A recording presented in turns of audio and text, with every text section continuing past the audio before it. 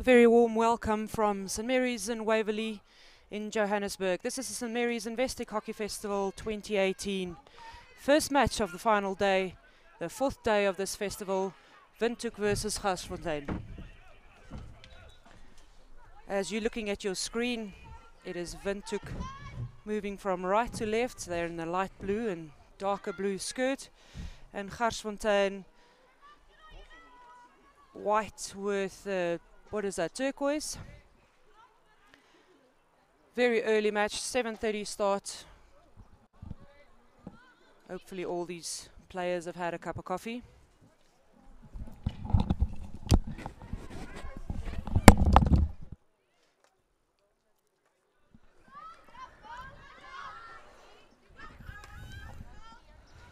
Thank you. Sitting alongside me is Susie Grenier. She is in charge of the pavilion at the festival, and really what that means for those of you who have never been to this festival, it is a tremendous a number of meals served through this committee, and they make sure that everybody is well fed. Not only that, you can also purchase any drinks there, and at the end of the day, or in fact the whole day, especially on Saturday and Sunday, it's a very festive area. It's under the tents, and that is where the camaraderie really actually starts. Susie, welcome. Thank you. Thank you. How has the festival been for you? Oh, it's been great, PT. We've had amazing support from all the schools. The school and the pavilion feed over 650 children, coaches and managers through the 4 days. And the pavilion looks after all the extra grannies, grandpas, aunts, uncles, friends. Yes, so please visit the pavilion. There's lovely food today, there are evening meals this evening, so all good. That's fantastic. And of course, I would like to know, how do you guys plan the number of meals and drinks that you actually need to serve? How is it a guess from last year, or does it go day by day? Yeah, there's always a guess from the year before, but we've had an amazing committee this year, and the ladies who's headed up the food, Debbie Kutzer, has got this well-oiled and knows exactly what we need, and she's based it on what she did last year. And we have had SPA donate money this year and last year, and they've been brilliant in that if we run out of anything, we're able to phone them and say we've underestimated or overestimated, and they come alongside and get us whatever we need. It pretty much is an impossible job without the influence of SPA or a sponsor like SPA who makes an event like this possible. I know that bigger and probably more convenient to work out of as well. Absolutely. We've got everything inside there that we need, from fridges to stoves to wonderful ladies who are doing our washing up. And SPA, have been absolutely incredible. We've worked alongside 2 people from SPA, and anything that we've needed has not been a problem. This year they've even bought us aprons to wear, so we're in beautiful SPA red aprons, and they're very much part of the pavilion. It's a great place to work. Friendships are being made while dads and mums are cooking, cleaning, washing, serving. It's been really brilliant. I must say that is a notable fact that the parents are all pulling together to make this event happen. And again, just coming back to the fact that this festival really is a family affair, and everybody involved having a lot of fun. Absolutely. This year and last year, PT, we encouraged people to get involved who aren't necessarily first team and festival team parents or linked to any of the girls in the teams, because this is about showcasing St Mary's as a school. And it's amazing, younger parents, Form 1 parents getting involved who do their first shift here and say, cannot wait for next year to get involved again and do another little 2-hour shift in the pavilion. So that's has made it an amazing family event for St Mary's. Yeah, fantastic, Susie. You guys are doing a fantastic job in really adding so much value to this festival. Thank you very much for coming in to chat to me and sharing your experiences in the pavilion. Wishing you well for the last day. I'm sure. Thank you. As fun as it is, you're also excited to see that last 2 hours of the festival. Absolutely. Woke up this morning and thought, oh, I don't have to wake up tomorrow and come to the pavilion. Thank you for having me. And yeah, it's thank you to everybody who's been involved in the pavilion, and especially the committee who have absolutely pulled together and made this amazing and fun and great for our school. Fantastic. Thanks, Susie. Our pleasure. Back to the game. A very even affair at this stage. Windhoek and Garsfontein still deadlocked at 0-0. We've got a good 23 minutes to go. Lots to play for. So far, both these teams have had their chances, and particularly through the tournament, where they've shown some form. Garsfontein really much improved team over the few years. Perhaps the last 3 years here at the festival. Really good drive on the right hand side of the circle. And umpire just having a stern word to her there. As perhaps asking questions that's not really needed. And Garsfontein again on the attack, but loses the ball. And now Windhoek have an opportunity to find some combinations going forward. It's lots of space on the right hand side where she's trying to work the ball into.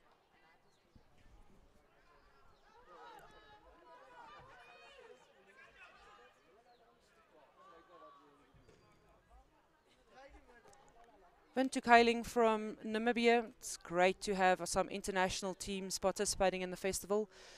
Framlingham is the other one from the United Kingdom. Windhoek, oh, fantastic intercept. That is such a dangerous pass. A little bit blasé across the face of this circle. Really took a chance in that outlet and nearly very, very costly for Windhoek. Garsfontein not able to convert that opportunity.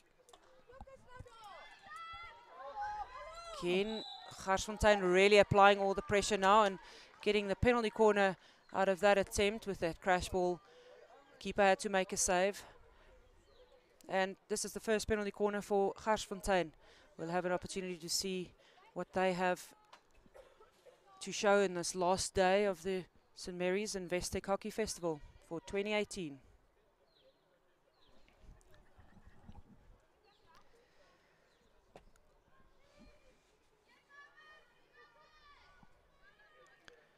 Lining up with a double castle, very, very tight. They're also moving it, as you can see, slightly over to the right, changing the angle. The trap is good, variation to the left. She drives it into an open space and a scramble on the line. Must have hit a foot. Penalty stroke awarded for Garsfontein. Umpire just making sure with his colleague that he made the right call, very important.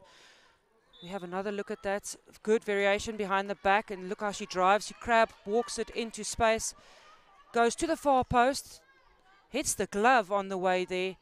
Hence the turnaround of that decision. In fact, play now continues. No penalty stroke anymore. Play just continues with a 16-yard outlet. And Windhoek certainly survived. Almost a sure goal. Sitting alongside me, Squick. The brains, the head, the organizer, the everything pretty much about this festival. Quicks, you are the lady in charge. How has the 2018 festival been? Pits, yeah, well, the best thing is it's very nice to see the field from the other angle. I've been on the other side for 4 solid days already. The view is looking good from you? Serious injuries, because an injury on one of the other venues means teams might be delayed. Yeah. So yeah, I think everything's worked very, very well. This is an incredible wheel clockwork. I must compliment you. I think this festival is brilliantly run.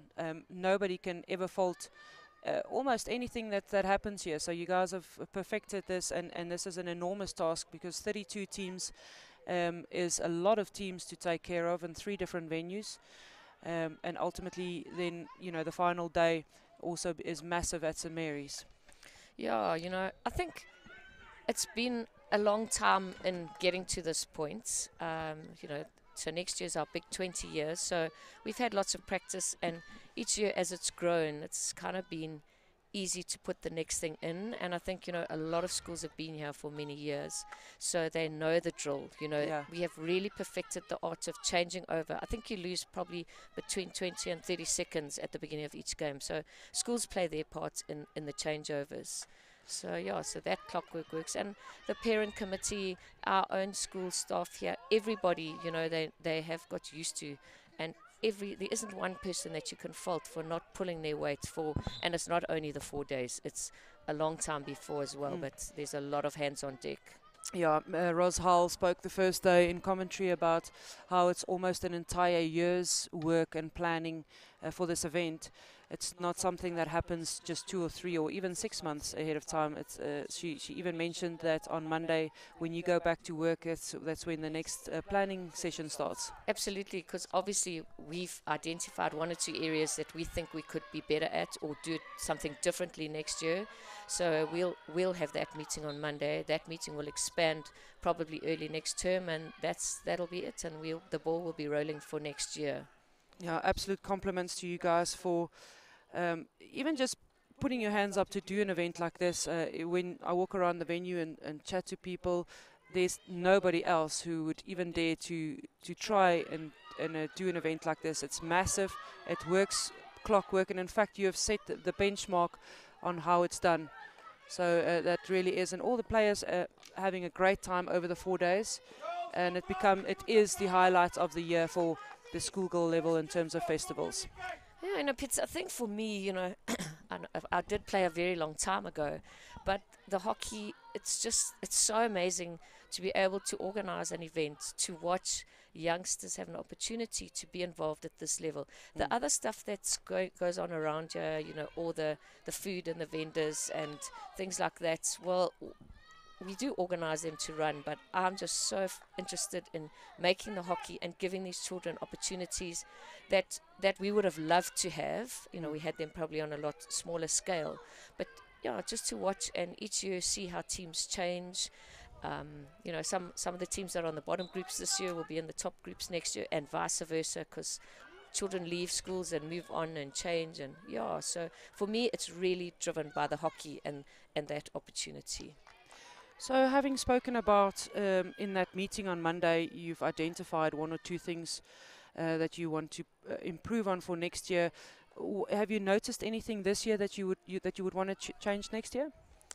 Well, we've noticed for the last 19 years that, maybe not 19, for the last 5 years that only having one artificial surface is really, it's difficult because the action's really here.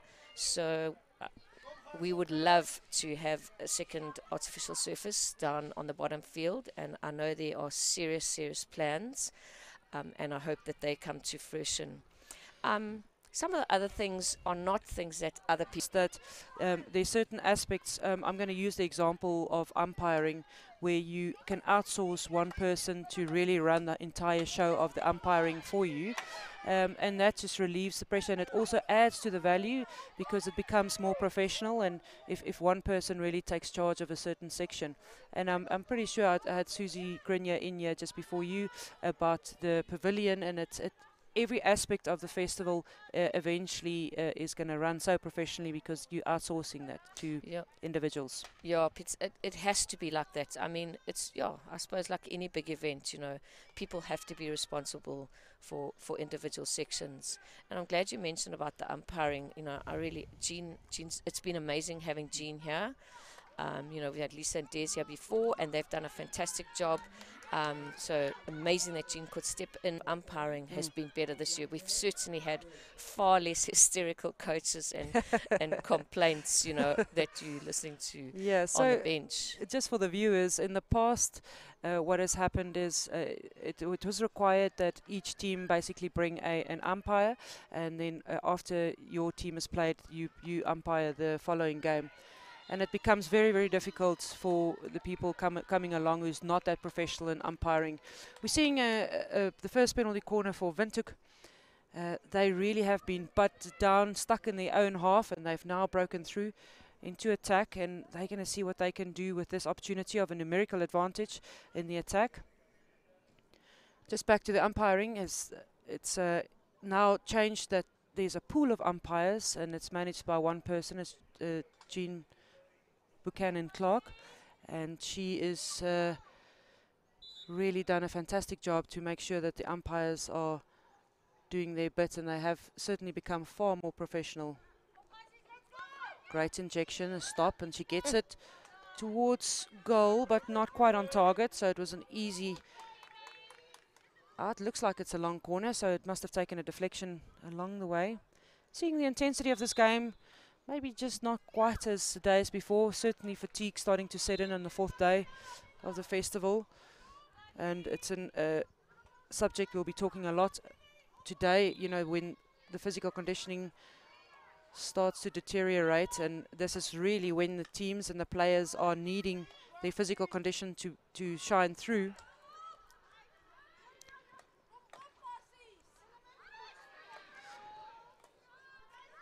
And she brings it into the circle. She gets a shot off. The umpire played advantage. Perhaps not that great of advantage. She didn't have enough time to prepare for the shot, but she got something towards goal. Quicks, back to the festival. I want to ask you, so those are the two aspects that you think or people won't see behind the scenes that you wanted to improve on. What are the two things that you changed last year that is fantastic this year? You're very happy with that change? What have we changed this year? The one big change that was going to happen actually ended up not being a possibility. We were going to, because of the plans of having a second turf, you know, we've always had the marquee down on the bottom field. We were going to put the marquee on the tennis court just to have a trial run and see that it could work. But we had an interesting dilemma, because the marquee was on the tennis court over our matric dance, and it rained 3 nights before, and there's no way of stopping the water from going under the marquee on the tennis court. Interesting. And, you know, we used the marquee for 4 days, so a little bit nervous of what... having said that, it's been fine, but if everything had got wet, it would have not been a pleasant smell in there by day 4. So, yeah, that didn't come. And I think the other huge change this year was a really huge injection from investec. They've been involved in a huge capacity for 8 years, but they've contributed, they've nearly doubled their contribution to the festival for this year. So, you know, obviously that makes for a lot easier, and things are, we're able to do a lot more with that kind of money. Yeah, really absolutely crucial how investec has really just come to the party and invested in this festival. It's evident the changes that's come through their sponsorship, and everybody at the festival really thankful for that. Having another look at that action in front of the goal mouth, Garsfontein in possession of the ball. She was tripped while in possession of the ball, and the penalty corner was awarded. So they will now have their second penalty corner of the match. Previous one was a variation to the left, and looks to me like it's going to go to that left castle. In fact, they're going short left. She's going to get it towards target. It's a fantastic goal into the far post. Garsfontein finishing that goal. Well taken effort. We've seen many teams trying that option, the variation from the far left, and that was a fantastic finish. Good deception in that delivery, and she's got her player on the far post also ready with that stick down. What a fantastic finish, Jean-Lee de Toy. She made sure with that flat slap that she gets it on target.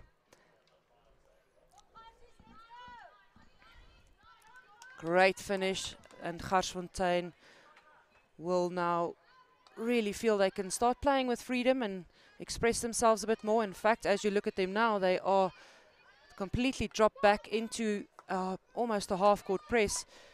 That indicates they're going to rest some legs. They are not going to apply the pressure and continue pushing all their players forward. And they're going to conserve the legs maybe for later today when they play their final game.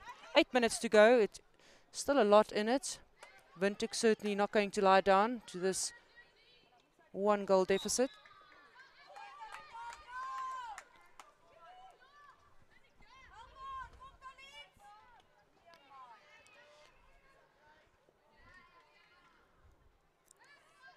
So Quicks, back to the drainage issue of the tent that feeds 550, probably 600 people on a daily basis. 2 meals a day, is it? Yeah.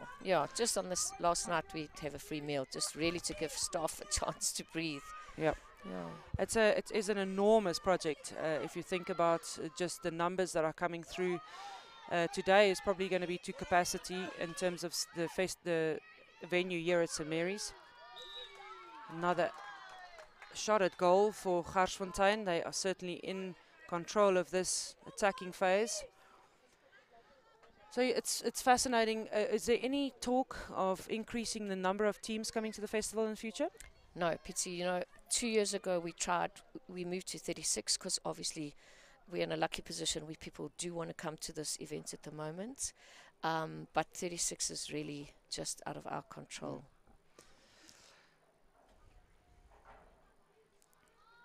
Are they going to that successful short option left? No, they're opting for the top of the D. It's a variation to the right this time. They really are pulling out all the stops in terms of variations. It's a scramble in front of the goal. A re-award of that penalty corner. So 36 teams really just makes the biggest difference in terms of organisation. Yeah, from the moment we made the decision to go to 36, it felt like the juggernaut was really out of control. And it really just pushed everybody beyond our limits. We think 32 is our absolute prime number. We can't push more than that. Right. Penalty corner, Garsfontein mistrap and hits the foot on the way. And now they have to scramble to get back because Windhoek is trying to get that counter-attack going. Garsfontein back in numbers behind the ball, and they have another chance to bring it into the circle. So the growth in terms of numbers have occurred Quicks as you guys started. And it was like a one-day tournament, and then it just grew. I think when I first took over, 2004, I think we had 16 teams, and then from there, some year, it grew each year, and then we stayed for a while. I think on 24 we stayed for a little bit, and then 32, and then that 1 year attempt at 36, and now the last 2 years we've gone back again to 32, and I certainly don't see it's changing, because even if we had a second turf, we have to use a third turf for 1 day anyway, and the minute it's 36, it's 3 solid days at 3 venues, and it's way too complicated, and teams don't really enjoy not being at the hub, which if you're a player, I can understand that. Yeah, absolutely. You want to be you want to be wherever all the mates are, and most of the action occurs, and also this is certainly where the vibe is at St Mary's in Waverley. So the idea then to work with the 32 teams and like you have been doing over the last few years, perfecting the detail of the product that you're delivering, and I think that is a really good attitude to have. So it's not bigger, it's not always better. In fact, this is massive already. So yeah, you can just focus on you making this very good. Yeah, and the one thing that I'd like to change, and as yet we haven't come up with a solution, is how to incorporate the teams that are just below the 32. There's a huge waiting list, but it's the teams that have been number 34 to 36 for the last 5-6 years. I can never bring them in, and they're upset. So it is an interesting thing. We've had a few thoughts about what to do, but there's nothing official. How do we rotate people so that other teams each year, maybe 1 or 2 teams, have a chance of joining us? Yeah, you have probably thought of creating almost, I don't want to call it a B section, because some of those teams could be certainly good enough to play here, but to then maybe have that rotation from the B section if they win it to come into the festival. Because wouldn't you have to run the B section like totally separately? Yes. Yeah. That's an idea, but and then that becomes an event number 2. No, certainly not going to be hosted by St Mary's. Yeah. And it was very, very. It was a project pursued by, I forgot the guy's name. He taught at Uplands, and he set everything up. I sent him all the teams, and then he left the school. So I really thought that was going to maybe be an opportunity for us. And then, so there was always another venue for the teams, just sort of in the bubbling under group, that they could attend. But no, and no one's sort of. I think Crawford tried. Tracy Stafford. For a while, I think she's not Tracy Stafford anymore in our day. Yeah. She was, but then it just didn't bite. People they want to be here, and I mean it's a very, very nice situation to be in. But it would be, it really worries me that. So we can now make it official that if anybody is interested in that kind of idea of creating another section that's going to be the feeder for the St Mary's Festival, you are open to that thought. The conversation can start. I think it would be a very good conversation to have a look at. Look, we certainly have got an idea that maybe the 2 teams that come last, or the 2 out of Joburg schools that come in the lowest positions, maybe they've got to rotate out. But it would have to be a longer than 1 year rotation. They'd need to rotate out to the bottom of a group of 6 maybe. Yeah. So, and then, like if you get schools in Fortcheka, Bethlehem, Parofalei, they are on that very near waiting list. Yes. And they're good teams. They wouldn't end in the bottom group. Right. Then other teams would fall out. But, it's tough. We've been loyal, and that's why we've stuck. So if you've been, Penryn really, I think, are playing in the bottom 2 today, or the bottom 4. But they've been at this tournament for 19 years. So why, just because they're not the best hockey team, should they be the losers? So it's such a dilemma in my head about how to do it. I admire the fact that this is also ultimately a festival and an opportunity for players to develop and grow. It is not ultimately about winning. Yeah. So you're always going to have that dilemma in your mind of what you wanted to do with the bottom teams.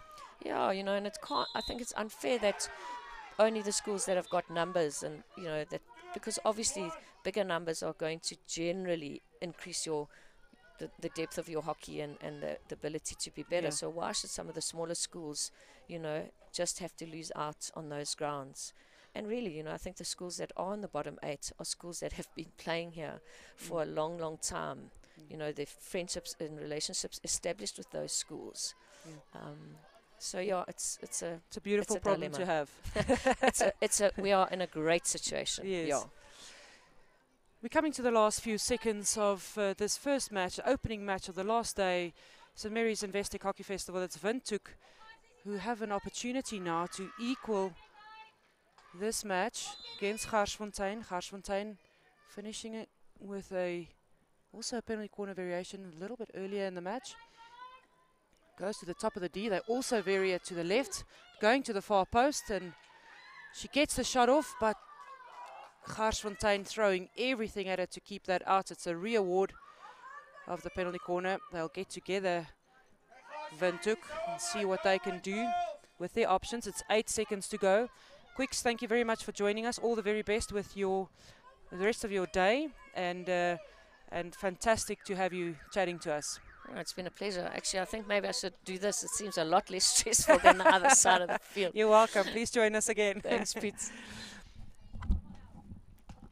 Windhoek now throwing all their numbers forward. The hooter has gone. Time is up. So they can afford to have all their numbers at this penalty corner.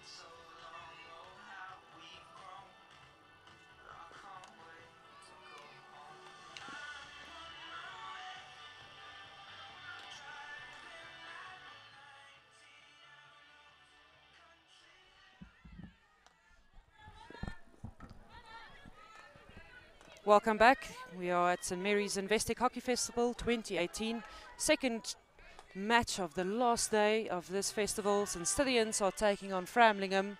Framlingham, the team from the United Kingdom, really has shown a lot of promise. They had a fantastic time visiting South Africa and getting involved in this festival. Great team to watch. There's some very talented players.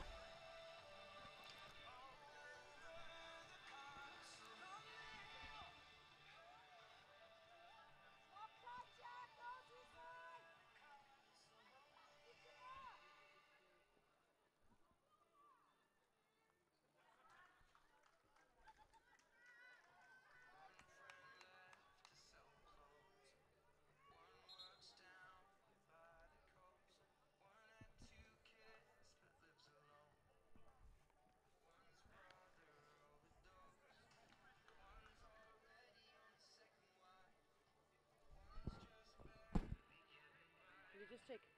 Can't hear anything. I don't think my mic's on. Alright, I'll check with him. Do you want to switch to that one quickly?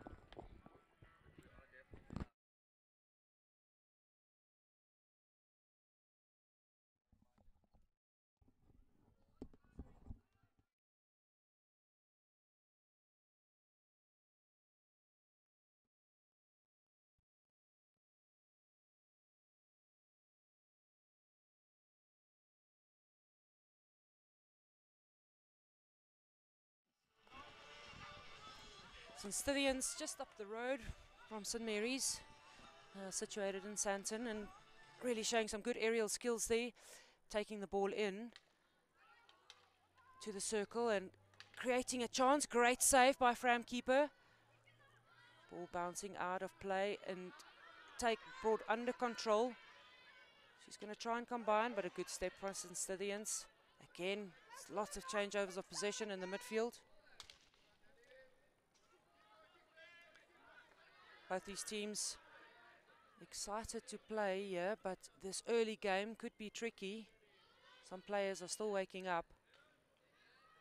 It's important. This is a great mental training for them to see how they react under these circumstances where breakfast still digesting and you're already expected to perform.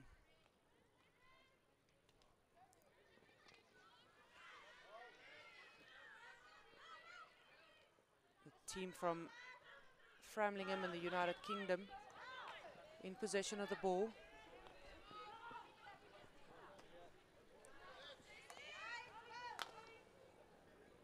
St. Stithians, on the other hand, having a tough year at the festival. I know they have had some injuries to key players, so they found themselves having to work really hard and bring new players into the fold right before the tournament. That's always very hard for a team to get players ready when there wasn't much time to prepare for.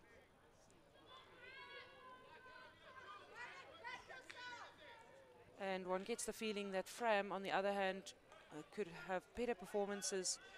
They had a few tough draws in terms of the results in the beginning of the festival, and of course with the festival being short matches and important to get results, if you don't get that result, great receive on the top of the circle. She turns it and gets a shot towards the keeper. Fantastic save by St. Stithians' goalkeeper. If you don't get that result in the beginning of the festival, then you are stuck with not enough points you're taking through to the playoff rounds, and that puts you out of contention for the top four. Certainly something that other teams at the festival have gotten used to. So because it's Fram's first time, they need to get used to how this festival works and how you have to play it. Their performances, on the other hand, have been fantastic in terms of their combination. You can see that they're a team that's well drilled. Positional play, fantastic. They've got good set pieces. It is just the difference of how to convert their chances under pressure in a 25 or 30 minute game.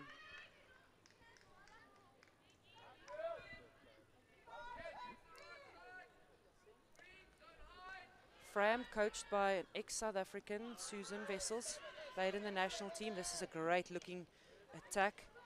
Ball passed slightly behind her feet, so it's difficult to get under control, but she wins the free hit just outside the circle.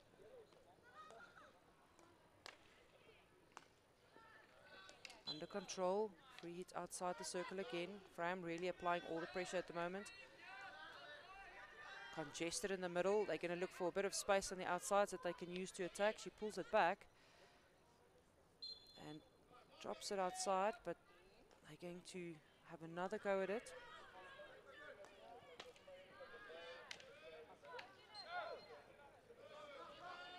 Sicilians can go. They've got the advantage of taking a free hit quickly. Great tackle made. And Fram in possession of the ball again. So Fram, coached by Susan Wessels, the ex-South African women's captain for many years in the national team. And Sicilians, coached by Miguel de Grassa. He is also an ex-national men's player. Great to see the caliber of coaches at this festival. Certainly all ex-players who are putting back in the game and making sure their teams are well prepared and parting with their knowledge.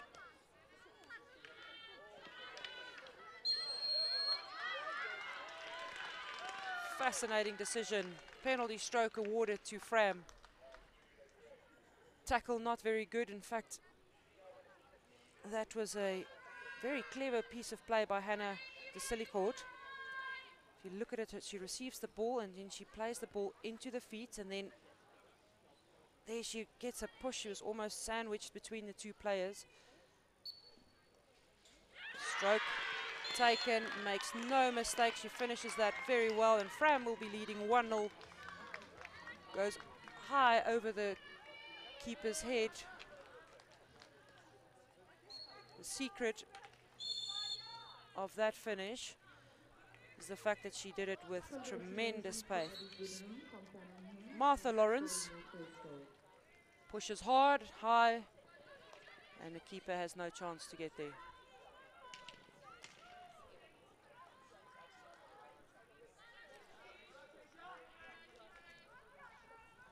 Great finish by Martha Lawrence from Fram. Yesterday, identified in commentary as one of the key players to look out for in future. In fact, Jenny King, one of the coaches at the festival, even going as far as saying that she will see her in the national team. She's pretty sure in future, and put a few bucks on it. So we'll keep a keen eye on Martha Lawrence to see if she makes it through the ranks for the English team. England playing at the Commonwealth Games, of course, at the moment. They had a very, very tough game against India this morning, losing that encounter 2-1. India certainly looks like the team to look out for now at the Commonwealth Games, having beaten the world number once. In fact, I think they're world number 2 now, the English. Certainly the favourites to win the Commonwealth Games, and they've just had that defeat at the hands of India. It's been fascinating to follow the results and also see how the national teams participating at the Commonwealth Games have changed over the... In fact, national teams change over a few months, as you see them quite regularly. Twice a year there's an international tournament. And England certainly getting a bit stuck in that game against India. Yesterday, South Africa played Malaysia in the women's section. It was a draw, 1-1. Also a very, very tough game for South Africa. South Africa certainly expected to win that encounter, but Malaysia doing a great job of keeping that score down and pulling a goal. In fact, they were leading 1-0. South Africa having to claw their way back into that game to get the draw. Fram on the attack, they're looking very sharp. Foot spotted in the circle by a co-umpire and helps the umpire out on the other side. Important to see how umpires work together in today's game. Having another look at that, she brings it into the circle. Little aerial skills, good to see. And then last second, she just gets it. Awkward bounce for St. Stillians. And Fram again in position, and she just taps it onto the foot. Penalty corner.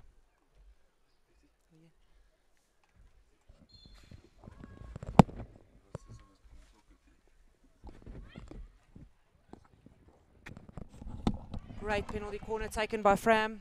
She's going to have it on the reverse stick, but St. Stithians there with that save.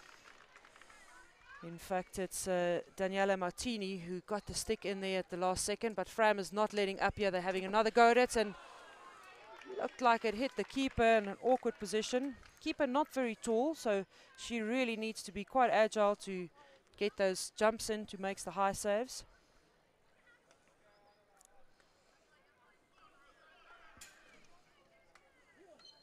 And the action continues. Fram really applying all the pressure. Let's have another look at that long corner. And she gets that backhand shot off. Fantastic finish in the meantime at goal. Fram leading 2-0 now.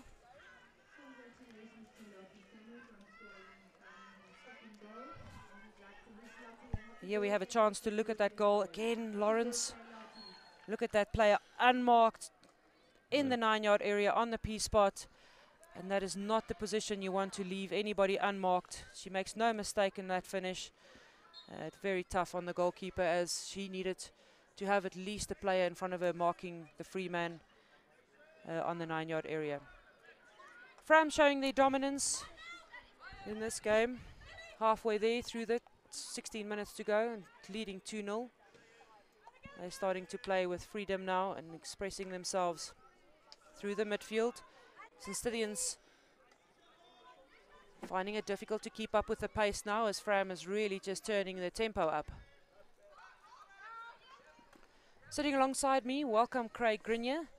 We had your wife Susie in a little bit earlier. I want to get in I want to get in a bit of an objective from a dad involved at the festival. I do know that Susie is quite involved in organising the pavilion. From your side, I can only imagine things like flipping eggs and patties to get all the food ready. Is that classified as what you do? Absolutely.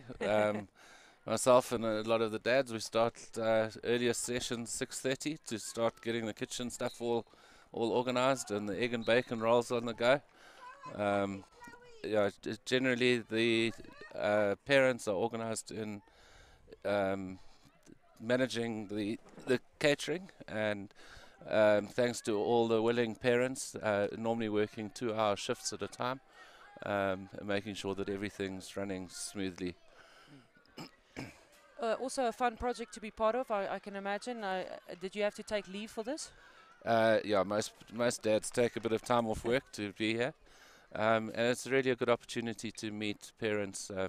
You know, you get to meet dads that are in other teams, and mums and dads that are passionate about supporting their parents. Do you have a favourite team whose parents you guys are very friendly with? There's a good tradition at this festival. The St. Mary's parents get on exceptionally well with the Aranya parents. The fathers particularly make an effort to mix with each other. Have a tennis challenge on a Saturday, followed by a little bit of a braai and an initiation and some drinks for the new dads who are involved in the festival for the first time. So you don't just step into the tennis challenge, No. there's an initiation. Oh, that's beautiful. So, it's not only the work that you have to do, but also the friendships that you are making. I have noticed, and of course then that's reciprocated, because St. Mary's also go to the Oranje Festival, the top 12, later in the year, and the whole process is just repeated. Absolutely, yeah. The invitation was extended to us yesterday, that when we're in Bloem for the top 12, that they're already getting the braais ready. There was a little bit of joking around yesterday, because all the meat that the sheep farmers from the Free State provided was bought by them at Woolworths. So they sold it at 60 cents and buy it back at 60 rand. Absolutely, they weren't very impressed to see the price that Woolies sell their meat at.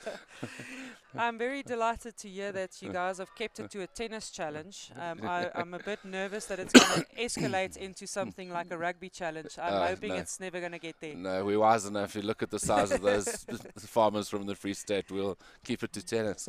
Right. Yeah. That is really good to hear. Yeah. Now, in terms of the festival, Craig, It here we looks see a like a penalty. short corner. Yeah. She played the Oh, play. advantage and had a great shot right in front of the goals. So it's It's a good good advantage shot. played. Straight across the face of the goals. So looking at this festival, you've had more than one daughter going through this. I mean, the growth and the improvement of the festival is something to be noted. Absolutely. I mean, and it just gets better and better each year. And I mean, the professionalism and the profile of the tournament just gets more recognition each year. And I mean, it is a great thanks to investec that are so supportive of this tournament, and it allows us to really showcase the girls' hockey.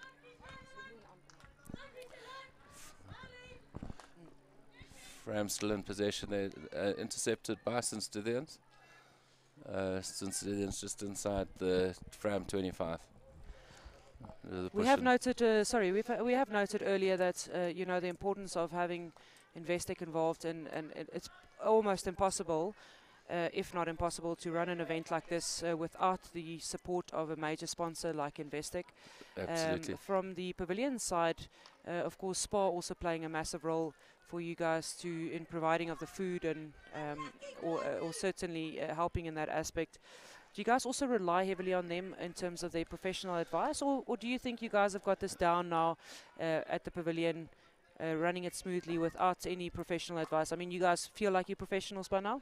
No, the generosity of SPA is very appreciated. I mean, they donate a lot of the food, and they assist on the booze side from Tops SPA. But I think year on year, you know, the numbers that are attending the festival are similar, so the amount of drinks and food that gets consumed is pretty well monitored, and year after year, you know, that's sort of the starting point. And thanks to Tops and SPA, they are also on call that if there's any shortages of anything, they very generously, you know, fill in the requirements, and there's deliveries going on all the time during the day. In terms of supporting, I mean, you've got a daughter in the St Mary's first team playing in this event. What is it like for a dad to support at an event like this? It's a lot of fun. You know, I think the girls are so passionate about hockey and really want to do well. And it's really the parents can just encourage them and, you know, try not to get too involved in what's going on. The team knows what they need to do, and yeah, they're always trying their best.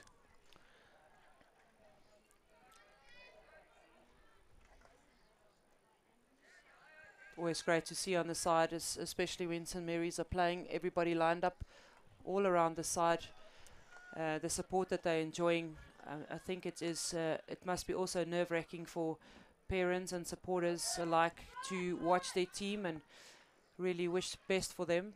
This is a very, very tough tournament to be part of in terms of playing. We've seen now how teams, you know, if you don't score early in matches, and you can have the upper hand for the entire game, but if you don't score, it becomes very difficult for teams to be competitive. In fact, looking at Fram playing, yeah, they were one of those teams that had exceptional performances, but the fact that they're not scoring, we see a great overhead there into space, just couldn't control that receive, but they had really good performances. And because of like the fact that there's so limited time to actually make that conversion, and if you don't, then you're suffering at the end of the day. Absolutely, I think you're so right. I mean, you look at the structure and skill of this Fram side. I mean, they really are one of the top sides who have probably disappointed in terms of results. You know, they've come out from England, which has been great. But maybe it's just the style of hockey. Oh, great finish there. Fantastic finish. You're just talking about finishing. Yeah, I think the commentator's curse has been broken. Well done. It's a great finish there by Martha Lawrence. In fact, I think it was number 8. Yeah, number 8. So Abby Goodham. Fantastic goal by her. Look at her individual drive along the side. She gets herself set up, and that is a phenomenal finish on the far post side. Great finish, Fram. Yeah. Now, Craig, I know that Fram and St Mary's have got an exchange program that they are involved with, where or pupils from each school annually can go on an exchange, and your daughter was one of those very lucky people that could go on this exchange. What was her experience like? It was a fantastic privilege for her to have been chosen to go. She went with Kiki Fitzhenry. The two girls went to the UK for nearly 4 months last year. Made some fantastic friends. And then one of the Fram girls will come this year and stay with our family for about 3 months from June. It's a really good initiative to get these girls mixing with hockey players from around the world. And yeah, it was so exciting to see the relationships that have developed. I mean, and the Fram girls, even yesterday, we were right in the middle of all the St Mary's supporters singing and doing the war cries together. And later in the evening, when Fram was playing, St Mary's were painted in pink and white and singing the Fram war cries. So really fun to see. Yeah, that's it. And as you say, probably the most important thing is the friendships and the relationships that are bonded here at the festival, and not only that, also through that exchange. Absolutely. If you could comment on the most impressive aspect of this exchange that your daughter experienced, what do you think that would be? I think that it was just for them to experience a different style of hockey. I think the women's hockey in the UK is very good. So for them to be exposed to that, different ideas, different methods of training and coaching and practicing, it was really beneficial. And then, I think what my daughter did enjoy is being in the UK and the freedom of, really being on your own and independent at 16 years old is a good life lesson and opportunity to just start to find out who you are as a person. Yeah, and just having some time away from her security as well, and having herself extended a bit in terms of her boundaries. And got to look after yourself and budget for yourself, and can't phone home all the time for help. And that's a tricky thing in pounds, right? Absolutely. But the families and people that looked after her were absolutely amazing. Yeah. I'm 100% sure that the Fram girls coming here say the same thing. We're having another look at the penalty corner from St Stithians. A little bit isolated. She gets the shot off, and the re-award was awarded, but no finish yet for St Stithians, and Fram certainly in control of this goal with a 3-0 lead. They've got 4 minutes to go. St Stithians will be trying. I probably think this is an uphill battle at this stage of the game, where they've got 3 goals to pull back and not real chances that they've had. But just going back to Framlingham, they play really, really good hockey. They've got some talented girls on their side with really good structure in their hockey. I think they've learnt how difficult this shortened version of the game is, how important it is to score early.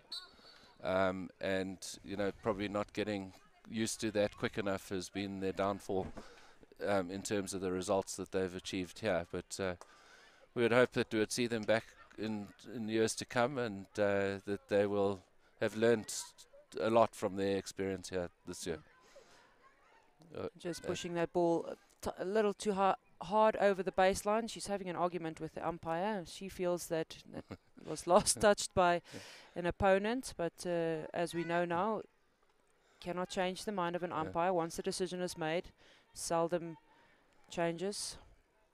So she just has to jog back and get into position and face the ball again, continue her play and try. Do you know, Craig, if Framlingham will be back in the near future? Or will this become an annual thing for them?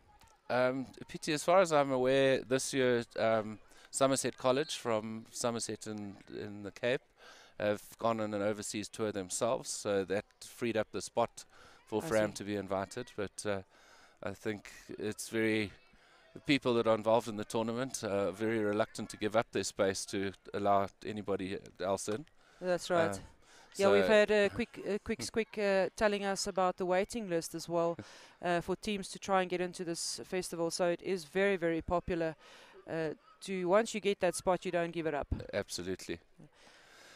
But yeah, I do hope that we will see Fram back in years to come. I mean, the St Mary's and Framlingham have got a really good relationship going between the school and Susan Vessels, who's involved in hockey, and the headmistress at Fram, ex South African hockey player. Fram got another corner here with just 2 minutes to go. Short corner, deciding what they're going to do. It'll be Abby fascinating Gooderham going to push to in. get a camera or a mic in that little huddle up to see how teams actually come to the conclusion of what they want to do at the penalty corner. They lined up with two castles and a great injection to the near castle. It's a drag flick. We've seen a goal before from her, and this time she goes to the post side. Goalkeeper up to task this stage with that left glove, just batting it over the top. PT, with all the teams, we don't see a high enough conversion rate in the short corners. What do you think is the problem? In my opinion, I think this turf is difficult to master. It's a sand dressed turf, and the ball often don't travel out as you would expect, and most of these teams probably preparing on a different turf. And the stopping point, in particular in this circle that we're looking at now, can be tricky. There's a little bounce just before it gets to the stopper. That's why you see on this side of the circle they do a lot of short variations to the left. So I think that's one. I think also the second point is probably just there needs more training in the penalty corner variations or conversions. So corners is one of those things that needs a lot of repetition for you to be very successful. At this level, you're looking at about a 20% conversion. That'll be a great statistic. International level for women is 30 to 40. And in the men's section, you're looking at a 50% conversion international level, which is very, very high. It is encouraging to see that more and more teams are trying to encourage the drag flickers, and I know it takes a lot of time and effort and dedication to try and perfect that. Absolutely. This is the last action. Fram pushing the ball out. You just heard the hooter. It is the end of the game. Framlingham with 3. Craig, thank you very much. Game already on the field. We'll be back with you shortly.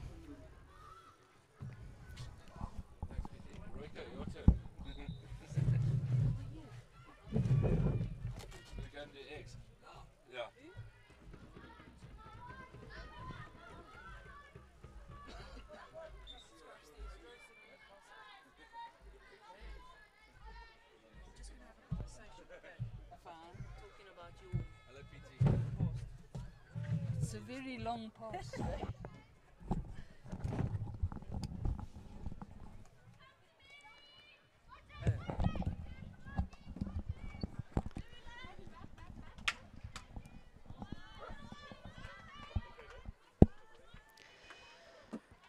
We are back at the St Mary's investec Hockey Festival.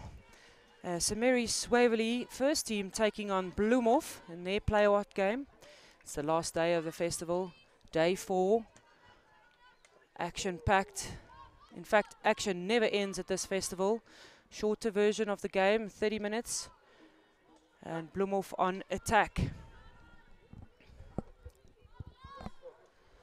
Now I've got a very, very legendary guest next to me in commentary at the moment, Wendy Nathan. In actual fact, Wendy, I'll just tell the people that in this artificial turf, the venue where this is played is actually named after you. The Wendy Nathan hockey field? Correct, yes. It's not so much that I'm a legendary figure, I'm just an old figure. I don't believe a single word of that. Everybody around here knows that you're a legend. And in fact, Bloemhof's coach, I taught Jenny King. in your the time, coach. she came to She was a great player, but the fact that I've got a lot of grey hair was partly caused by Jenny King. I'm going to make a note of that. In fact, we'll keep it on record, and We'll tell her later about it.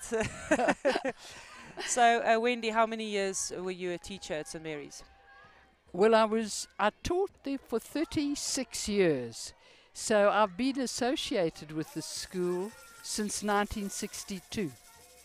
That's incredible. I am 100% sure that the venue that you see here, in fact, most of the school has changed a lot in that time, hey? When I came, both our hockey pitches were gravel fields, Wow. and we played with cork balls, and the cork used to break off, and we were a poor school, so it took us quite a long time. Those balls were very little by the time we'd finished with them. So not only has everything changed here, but I think the financial standing of the school has also changed. Yeah, As- well, private schools are expensive. Yeah, they are. They are. And now the school can afford to buy a few balls per team, and you don't have to Definitely. only have a few balls in the whole school. Absolutely. Yeah. No, things have changed. And if you look at the hockey that's played here now, Wendy, I mean, the improvement over 19 years of this festival, what is your impression of that? You know, Petey, I've got to be honest. I don't think it is my age speaking. I don't think it's that much better. Okay. I mean, you've got this lovely fast field, Yes. and of course, the girls' stick work has changed. We would never have allowed reverse sticks, for instance. Right. You know, we got very cross because people didn't They get were- their feet They were round. lazy. Yeah, that's right. You have to give you get your feet around the So ball when those you're going to pass skills, yeah, and Yeah. those skills have changed a lot. it. Yes. But the game itself, I think that in my day, you know, where you played 5 forwards and that's it was fun. And I'm reminded of all the old great players. yes. You included, you especially. I take back the word old. We're still friends. We're still friends. I am chasing you, but I'm hoping never to catch up, hey? We're seeing St Mary's Waverley with their first penalty corner. Tana Livingston taking the ball in on the right-hand side. Great control by her, staying composed on the ball. She gets the shot off and it hits a foot along the way. And St Mary's will have a look at what they can do at this penalty corner. Really hoping for a conversion. As mentioned, it's important to finish early. She has a great strike at the ball, Kiara Fitzhenry. But the block is there by Blumhoff, and they're now looking at the counter-attack. Important intercept by St Mary's, and they continue the attack. They're going to take it infield. It's great play. Again, finding that space on the inside. Another good attempt there by Tana Livingston. She's seeing a lot of the ball. We have a look at the penalty corner. The trap is there. She gets it off, but have a look at that great first wave running. She has the stick and in motion just flings that mask off. That allows her to continue with play over the 25.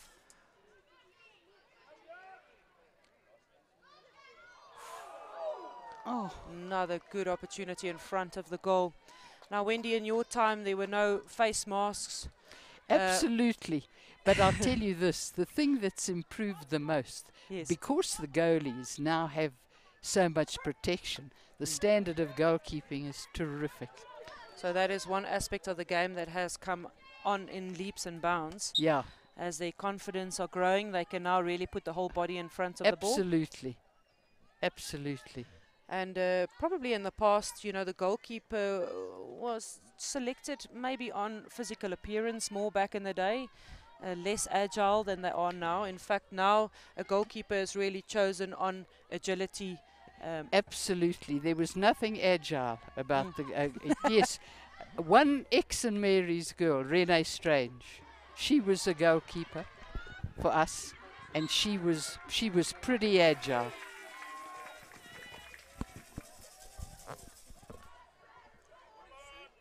So that has changed in terms of the goalkeeping, eh? Yeah, definitely. So St Mary's having another look at the penalty corner. They are really on attack and trying to apply all the pressure on Blumhoff at the moment. And Are they going to go with that straight shot option, perhaps losing a bit of confidence, looking at that previous defense from Bloemhof, where it was easy for her to run them down? They've got a different hitter on the top now. Going to go straight. The variation to the left, looking for the tap-in on the far post. She gets a connection to the ball there, but Bloemhof certainly standing strong on the corner defense.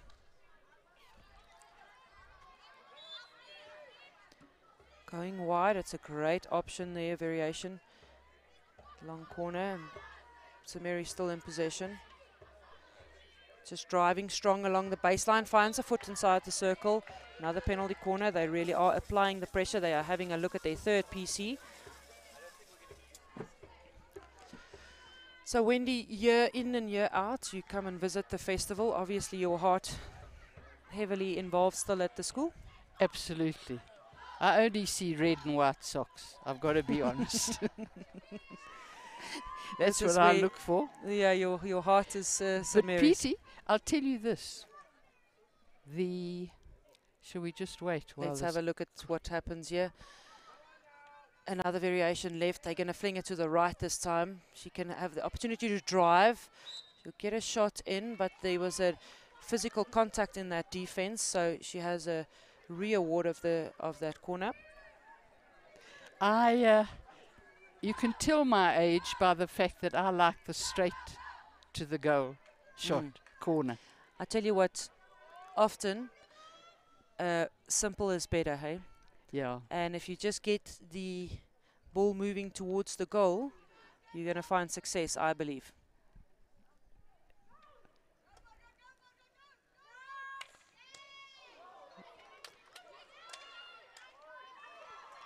Great shot. The umpire allowing play to continue. In fact, they had 3 shots towards goal. He's happy for that.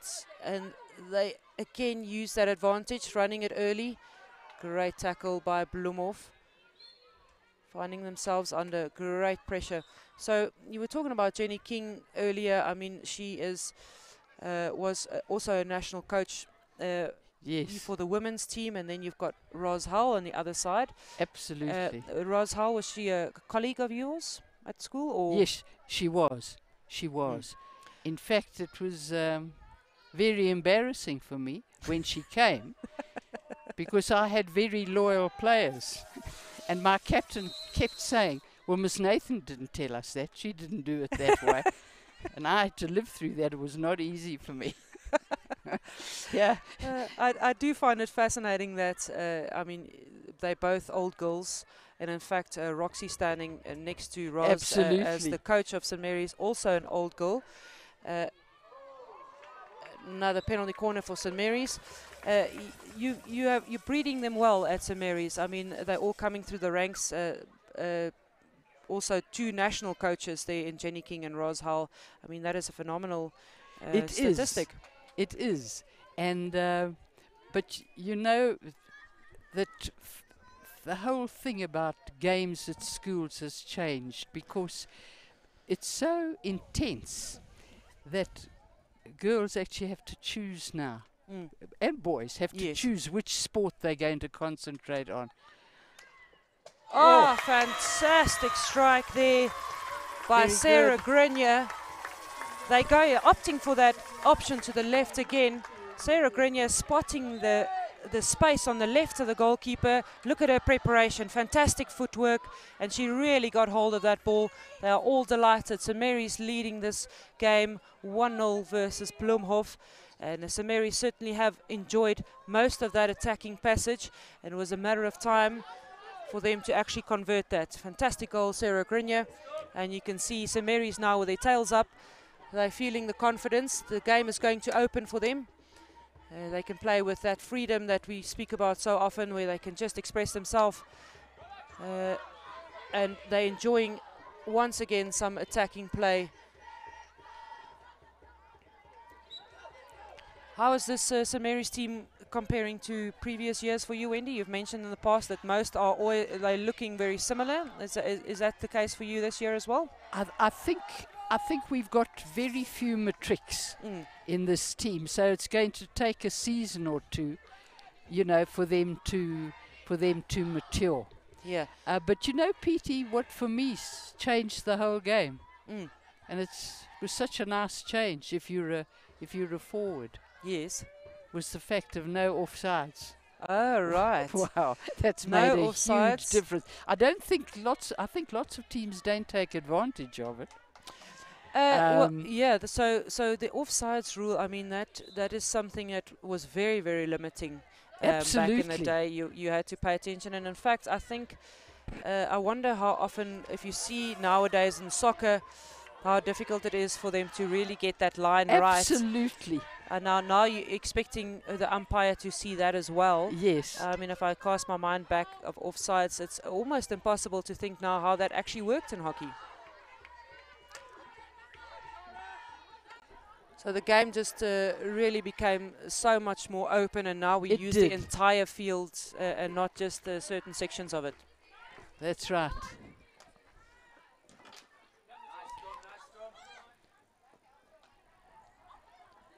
From the Federation of International Hockey, FIH, where they actually determine rules annually, you know, it becomes important and also interesting to see how they come up with these ideas of what the rule changes needs to be from year in and year out. And the offsides one that changed probably about 15 years ago.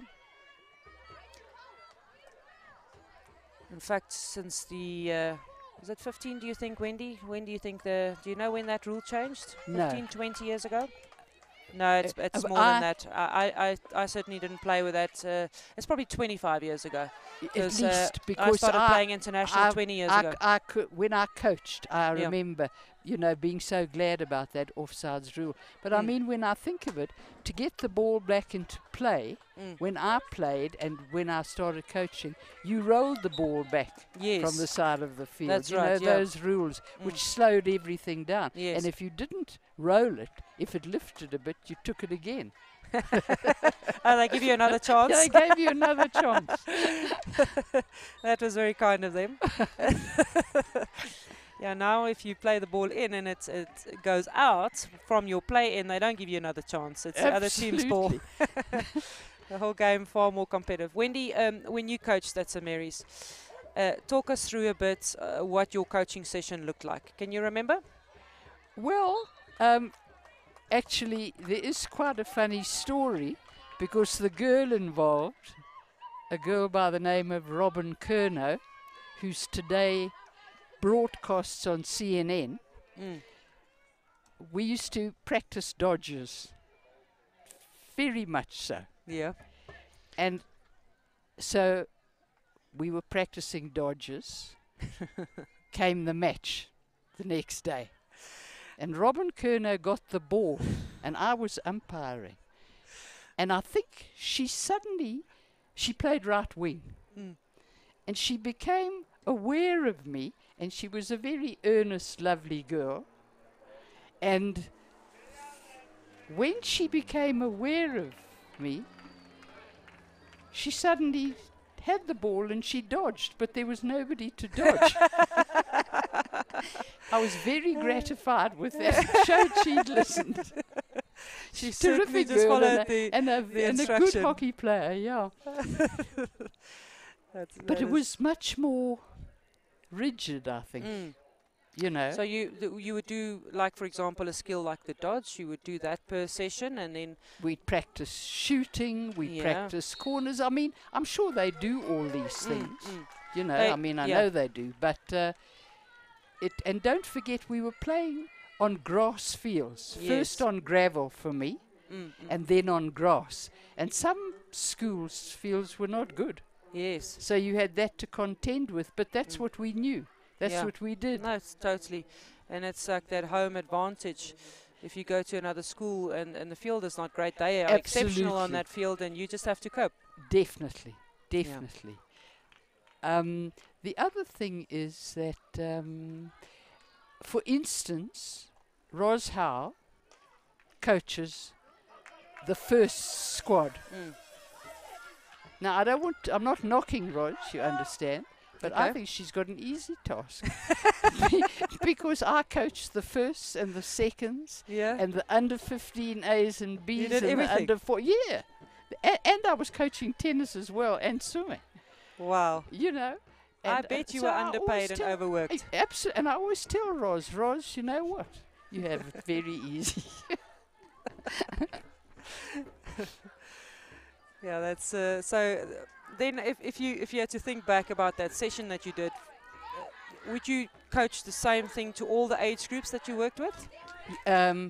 Yes. Mm. Yes. So they I all would. did dodging on a Tuesday? Well, yes. And let me tell you, I never ever went to a practice not knowing what I was going to do. That's a I sign of a always- great coach. Yeah, I Yeah, you're always well had prepared. it worked out. Yes, absolutely. Okay. That's certainly something that coaches. About 20 past 6 in the morning. Mm. 20 Uh, past 6 and it's and it's it just was, light. and there was ice, but they all came. They all came. So, what was your secret in getting the players there? Because I want to learn from this. Me coaching youngsters now, how do I get them there at 20 past 6 on a frozen field? You know, I had little incentives. For instance, we always had a man of the match award, Mm-hmm. and my man of the match award was a gold chocolate coin. And There. let me tell you, they used to fight for that. And Okay. the other thing was we had badges, and if you played well, Mm. you got a little badge. You know, but I think girls are probably more sophisticated today. I don't know if it would work. I wonder if something like data or airtime or something like that has replaced the chocolate coin now. Absolutely. Because I do know that you know the look of what goes around at schools now has certainly changed from your day.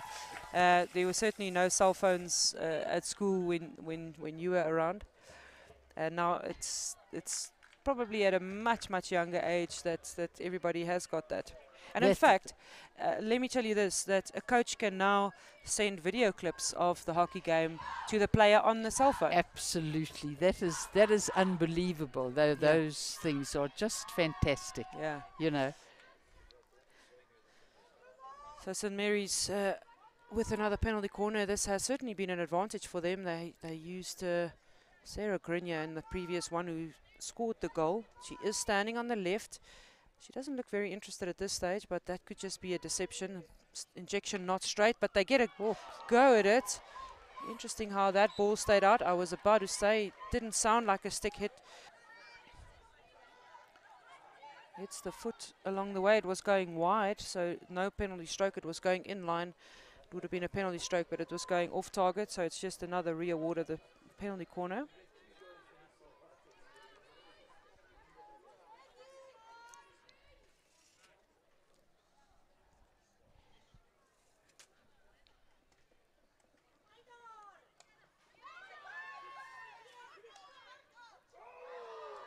Some variations to the left again. They're not getting the shot off, but good save on the line again by Blumhoff.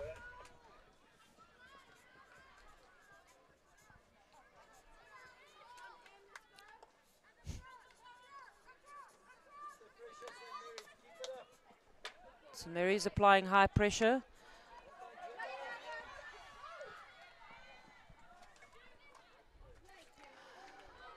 And they're getting another look at, you know, this attacking zone has really been dominated by St Mary's, I feel. We haven't seen that many opportunities for the Blumhoff team. I do know that the Blumhoff team has certainly improved their performances from previous years.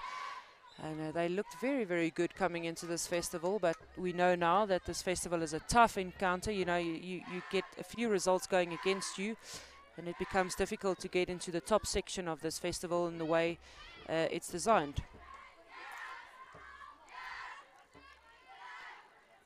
So Wendy, you've been visiting the festival over the 19 years, I'm sure, like most of us have, and are a big fan of it.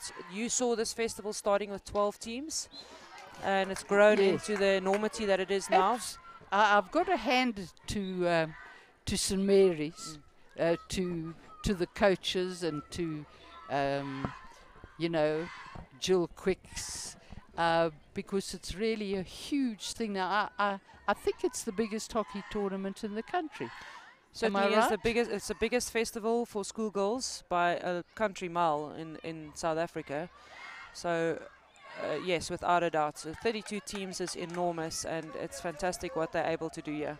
But you see, Peter, you must remember in my day, I mean, it's still so, but not Ros Howell might argue with me. Because, you know, games were compulsory for us. And I knew, you know how in the winter lots of people get ill. I knew I could call on any St. Mary's girl to come and play if we were absolutely desperate, because they all played and they all loved it. But now there's, and let me tell you also, I have to tell you this, nobody dared interfere with the games while I was there. There were lots of fights with people like drama and music, but games, we're a games school. Yes. And I'm not ashamed to say that. Yeah, I think you We certainly attract are a still certain type yes, of girl, yes, and that's it. And it isn't as though it's affected our academic results, No, because no. it definitely hasn't. But now, you know, new sports have been introduced, like rowing. Now, rowing is a full-time job. yes. You can't row, really, and play other sports, even though they're at different times of the year. Yes. I understand completely what you mean. So the demands are as action, but they do have a number up now. So it is 11 versus 10, and can St. Mary's capitalize on this 2-minute numerical advantage? So in terms of sport at St. Mary's, that hasn't changed a bit over the years. I mean, the girl that enrolls at St. Mary's knows that sport is going to be very important part of her education. Yes, we're just a bit more, we're not as rigid as we were, because you can't be. You know, the other things that they do and that are very important. But I was fortunate in that I just didn't give in.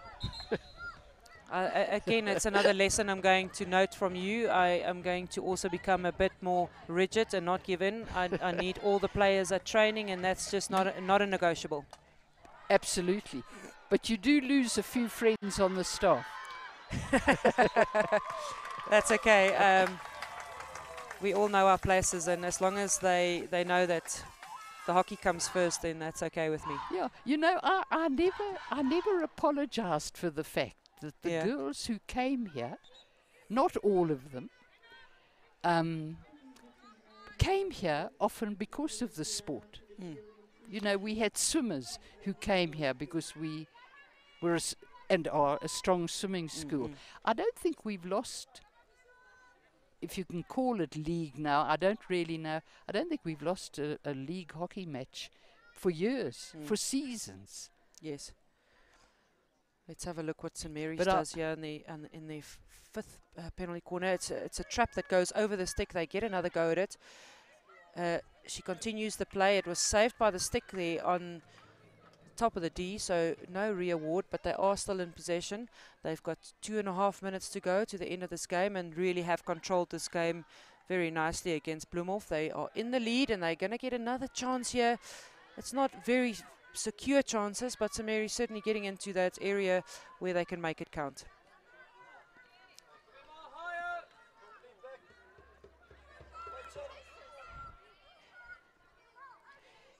But you know, Petey, if you want to know, if I want to annoy Ros Howe, I always say to her, you know what, Ros, we were winning long before you came.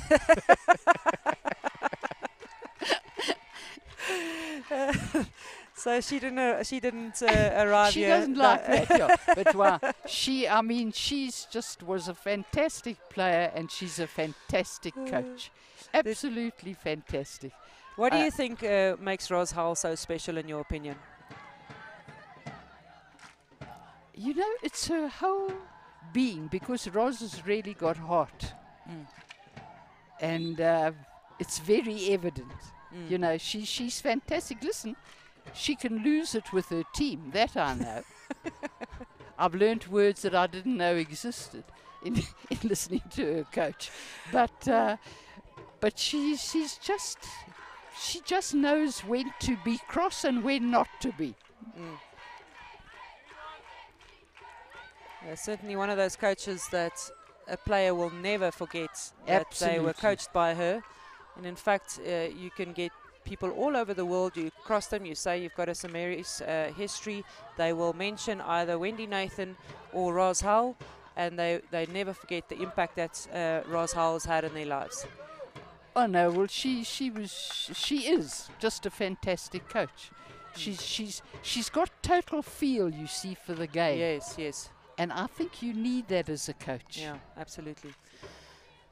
Wendy, what an absolute privilege to have you commentating Well, I'm with enjoying me. it, Peter. Yeah. So would I've you like really to stay enjoyed on? it. Do you think you want to sit for another game? No, I'm off now.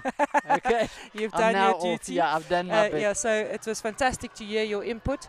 St. Mary's is 1-0 up against Bloemhof here. There's a few seconds left of this game, 16 to be exact. St. Mary's is going to win this game, it seems. It'll place them later on this afternoon playing for 9th-10th position. It's still a fantastic achievement considering how tough this festival is. And there you hear the hooter. It's the end of the game.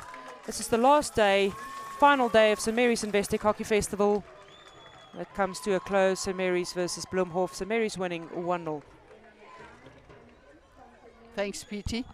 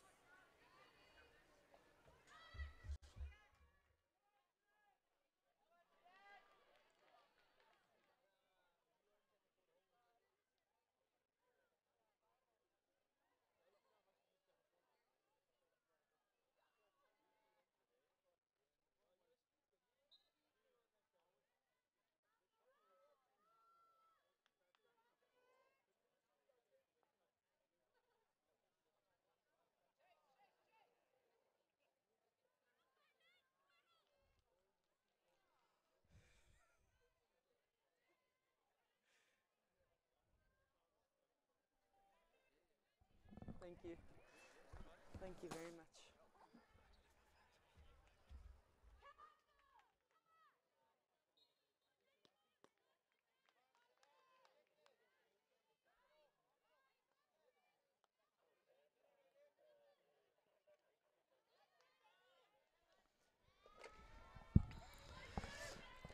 Welcome back to the last day of the St Mary's Investec Hockey Festival 2018. This is the 4th day and playoff time. We're watching St Anne's versus Waterkloof. And a goal for St Anne's. Great finish by St Anne's. They have been applying the pressure in the last few minutes. Match has been going for 5 minutes and a great finish there. Waterkloof, quite an aggressive team to play, but have a look at this far post tip in. Goalkeeper had to make the save, and then a great end just in front of the goal. Easiest of little tap-ins for St Anne's. Sitting alongside me, Susan Wessels. Welcome back to the commentary. You guys, you are from Framlingham in the UK. You just had your playoff match this morning and a successful result for you. Yeah, it was a really good game for us this morning. Thanks, Pits, and good to be back in the commentary box. And I think the girls have really enjoyed their game this morning, and we're pleased to be kind of playing the plate final this afternoon later.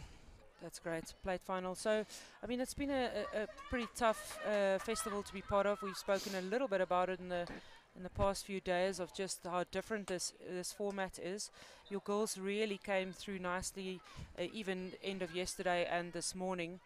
Is it a matter of just getting used to how the format works and what it's like here? Yeah, I think that's important. You know, the shorter games in the early rounds are quite difficult if you don't score early, or if you don't get your goals in, or you don't use your opportunities. You know, you're not getting the points that you require, and I think that was a little bit of what we experienced, not quite utilising or taking the chances that we had. But otherwise, I think they've slowly got used to it, and I think, Petey, the most important thing is girls from England are having the most amazing time and really enjoying the wonderful festival atmosphere that St Mary's is providing, you know.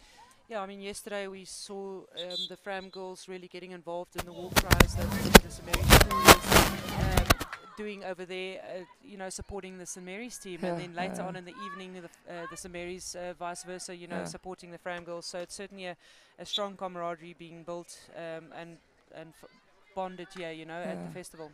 Absolutely, I think that relationship that we've got with St Mary's is wonderful. You know, lots of fabulous exchanges that happen. We have a girl come across to us every year, and some wonderful friendships are established effectively, and so that's a bond and a relationship that we are very, very pleased and happy with, and long may it last as well, you know. So it's a great opportunity for our girls to spend some time in South Africa, and a great opportunity for the St Mary's girls to spend some time in England, experiencing different cultures effectively as well. Yeah, so that is I also spoke to Craig Grenier. His daughter Sarah was on exchange last year, so he did let us in a little bit on exactly what that exchange is about, and what it's like from a pupil's perspective. And it's what a fantastic initiative. Yeah, it's fabulous, and I think it's not just about hockey, which is the important thing. You know, I think it's a bit more about the whole school experience. You know, and they get involved in the lessons and boarding houses and all sorts of things. So it's about more than just hockey, which is fabulous. Yes.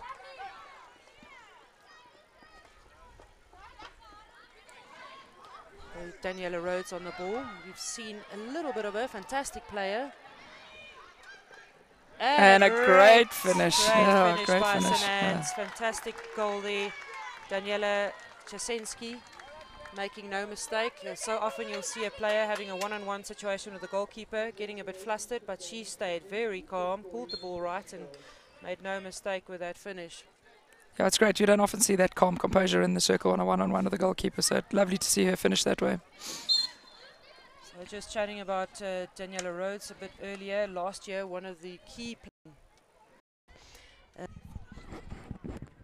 wants to get the ball in the air, and that is why it's become such an important part of the game. Now, Sue, let's talk a little bit about English hockey. Yeah. I don't know if you noticed, but England this morning had a heavy defeat, not heavy in terms of result, but 2-1 defeat versus India. It certainly is at the Commonwealth Games. It certainly is against what was expected. Absolutely. The English side really have improved over the years. They're now ranked two or three in the world. Yeah, absolutely. And certainly the gold medal expected for them at this tournament, and now it's going to become very difficult. So they need to get through this. Yeah, no, absolutely. I think massive surprise after 2 very good starts. You know, they get first 2 games they played. They played really well. So a big surprise. And I think you're right, Pete. After the gold medal victory in Rio, they've had a lot of investment and a lot of funding, and with a centralised program, they should be doing a bit better. I think one of the philosophies though for them would be their focus obviously would be a gold medal here, but the World Cup is their big focus. Right, so it's not considered the big event for them this year. This is maybe 100%. seen as a bit of a build-up. Yeah, absolutely. Waterkloof here with a penalty corner, a variation to the left, a fantastic slap. We saw her scoring yesterday on that flat slap on the left, where she gets a lot of power behind the ball. She gets it towards goal again this morning. And a great save off the line there. Now, Sue, I'm going to make a bold statement here and tell me how far off I am. But you've got a player in your team. Her name is Martha Lawrence. Yeah. I called her to be the next national player in the English side. What do you think of that statement? Yeah, I think you're not far off. Unfortunately, Martha's not played in any England representative teams yet. So she's spot on with positioning and also just that feel and reading the game. Yeah. You're right. She is a small-ish girl at this stage, but that certainly doesn't matter in the game of hockey. You can be any size and still make it all the way through to national level. Absolutely. Martha's a very exciting prospect for us. She's got one more year as well at school. She's in her second last year. Okay, so is she 17 currently? She's just turned 17 effectively. So we all, I did note that we'll all keep an eye on her and definitely see what my prediction is like. Yeah, definitely. In fact, I really actually should get to the bookies on that one and put some money down. We'll contact the English coaches and selectors. Yeah, right. That's some great attack from St. Anne's. Great little drive, but just loses that final pass and wasn't able to get an upgrade in that attacking 25. Now, so you were never tempted to get involved at age group level nationally for England? Something I considered early on when I was in the UK, but I think with my current role as the deputy head at Framlingham College, it's kind of a career that I've gone into education rather than hockey effectively, and unfortunately can't do both of them together. So really enjoying that role as deputy head at Framlingham College now, which is great. Now you schooled at St. Michael's in Bloemfontein. That's right, I was. And what? Boys can have slightly longer hair. So I think that's probably the most visible change. But I think from ethos and feeling and values, and we're trying to instill all the same things that we were taught at school and things like that. So I think that's really important. So is there something you notice when you're allowing that little bit more freedom about hair and the length of it and makeup, etc.? Does that create a difference in behavior in the child? No, I don't think so. I think what we try and work on is kind of that we give the kids boundaries instead of rules, and trying to really encourage independence. So getting them to make their own decisions and really think very carefully about the fact that they've got those boundaries, and we know that we've got to work within them. And kids are always going to push them, which is always fun. Keeps my job exciting. But that is certainly interesting to hear that, in South Africa, I think we are very, certainly I work at a boys' school and discipline is utterly important, and, there isn't really any room for negotiation in terms of things like hair, length, etc. It's good to hear also that there is a different angle that it can be approached, and ultimately the outcome of whichever angle you're approaching it is going to be the same. 100%, and our children are still exceptionally well managed. There's still real respect in the classroom for teachers and each other. Visitors, they wait for them at the door and greet them, and so there's that real sense of manners are still a really, really important part of that. And I think if you can get the kids making their own decisions and understanding what the values are, I think that pride for your school. Yeah. I think the Fram girls, you'll see it kind of walking around here at the tournament. They're very proud to be at Framlingham, and I think that's probably for me one of the key similarities is they're extremely proud of their school. And then I think that the work ethic and things like that also is very similar. It's a very different style of teaching potentially, but I think fundamentally the girls and boys want to do well, and that's the key thing. I mean, in today's age, there's such a drive for success, and it's very important to to be successful, or to make the child aware that there isn't really an option otherwise. If you're not going to have the discipline to work for yourself, you're going to come short in life. Yeah. And I think that's an important aspect that's probably taught as well, whether it's South African or 100%. UK. I think, Pity, one of the critical things that we're looking at the moment is preparing our children for the world that they're going into. I mean, the world that these children are going into is so different to anything that their parents or their teachers are experiencing. And I think that, the critically important thing there is preparing them for what's out there. These kids are not going to need to write. They're going to be coding. The languages that they can speak are very different to what they are now. They're learning Mandarin. They're learning Russian. We wouldn't have thought about that even 5-7 years ago, So I think from that perspective, what we're trying to do as educators is educate them or prepare them with the life skills that'll allow them to be successful later in life. It's not going to be history or geography that allows that. Waterkloof with the equaliser. Fantastic finish there on the near post.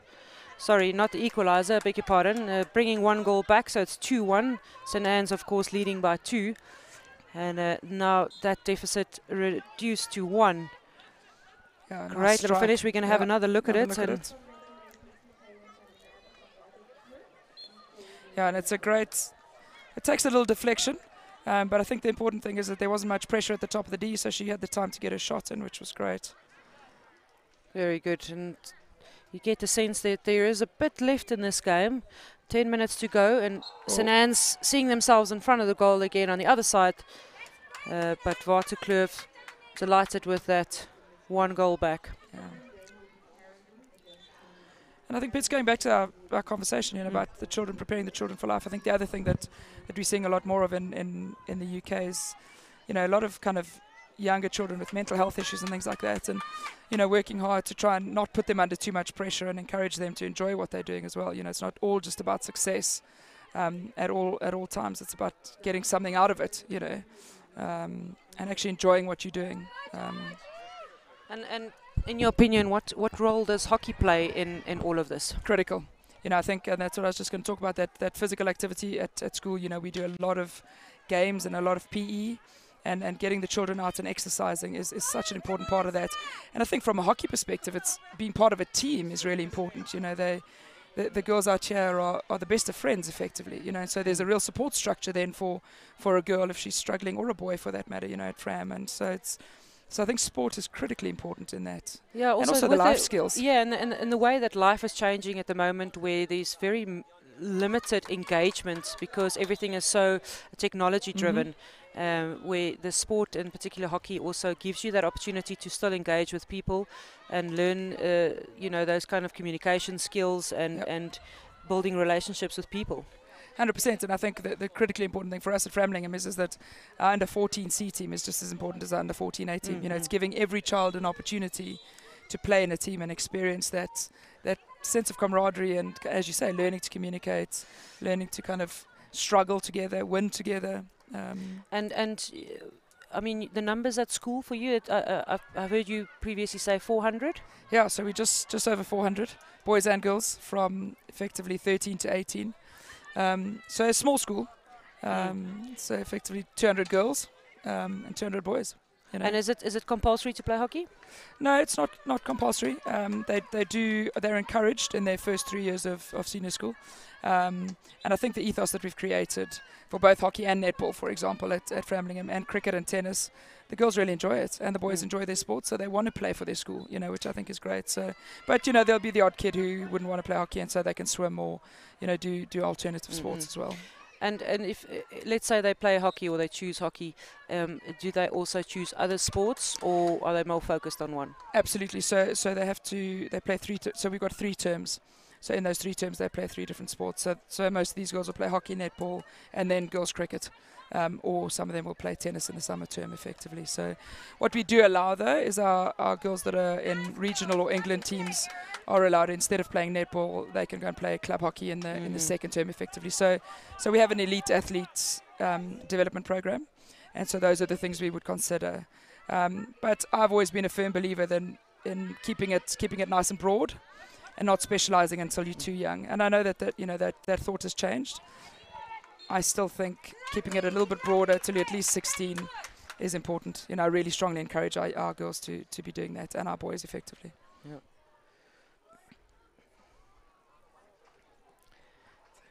Again, a nice little sort of similarity to a South African school where, you know, you're developing an all-round kid to maturity. Yeah. It's critically important. You know, I think that a lot of these kids that specialise in, you know, especially the individual sports, are tired of it by the time they're 15 or 16, you know, and they lose interest and don't quite become the player that they should be, or potentially would have been.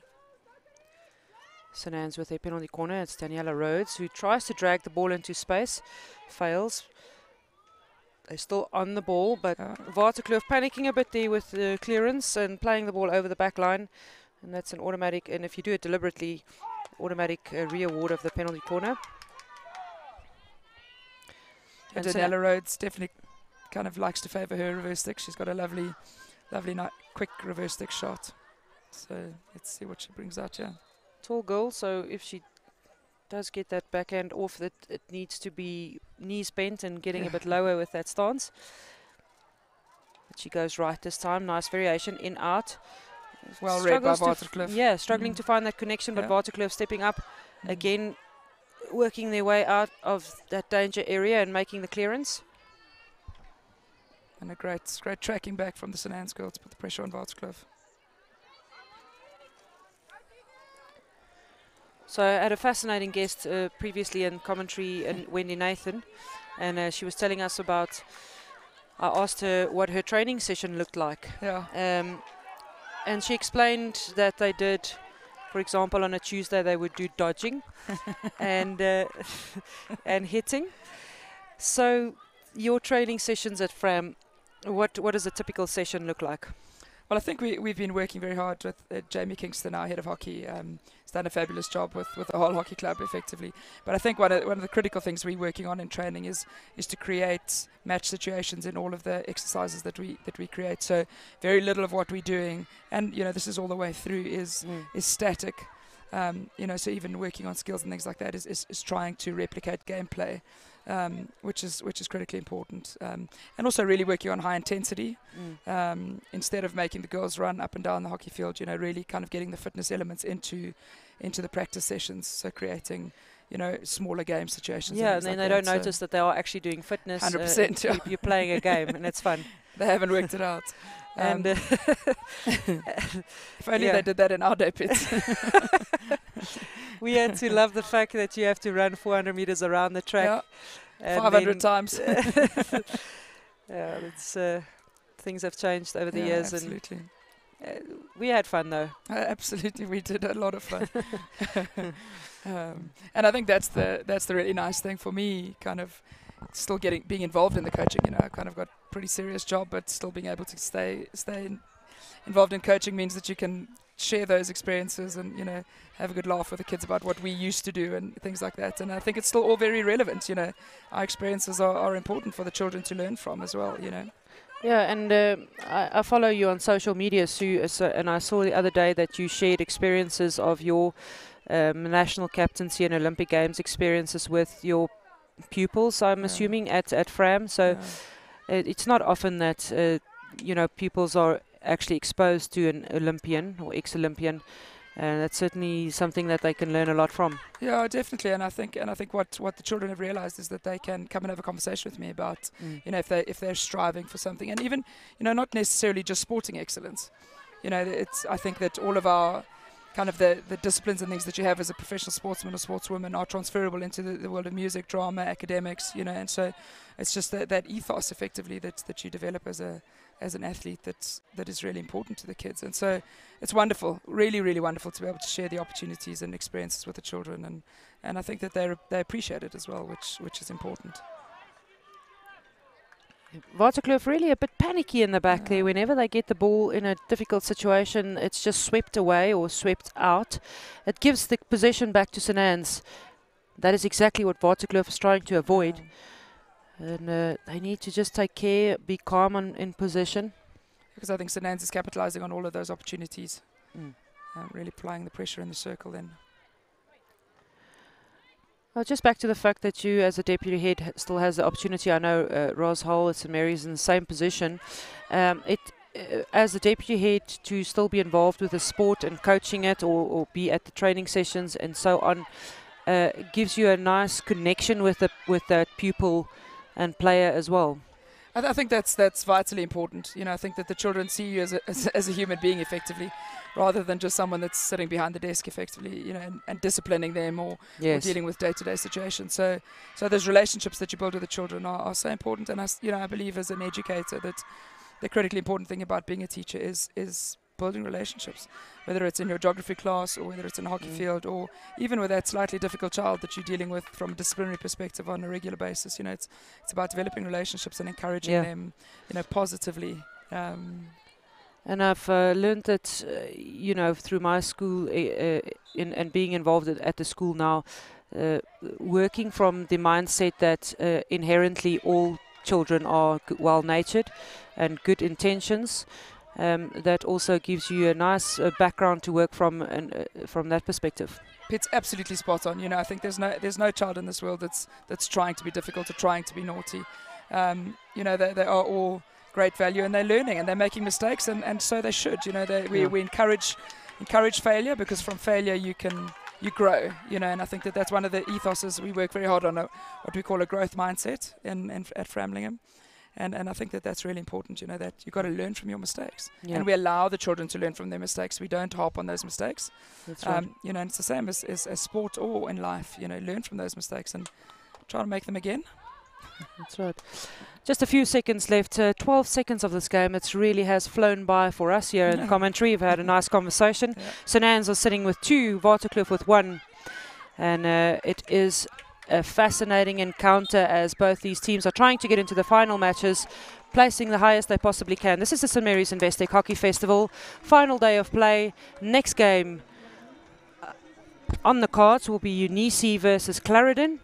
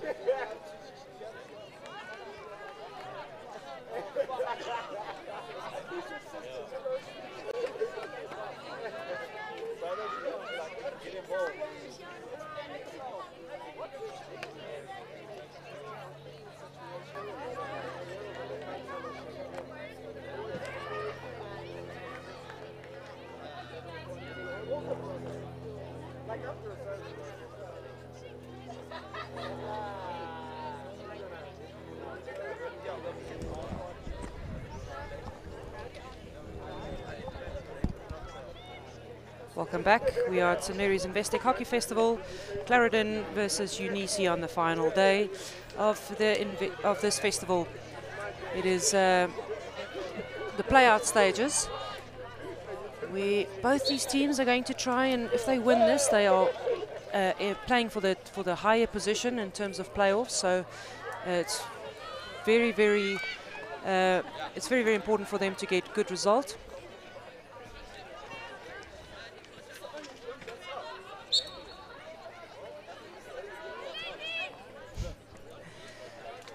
Unisi really with a very, very good showing yesterday.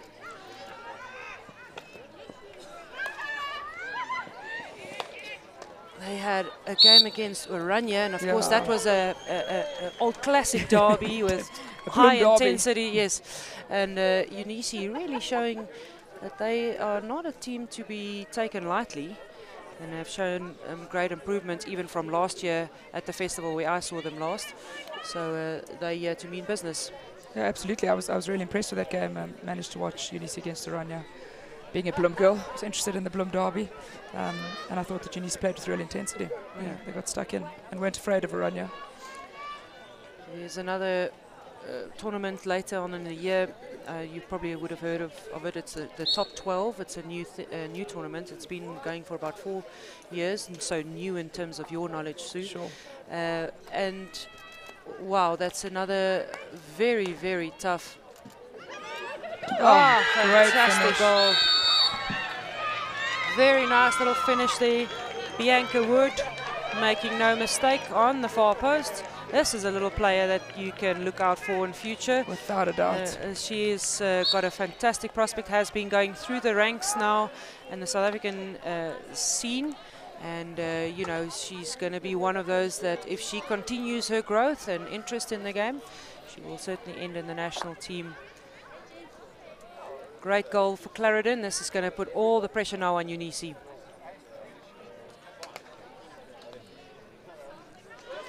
Just back to the top 12 tournament. It's one of those tournaments that you have to be on form in the year, and you get selected in that year a few months before the tournament to go and play at Oranje in their tournament. And wow, that is a very, very tough encounter because it's full matches and it's a lot of matches. Wow. Two probably per day on most days, and that really shows in the end the physical condition of the players. Yeah, we have another look at that goal. Bianca Wood gets her stick on the ball and just flings it in past the goalkeeper. It's a difficult angle for the goalkeeper to adjust to. And Unisi applying the pressure straight away, really getting in that short corner opportunity there.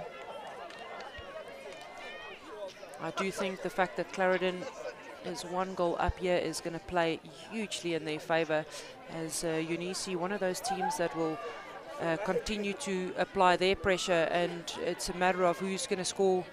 Well, first Clarendon, so now the pressure on Unisi, but Unisi is definitely going to back themselves to pull one back here.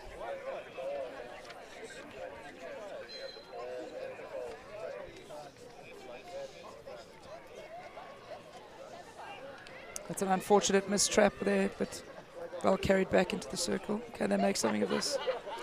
Sometimes teams do that deliberately. They let the ball go through the stopper. Not sure that one was.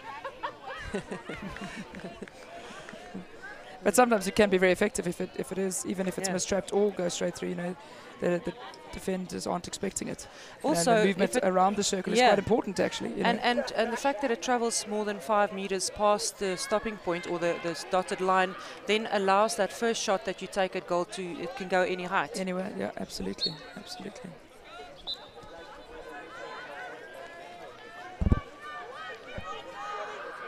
Looks like we're going to get a bit of end-to-end hockey here, Pete.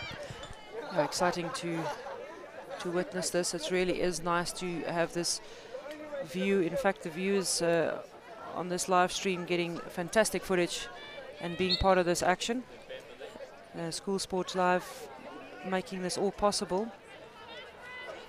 Taking this caliber of hockey to anywhere in the world. Absolutely, and you know, it's been fantastic for our parents because they've had an opportunity to be watching their daughters, despite the fact that they're in South Africa. I know that there've been loads of our parents watching, and I think that you know, it's fantastic to be able to have this live streaming for schoolgirl hockey. Yeah, technology today making anything possible. And I think providing the video footage for a little bit of analysis as well. If you haven't been able to bring a videographer with you, we were able to watch the Stillians prior to our game this morning, just to give ourselves a little bit of an idea of what their game was like. A great drive down the sideline for UNIC. They also have a bit of speed and the skill.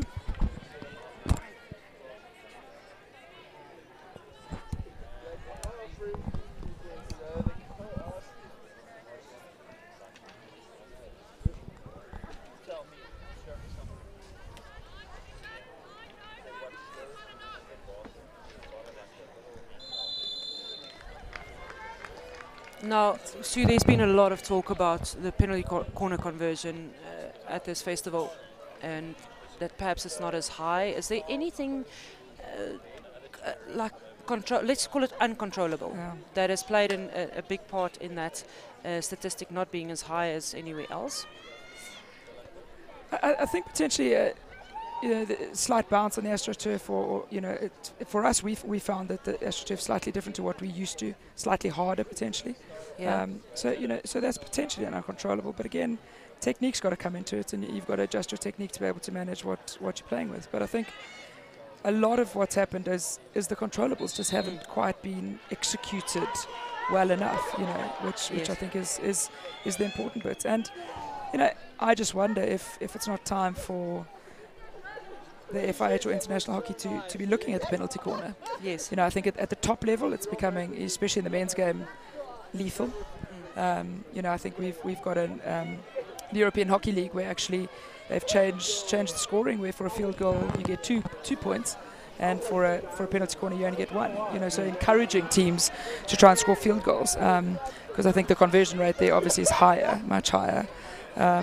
So I think it's something, we've just been chatting about it in our coaching team effectively, is what could we be doing to change the penalty corner. I think FIH has done some wonderful changes, in the rules of hockey to make it a wonderful flowing game. Is there something that we could potentially do with a penalty corner, Yes. to change it up a bit? Yeah, I must agree with you. For a number of years now, I've been frightened. The safety for me at the penalty corner is just becoming crucial, and it's only going to change when you have an unfortunate incident where somebody potentially could die from the injuries incurred at the penalty corner. I'm amazed that it hasn't happened yet.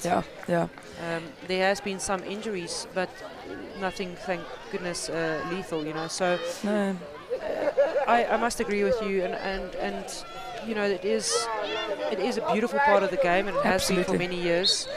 But I think I could agree with the point that where you get two for a field goal.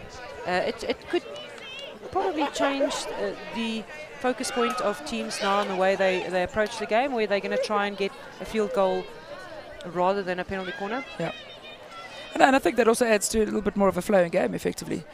So instead of running into the circle and just looking for the foot or looking for the foul, you're getting that opportunity potentially to create something. So changing your tactics slightly, maybe getting a little bit more small unit play in that circle area, rather than trying to just force the corner every time. Yes. We've got an amazing drag flicker, let's force a corner. That's right. And I think a lot of the men, you must agree, a lot of the men's teams are so focused on just getting that penalty corner because they know that the statistic is probably 6 out of 10 100%. that they're gonna convert that. So I think it's definitely something they should look at. We make it compulsory at Framlingham for every single girl who's in a defensive short corner to wear a mask.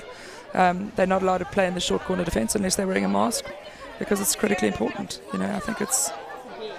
I'm a huge fan of actually converting the mask into a full helmet. But we're pretty far off having a serious accident in a penalty corner. That's right.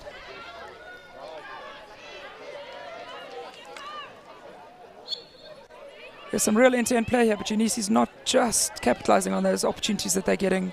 Had a good few corners and just not getting that final pass into the circle to be able to get in a shot on goal.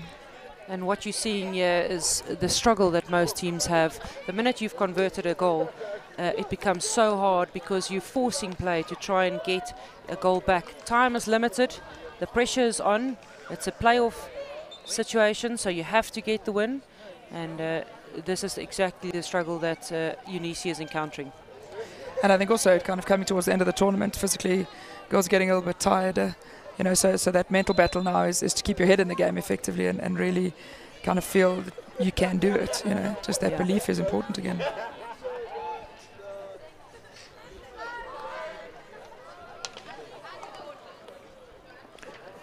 I think that's been one of the things that we've noticed coming from England, that it's a very direct game that's played in South Africa. You know, there's a lot of kind of the teams like to go forward, kind of lots of long ball, crash ball effectively sent through, and we've seen a little bit of that in this game as well. And so it's well, do you think that it's got a lot to do with the time limit pressure here and the fact that the game is only 25 minutes? I think so, but I think that if if we were to put some statistics on it, I think the outcomes of that crash ball are minimal, you know, or the positive outcomes are minimal of that crash ball. And so, you know, so for us, I think what we've tried to do is to maintain the structure and play the game, but also still get into those attacking positions without just smashing it, you know. Yeah. You're going to be using a little bit more finesse to work your way into that area, and potentially the outcome is going to be better. Absolutely, you know, because I think that then you're getting a few more players in as well, rather than isolating kind of those one-on-ones or the two-on-one effectively. Strong drive there by Eunice to drive the ball into the circle and get the obstruction call. And they are setting up with a double castle. That's another point we can probably talk about in terms of how effective that is turning out to be, particularly on this level.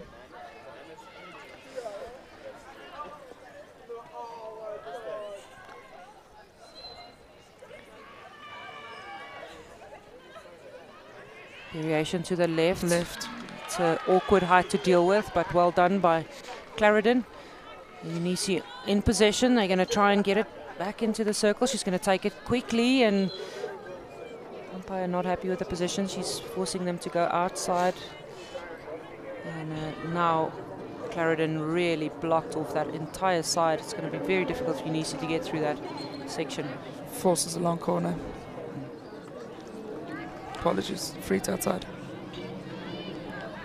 Sue, we have got Herschel versus, well, not versus, but we've got Herschel, Oranje, Collegiate and St Mary's Kloof. Who's the winning team for you? I think just on what I've seen, I think, you know, Oranje's definitely the favourite for me in those four.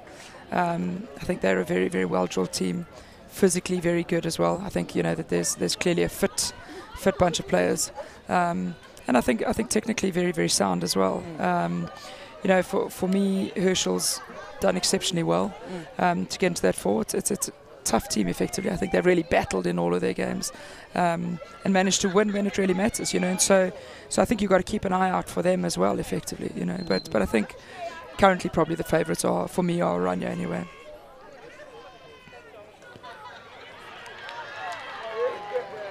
I really enjoy the idea that Oranje seems to always have another gear.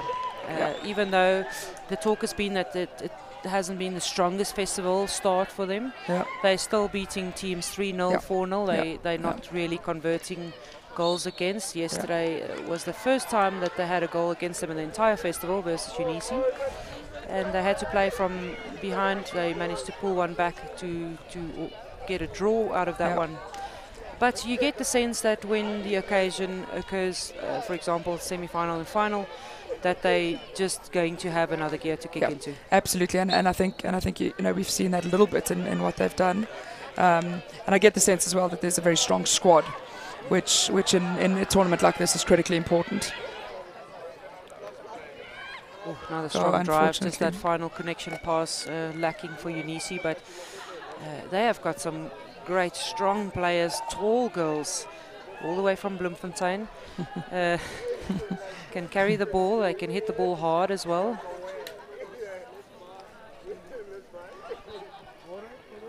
Yeah, I think that's been the other really interesting thing for me watching this tournament, is there are a lot of real athletes that are playing hockey. And I think if we can maintain that, you know, that natural speed, I know that in England that's definitely one thing they're looking for in their junior players, is that element of speed. It's an element of the English game that they really, really focus on. And I think, you know, you can't just focus on speed, but that element of speed is such a critically important part of the new game, effectively. So that speed definitely helps. It's almost like you can't play at a high level in this game without speed. It's become one of those physical attributes that is so important. You'll never be able to keep up if you don't have speed. And you know, speed is one of those that you can only really improve it by about 10 to 20%, or Yep. maybe 30 at max. Yep. Where your skill set is something you can improve by 150%. Yeah, absolutely. You know, and I think that's why what England is doing is in the younger age groups is identifying those girls that have got speed, and then, as you say, Pitts, you know, if you've got the speed and a bit of ability with the ball, you know, those ball skills can be improved and trained. So I think that's why the focus in England has been on trying to find those guys. So I think it's you've got to be careful of just looking for youngsters that have just got speed. Yes, yes. You know, I think you need to look at a slightly more rounded young athlete. Yeah.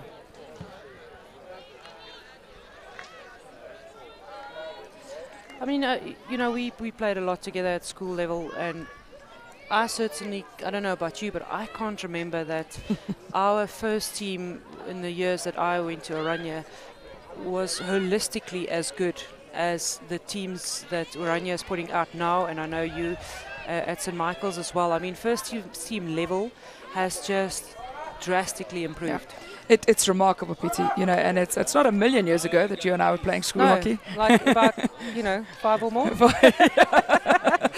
Just the other day, I think. No, you know, I totally agree, and I think that's the wonderful thing. And you know, for me, as a South African, just seeing all this talent, you know, and it isn't just one or two in each team. You know, there's a good solid base in every single team of really good hockey players. You know, and I think it's wonderful to see. And I think if South African hockey can just kind of capitalize on that talent that we've got, you know, there's an abundance of talent. Yes. And you're right, it wasn't the case when we were at school. You know, we'd have one or two of us that would run up and score all the goals or do all the work, or you know, and so it's, and then you went through your class list and you kind of asked people to come join and just make up a team. Yeah, 100%. You know, and I think that's clearly not the case now. Really good opportunity for Clarendon again. They're looking very dangerous when they get themselves into the circle, which they haven't been able to do through this Unisi defence. They look very, very sharp and dangerous. It's almost like something is going to happen when they get there. I think they've got two little strikers in there that are, you know, that just get into the right position. Sticks are on the ground, getting those deflections in. Another close one there. Yeah, what she did very well is to step in front of a defender to get to the ball first. One of those techniques that starts lacking this time of the festival, where the physical ability is maybe tested to an extent because the fatigue is setting in. Absolutely, you know, and I think those final passes in the circle, great skill, and a really good tackle as well from Unisi. Yeah, I think those final connections become a little bit harder as the girls are getting tighter and tighter. Still plenty of time to make something happen here, Unisi, and they're looking for that equaliser. Clarendon enjoying their time with this 1-0 lead. I think Unisi have had a number of opportunities that they just haven't managed to capitalise on. But as you said, it's plenty of time for them to get an equaliser and potentially one to win it. Now, here's another statement for you. In the past at the festival, I was always able to pick comfortably a player of the festival, or a few, maybe 5, that you can say really, really standout players. I certainly haven't noticed a remarkable difference between the level of players. I can't pick one in particular that's really standing out. Do you find the same? 100%, Pitts. I think we have a responsibility as coaches or coaching teams to nominate a player of the tournament, and actually it's going to be a very difficult thing to do. I think there's some clearly in each of the teams that we've played against, there's been one or two standout players, but I don't think one person has put their hand up and said, actually, I'm the standout player here. I fully agree, and actually quite exciting in a way. Yeah. No, it's a totally open pool, and one of two things could have happened there. Either you just don't have that exceptional talent in this year, all the players are all holistically improving, you know, at the same rate, and that's also what that'll lift the level of play at the festival. 100%, and I think it's potentially a little bit more of the latter, you know, because I think you're just talking to a few of the coaches in and around as well. You know, I think that the professionalism that's coming with hockey is allowing these children to develop, you know, into these well-rounded athletes. You know, so I think that's whether it's physically or from a hockey perspective. Yes, Bianca Wood. She's one of those players that you can look out for. She's got a great skill set and has been identified in the past. Little busybody up front, makes she's quite a handful to deal with. Absolutely. And quite feisty as well, Pity. I like her attitude. You know, she gets in there and she wants to score. You can see that sense of want to get stuck in and score the goal. You know. So yesterday I had the privilege of speaking to Louise Diago, who's a psychologist, focusing on particularly mental training and sport. And she explained to me that they're now identifying groups or personality traits in different positions on the field. Oh, interesting. The difference between a striker, a midfielder and a defender. Now, Sue, you started out as a striker at school and then ended your career as a defender in the national team. What do you think is your attribute or your personality trait? Is it one that is conservative, or is it one who's taking chances? No, I think it's definitely, for me, it's one that's taking chances. You know, okay, can I just say then, according to Louise, you're a striker by trade. Yes, I knew it all along. When I made my comeback 2 years ago, I came back as a striker, Pity. There we go. You know, playing in defence, I think also you can have those striker elements. You know, I think if we kind of think of the way we played with me as a sweeper, effectively, you know, still having that sense of freedom to be able to travel forward. Yeah. But I think I think she's right. You know, and actually, if I just think of, you know, our girls' team at the moment, those that are slightly more extroverted potentially are our strikers, and those that are slightly more introverted are either playing kind of deeper in midfield or in defence. Yeah. Yeah. So it was really a fascinating conversation, because you so often speak to a very young player and they already know their position, and the question is, how did they come up with which position they're going to play? Yeah. And that was certainly one of the aspects that needs to be looked at. Definitely, and I think also one of the things that we work on at FRAM is not to get the children specialising too quickly in their positions, Pity. You know, and that actually links into what Louise is clearly saying. You know, is that all children develop at slightly different rates as well. You know, and personalities develop and confidence grows, and, you know, things like that. And so I think it's actually, you know, we try and get our kids playing up front in the midfield, sometimes in defence as well. You know, so that they're learning all those different skills. And actually, if you play all over the field, you know what's coming. Yes. Which I think is key. Oh, a wonderful opportunity for Eunice. Breaking through the line there very well, drawing the penalty corner. This is becoming desperate times now for Eunice. It's 2 minutes 30 seconds to go in the match. They are starting to think about just at least getting the draw, never mind the win. They've got to get something on the board. Yeah, absolutely. And if they can get something out of this, you know, they potentially got a little bit more time, Pits, to get a winning goal as well. So never say never. And you often see once one goal scored, it may even open up for the second and the third. Let's have a look. It goes to the second castle. She drags it along. She's got time and on the ball. Shot coming in. It's going to be a reward. It hits the foot on the way to the goal. And I think also once that equaliser comes, there's their potential for a little bit of panic that sets in from Clarendon. So anything's possible, really. And really the panic also forced by the fact that Eunice has had the possessional advantage most of the game. Absolutely.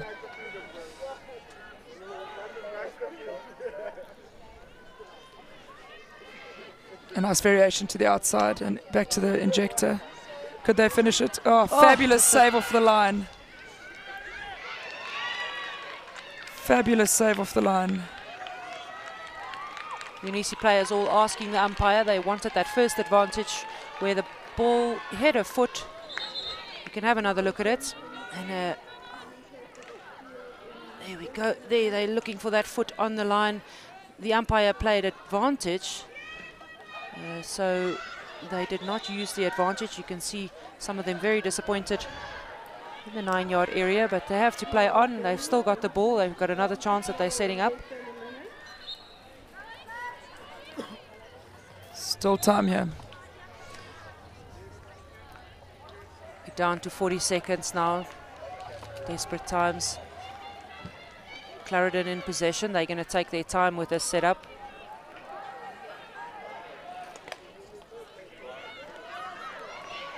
Great pickup. Bianca Wood with a one-on-one entering the circle. Is she going to finish it? Oh, She gets just the past the shot far off. post. Great shot. Just missing on the far post. She's disappointed, showing it as well. Some drummy skills. Yeah. We've got 9 Stick in seconds to there. go in this match. It is And- Clarendon leading by 1 goal to 0. We have another look at Bianca getting her shot off. It is Yeah. less than a few centimeters.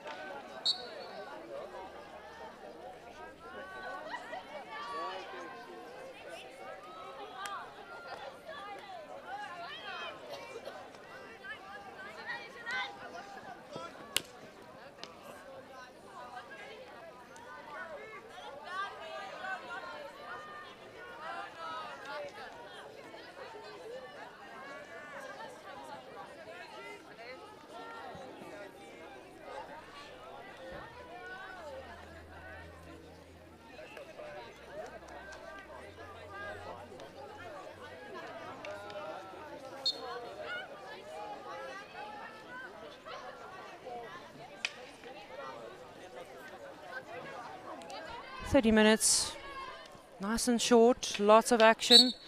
Very, very important for teams to score early, as it's just 30 minutes. There's no time for them to really try and implement long, lengthy tactics. It is a matter of getting to the point very early and very quickly."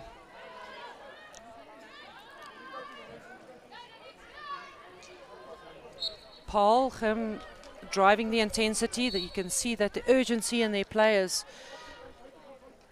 One that is driving this tempo of the game. Menlo Park asked many questions at this stage of them. They need to stay focused and increase their intensity a bit to keep up with Paarlgem at this stage, as they are taking a lot of pressure.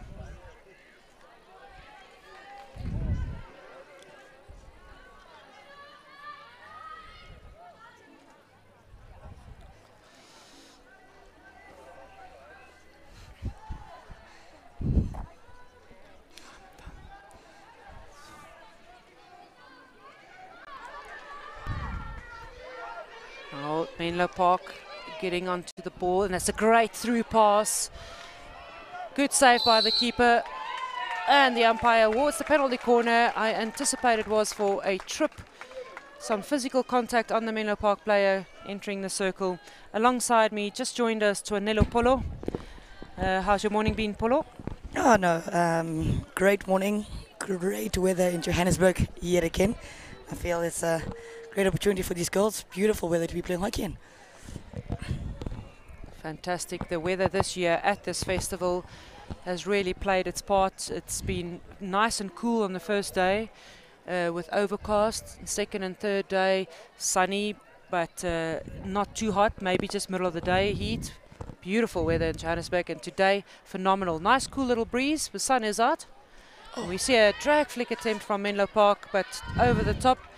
It did take a deflection on the way, and that's probably where you see the height. However, they get another chance. Lots of... and the ball straight through the middle. Lots of players in the middle of the field. Menlo Park, a bit rushed in that action. They needed to go along the outside. Pity with today being the classification matches. Do you think that adds a little bit of more pressure? Or has the tournament been played at high pressure the whole day? The whole time? A bit of both. I think there's high pressure every single match because every result is so important to determine which position you're going to end in. But of course, these matches that we are seeing now is giving you the best possible finish in your classification. So if you win this match, it automatically puts you 4 places up in your play-out game later on this afternoon. So these teams are all really going for that higher finish. Penalty corner, Menlo Park. They are really applying all the pressure at this stage.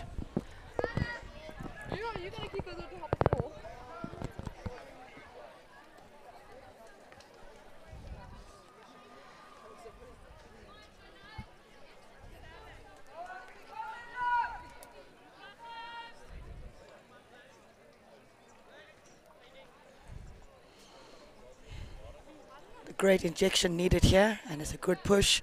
Stop. Oh, well defended. And Paulgem gets a chance to counter-attack.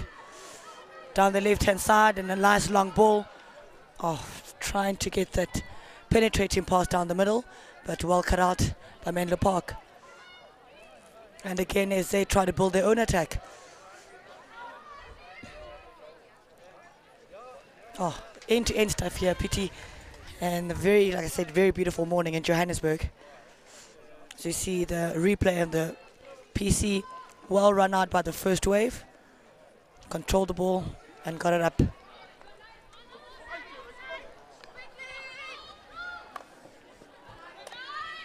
Very good, patient build-up play. Great, fantastic outlet by Paulgem. Oh, well cut out in the midfield.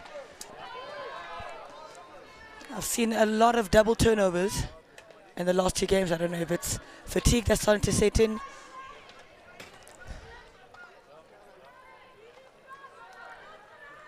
Polo, I'm going to take this opportunity to say goodbye for a little while. I'll introduce Sean Donaldson. He's going to replace me.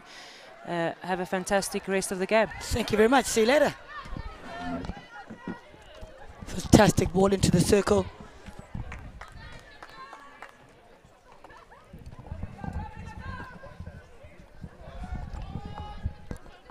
Paulgem, Menlo Park in the right-hand corner. Ball goes over the side, over the baseline for a 16-yard hit out. And Paulgem get to try build up with me. Sean, morning, good morning. Polo. How are you, sir? I'm very well. How are you? I'm very well, thank you. You are here with the Rodine girls, if I'm not mistaken. Yeah, you are dead right. And how's that gone? How's the tournament gone for you? We're playing in the Vuvuzela final to try walk away with some plasticware a bit later. Fantastic. I And think what position would that be, Sean? that is 25th. Okay, all right. And are we improving over the years? How's your school come along? Is it we getting better, or do you find the Definite tournament difficult? progress. Okay. Definite progress. After a very difficult pool with 2 of the semi-finalists today, it was a very, very good progression for my girls. Oh, that's fantastic. You know, I think this tournament has been an incredible opportunity for the girls to not learn a lot about each other as a team and themselves as individuals, but competition over and over, playing matches over and over, knowing how you deal as a person, as a team, under pressure. And I mean, 30 minutes is not a long time. Yes, and learning to play the game and the different ways that teams will play you has been, the exposure they get is second to none. Now, Sean, as we see here, this game, it's really been blow for blow. Paul Gymnasium and Menlo Park, end to end.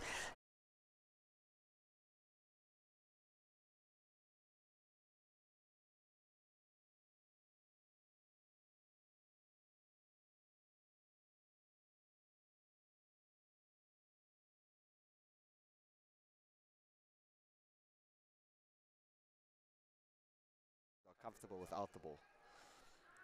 It's a great, fantastic point there. And as you said, Paulo, the midfield battle is furious at the moment. No, I think for me, you know, looking at the whole structure of what this tournament does for South African hockey, you know, we've got our ladies at the Commonwealth Games down under in Australia, and I've been here for 2 days now, and I think I see a lot of potential for a few of these girls to challenge for places in that national side.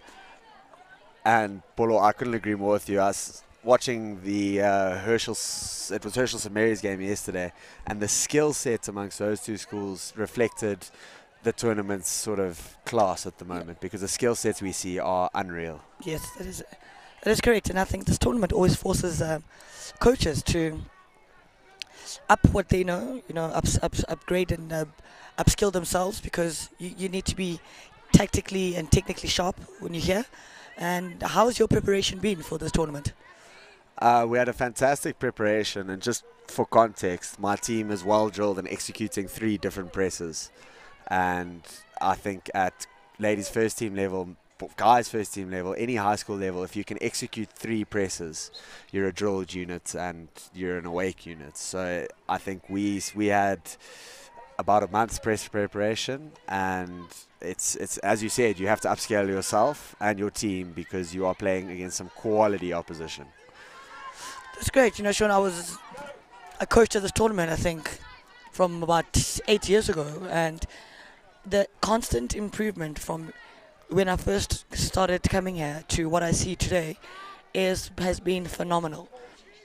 And I think the schools are putting in a lot of work behind the scenes, a lot of high performance structures coming into many schools, and this just prepares the girls for varsity hockey and hopefully provincial and national hockey. And Paulo, if I'm not mistaken, your last appearance at this tournament was a final. That is correct, sir. A hunting of a final it was, if I remember correctly. Yeah. I said yesterday, playing the Oranje girls then when they were probably at their best the last couple of years, felt like there were 22 players. It looked like it too. But you're saying, like you said, we were in our defensive 30 yards. Oh, as we see Menlo attacking the Paul Gymnasium circle, quite a few chances being created here, and Ooh. Well defended there. Paul are looking to outlet a bit quicker and raise the tempo, because I do think they're feeling a bit of pressure at the moment. Yeah. I mean, at the risk of repeating myself, Paulo, it seems like this midfield battle is almost hindering the game because no one can just beat the midfield yet. No. So that is exactly correct. And I was saying yesterday that I don't know if the defensive structures of the teams have gotten better, or are we not training our going forward and attacking structures as well? Do we concentrate more on defense? Because I feel like all these teams that I've watched have defended incredibly well, very well focused, very calm under very big pressure situations. And very conditioned. If I look at, I know my Rodine team played against this Polcham side, and they're incredibly well conditioned, and their intensity never, ever, ever drops. And I think that's what makes attacking so hard, because that moment of, that's a corner. Oh, Polcham gets their first quality or really good chance in the circle, and they've converted that into attacking PC.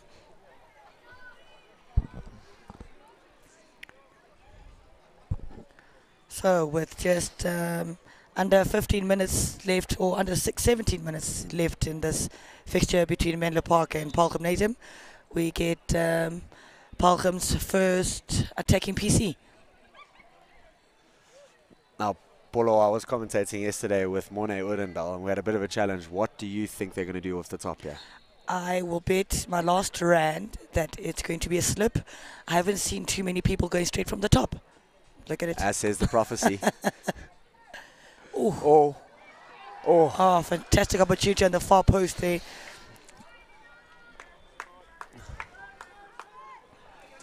I think it's very unlucky the injector found herself in the right position as you're about to see, and she just never got enough stick on it. I know. So, as a coach there, Sean, I would be really upset. Half the job is done by being in the right place, but I think the next 30% is body preparation. Keeping your eye on the ball, getting your stick away from your body, so that you give yourself a maximum chance of making contact. And it's those big moments in these big games with 15 minutes to play that shape how you do in a tournament. Yeah, that is correct. Now, it looks like Palgrim have had sustained pressure, a bit of sustained possession at the moment. And I do think while they have this advantage, they do need to score. And again, they build up from the back. Oh, such a great move. Inside, outside. Find themselves in the right-hand channel. Well played. Just a free hit just outside the circle. And I think we've finally seen a midfield take the ascendancy here. The Paul midfield are starting to run a bit ragged. Showing that blindsided turn and hit. I'm a huge fan when you are just in the 9-yard area. To look for a foot. Yeah, I mean, when you get there, you need to do a bit of a risk analysis. What's the best option for you? I think the value of keeping the ball on your stick in the D has been underplayed slightly by coaches recently. And a little counter-attack from Menlo. And again, there's that Palgrim midfield. And the pace which they're going about playing this game, attempting to move the channel now, it's really quite something.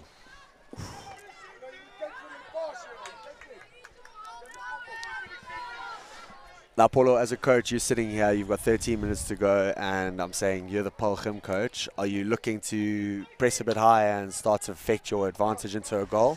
Yeah, I think you hold back because the strongest point of attack is sound defense.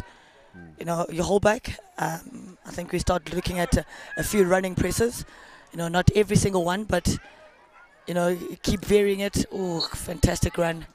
And a fantastic tackle as well. To time that as well as she did. And Sean, this is day 4 now. Yes. You'll see when we get into the last 6 to 3 minutes, the legs start to go, concentration starts to diminish a little bit, and the game always loosens up a little bit more. And I think, as you said, the mistakes start to happen, and again, it'll be who's got the head to take that moment, because each team will have one moment. Yeah. They've got a man over in the midfield if they look. Oh. This Menlo Park number 10, Shante Ferreira, I watched her yesterday. She's a very skillful player and she finds lovely pockets of space. I think she may well land up being a game breaker. Oh, I think it's important. Yesterday I was watching Bianca Wood playing for Clarendon. She can play. Quality, very short young lady. Quality, you see, like what I really love about how she plays is how she gets her eyes up as quickly as she can. And she gets the ball off the turf as quickly as she can. So once you look up, you know what the options are in front of you, and you then just make a best decision from there. You look at some of the young ladies receiving the ball so close to their feet, they don't have time to look up, and the only pass they can make is going backwards. Now we have Menlo with a corner. A bit against the run of play, but they have had a good last 2 minutes, so if they can capitalize here, it'll really change the outlook of the game. I'm thinking slip left. Little messy at the top. Palgrim getting back, getting numbers back, getting bodies behind the ball. And this is when you... And she's won another corner. Wow, fantastic. Exactly what you said on the other end, yeah. Keep the ball in your stick, Yeah. and know that you can't really get a shot off. Next best thing, win a corner, numerical advantage, send 7 of them over the halfway line. Okay, as we get ready for this corner now, so you just need one good push and a stop. A good stop. Yeah. The basic execution. And one has to go. I think the first way has been sent back to the halfway line for an early break. So they're going to have to defend man light. So as a coach, what have you told your team about this situation? You know, I hope that our opponents later, the St. Mary's Festival side, aren't listening. Normally we run a 3-1. Now I'd actually go to what would be a 2-2 box. I think we'd rather sit deep because most teams will run a variation. Yeah. Oh. You know, the execution of those skills under pressure. And like I said, stay 4, body's weary. You know, you start making those, I wouldn't say silly mistakes, but those really small technical errors that start to creep in. And Paulo, generally from what you've seen in the tournament, has the execution at short corner time been better or worse than what we'd coin as good enough? No, definitely nowhere near the stats that we would be looking for as a coach. You know, as a coach, I think around the world the stats are at 33% scoring, but I don't think here we're even getting 40% at goal. I agree with you. I think we're struggling for 40% of a good push and stop. Yeah. Now looking back, like I think about 4 years ago with Antoinette Lowe, who was the Was that best. Oranje straight flicker? Yeah. Yeah. You know, with a play like that in your side, not just she was she was a wonder. You know, not just a great weapon on the attacking penalty corner, but she could really marshal the midfield. You know, she was quick. She was very skillful. She won half the corners that she landed up scoring. Exactly. As well. Now, Paula, I think we've seen the momentum change as we thought it would. With 9 minutes to go, the momentum is firmly in Paulchim's favour. I mean, firmly in Menlo's favour, but Paulchim's defensive intensity remains very high. Oh, there we go. Now, the importance of a smart striker in your press is... I think if you're picking a good forward, 90% of it should be if he can execute the press, and then because if you're playing with forwards who are wonder goal scorers but cannot press for their lives, then you're in big trouble. Because the 5 they score, you will concede 10 as a team. This is true. Now this midfield battle is still intense, and even when the one team's in the ascendancy, the other team's midfield is still chucking sticks in at everything. Oh, it's a good piece of skill. Here she goes, so she drives to the top of the circle. I really love that backhand flip into the circle, but obviously you need to be... And the counter is well alive here. It's a 2v2 with a number 10 coming in at speed as well. Oh, fantastic. Well cut out there. And then very well outletted to launch the next attack. It's a great piece of skill. Shante Ferreira with the ball. Ferreira with the ball. Oh. Plays into. It's made a save. Oh. Another save for it. And a very good save at that to clear straight out of the 25. Oh, there's a fantastic opportunity. Oof. That's very, very good defensive intensity yet again, Paulo. They're willing to chuck a stick in and throw their bodies at everything, these young ladies. Yeah. Sean, as being a striker myself, I'm very critical of the decision-making in the circle. And I feel there that young lady could have just stopped the ball. All you need is a push at goal, put the pressure on the goalkeeper, force her to make mistakes. Do you know, Paulo, I feel exactly the same way. If you don't put it on target, and if you don't put it on target quickly, the keeper doesn't have to make a save. Exactly. I think Ricky West, if he's listening, will will tend to tell me I don't follow what I do, but such is life. Less than 7 minutes left in this fixture between Menlo Park and Paarlgrim, and the score is still deadlocked at 0-0, with Menlo having a fantastic opportunity on the left-hand post. And a very good skill, very good as movement. you see She right pick up, right skill, just unlucky. As coaches, we always say that stay that half a second longer on the ball. Yes. And we're looking at this, could that be Menlo's big moment, and is Paul's big moment still to come, or is this going to spur Menlo on to play a bit harder, a bit faster, and take their next chance? It's like Menlo have got to be in their bonnet. You see the relentless pressure attacking the Palchem defensive circle. Now, if you look carefully at the sort of body language from the players, you can see comfortably that Menlo are in their ascendancy, and they are feeling a bit more confident. I told you that this time you'll start seeing a lot of tired legs. A lot of unforced errors. And this is where the class of the young people starts showing. I think that was very well called by the umpire. Yeah. Now, it's interesting to see also, I think it's about conditioning, is, as you said, the weary legs. If we look how deep Palchem's platform is right now, even though they've got the ball just above the halfway line, they've still got 3 players behind the halfway, 2 players in their 25. And they're a team that loves to get the ball to the right half. Oh, trying to force a pass through the middle there.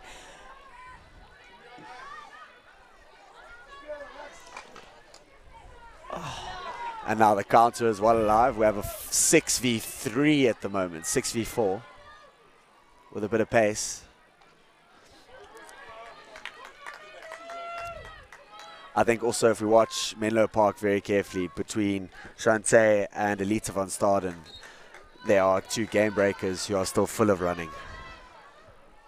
Oh, we spoke about this late. Look at the Palchem just hitting the ball up, just getting some territorial pressure let off. And in moments like these, you do need territory, because with 4 minutes and 20 seconds left, they're going to have to fight quite hard.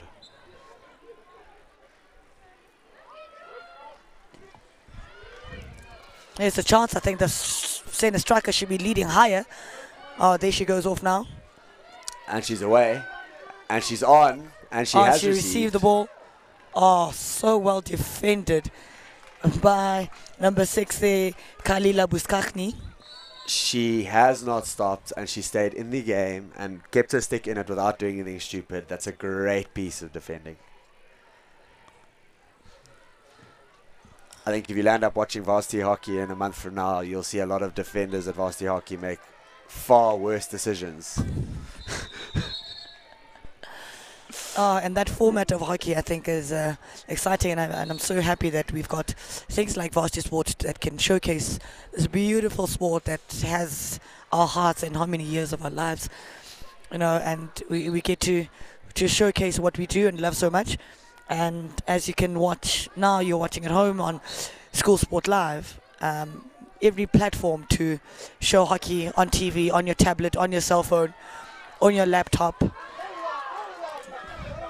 And hopefully someone with about 100 million rands will be thinking that this is a sport to invest in. Yeah. All we need is investments, because we've got the brand in South Africa. We've got the players, we've got the brand, we've got the talent. We just need someone to back us. Yep. Oh, that's yours, Polo. Ooh. I'll have you know that Polo almost dropped that in the stands.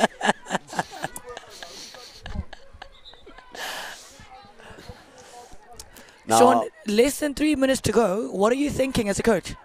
Do you go all out for the win, or do you hold back and just take your 1 point? Do you know, Polo, I was fortunate enough to umpire a penalty shootout earlier, and I believe a penalty shootout is a complete lottery. Depending on what I think of my keeper at the time, fortunately I have a very good keeper in my team at the moment. So right now I'd sit back and I'd try hit them on the counter, but I wouldn't overcommit, because I back us on a stroke. So please explain the format of what happens, especially on this final day of classification. What happens if it's a draw? Okay, so if it's a draw, 3 players from each team will have a traditional penalty shootout. So from 7 yards out, they will be having goes at the keeper. And if all 3 get their corner, if all 3 score, then it'll go to sudden death with the same 3 players until someone misses. And then the winners will advance. So this competition just keeps getting more and more exciting. It does. This can't end in a draw. It absolutely can't. And a corner given. I'm wondering if perhaps that may have been slightly harsh. 90 seconds to go. As a coach, I would be looking to get the straight poke straight at the goals.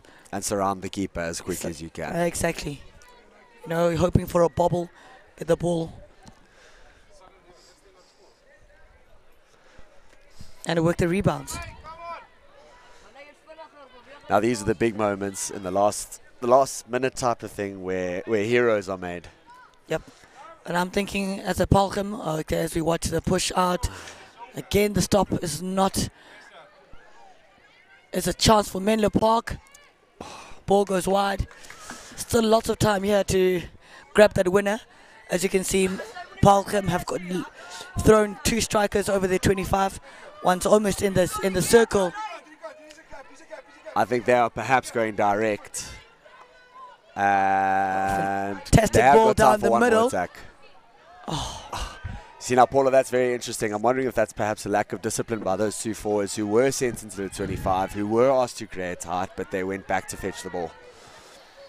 So 20 seconds to go. Can Menlo Park And Paul final are pressing very high as well. long hit through.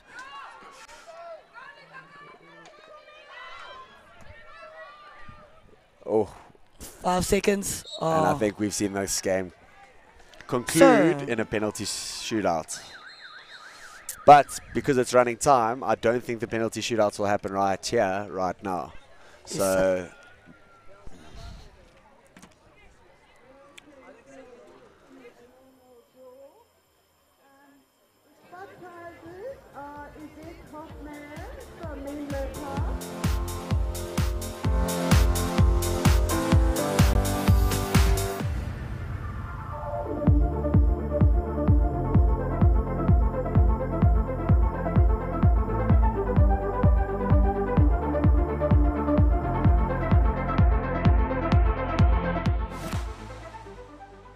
right.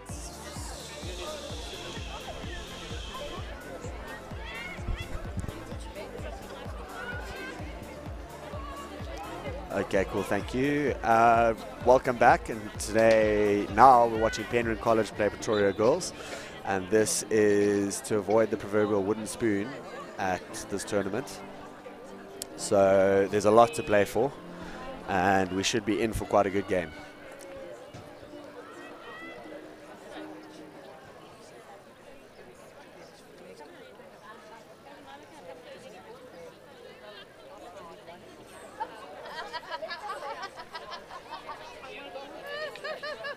You know, every game is a must-win for us because, you know, winning is habit, and I think so is losing. And you know, you have to learn how to win. You have to learn how to take your wins and not get ahead of yourself. And you have to learn how to lose, because as a player, when you get older, eventually you will lose. And you have to learn how to bounce back from that very quickly. Yeah.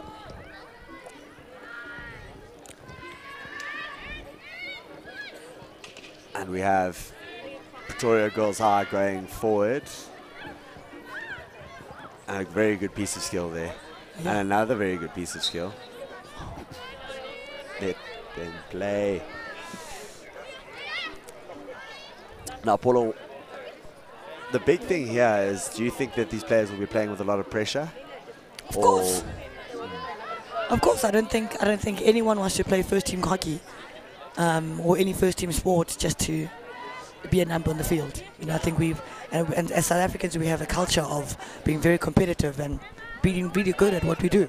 So maybe today or this tournament, as you know, that this tournament is quite difficult to gain points. You know, it's easy to let one game slip here, and you find yourself in an area or in a part of the competition you don't really want to be in. So I think you fancy yourself to always win, and I don't think really anyone wants to take that 32nd position. And it will be a very good test of these ladies' character, because I think to be in this position very often, you haven't won a game yet, you've won very few points. So you want an opportunity now to finish off on a high. Yep.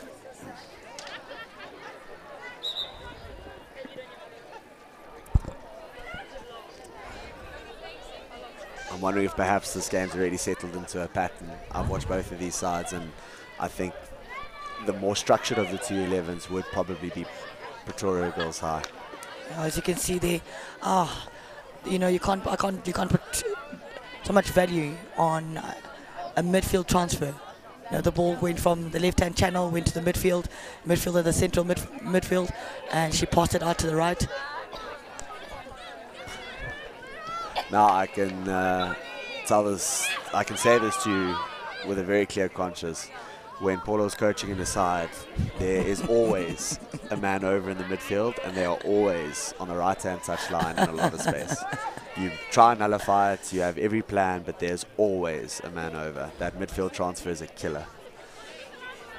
I feel like after you get the ball to your right-hand midfield, I think not too many teams want to be too direct. And I think get the ball to the area where we can score goals, and that's the circle. And the T-point's a lovely place to enter a circle. That's exactly it.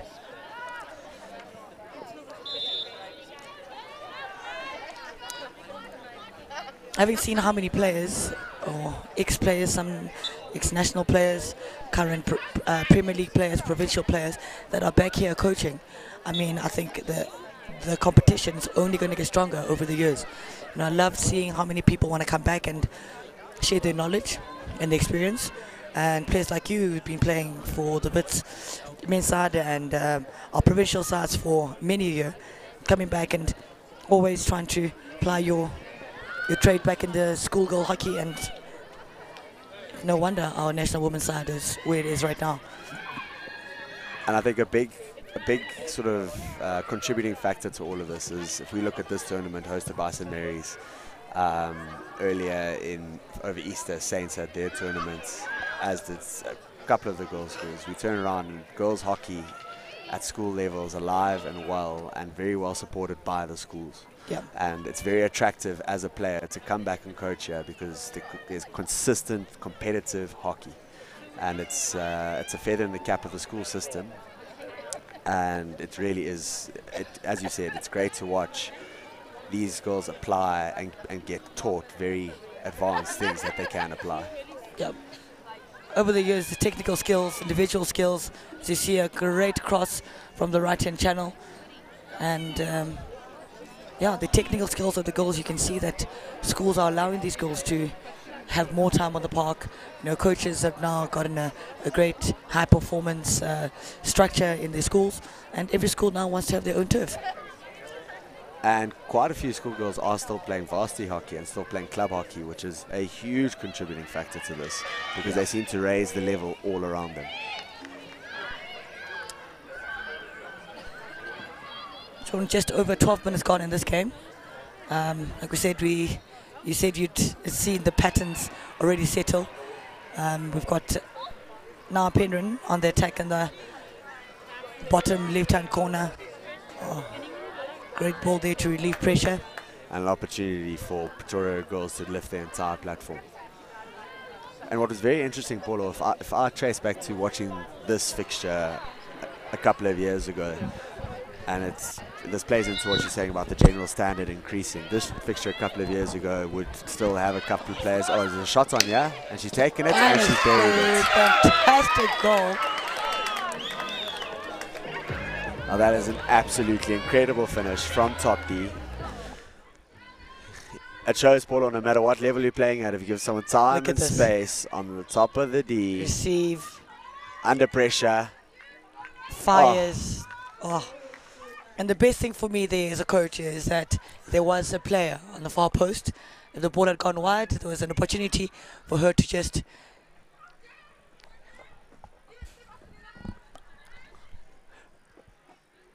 and Pretoria Girls High scored a fantastic opener. Now that puts a lot of pressure on Penryn to come out and get an equalizer. And as Paulo said earlier, in this format and this time frame, you've got a few opportunities and you have to take them. Yeah. With that said, Sean, I'm a firm believer in that with 10 seconds to play, I still fancy myself to be in the circle. I know that back in many moons ago, when it hits 1 minute, I leave everything and I just park on the P spot. Do you know that the value to that cannot be underestimated? To leave someone hovering at P spot, because it does take 5 seconds for a ball to cross the turf. Yeah. It's interesting. Both these teams managed to peg each other back, and so we, rather than the last game, there was a big midfield battle. In this game, we're seeing a battle of sort of defensive structures in the final third. Yes. Or more so offensive execution in the final third. Oh, there we go. Oof. Another chance for Pretoria Girls. That's just going a little wide.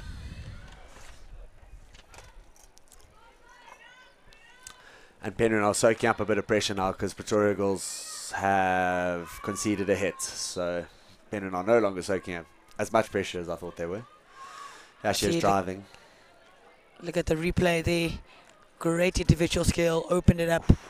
Just couldn't get the ball to go across the goalkeeper. And yet again, Paulo, I can see you beaming because there's someone on far post. And even if it's in, she'll try and nick it. Yep. We always have one of those in every team. It's another There's attack a 4 by on the 2, 3 on 1. She can get the pass off. Very well defended there. You know, sometimes a defender, it's not about actually winning the ball cleanly. It's just about being in the Breaking way, down play. slowing it down, let them go the big way around you. And the Penryn defender did very well in that situation. Totally outnumbered. You know, it's moments like that with a bit of composure and putting your feet in the right places. It's very big. Pretoria goes high again. And they've fashioned a circle entry here, I think. Very good piece of skill. Great Fantastic skill. piece of skill. Oh, just couldn't get the shot off. But Pretoria goes high, still in the circle.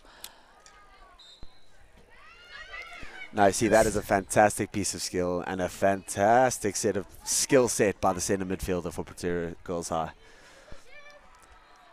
Almost just to illustrate what we've been discussing. If we watch her carefully here on the replay, she takes on 3 and with a great inside awareness. tuck. Oh, awareness of space, And getting the ball another off one. the turf.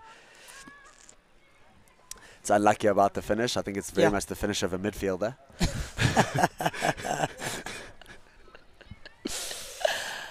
It just goes to illustrate the point, Porto. At whatever level we're firing at this tournament, there's a great skill set. Yep. And this is definitely just time on the park with the coach, you know, and for some you'll see in the finals, the semi-finals later, those girls I can bet my last cent on that they do a lot of work by themselves, where you take yourself out on the park with 2 or 3 of your mates. You know, you need to perfect those skills. And I think you and I, Paulo, will be commentating on the Oranje Macy's semi-final, and I think that will be a fantastic illustration of what you're saying, because the general conditioning of those girls is unreal. Yeah. There was a great Bloemfontein derby yesterday between Unisi and Oranje. It was end-to-end stuff. You can see the coaches have coached against each other a few times back home. The tactical battle was also really a spectacle. The goal, it ended 0-0, but as you can see that it was really more of a chess match than a boxing match. You know, you don't throw 1-for-1 punches. It was just about knowing exactly what your opposite number is doing and nullifying what they do. And you know, sometimes, especially watching a game technically and tactically like that, that can be some of the most exciting hockey you watch. To watch a set of players execute a game plan to perfection. I think when Herschel played St Mary's Waverley yesterday, they did exactly that, and it'll be very interesting to watch 2 technical sides like Oranje and Herschel battle it out a bit later. And again, you see that Herschel's in Mary's Waverley game is coached by 2 ex-national players. So the knowledge of high-performance sport is really coming from the top, with Ross Howell also being an ex-national coach, ex-national captain herself, and Roxy Coetzee-Turner now at the helm of St Mary's Waverley Hockey as the first-team coach. She's also just brought in a new spark into that side. Did Roxy and Cindy ever play together? Yes, actually, they played together here at St. Mary's Waverley. I think they were teammates. So Cindy got one over her old teammate. Never mind a coach. It's never a good thing as a coach. Well, never a fun thing as a coach when you lose to one of your teammates. Yeah, we know the banter around hockey never ends. I'm sure there were a lot of chirps late into the evening. Now, it's very interesting to see Pretoria Girls High School are looking to execute almost a half court, about a 60%. Oh, no, the free hit's up there. So it's not a half court, it's just where the hit is. I apologize. There we get a quick view of the fans as they're starting to fill up before the big fixtures take place.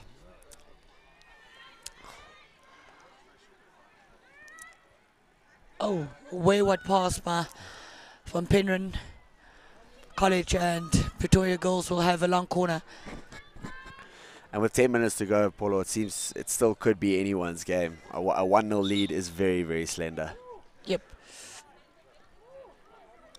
And for these girls, it's the last game for the tournament. You leave everything on the park today. You know, no regrets.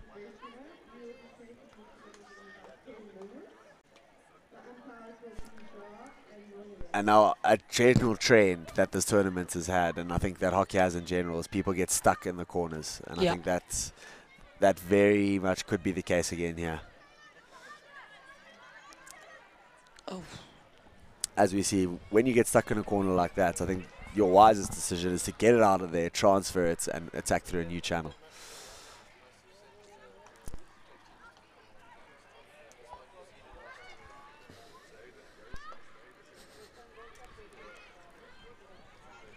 And now we see Penryn trying to get that much-needed equalizer.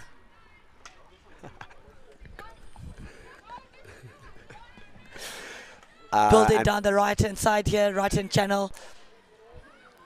Well cut out, but Pretoria goes high. And now Penryn have their moment. They have 10 minutes to play, and they are in almost the final third now, and they have an opportunity to attack and try to create something concrete to score with.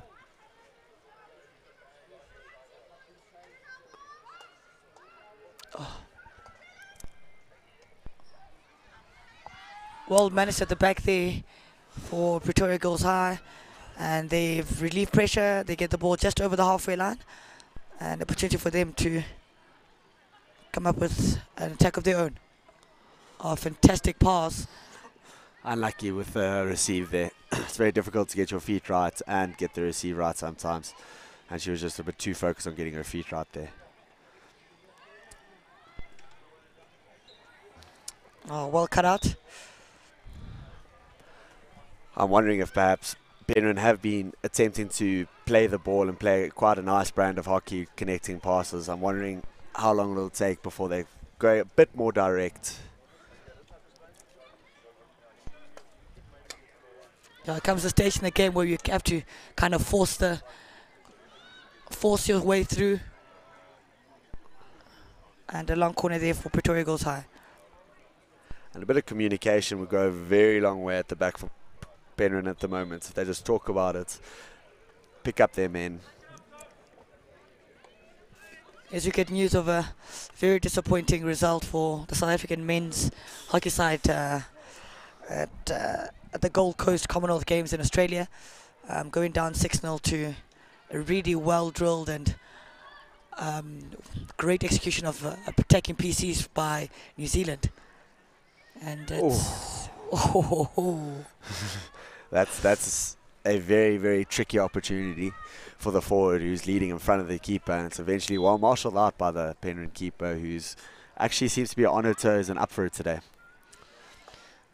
I've been really impressed by the goalkeeping at this tournament. I think many coaches in the last couple of years have seen the importance of having your proper last line of defense very competent and very confident between the sticks. I can safely say that my keeper's been worth 5 places at this tournament, and I think it plays into what you're saying. And I looked at the general standard and the opportunities that have been saved, and the general standard of keeping has increased markedly. And the trends back a few years ago was that that kind of training you'll get when they get to university. I remember when I was at St. Stithians, I had Rassie Peterser working with my school keeper, who then became the under-18 national goalkeeper. And when Rassie wasn't around, Sanani Mangisa used to work with him. You need to give these girls and these kids the opportunity to... And they very often get lost in training sessions whereby a lot of coaches don't realize that keepers need coaching too. Yeah. So they just make them stand in the goal and save shots and while they coach every other player. And most schools now have got goalkeeping coaches. Oof. I think goalkeeping is the most technical skill or to perfect, or the position to be really good at that. You need to have many hours on the park and really good, fantastic aerial skills. And the ball just going a little too long. She brought that up straight off the long corner and put the gauntlet down to the defenders, and they weren't quite sure what to do with it.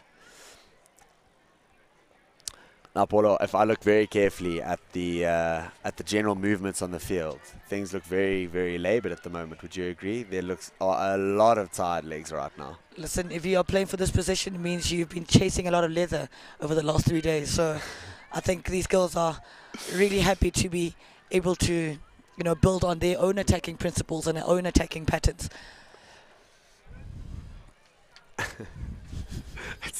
I couldn't agree more with you. In fact, our first 2 games of this tournament were against 2 of the eventual semi-finalists, St. Mary's first and then Oranje second. And I must confess, this chasing of the leather comment could not ring more true. Just under 5 minutes left in this fixture for the 31st position. We've got Pretoria Girls high 1-0 up against Penryn College. And as Paulo said, with just under 5 minutes to play, Penryn are going to have to make something count very soon, or I think the opportunity of a penalty stroke shootout is going to wither away very quickly. Now, Paulo, as a player, you're looking at the game situation. You are playing up front for Pretoria Girls High. When you turn the ball over, are you looking to go very direct, or are you looking to head off to the corner and eat up some time? Sean, I feel like putting numbers on the scoreboard puts a lot more pressure on the opposition than me just trying to keep the ball. As you see the replay here, fantastic skill and even equally good defense. Oh, Pretoria Girls have an opportunity here. And very unlucky, out for a 16 again. I think if they just managed to get their head over the ball slightly more on 2 occasions, they would have been shooting far post rather than near post. Yeah, I think it's just preparation and body prep before you take in the shot. The angle and ball position when you're carrying the ball into the goal area allows you to give yourself a good chance to get the ball on target. And now Penryn have upped their tempo. They're wanting to play the game quite quickly and try to affect something. I may have spoken slightly too soon.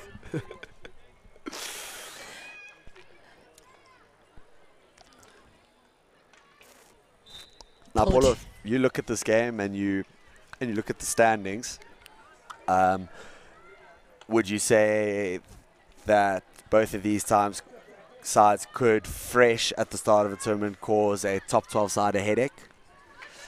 I think it's a very fair reflection of where both these teams are. Like I said yesterday, I was with the game with Oranje versus Unisi, and it's a totally different ball game, and chess versus checkers. Yeah. Penryn getting a good opportunity with 2.5 minutes left in this fixture to get that much needed equalizer. I must say, if they manage to score in the next sort of minute, it will set up a very tense final minute. And there we go. They still have the chance. They just need to look to connect. And she has. Great it's a shot. Fantastic save by the goalkeeper. Paulo, it's almost as if, as you say something, you are vindicated by the players. Oh, goodness. You talk about the goalkeeping standard, and I think it's underrated how the goalkeeper, if we watch the replay, watch how she shuts down the angle very quickly and keeps her feet together. But look how steady she went, you know, run out quick, close the space down. But it's very important to make yourself big as a goalkeeper. You know, feet together, as you said, arms out, and she's just, someone else would say right place, right time, but I think it's very good technical goalkeeping.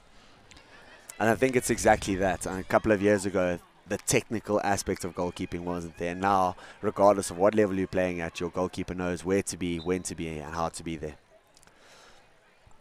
So as we count down the seconds now, we are just over 60 seconds to go. The leading team on possession, I think if it was Penryn, are you just thinking that I've got one more chance, full running press, you know, maximum pressure on them, there's nothing to lose now, and there's the almost an intercept. And with a minute to go, Pretoria Girls, now I'd advise them to wind down the clock, or they may be going for a second here.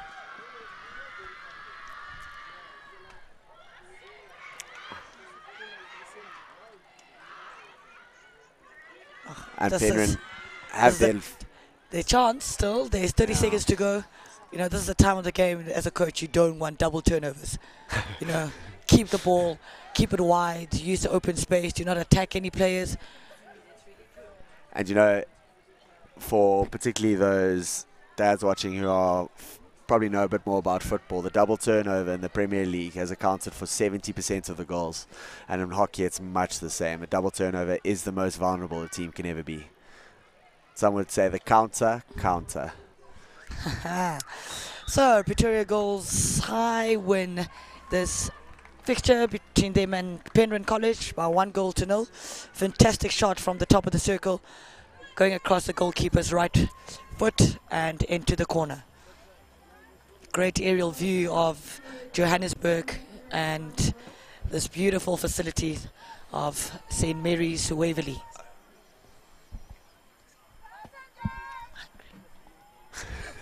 Okay, now we have St. John's versus Brescia, and it'll be very interesting. I've seen both these sides play this morning. They were very, very happy with their initial results, both coming off a win. So it's two buoyant sides that are going to be playing intense hockey at least.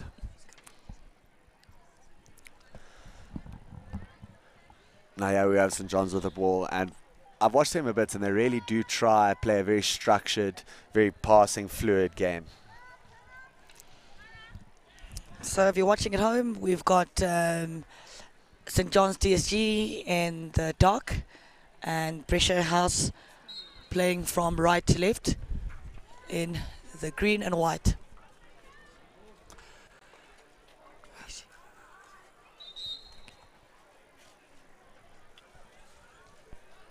And I think it'll be very interesting to see what pattern this game settles into, because these sides are very, very equally matched, and they both do try to play a similar brand where they try to move the ball and they try to play hockey as intended to be played.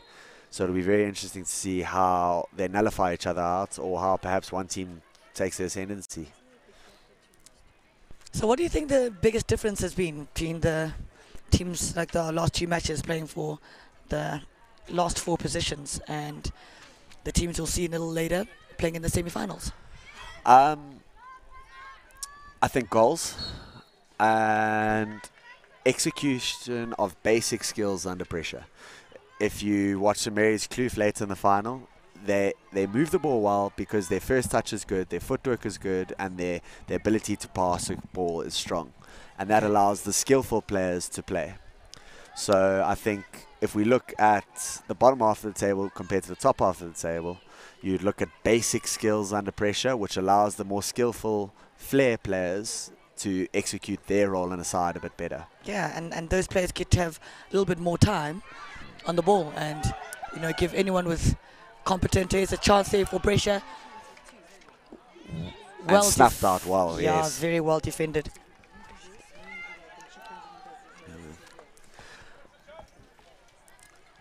And you know what, actually, Paulo, after just watching this passage of play now, I also think the midfield battles are very, very different, where the top half of the table is a far more dynamic set of midfielders.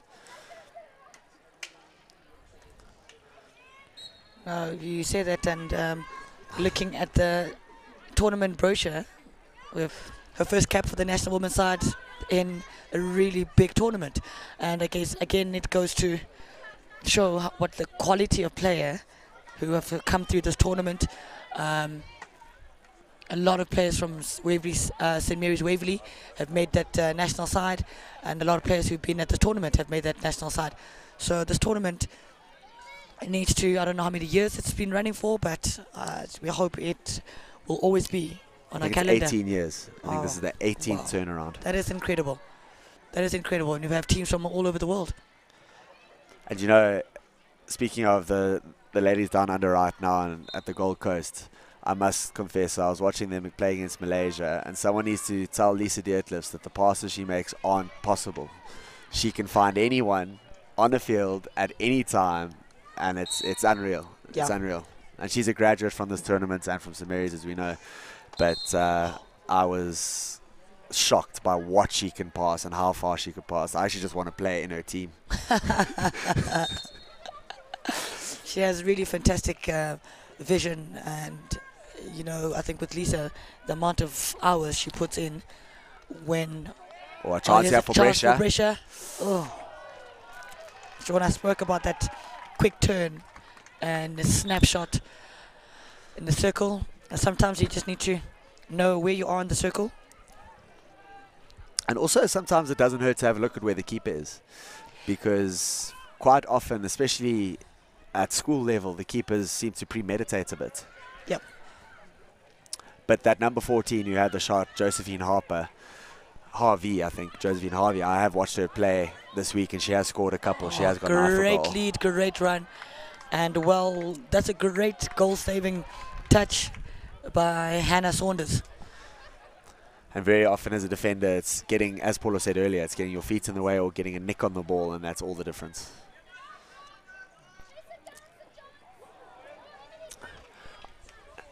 And I must say, I didn't expect this to happen as it has, but it seems that Brescia are definitely in the ascendancy as it stands. But St John's have a counter-attack of, oh, lovely tackle.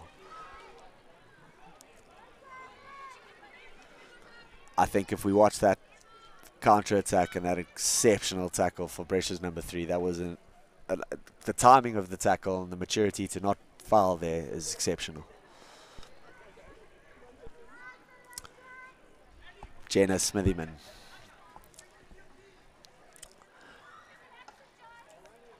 Now, Paulo, if you are coaching a side that is perhaps not as strong as a top 12 side, even say let's say a top 20 side, are you trying to play effective hockey, or are you trying to build a program that tries to play good hockey? It's you know, you need to understand that you're playing with people, and human beings have emotions. I can't come here and sit back and whatever happens, happens. You know, always trying to build on what we need to achieve in the season. As we say goodbye to Sean Donaldson, and we are joined by an ex-St Mary's Waverley striker, I think top goal scorer at this tournament a couple of times, and current national squad member for the South African women's national team, Lillian du Plessis. Welcome. Hi Paulo, nice to see you again. Yeah, have you been watching a few of these games? Watched a few games on the first day. It was really nice to watch. Yeah, some top hockey being played here. Oh no, it's been like this for years, you know. And I was saying about 10 minutes ago that this tournament has had so many players that have come from here into the national setup, and I just hope that this tournament keeps going for the next 40, 50 years. It's a fantastic opportunity for these young people to play in high pressure situations for 4 days running. I agree, it's been fantastic to watch it grow over the years. Maybe there'll be 50 teams in 2 or 3 years' time. As we see St. John's DSG winning the first penalty corner for the match with just under 17 minutes to go, and the score remains goalless. No, Lil, I've been noticing that many of the teams have been going for the variation, and they are taking penalty corner. Not so much a straight shot or too many flicks, and I guess the bottom half of the log, you'd be looking at more hitting than flicking, as it is such a technical skill. As you say, that straight poke goes. Push wasn't too great. That's not easy for a player to stop and hit the ball themselves. Yep. Well, as a drag flicker yourself, how difficult or technical is the skill? I think it takes a lot of practice to get drag flicking right. Obviously, you don't want to start drag flicking too early because you're still growing and it takes a lot of strain on your body. So I think a nice push, a hard push at the top of the circle, just to get it on goals at this level so you can get some rebounds, usually tends to be quite successful, but it does take years of practice. And do you think we train it well enough in South Africa, Joburg? Because I know you were in Holland for a while, and Belgium with a few coaches there that worked with you.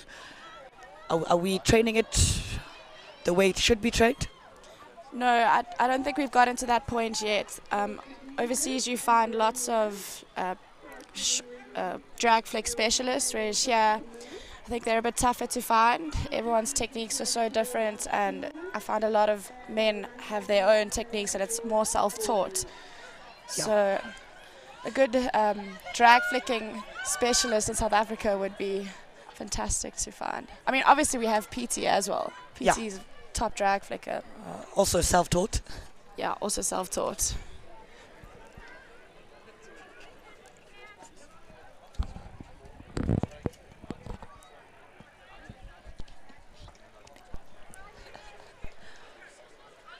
Oh, the ball goes right through the middle. Could be a chance here for Brescia, and she got a hit at the end of it.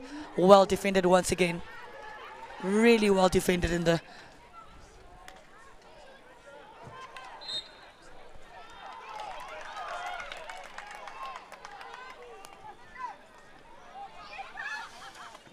Chance now for St. John's TSG to build.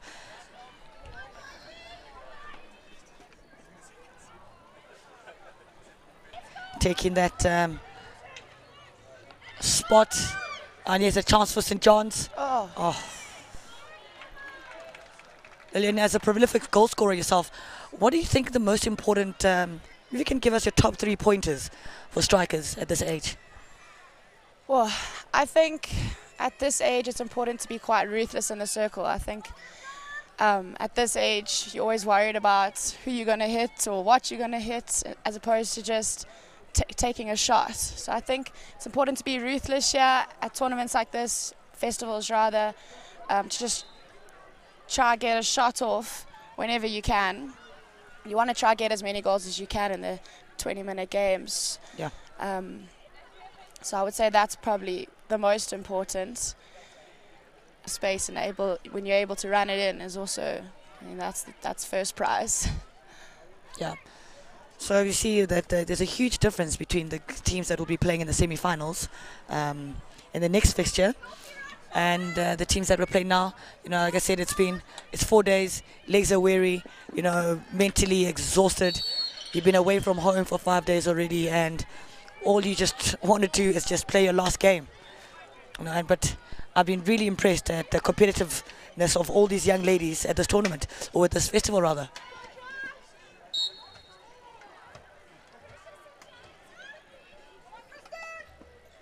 Here's a chance again for St. John's, ball just running over the baseline.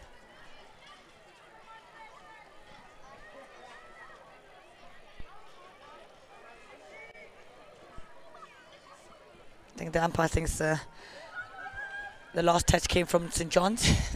I see that.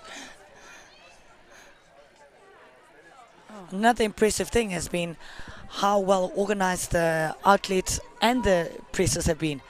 You know, it's been tactically it's very, very, very interesting to watch how different coaches have different game plans, and how well these young people are executing these game plans. think at this age, all I just wanted to do is just get the ball and run it into the circle.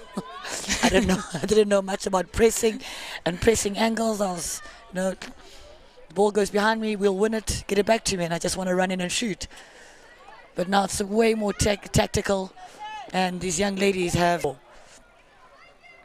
I must say, when I was this age, I don't remember there being too many presses. Wherever the ball went, you kind of chased it. If you were centre forward, the centre back was the player that you had to chase, and so same on the outsides. Yeah, exactly that. I was talking to Sean the previous games, and he said his routine girls have perfected now 3 different presses, and I'm like, wow.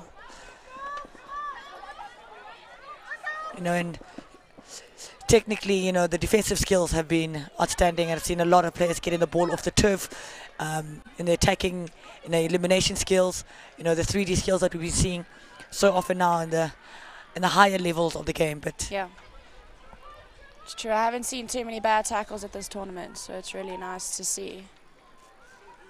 And I think it just all goes down to a lot of time on the park, having coaches that know what they're talking about.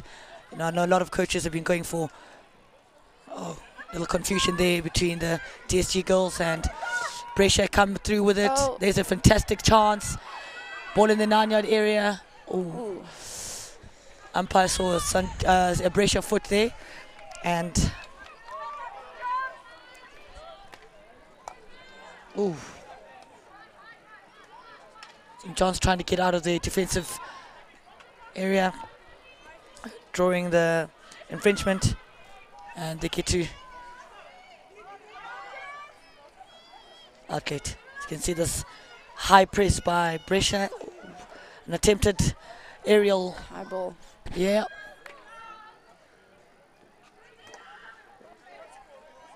There again, the low, we see a fantastic low backhand flat stick tackle to regain possession.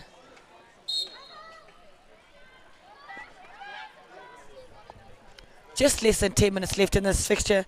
St. John's DSG and Brescia are still deadlocked at 0-0.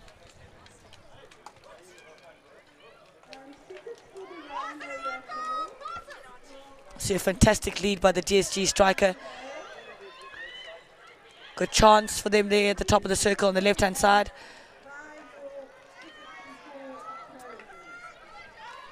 Well, on day 4, with less than 10 minutes to go, final match of your tournament. What are these girls thinking? How are the legs feeling?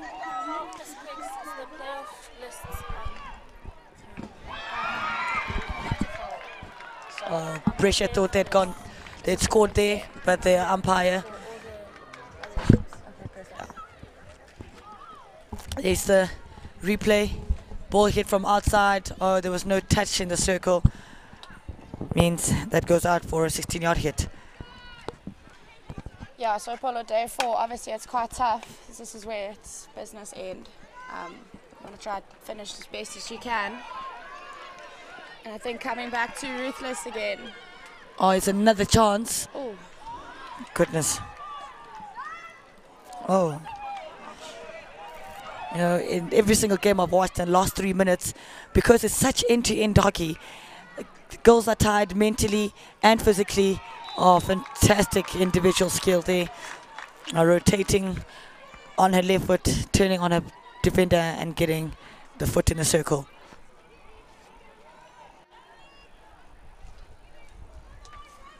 If you look at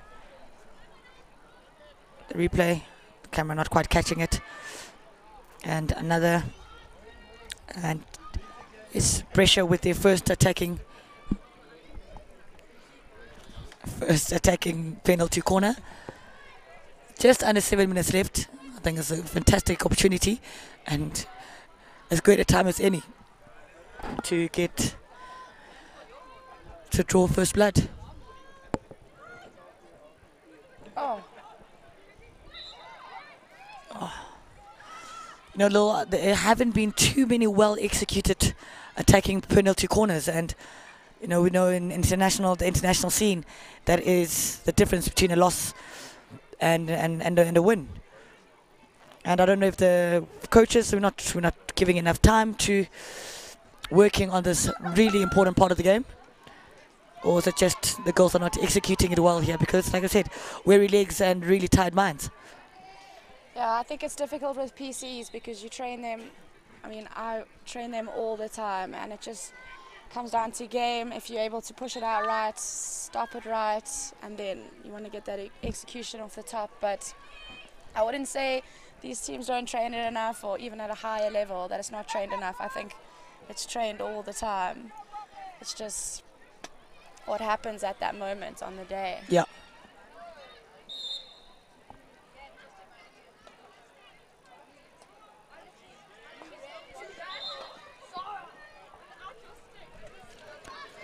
Just about 5 minutes left in this fixture. None of the teams have really taken this game by the scruff of the neck, and we are hoping that as good a time as any. St. John's hit that long ball up the field.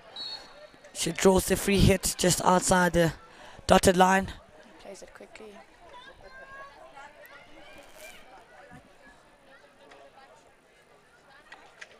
I've also been very impressed in the tempo that all these teams, doesn't matter if you're playing for 31st and 32nd position, or the teams that we'll see in a couple of minutes in the first semi-finals. I think the self-pass has helped so much in the speed of hockey, and we didn't have it when I was at school, so it's so nice to see that the girls take advantage of it now. Really speeds up the game. Yeah, it's fantastic how the Federation of International Hockey are always looking to make the game more exciting.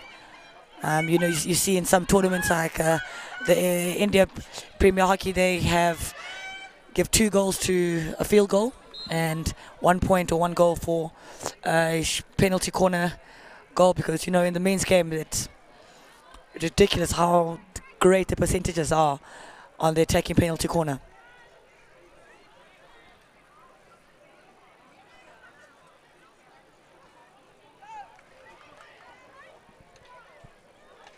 Great trap.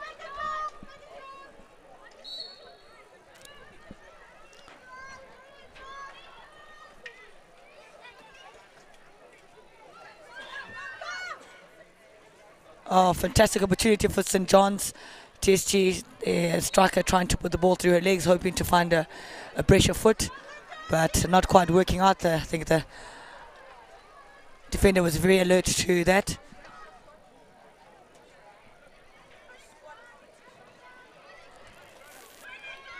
Oh, great idea. To keep it to the other side of the field. Yep. And in just under 3 minutes, we will have our first semi-final at the St. Mary's investec Hockey Festival for 2018. That'll be between Collegiate Girls High School against Oranje Macy's Hoërskool.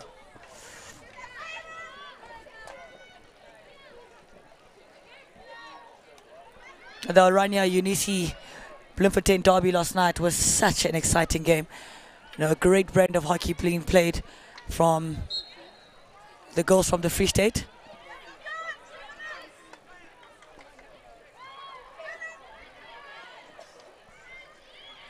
St. John's trying to build an attack. Another circle entry there. Not quite connecting with the striker. Oh, here's a chance now. She carves through the midfield. Great skill there. Yeah, 2 minutes to go. Oh.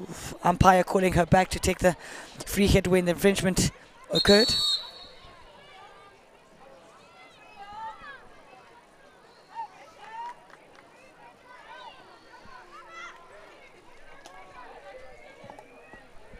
One more chance with about 90 seconds left in this game. I think it's as good a time as any to draw first blood. And little with how quick the ball can get from one end of the field to the other. You know, it's never over for any team. No, and this has definitely been an end-to-end game.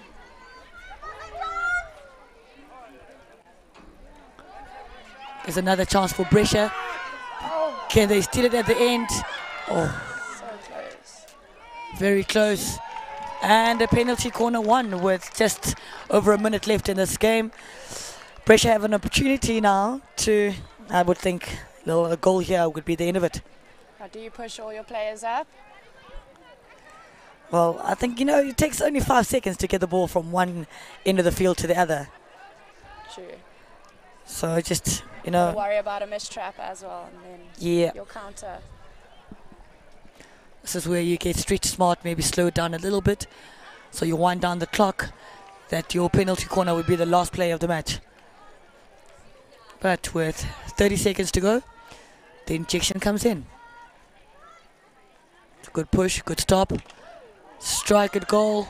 First wave, ran a fantastic line, kept her stick in front of her. Got a stick to the ball. We still have 15 seconds to go. Time for one more attack.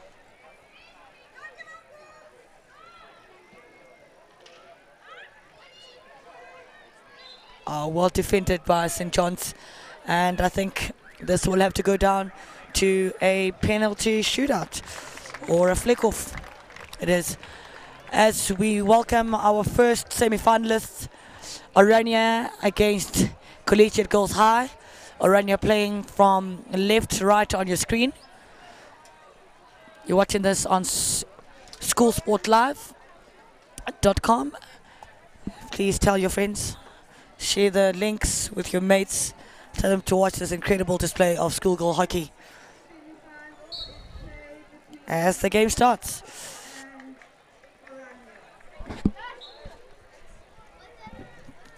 Collegiate starts the semi-final with a high ball deep into the Orania defensive area.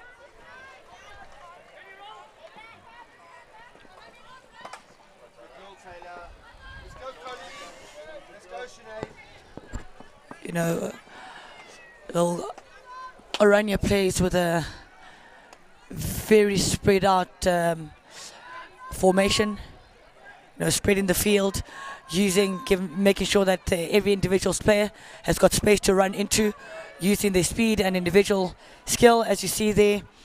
Number 4, Michaela Leroux, with the ball trying to carve through the midfield. I think seeing their strikers so high, when their midfielders and defenders have the ball, that creates all the space in the field. It's so nice to see the space that they're able to run into and play the ball into. And every single player in this Orania side, as you can see, the right half, Matile Prinsloo, also as skillful as you'd want your attacking striker.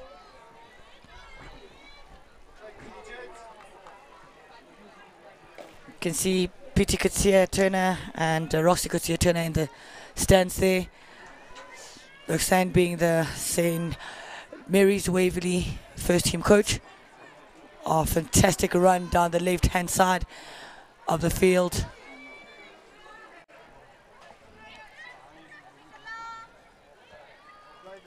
Well, with the way that, or the formation that Orania plays, as a collegiate coach, what would you be telling your players? I see that Collegiate are quite zonal. I would probably go a little bit more man to man, because I know how Orania, the girls, they like to run with the ball, and I think we're giving them a little bit too much space as Collegiate.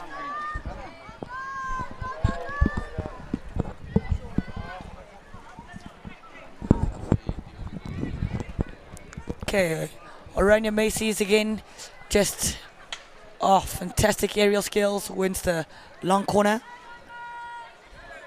I think it's just going to be a wave of attack over and over. I think if I was a collegiate coach, I would have spoken a lot about a really structured counter-attack, because we know that Orania love to attack, and they attack with numbers. As you see, all 10 players in the collegiate half. Okay, well defended there by Collegiate. I think this is the opportunity to just get a first pass, retain possession, keep the ball, because if you keep losing the ball to Orania, you give the ball to them. They play for 20 minutes out of this 30-minute semi-final. It's going to be very difficult. Very difficult for Collegiate to build their own attack. As you see the ball going into the right-hand corner for Orania. Well cut out, well defended again by the collegiate left half. I think a bit of a swing and a miss there.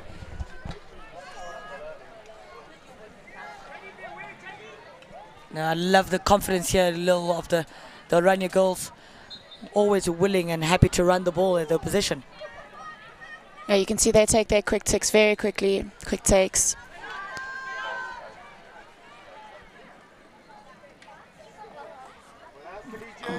Collegiate have to be very well structured in their defensive zone.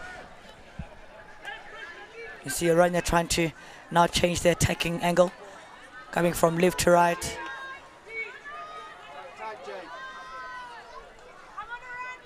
Oh, there's the Great opportunity there. interception. Oh, incredible individual skill there by the Orania captain, Sarah Lupsha. Here's opportunity now for Collegiate to break on the counter. You kind of want to push your players up with the collegiate players.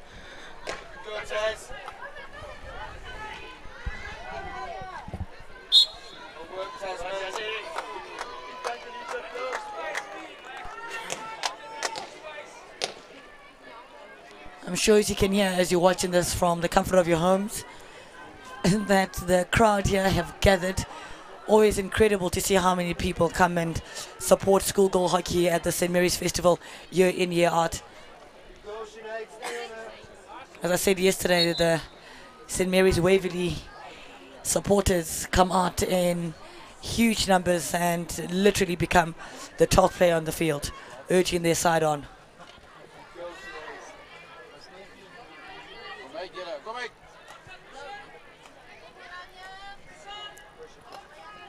Well, again, as much as we thought it's going to be more of a chess match, this semi-final fixture between Orania and Collegiate. Ball played in and hits an Orania foot. I think it's important now that Collegiate know that the wave of attack will come over and over, and not to panic and just to, you know, stick to their game plan. Man mark very closely in the circle and always be playing at the ball. Yeah, I think it's important. Oh, it's great overhead. To work the ball up. So win a free hit, keep going, maybe win another one, get your team up with you. That's So a that you have great those ball. numbers. Great A ball. fantastic lead by that striker. Collegiate have a chance now.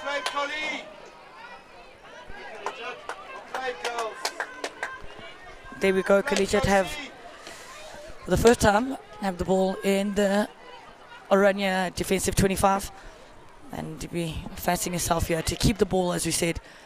It's good skill. And again, here's a chance for Collegiate.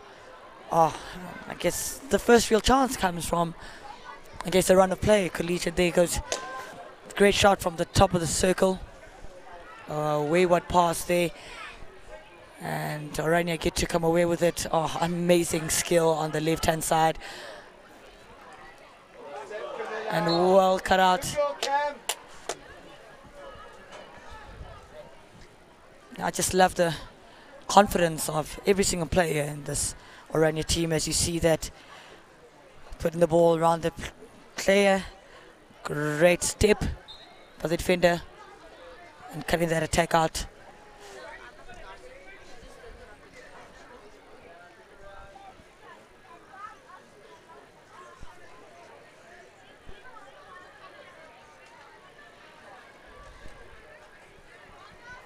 Orania on the attack again.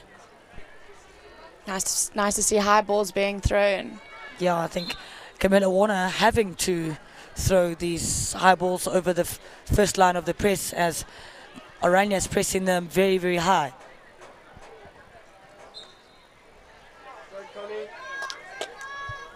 Ball dangerously lifted there by Orania to the circle. As you can see, 9 Orania players in the opposition half. You know, and that's when they don't have the ball. Great skill to get herself out of trouble there. And again, Aranya win the ball in the midfield.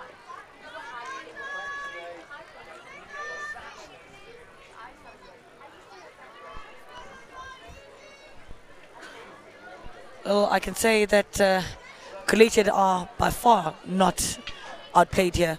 You know, they've done their homework. They have numbers behind the ball. When they win it, they're trying to win a free hit, move players up, get numbers behind the opposition, and to slowly work the ball up. As you see them now in the 25, fantastic opportunity. She gets in the end of that ball, but just couldn't make a clean connection. Couldn't make a clean connection as you see the replay here. Great ball to the 9-yard area. She tried the first time sweep.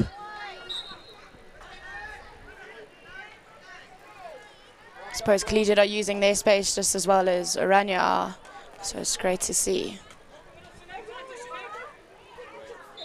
Some good skill there.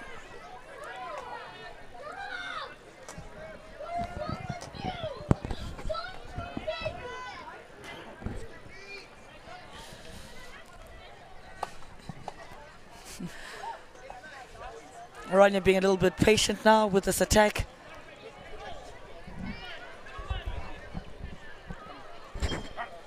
There's a chance at the top of the D now. Oh, fantastic skill, and again well cut out by Collegiate. Just under 20 minutes left in this game. I think it's been a really great contest. You know, you can tell that both these teams deserve to be in this semi-final.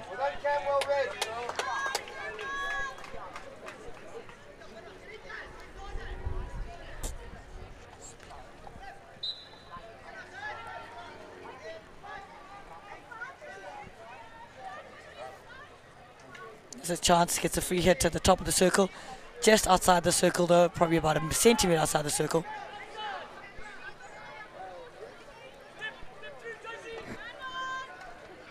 As you're watching on your screens now, we've got the Oranje sweeper, both centre backs literally in the opposition 25. They win their first attacking penalty corner. As you can see, great individual skill there.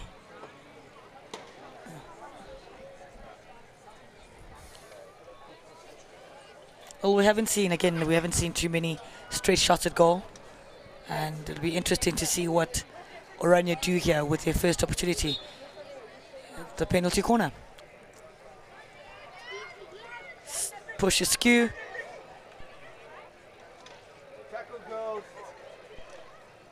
Shot comes in. Little, how many times have you seen a short corner that's gone, or push that's gone wayward and comes through? See, the ball came through there. Umpire paid great advantage. Fantastic opportunity. Oh, such a great save there. Yeah, she put her body on the line, and I think that's how you get your team into these positions. I suppose you've almost got to train the what ifs. If the ball does come skew, what do you do next? Yeah, and Oranje have the ball in the circle. Collegiate have been really impressive in the defensive D.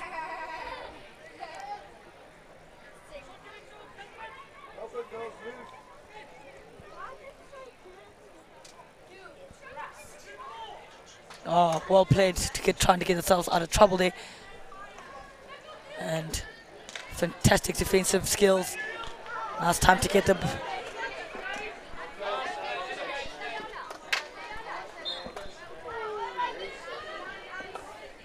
Martelia Prinsley here, making her own luck on the ball, very confident on the ball.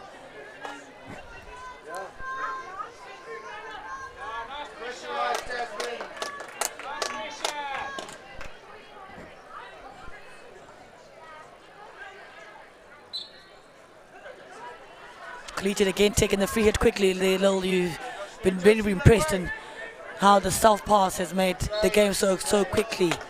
I'm saying the umpire should just let it play a little bit longer. Collegiate again have the chance to build their own attack. Oh, fantastic. And cut out there.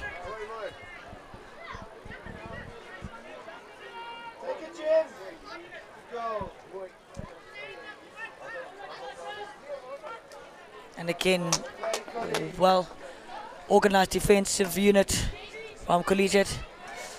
Well, while we're here at this festival, we've got our men's and ladies teams, South African teams, down under the Gold Coast Commonwealth Games.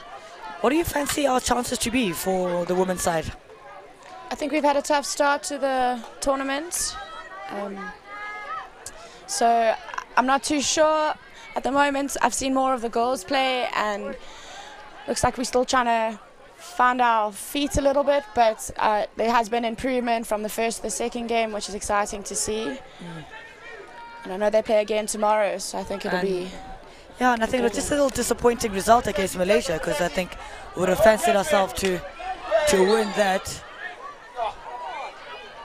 Yeah, I think for us that was a must-win game. And yeah. But you know, the tournament's never over until it's over. So the next game is as important as the game we didn't get the full points against. So Collegiate here trying to build an attack with just over 15 or just under 15 minutes left in this first semi-final.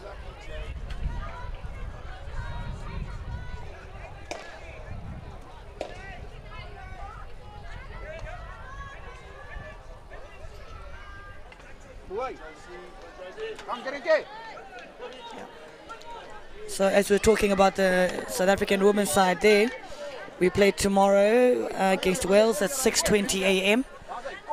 And I think it'll be the first time that these young ladies who have been playing here for 4 days will get to watch their heroes represent their country.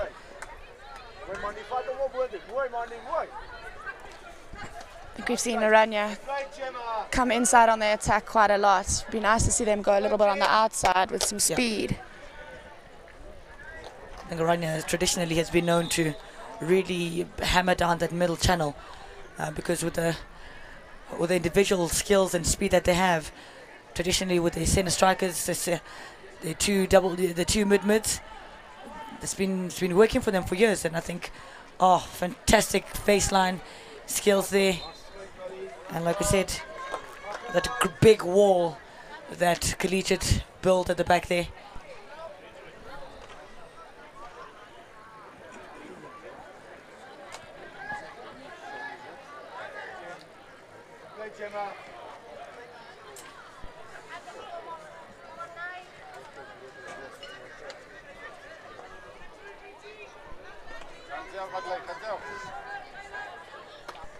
Both teams having had really good chances to get the opener in this game.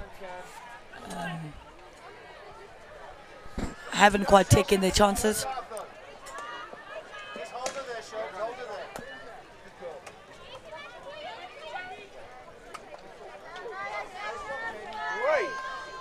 Aranya very confident to pass the ball. Oh, what amazing skill.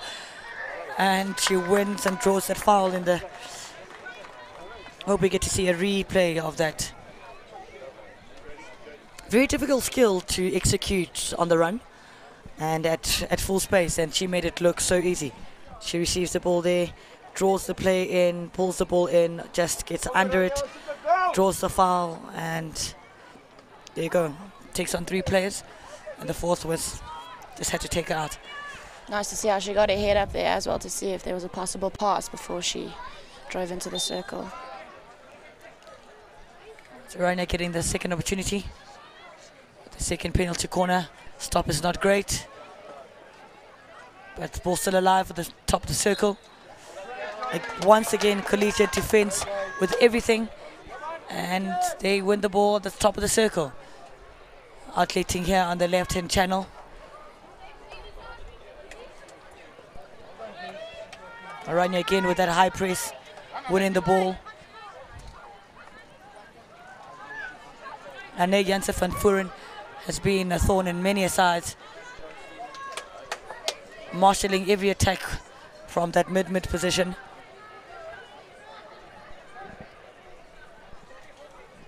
As you can see how high the platform is for Aranya. playing with all their players.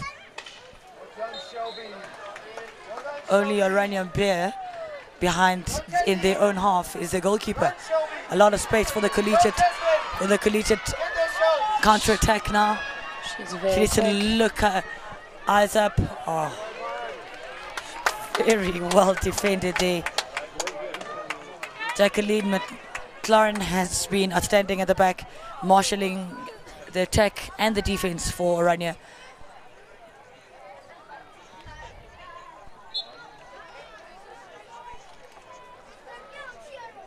You see Lil with Oranje play with definitely just 3 around the back and give more numbers going forward.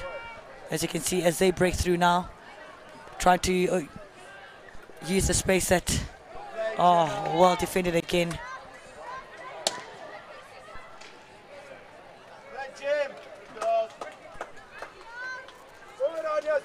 With 10 minutes left to play in this first semi-finals between Collegiate and Oranje, we stay deadlocked at 0-0.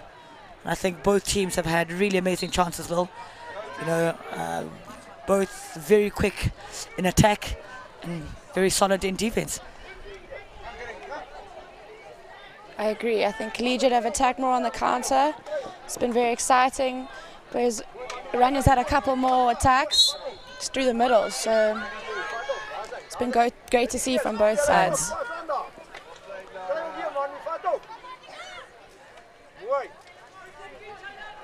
As we said that Oranje, fantastic ball across the field on the 45. Karinka Jacobs there on her backhand.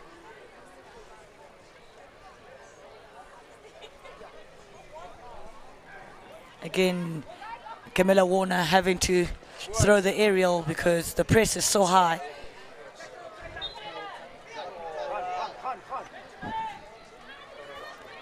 Chance again now for Oranje. Just runs out of space, and that comes from really great setup in the defense by Collegiate. Taking it quickly, but I think the umpire wants to take it back to where the infringement happened or where the ball went out. Well, in a semi-final now, you played many of those at this festival. What goes through your mind as a player when, you know, you can say that your game plan is working because both teams have had their fair chance of attack, but we're just not getting that final, you know, good opportunity to change the scoreboard.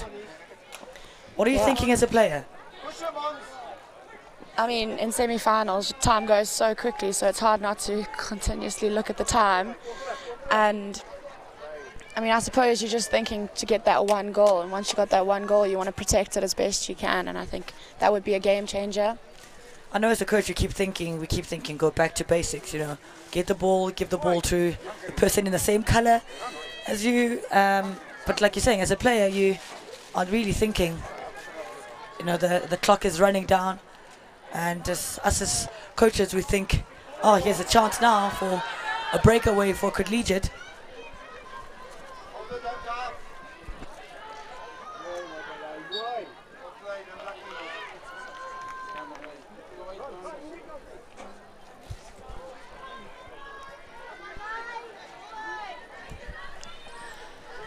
Plenty of time, and I think it's as good a time as any for any of the teams to draw first blood. And I think a goal now will really set up a really exciting last 5 minutes.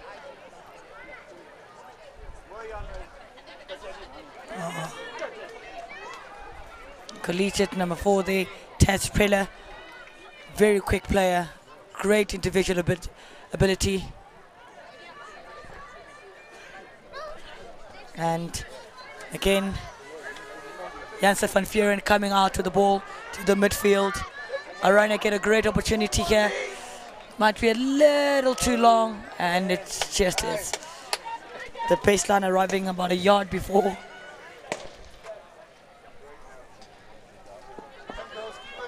You can definitely see that the Collegiate game plan is just to get the ball into the spaces, try get Oranje to turn,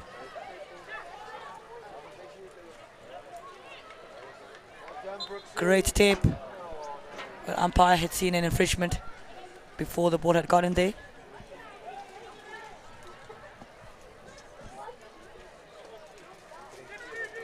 Princely again on the right hand, the right half. Gets a great 45 ball into the circle. Well, there's that ruthlessness that you spoke of earlier. The ball's always in the right area. You just need to move your feet around and get your stick on ball and try get the ball going towards goals. I agree, and it makes the opposition think twice about stepping for a tackle in case they get hurt, so it puts them under pressure. Collegiate working the ball up slowly here down the left-hand channel. And again, this is just perfect weather for schoolgirl hockey. It's been a fantastic tournament or festival that St. Mary's Waverley has run.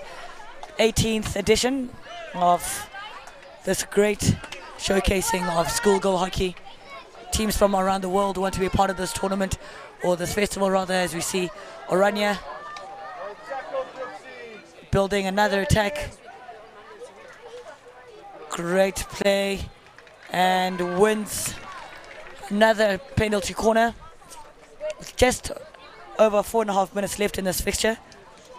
This will be now the 4th penalty corner for Orania. We haven't really seen anything going at goal yet. It's been a bobble at the top. I think Orania do well in the circle and they get the ball off the ground and it makes it difficult to defend. Yeah. Works to their advantage. Especially when you're being man-marked and the marking is so close. Of course.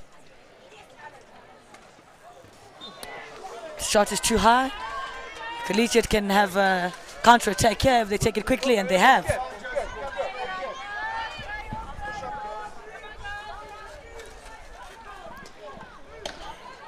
So look at the PC there. We've been calling for that straight shot to come, and it went, but it was just a little too high. Yakulid McLaren on the ball, the left half position now. We've got Collegiate building an attack down the right hand side. Fantastic ball into the circle. It's a great opportunity. And Collegiate, against the run of play, have opened the scoring in this first semi-final against Orania with just over 3 minutes to go. Lillian, we've been talking about keeping to the game plan and fantastic fighting in the circle. Look at that, tried to flick the ball by the keeper, got the space on her. Yeah, geez, you just have to keep going. So nice to see Collegiate were attacking with 4 in that moment, and they were clearly outnumbered, but they made it work and they got their goal. Geez, I did say that the last 3 minutes of this game will be the most exciting. We've got now Princely on the right hand side. Orania again.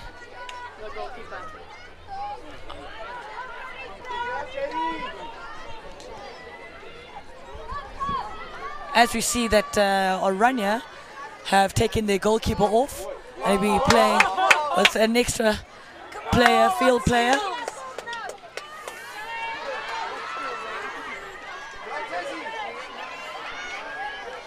Okay, now Orania playing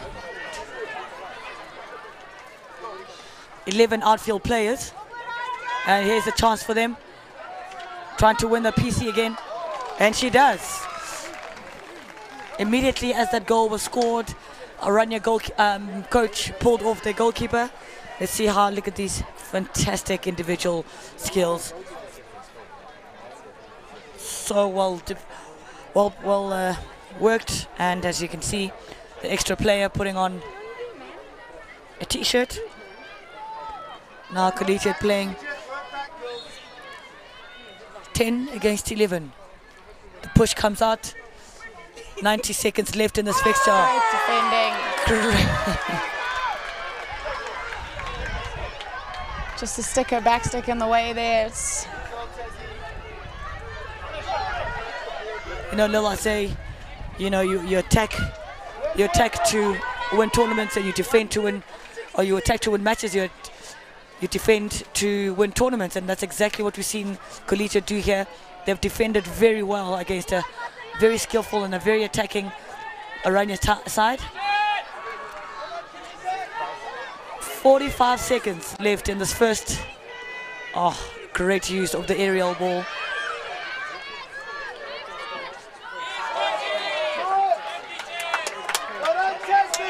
Collegiate gained possession with just over 30 seconds. This is when you just keep the ball. You hit it, river ball down to the other side. I think that's what you do. You hit it straight That's up what the she field. did. And there we go. We've got 20 seconds. Yeah, it's a great defensive run on the defensive PC. Still a chance now for Oranje. 10 seconds to go. Uh-oh.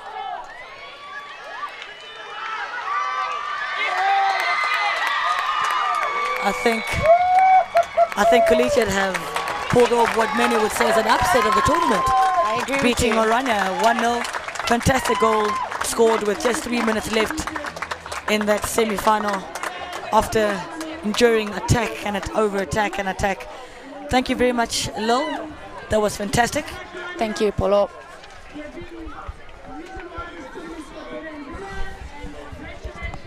Roz always feel the need to say stuff when this kind of stuff happens, eh? She always. She actually basically does.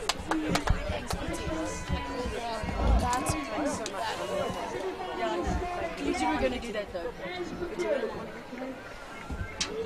I'm doing my last hour. Oh, okay. Yo, with Rassi. Oh, Rassi. I don't know if Mary's keep very well.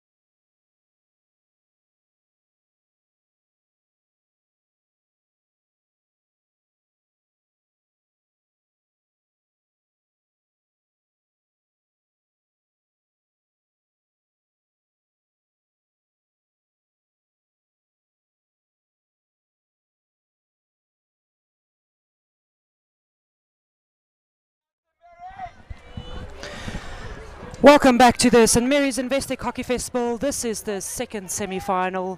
It is Herschel versus St Mary's Kloof in this particular encounter.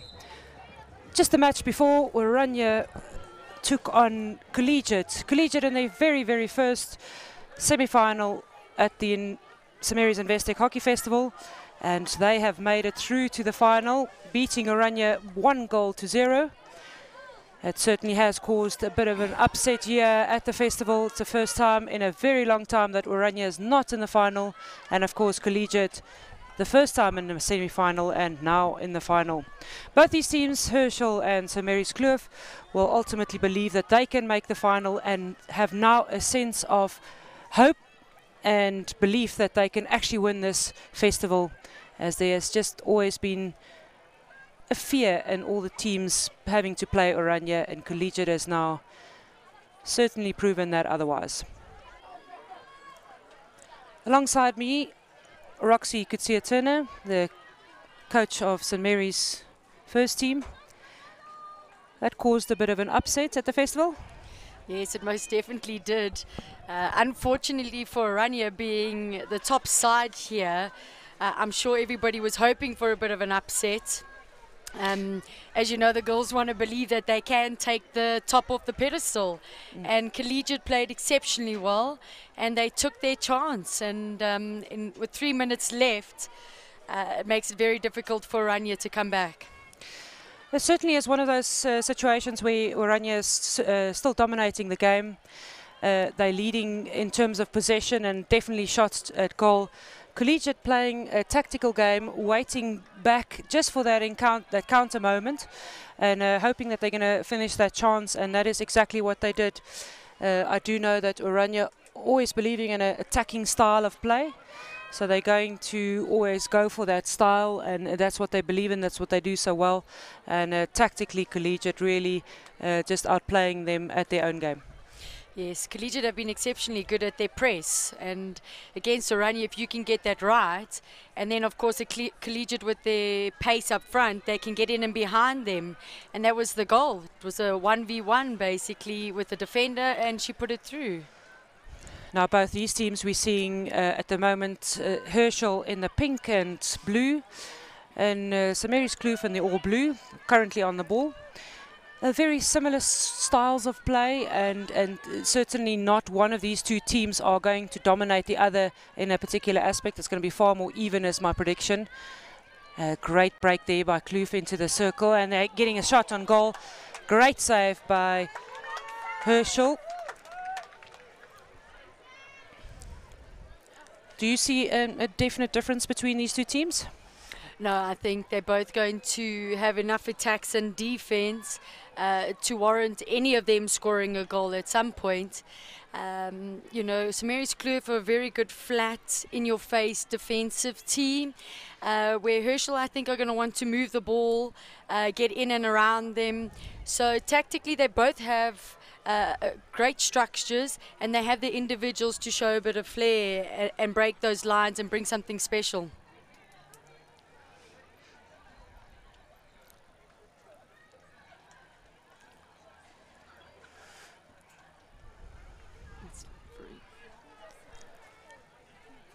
Herschel are going to have to watch Farie there on the left, who's just made that run along the baseline.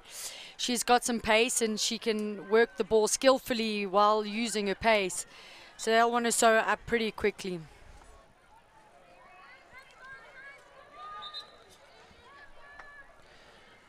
Very fascinating fact, there's a player number 10 in the St Mary's DSG Kloof team.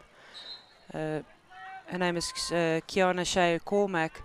She went to the World Cup earlier this year, indoor, with the Namibia national team. She is a youngster, I think she's 16 years old at the moment, and she became the top goal scorer at the indoor World Cup. Wow, fascinating fact. Yeah, that's fantastic, especially as a schoolgirl going to a senior tournament. That's fantastic to see for St Mary's Kloof, and I'm sure that they're going to look at her here to score a few more for her, especially in the semi-final. Yeah, really beautiful to see that the team of Namibia could do so well at the Indoor World Cup. And of course now we're seeing the skills of Kiana Shea here at the St Mary's Investec Hockey Festival.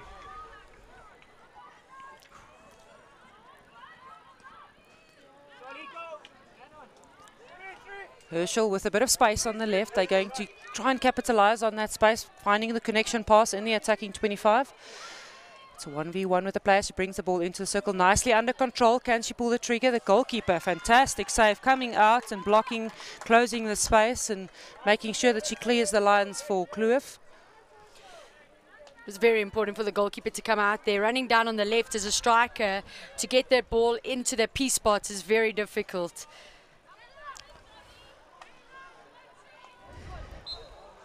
Oh, dangerous receive. Herschel getting into a very good position. Here comes that previous attacking play. Nice under control. And now the few extra steps is it what allowed the goalkeeper to close the space and just prevent any danger really further into that motion.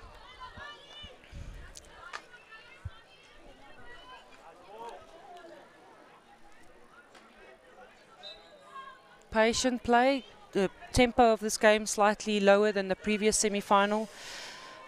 Could have something to do with the fact that it is midday in Johannesburg with a nice warm sunny day, and it's the last day. Semi-final, of course, very, very important, as the result here is what it's all about. Yeah, both teams will be wary at the beginning here to not concede a goal. So that often means that they're just defensively more aware. And that's why the game will just be steady now and both teams will want to control.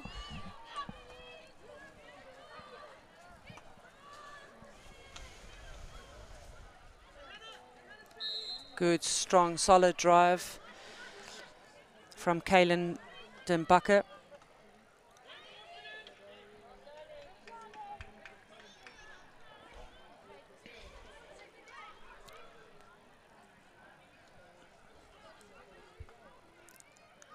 If before coming into this game you had favourites in terms of these two teams who you think would make the final? That is very dangerous to ask me. I have both Kelly, a coach of St Mary's Kloof, and Cindy Brown, who I both played with, and good friends with, so I would hate to make that prediction. Friendship before the prediction. Yes, of course, both these teams, Herschel coached by Cindy Brown, ex-national player, and Kelly Reid, recently retired from the national team. Herschel gets a shot towards the target, hits the foot of Kloof player, so they will be seeing their first penalty corner, Herschel.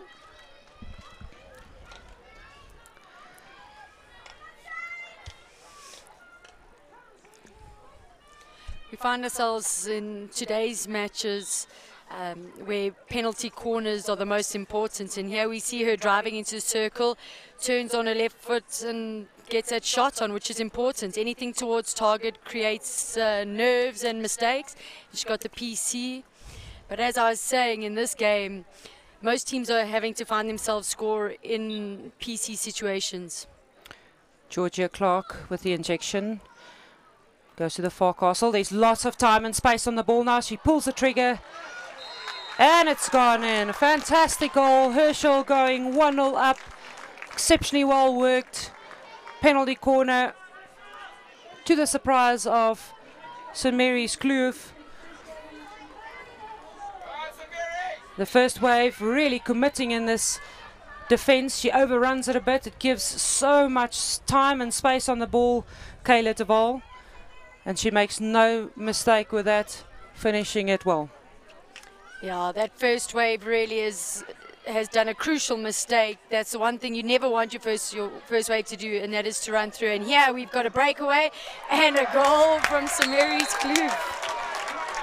What a great piece of play, exactly by that player, Kiana Shea Cormack, who drives the ball into the circle with ease. She puts it onto the far post for her fellow player, Megan Fourie, to finish calm and collected. I think it was Megan Fourie, we'll confirm in a bit. But a fantastic goal, immediately responding, one goal each, and this semi-final is on fire. Here we have a look at it. It is Megan Fourie on that far post. Look at her body position, perfect preparation, and they are elated with that goal. That extra pass was vital there. She could have taken her on the goalkeeper, but she had a free player on the post, and that just guarantees the goal. Great piece of play and lots of action to come.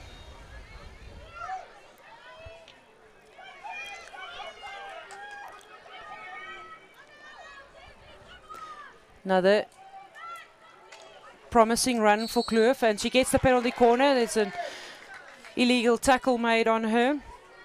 It's Great. a pity because Herschel had about 4 or 5 defenders there to 2 of Kloof's players. They just needed to delay it and force the attacker to make the error. Just a bit of pressure getting to the girls now.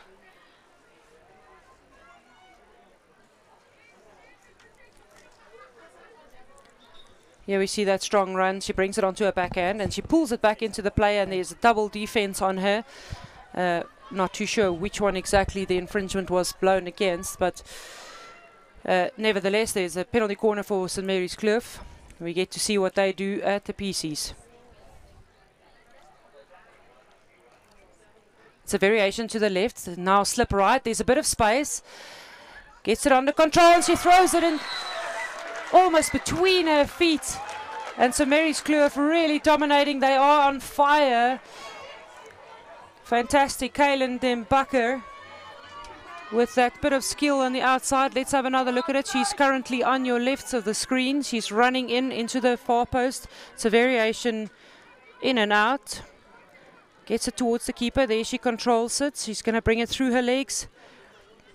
And I think ultimately in the end, it's Leah Pigo who got the last touch.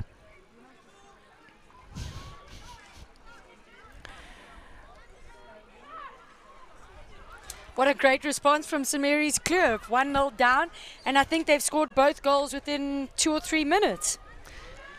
That is often the danger. It's immediately after a goal that you're going to concede one, but then once you do concede that first one, often happens that the gates just open a bit. Teams are relaxing or think that they're on the front foot, and then ends up not being the case. You got to pay attention at all times.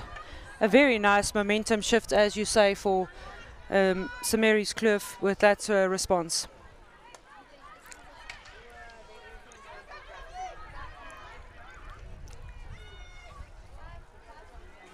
Great penetration into the circle and a turn, but a bit of a desperate one, just losing control of the ball and throws a stick after it. That's Amy Goodwin.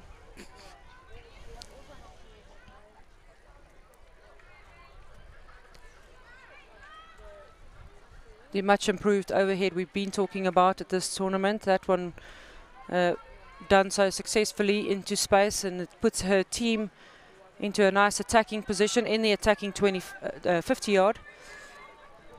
They're going to be looking for some space on the right hand side. Kiana Shea Cormack on the ball, she plays it infield, but Herschel with the intercept.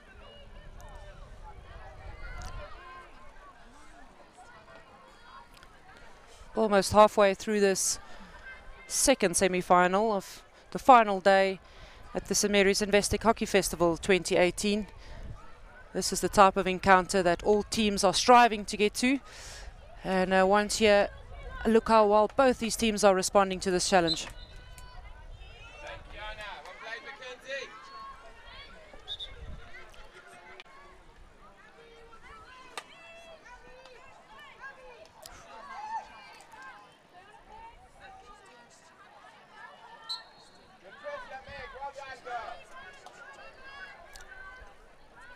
Herschel are just really struggling to pick up that pass from each other. It's something that they've been exceptionally good at this whole week. And sometimes in this 25-minute game, when that's not going your way, you know, the teams pick up on that. Great drive by Herschel now into that space that they're trying to create, and it's a great cross flung across the face of the goal, but there's no one there from Herschel to collect it. They're driving the tempo, immediately taking the free hitter quickly. that upgrade, or the final pass just lacking for Herschel at the moment. They keep fighting for it and dropping back into their press, setting up. Do you think St. Mary's Kloof is able to press Herschel better? Is that what's creating that turnover? Yes, the pressure being now 2-1 down has definitely impacted in on them. And the pressure that St. Mary's Kloof put on, they're nice and flat and low, that will definitely aid in their mistraps.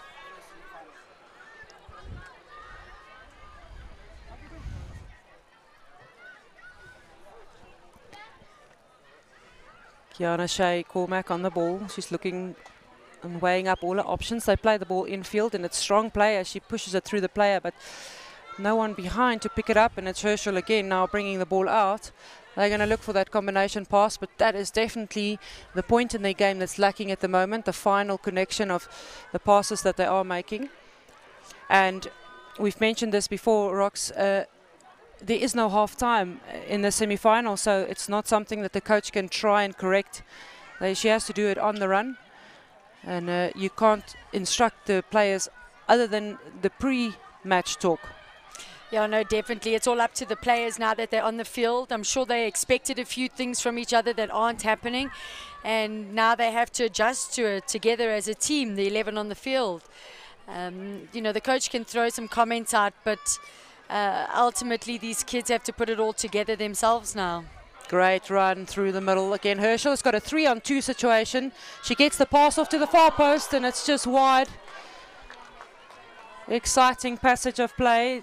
Just not finding that connection. Amy Goodwin again there, certainly a busy player for Herschel. Just looking to receive that ball on the far post. Would have been a one-on-one situation with the goalkeeper. Another great overhead to gain a good 50 meters. And now St. Mary's Kloof are back in the attacking 25. So strong defense by Herschel, just forcing her way through there, but what a step from Kloof, and that's going to be a penalty corner with an illegal tackle.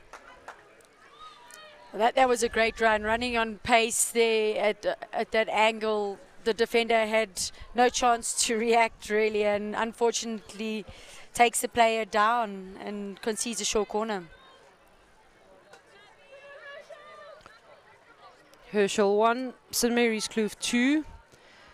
And St. Mary's Kloof with their second penalty corner. They are also leading that statistic 2-1 against Herschel, so it's their second penalty corner.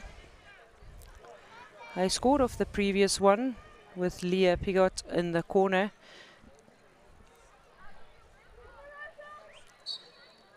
And there's a break in the defense, so one of the Herschel players, Amy Goodwin, is going to jog back to the halfway line. And Herschel will be defending with 4 players. Do you think Kloof would change the penalty corner call now? It's always a debate, because when there's one less player, do you want to just get it on target, or are we going to move it because there should be a hole that's empty? Oof. Great shot by Cormack. She gets it in, and it hits the far post. I think it took a deflection in on the way. And Herschel escaping another promising attack from St. Mary's Kloof.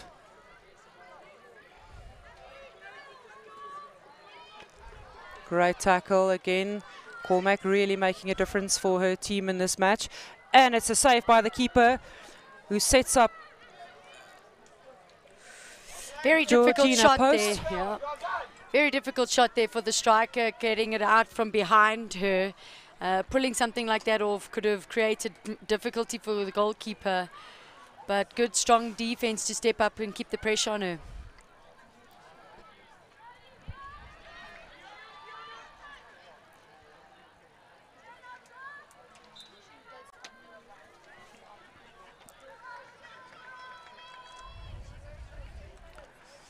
Herschel trying to control their tempo. They working the ball out to the outside where there is safety. And they're going to just build the play with confidence now, smaller sort of distances at a time. However, St. Mary's Kloof up to that task, squeezing them into that corner. That's exactly where they actually want them.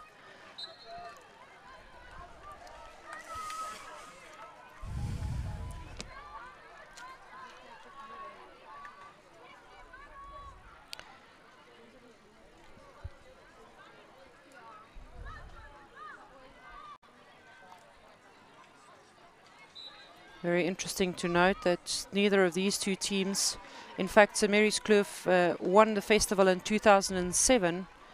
Herschel, this is their first shot at it in the semi-final, so they have been climbing the ranks and trying to make their way to the final.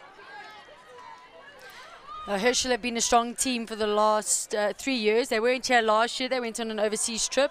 But the year before, they have been contending for the top. And they're going to hope to come back here and cause some sort of upset. Of course, none of these players in St Mary's Kloof have had a chance in the final, being in 2007. Yeah, so they can't really draw from that experience. It's more just knowing about it from previous experience or hearing from it maybe through coaches. Do you think having that kind of experience from the past is important to get you into a situation like this? Definitely. I think knowing that you've been there and you've done that, it's possible again. And to a degree, these girls are going to want to be that generation that brings it back.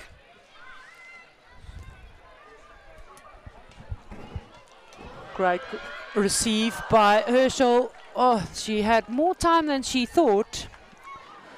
There's a bit of perceived pressure on her. Certainly a very good turn there by Reese Bain. Good eye contact, and she lines it up and delivers a perfect ball into the 9-yard. And she pulls the trigger, but not very balanced in that shot.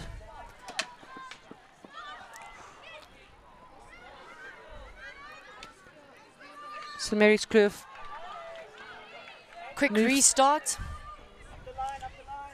Try and get the defenders off the foot and break that line without them being 5 meters. However, they've still got the ball in their defensive half.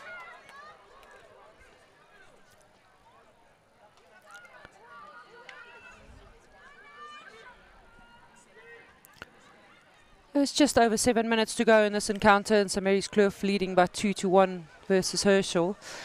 A lot of action so far, and both these teams really, you can see they are wanting that spot in the final. It doesn't really matter how tired they are at this stage, they're really pushing to get to the final. That's what everybody here is playing for. Most of the time, these semi-finals are actually finals for the girls and the teams, because, you know, making the final is sometimes more important than anything else. You don't want to be playing for 3rd and 4th.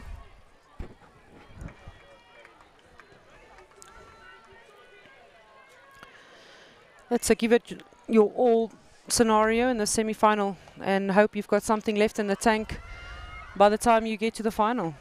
Yes, definitely. They're going to put everything out here to get to the final, and often that's why the final is impacted by semi-finals, because the girls just put absolutely everything into it, and by the time they get to it, they're exhausted. Hannah Shirley just opting to clear the lines and hit the ball over the end line, deciding that they're going to put pressure higher up on Herschel. I'm wondering if the general feel for St Mary's Kloof is just to hang on to this 2-1 lead now. Bit of a dangerous territory to be in, just trying to hold on. Oh, definitely, because here we see another attack into the circle. But, I mean, we saw how quickly St Mary's Kloof came back with 2 goals. For Herschel to score a goal in the next 6 minutes is not impossible. And even further than that, you know, either team can score again. So, if I was St Mary's Kloof, I'd carry on playing. Let's play it up in the top, in their attacking half. And that way Herschel can't score. Attack, definitely a form of defense in this game, where it's a short period of time. I mean, we're looking at a semi-final of only 30 minutes. Great bit of skill and desperate defense by Kloof, who ends up having success there in the corner.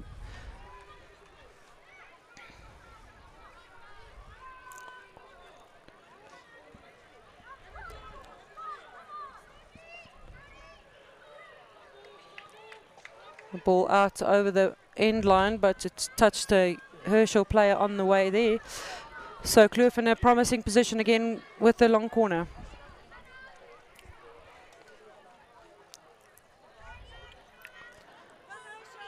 St Mary's Waverley school grounds and the facilities here really filling up with spectators. Everybody anticipating the end of a magnificent 2018 festival. A number of, you can see the crowds are really flooding in, and it's filling up to the brim, and it's not even close to the end of the day. No, we've got the final here at 6:15. So anybody listening to the streaming, get here to St Mary's Waverley and join in the festivities, because the final is going to be brilliant.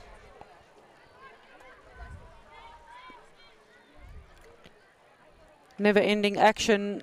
In fact, there's not even breaks between games. You can come in and watch 4 games within 2 hours. It's incredible how much action and great hockey is being played here at the St Mary's Investec Hockey Festival.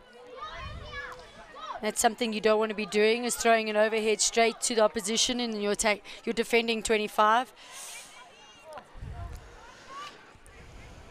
India Hardy could have carried that ball a bit more central. Would have been a very dangerous position to be in. Just struggles to get the ball under control and ends up on the side, where Kloof is now squeezing her into the corner. They'll be confident to bring the ball out here, but Herschel not giving up. They are continuing to try and gain the ball possession. Yeah. It was definitely deserving of a short corner. She has eliminated a few of those players there, and a hack right at the top of the D. A bit too physical as well in that challenge, leaning in with her body. And the umpire has had a little word just to say to her, look, let's play with a stick and leave the body. It could also be to an extent the fact that the players are so tired, and it's difficult now to maintain your agility and stay on your feet.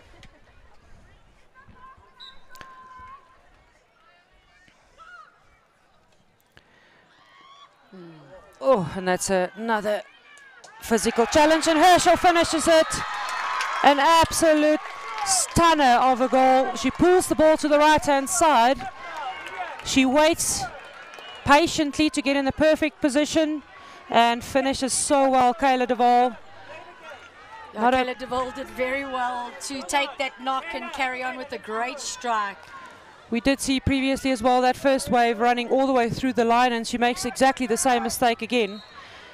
And Kayla Duvall, this time very wise to it. She just stays calm and gets herself settled after the physical contact, and it's Herschel with an intercept on the 25 now. All square in this match. Great semi-final play. There's 2 minutes to go, and 2-all. Is this going to be our first shootout in the semi-final, perhaps, of the St Mary's Festival? Well, we can see that the intensity has lifted so much, you know, since Herschel scored this. They believe they can get another one, and they're targeting in very close, and they will get the long corner. Here we see again the short corner, so we'll be able to see what happens. Here's that right pull and the physical contact through the tackle, but look at that composure, and she sets herself up. She also puts a bit of a lift on that hit, and that becomes very difficult for the goalkeeper to deal with. Yeah, no, to get a hit that has a little lift like that is a skill, and very difficult for the goalkeeper to defend that. And of course they have to hit the backboard, and it just tipped the top, so that's a fantastic goal.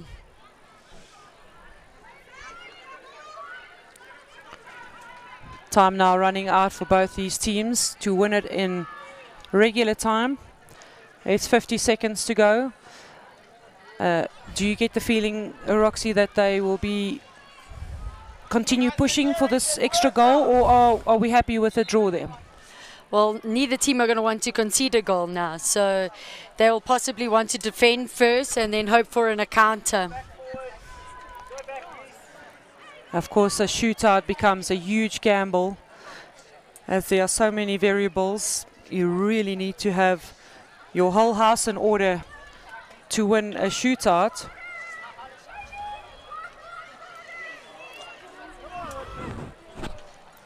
The momentum currently is sitting with Herschel, having scored the last goal, and Kloof needs to keep their heads up now. They are going into the shootout. That's the end of play. You'll hear the hooter. There it goes. And we have a shootout to determine the winner of the second semi-final at the St Mary's Investec Hockey Festival. They will go straight into it. You can see the players are going to start jogging off now, get ready for the shootout. The shootout will happen the near side of towards the school. It's usually where the shootout happens, and it is the 8 seconds from the 25 where the whistle goes. It's a one-on-one situation with an attacking player and the goalkeeper. You see both teams just huddling up, having a quick team talk and a recap on what exactly has happened, and now, more importantly, the way forward. Yeah, definitely. There's going to be 3 girls from each side who are going to have to stand up and take this 7 seconds. And it's not an easy task for either of them. Sorry, 8 seconds. It's not an easy task for either of them. And most of the schools will be telling their goalkeepers, you know, just to hang in there. And a lot of encouragement is happening in that circle, telling them that they've got this and the game's been brilliant. And you just pick up, you know, their confidence, because this is what this is all about. Really, the 3 players who opts to take the shootout, they need. Oh, it looks like we have a little bit of extra time. Am I right with it? Oh, 5 minutes golden goal. Oh, beg your How pardon. did I not know that? Yeah. Yeah. Right, so and I was in this situation last year, so right, so just to recap, we've got 5 minutes on the clock, and whoever scores first, that's the end of the goal. Golden goal, the match will end if there is a goal. Let's say there is no goal, it's Herschel on the attack immediately. They swapped sides, so it's Herschel going to the opposite direction now that they did previously. If there's no goal, then we go to shootouts. yes, that's correct. We'll get it right eventually.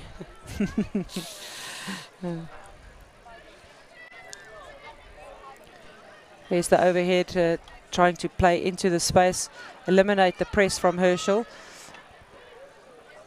And a clue of confidence on the ball. They're just going to move it around, and you get the sense that they are quite calm and collected on the ball. They're going to wait for that opportunity where they can break through and get the ball up high. It was a vital little touch there from the Herschel goal.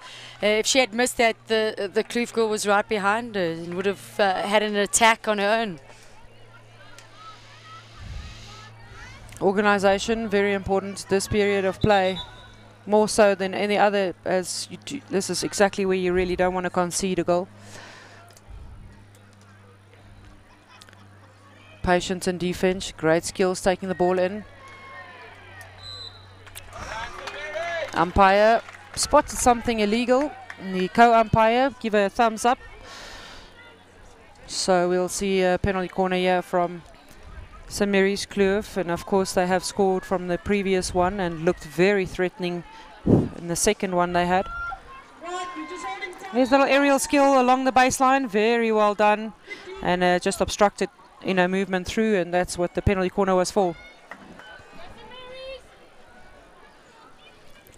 Let's give the girl a round of applause. She's doing this for us. Well done, my girl. Thank you. They're switching the masks across. They've switched, and with the little time they had after the full game, they just want to make sure the safety of the girls is taken care of first. So just a stop and play there. They'll restart the clock as soon as the umpire blows their whistle. Of course, usually in this festival we have a running clock, but with the semi-final being the absolute crucial, time is of the essence here, so can't waste a second. That's a great injection. The stop went over the stick. Play continues, nothing illegal there, and Kloof managed to get the free hit. They take it quickly. They're going to try and work it into a bit of space. Great receive, a turn, and the shot comes on and hits a foot along the way. Another penalty corner for Kloof. They're sitting on the 4th of the match. This circle, unfortunately, this tournament has been quite bumpy, and I think in a situation like this, when you have the chance, I'm not sure I would use a stick stopper. Maybe play it a bit shorter or get the hitter to stop it themselves and hit. That was a great effort. They tried the variation of the German, as it's called. The umpire a little bit quick on that blow, as the Kloof players showing the discontent with that. They just wanted the advantage to play along as the player was still on the ball and could finish the action. They get the Rue award, so perhaps we see another nice that was a very impressive variation in terms of getting that slip to the left. Yeah, she does that turn, stops it again for the next player to do something with it. Unfortunately, there was infringement from the Herschel player. Slip going to the right and the touch a bit heavy, so the ball rolls all the way out the circle. Kloof with a bit of work to do to get it back into the circle, but Herschel up to the task. She is under control and really does well. Composed under lots of pressure to get the ball out. Yeah, Herschel will be satisfied with holding that pressure and not conceding with the 2 PCs.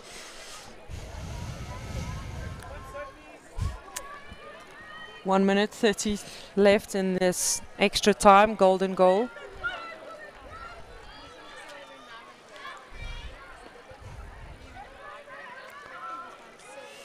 So Mary's Kloof with great high pressure, and Herschel having to stay calm, and she does well with that eye contact and plays it into a little bit of space on the other side, and just not that connection pass, but Herschel back in defense and Kloof in control of the ball, bringing a cross in.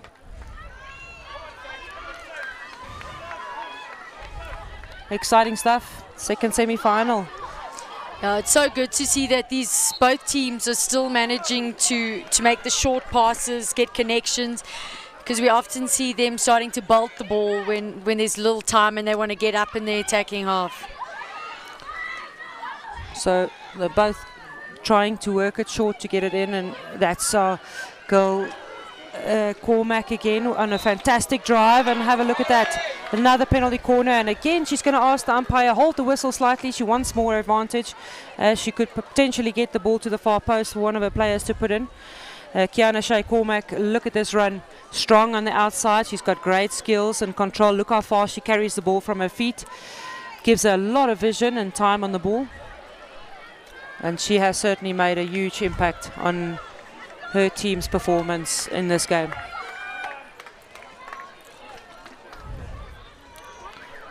That is the end of extra time. This corner has to be taken by St. Mary's Kloof. Their last chance to do it in extra time. You'll see they have all 10 players up there against Herschel's 5. Great save from the keeper and a brilliant step by the second wave to clear that ball and take us to shootout. What a confident save. And really just puts that right foot out, lets the ball hit it. And today with the equipment that the goalkeepers are using, you don't even have to kick the ball. If the ball hits that pad, it rebounds quite far away. You can have another look at it. There was a lot of time and enough space for Cormac to get that shot on target. How important do you think that is for the goalkeeper? She's going into an 8 seconds now, and she's just basically saved her team in the dying minutes. Yeah, she would have drawn a lot of confidence from that last action. And we'll see now. Of course, the shootout is a completely different ball game, as the keeper needs to show a lot of agility and understanding of attackers' movements and where they're wanting to play the ball and adjust to that. On the other hand, attackers are feeling the pressure, having to carry the ball and making one-on-one decisions under pressure. There's a lot of spectators here. They will certainly feel the pressure of from the outside spectators and the rest of the teams to make this happen. They've got a couple of 100 people watching them. And they know how important this is for them to get into the final. And I think, you know what, in these shootouts, it's really predicted by the goalkeeper and the movements they make. And the striker has to adjust to what the goalkeeper does in 8 seconds, which is tough. You know, so the goalkeeper for me is it's so vital for her to change what she does every time, so that the shootout girls that are taking it, number 2 and 3, are not quite sure what's going to happen next. And kind of advice you want to give the players going into the shootout, the ones who are actually taking the shootout, is just to stay calm and enjoy themselves. You don't want to put extra pressure on them. If you do make statements like make sure you score or something on those lines, it's not really going to work, is it? No, definitely not. Like I say, right now the coaches are just giving them confidence. That's it. And the 3 players for St. Mary's Kloof who are lined up to take the shootout will be Kaylin Dembakker, Kiana Shea-Cormack and Leah Piot. And all 3 of them have had a brilliant game, so their confidence will be up. And in fact, the most confident, beg your pardon, they are just going for the toss to determine who will be going first.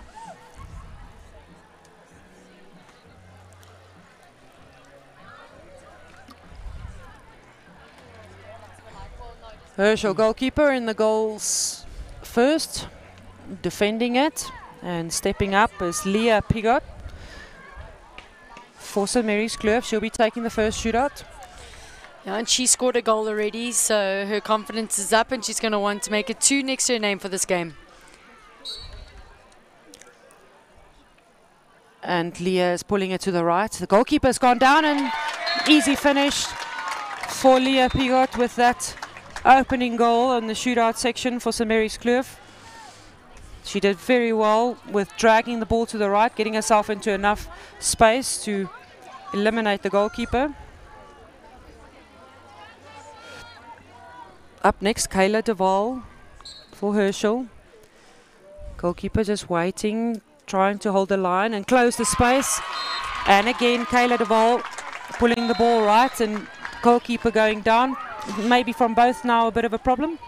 Yeah, no, most strikers are going to wait exactly for that moment when the goalkeeper starts to fall down to the side and then make the pull. I thought the keeper had her there, that she gave it a difficult angle. Yeah, Kaylin Dembakker up next for St. Mary's Kloof. And she lets go of the ball quite early. The goalkeeper for Herschel was still moving, and that's hard to make that save just there as she couldn't get that foot, the left foot to the ball. And Kaylin Dembakker making no mistake.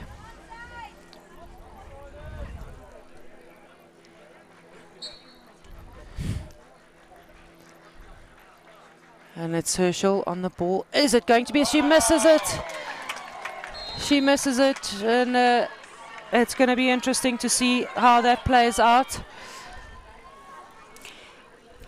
Well, she tried to pull the ball left, and the goalkeeper completely committed again. And the goalkeeper, Nicola Hafenga, didn't make the save, but it had enough pressure on it to eliminate the goal. Now it's Kiana Shea-Cormack, and she makes no mistake. She finishes it, and St. Mary's Kloof won this penalty shootout with 3 goals to 2. 3-1.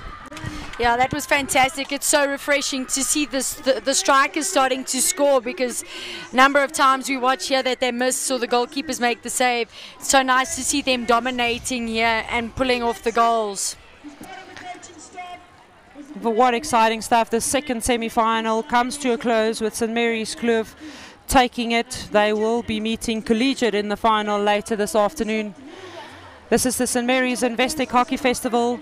Action-packed last day, playouts, and what a fantastic exhibition of hockey.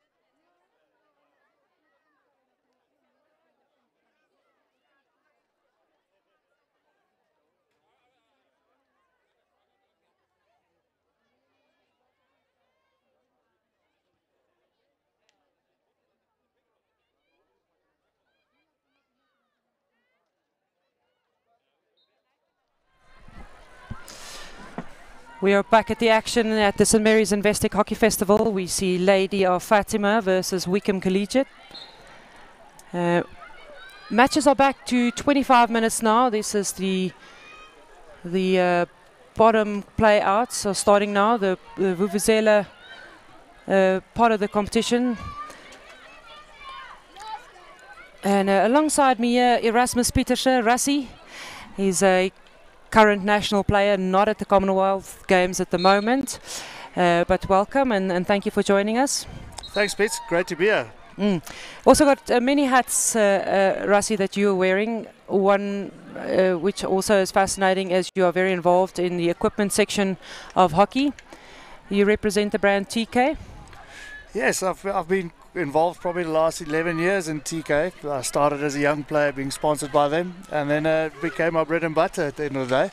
So really lucky to be able to work at my job. Yeah. And then yes, been traveling all over the world, not just by playing hockey but also with business. So yes, I've been very, very fortunate. And have you been able to follow the guys at the Commonwealth Games? Yes, I've obviously been following it a bit closely. Obviously this morning not a result we wanted to have.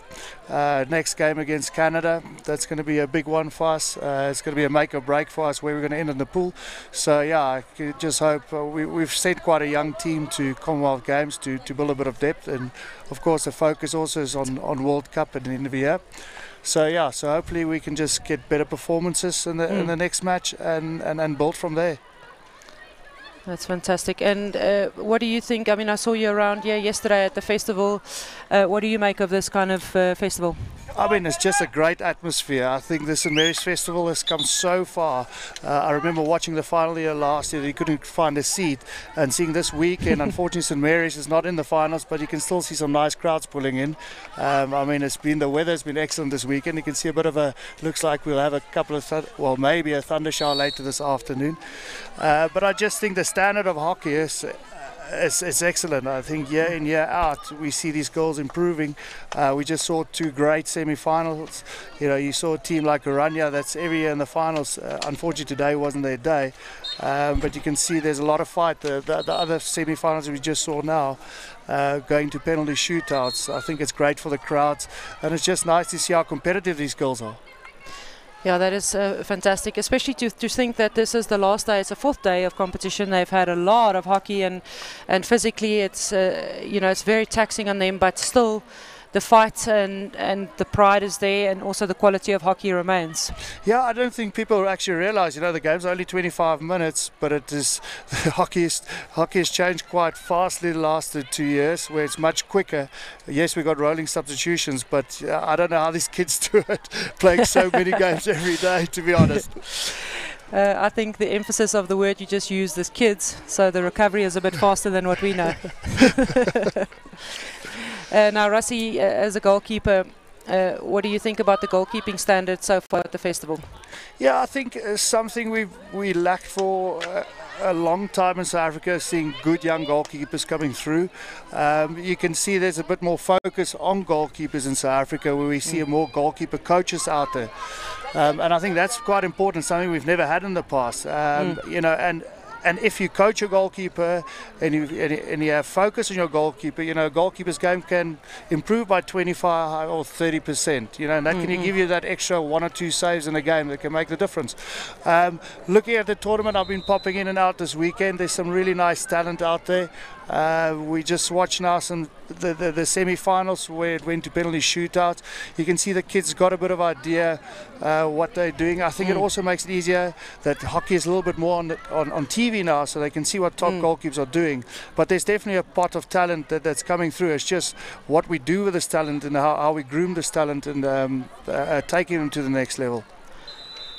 Yeah, absolutely. And there's a great passage of play.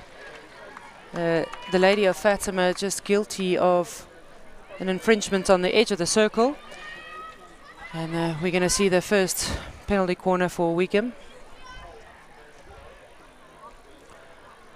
These two teams are playing for position 27 and 28. Of course, there's 32 teams at the festival. It's an incredible number. Rassie, have you ever heard of such a thing? I don't know how the organisers are doing it. Really yeah, is it is fantastic. Yeah, it's fantastic to think that so many players are getting an opportunity to play at schoolgirl level. And an injection comes through, and we've seen that little bounce at the top of that D, particularly on the left-hand side.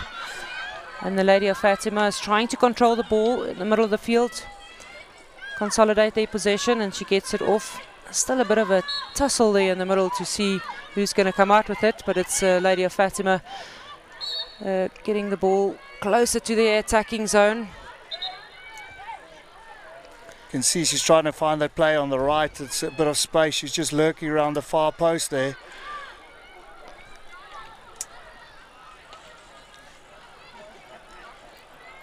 Now, talking about the goalkeeping, Rassie, let us in on your secret.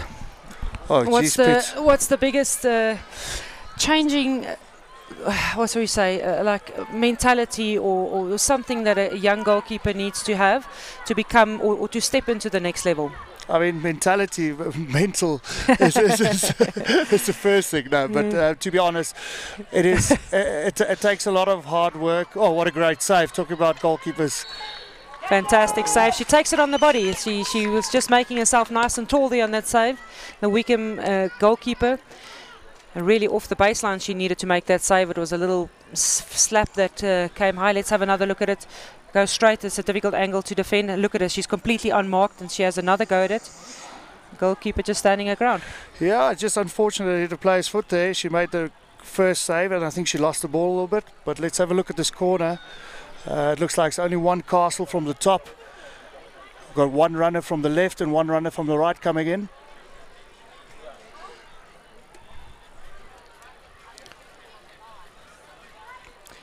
Injection slightly off target. Just unfortunate she couldn't get that shot off. I don't think it was the best push out, unfortunately for her. Bit of confusion in who that ball was actually going to. Yeah, it's a pity to come back to your question. I think it just technique is very important. You know, the kids are, or the players are hitting the ball harder and harder with, you know, with sticks are just developing with different carbon fibers. And unfortunately, the goals are not getting smaller and the circle is not getting bigger. So yes, technique plays a big part. I mean, you see internationally, they're starting to select more and more often taller goalkeepers.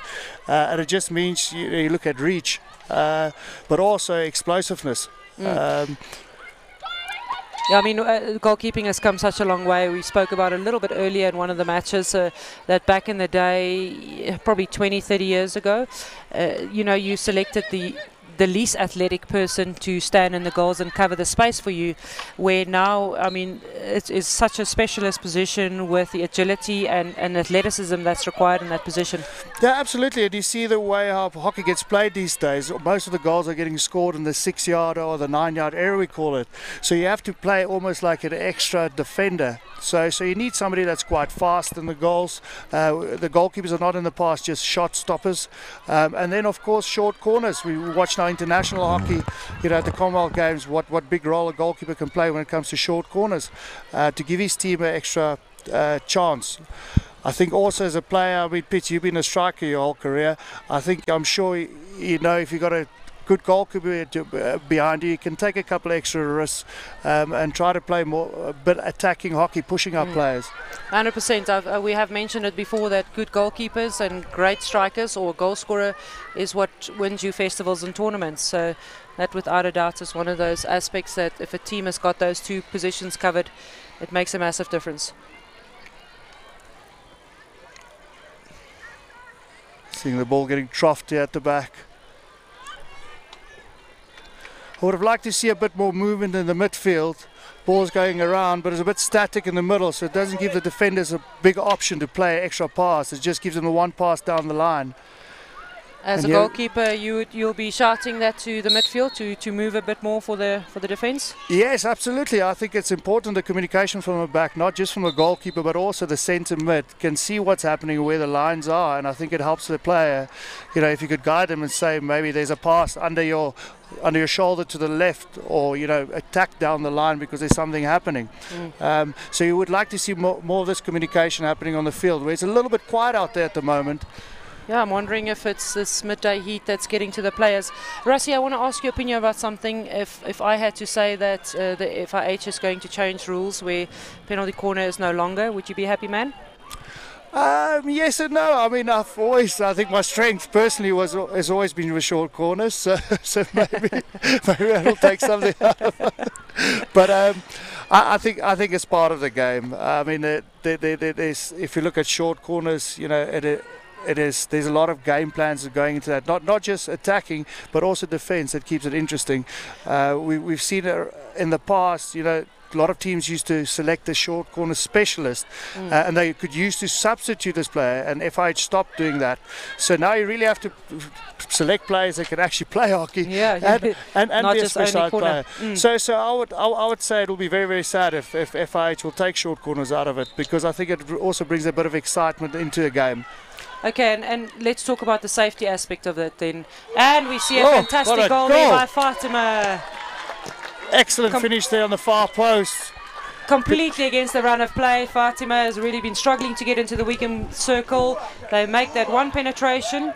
That's a strong run on the right hand side. She gets the cross and have a look at that touch. Fantastic touch. And she is delighted with that little touch there, Caitlin Slade. Scoring for Fatima. We were just talking about that 6-yard area. That is a typical ball on the far post. Unfortunately, defender not staying with the player. Goalkeeper goes no chance there. But what a finish! Great goal. What a finish! Great to see some goalmouth action there. Fatima also in on the game, and it's Lady of Fatima with that goal.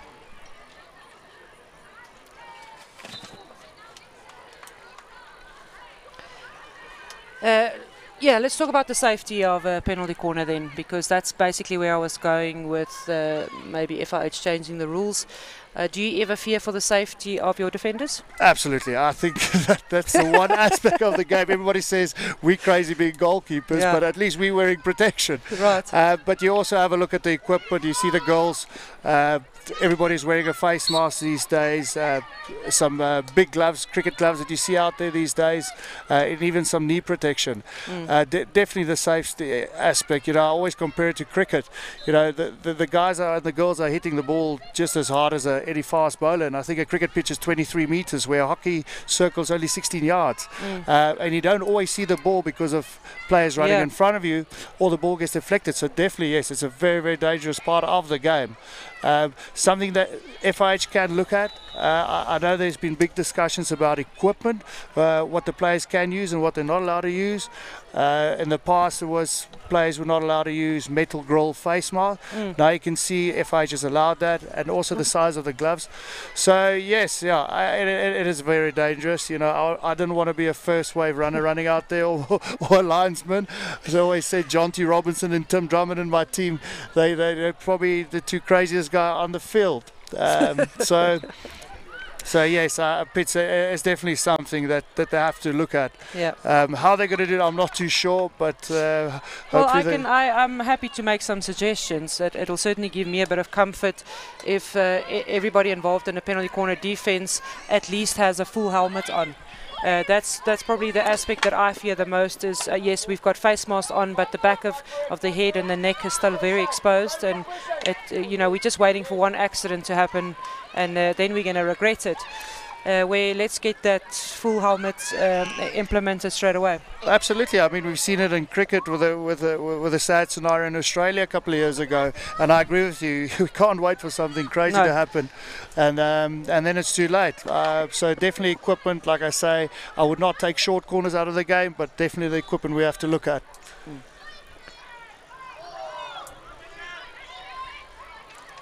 The Wigan Collegiate with a great attack. She's trying to find the combination, and she does. She pulls the trigger on the 9-yard, on the penalty spot, but just wide. Just not enough commitment in that shot, but perfect position. She had a fantastic break to get away from a defender. And gets the shot in, What do you think of the goalkeeping technique there? Yeah, I mean, she came across, she kept the line first. I mean, your first focus is on the ball carrier.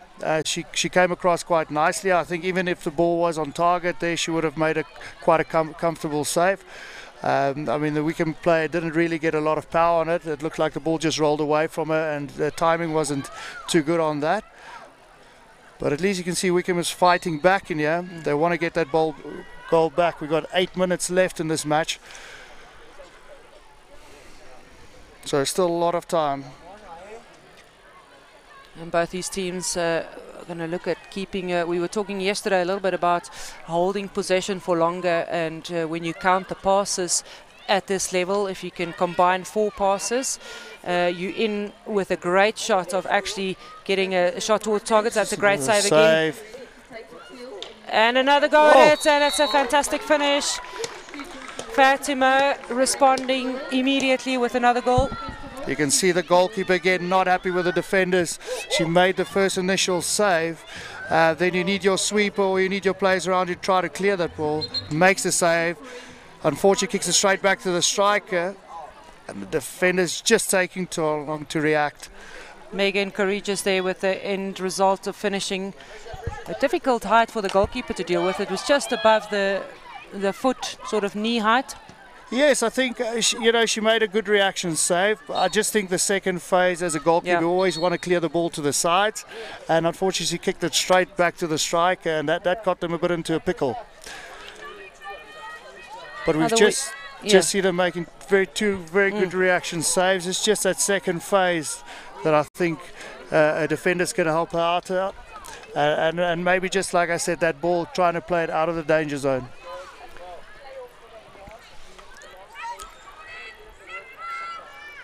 That is it's certainly one of the hardest positions. I mean, I can't compare it to anything I wouldn't know, but if you look at the type of action, let's talk about the fact that you are mostly not involved in the action. You don't get as many touches as the field players, and then you're expected to all of a sudden make just one save, where possibly in the whole game.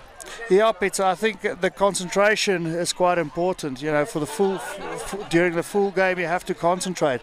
I remember as a younger player, it was quite difficult. You get quite bored.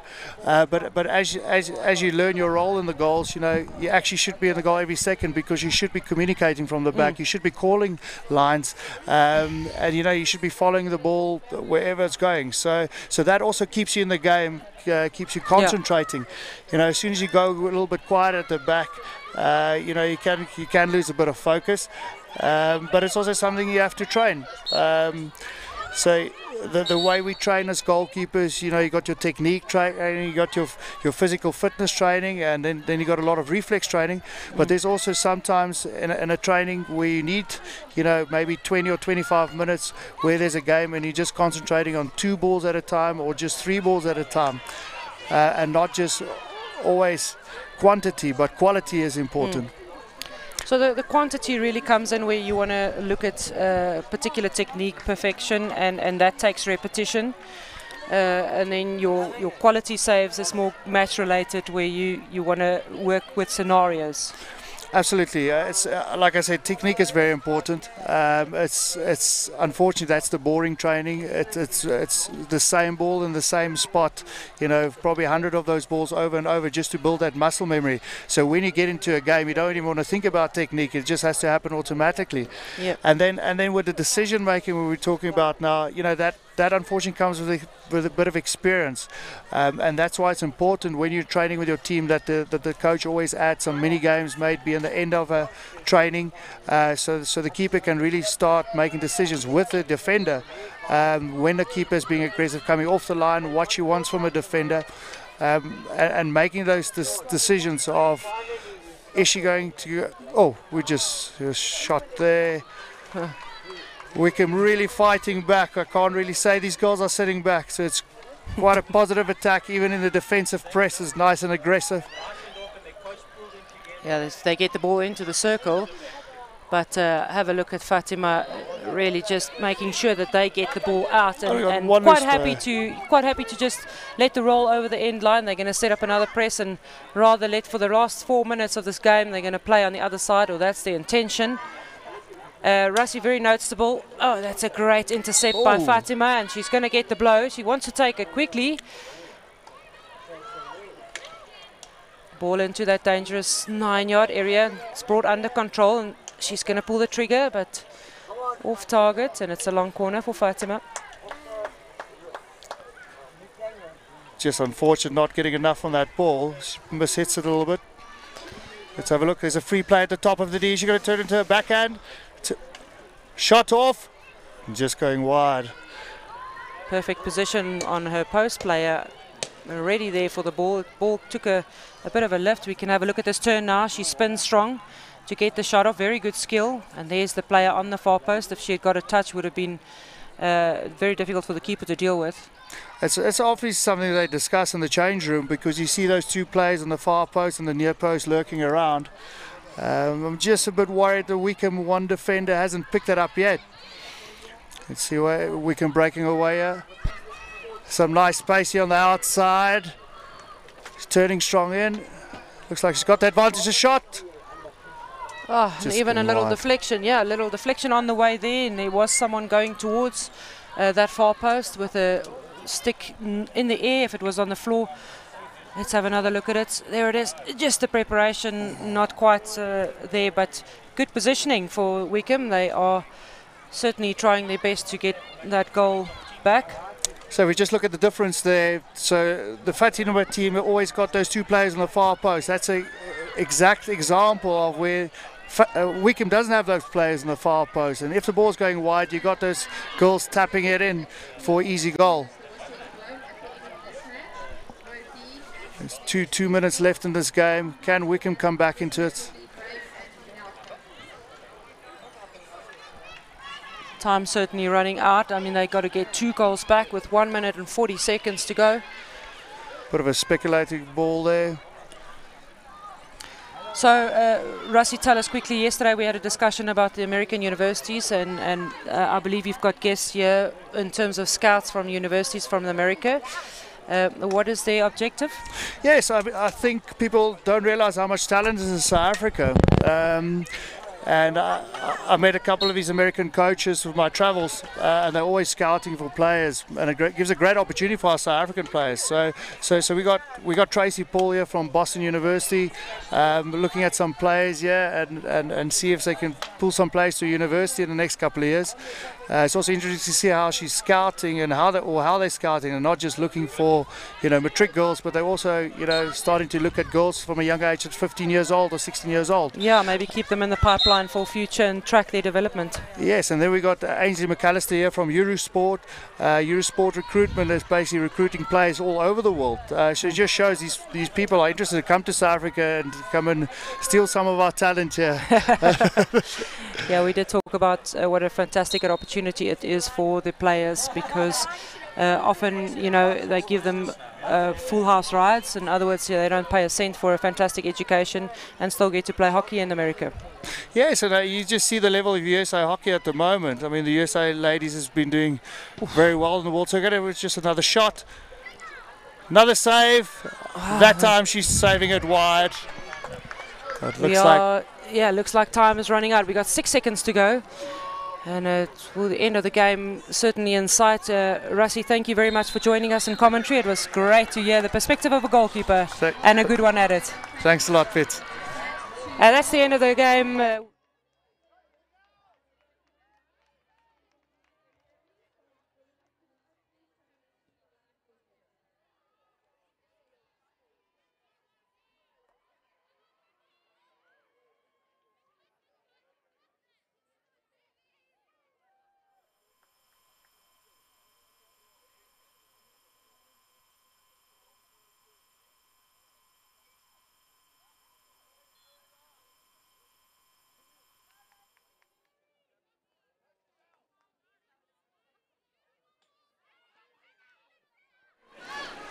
Welcome back, and we are still here at the St. Mary's Investec Hockey Festival 2018. We are sitting here with Roxanne Cossier-Turner, commentating the very coveted award of the Vuvuzela Trophy. And this year is going to be Rodine versus St. Mary's Waverley's Festival team. Yeah, we've got 2 Joburg teams here for the Vuvuzela, and you know that when you place in those bottom sections, you're aiming for some sort of victory, and this is their little trophy to take home. Yeah, no, I don't think any team comes here wanting or being ready to just take it lying down. And I guess, you know, you come here, first 2 days don't really go according to plan, and you can still get something out of your tournament, and the Vuvuzela Trophy is exactly that.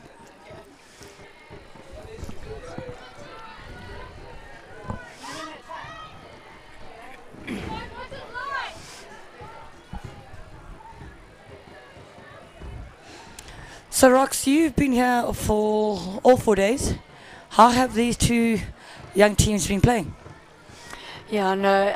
The festival, the St Mary's Festival team were in the opposing pool to the St Mary's first team, so I managed to watch them quite a bit, and they were at St Mary's. It's such a great opportunity for our school to have a festival team here. Potentially, some of these girls will play in the first team, and they'll have a festival under their belts when they get there.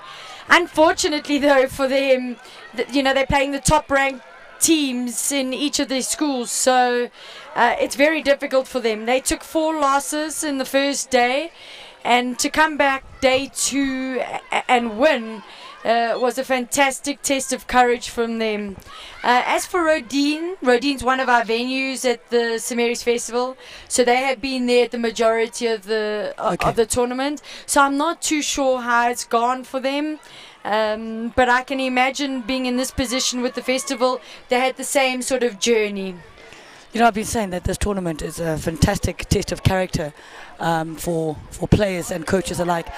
And as a coach, you really want to see your team competing. You know, we can practice and practice for weeks on end, but you know, the 2 test of character and 2 test of what you guys have been working on is actually competing and playing so many games over 4 days.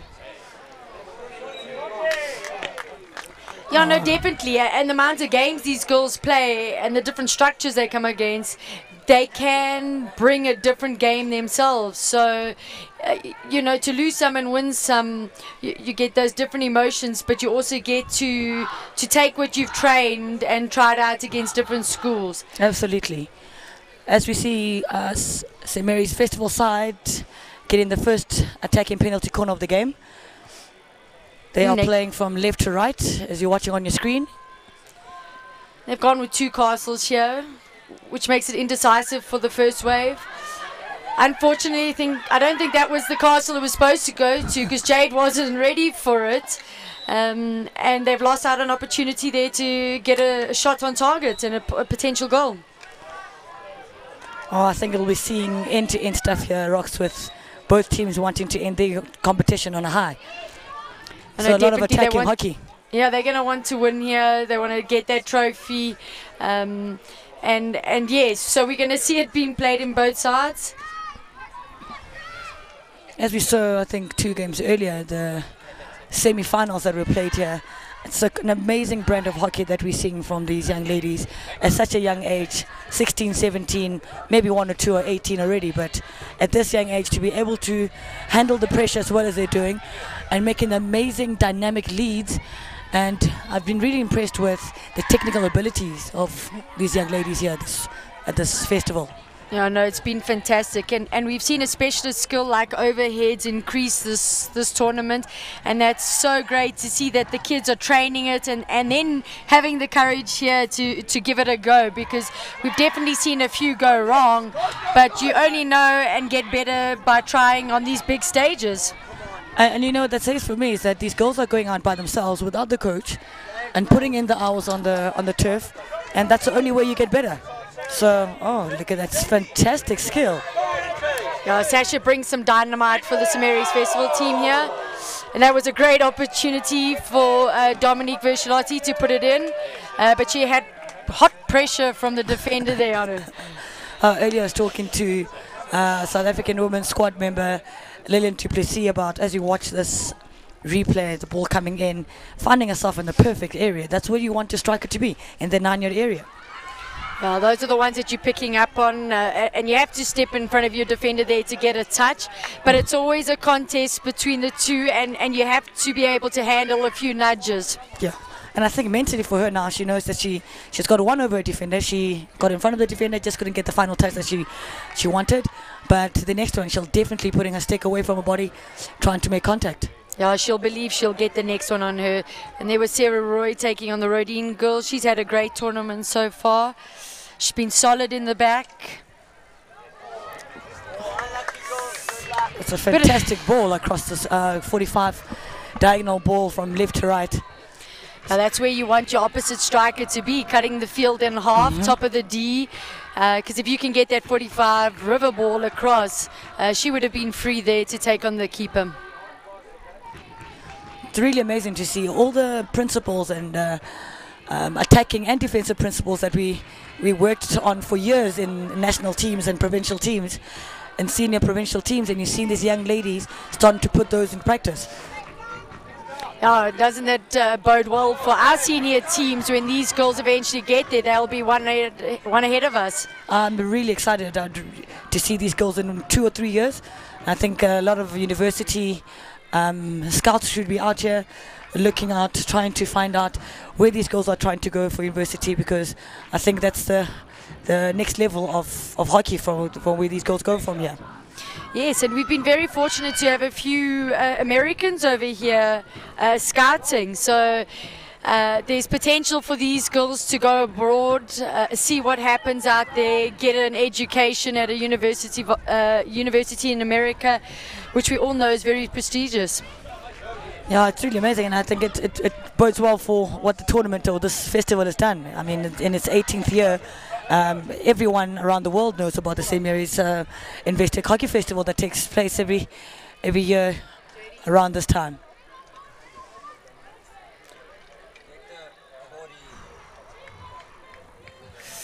A lot of teams have been working that right-hand baseline, that T-point, either trying to get a penalty corner from that area or a circle entry. As you see here, great defensive work there from from Rodine.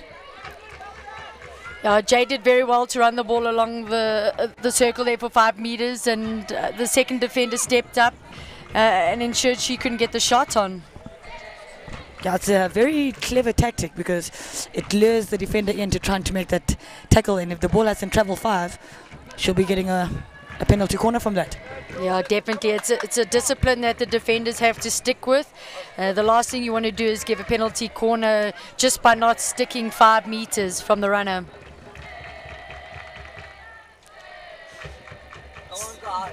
I love how competitive these young ladies are. Like you said, a lot of badging and pushing in the circle, and you can see it also outside. We need to be strong. Hockey is a very physical sport. Great ball down the line. Yeah, this Rodine defender over here is one of their strongest, and she'll definitely be controlling it at the back here.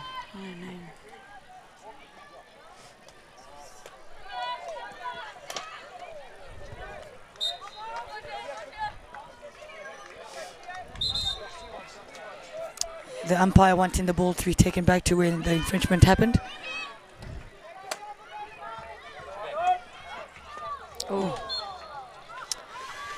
Just there we're seeing again the pressure from Rodine causing the festival to make some mistakes, where really it's the simple pass that we need to take on. With just under 15 minutes left in this Vuvuzela playoff, Rodine versus St. Mary's Waverley Festival team, and we're still deadlocked at no goals. Yeah, and every game we get closer to the final, which we're seeing collegiate for the first time at the St. Mary's investec Festival, up against St. Mary's Kloof, who won it in 2007. So they also haven't been in the final for a very long time. Those are 2 very well-drilled teams. You can see that they've taken a lot of time to perfect their game plan, and I would hope that they'll put in as much effort into preparing for the final, because as we know, it's anyone's game in the final. And yes, an opportunity now for St. Mary's Festival time. And of course, the big upset, Paulo, is that Oranje Macy's is not in the final, and they've won this tournament the last 4 years running. Yeah, I love this the brand of hockey that Oranje plays, making the field big, allowing space for the very quick and very skillful midfielders, and I think Collegiate had the perfect game plan to counter that. Yeah, Oranje is very athletic, and they use that to their advantage, so they really stretch the field. They use the whole 100 meters of it.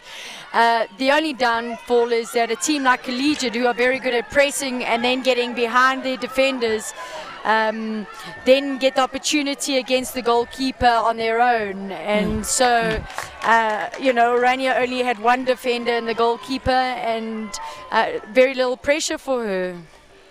No, Collegiate used, I think it was the best use of the counter-attack and I've seen in school goal hockey in a very long time. You know, I think they only attacked about 4 or 5 times in that 30 minutes. And it's just really about making your chances count. Definitely. Out of those 4, 1 had to work, and it did, and now they're in the final.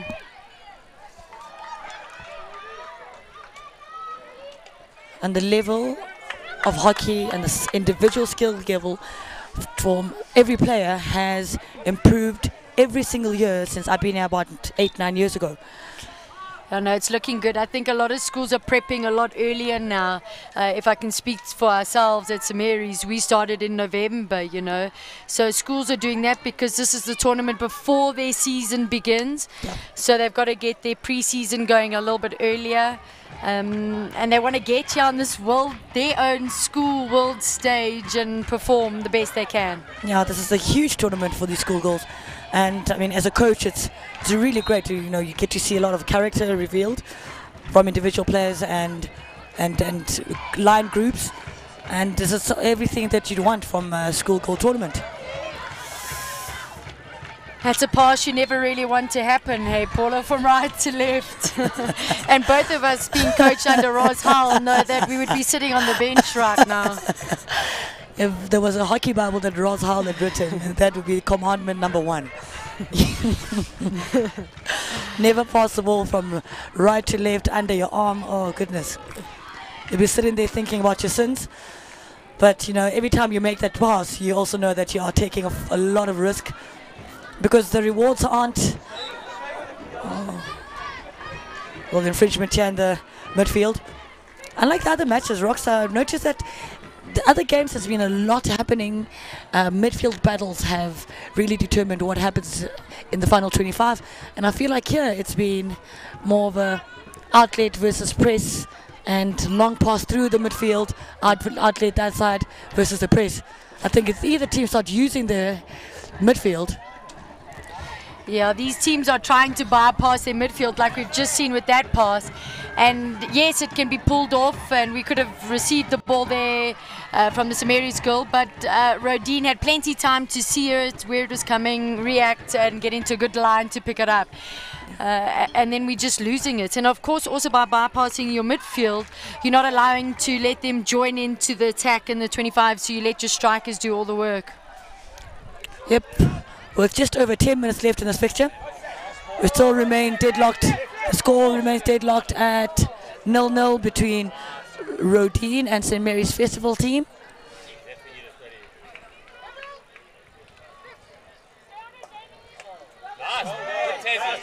Fantastic play there onto the baseline.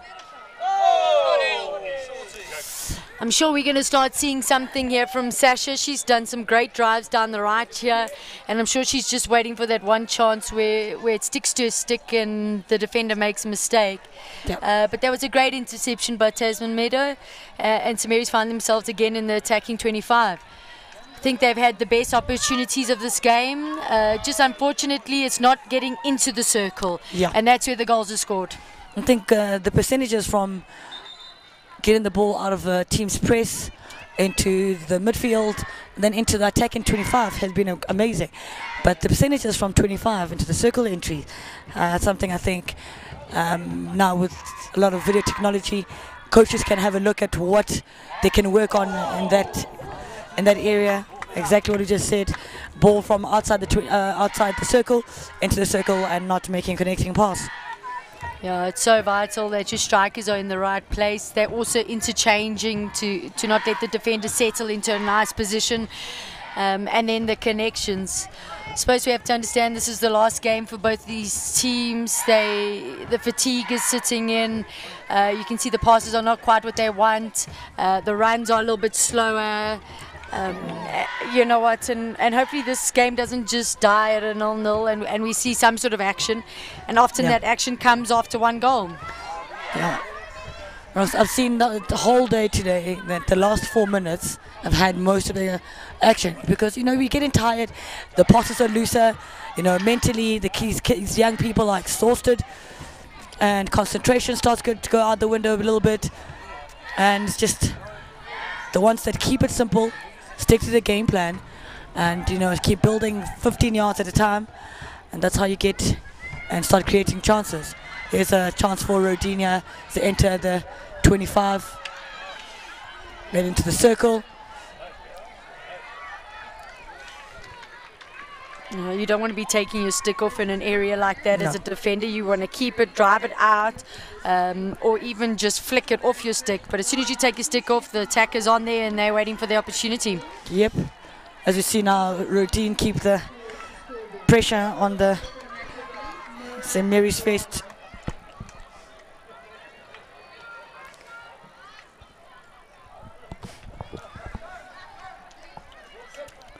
She thinks there's nothing on, but I feel like a trough. Yes. It's definitely on, but like I said... Yeah, they want the direct line of the ball to go the goals, and often you have to work the outsides. And we did see that the trough there to the right was wide open. It wasn't a bad ball into the centre back, but straight back out and out to the right would have got them attacking down the right channel. The free hit for Rodine just outside the St. Mary's first team circle.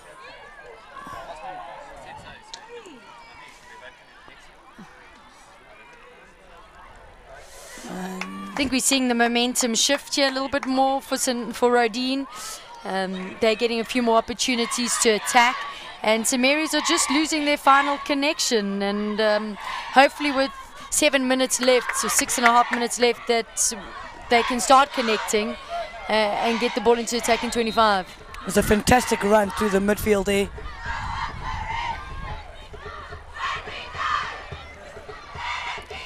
Rodine will keep their defense solid. There's a couple of girls that have been in this team for a few years, so they know what this pressure is at the festival and what they like to do together. So it's going to take something special here from the St. Mary's Festival team.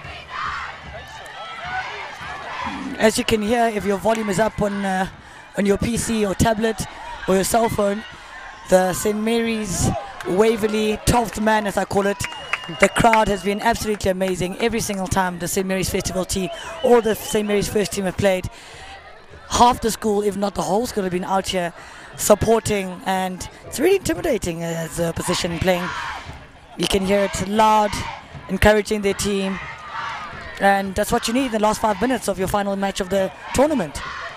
Yes, it's been a great intervention to have our spirit squad develop in our school, and we are exceptionally lucky as hockey players to have this 12th man support here, as you call it, Paulo. I like that. And hopefully it will get some energy into this team, and we can see a result here either way. Yeah. We've gone into the last 5 minutes now of this Vuvuzela playoff between St. Mary's Waverley Festival team and Rodine.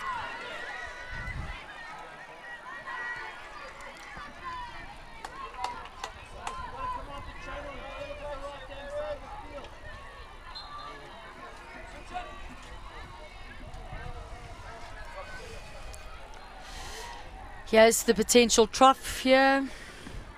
On again. Sarah's going to look for the big ball, and it's just sadly picked up. It's a great step from Jules. She's having to take on the player after taking the quick ball. So Rocks now with 4 minutes left in this game. Obviously, it's a must-win.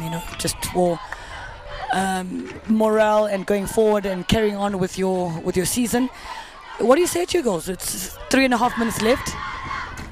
Deadlocked here still. Yeah, you know what? You want to tell the girls all the good that they've basically done to get to this position, and that they have literally 3 minutes left of this festival and they'll never get it back. So they've got to put everything on the field. They can rest. Holidays coming up. And you're telling somebody to do something special and the rest of them to support them. Yeah. Rox, you played in a couple of these big games, much bigger than this current fixture. And what is it like being part of a traditionally really solid and successful hockey side? Yeah, no, there's something unbelievable about it.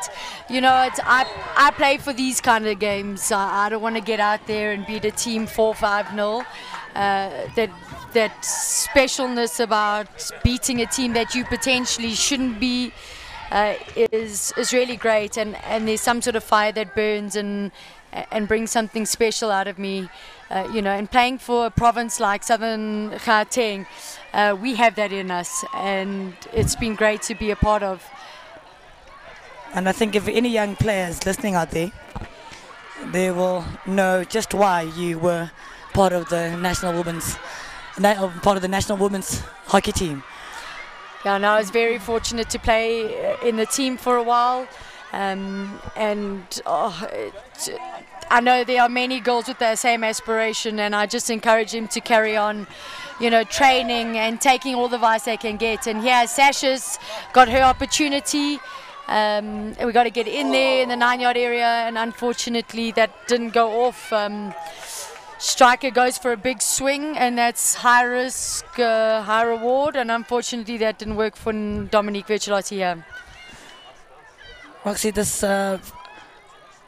right striker for St. Mary's Festival is very, very exciting. How old is she? She is 16 years old. She was a very big contention into the first team, but we felt that her value in the festival and the exposure she would get here would be a lot more than in the first team, and hopefully we'll build her to be a very successful player for us next year. No, she definitely looks like something to look out for in the future. As I speak about it, there she is, receiving the ball in the circle.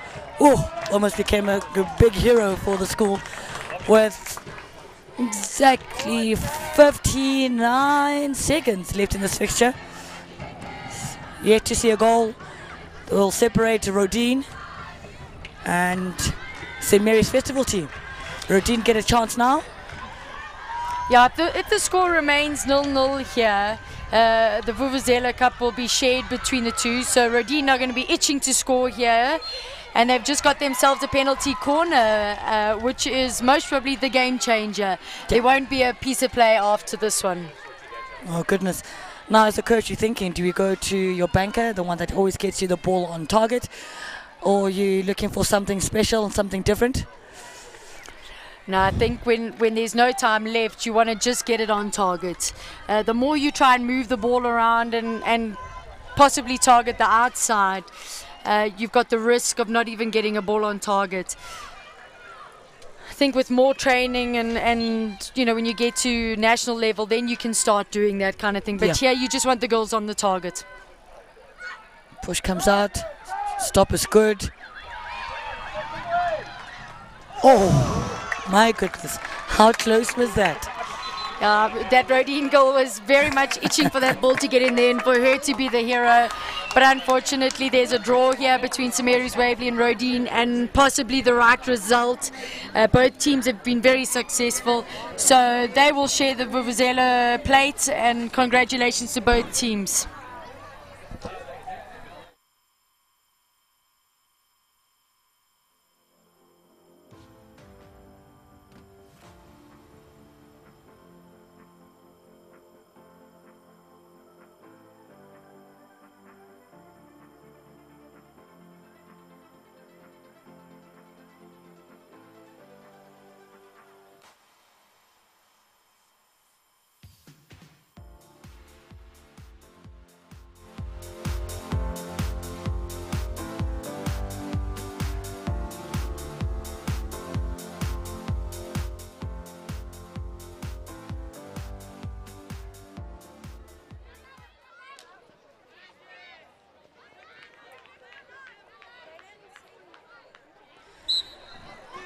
Welcome back to yet another amazing fixture and an interesting fixture here as we see Peter Masberg girls against Paarl girls playing for the 23rd position, if I'm not mistaken.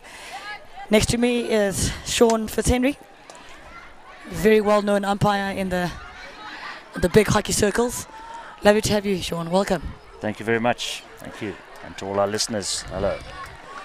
Yeah, Sean, what has it been like umpiring here at this festival? With, I mean, I know as a former coach at this festival, emotions are heightened. Very you know, much so. there isn't enough time for us to build on all the nice things that we wanted to do, because we've done them all at practice. It looks so great, but I think a lot of flack comes your way when our game plan is not going according to plan. Well, we never right. From one side, the coaches believe that the decision should have gone their way the whole time. But that's why umpires are here, just to facilitate, keep the game safe, and enjoyable as much as possible. Yeah. You know, but it's a frantic sort of setup this with 25 minutes for the first 2.5 days. Thereafter it goes to 30 minutes because of these cross-pool playoffs and final placings. But it's an awesome setup. As a pre-season tournament, I think it's a good idea. And it's fantastic. Like I keep saying, it's an amazing opportunity for these young ladies to learn so much about themselves, learn much about their team, and for us as coaches, it's amazing to see what character is revealed when the pressure is on. And in this festival, the pressure is on from day one till your final match. Very much so. And to have the opportunity to have 32 top schools in the facility of the 3 schools, you know, they're getting to play 10 games in 4 days. Yeah. So it's pressure the whole time. And as you say, they're making friends, meeting new people, and hockey you can play for life. Yeah, as Roxy mentioned earlier, that there have been a few scouts from universities in the United States, and I know that the University of Johannesburg down the road, Wits down the road, have come here and had kept a keen eye on the future of what really is the future of national hockey in our country. Very much so, and I think our future is very bright by the talent that we see that's on display for these 4 days. You know, the hockey's just getting better and better, and one of the aspects that really has picked up from seeing as an umpire is the goalkeeping. You know, it used to be the person that was the least mobile was put into kit and put into the goals. Now it's very different. Yeah. They are really agile, and they're pulling off some amazing saves. Reflexes are phenomenal. I think schools have understood the value of putting good processes in place, high performance structures into their school systems, and that means working with specialist positions like goalkeeping. And you mentioned how great this is for the young players. What has the level of umpiring been like? I would say the same sort of thing with the goalkeeping. It's the level has definitely stepped up. The new rules is also, it's easier to umpire with the self-start. There's no offsides in the old days, which used to be a big factor. We can concentrate and look at the ball more and not what else is happening off the ball. So we're making the correct decisions and trying to get the game to flow as much as possible. Where the advantage is very important. And as I said, it's not really an umpire; it's a facilitator to make the game enjoyable and as fast as possible. And with the self-start, it really, you know, if the person's blown up for a foot, they can self-start it, and that person can't tackle for the next 5 yards. Yeah.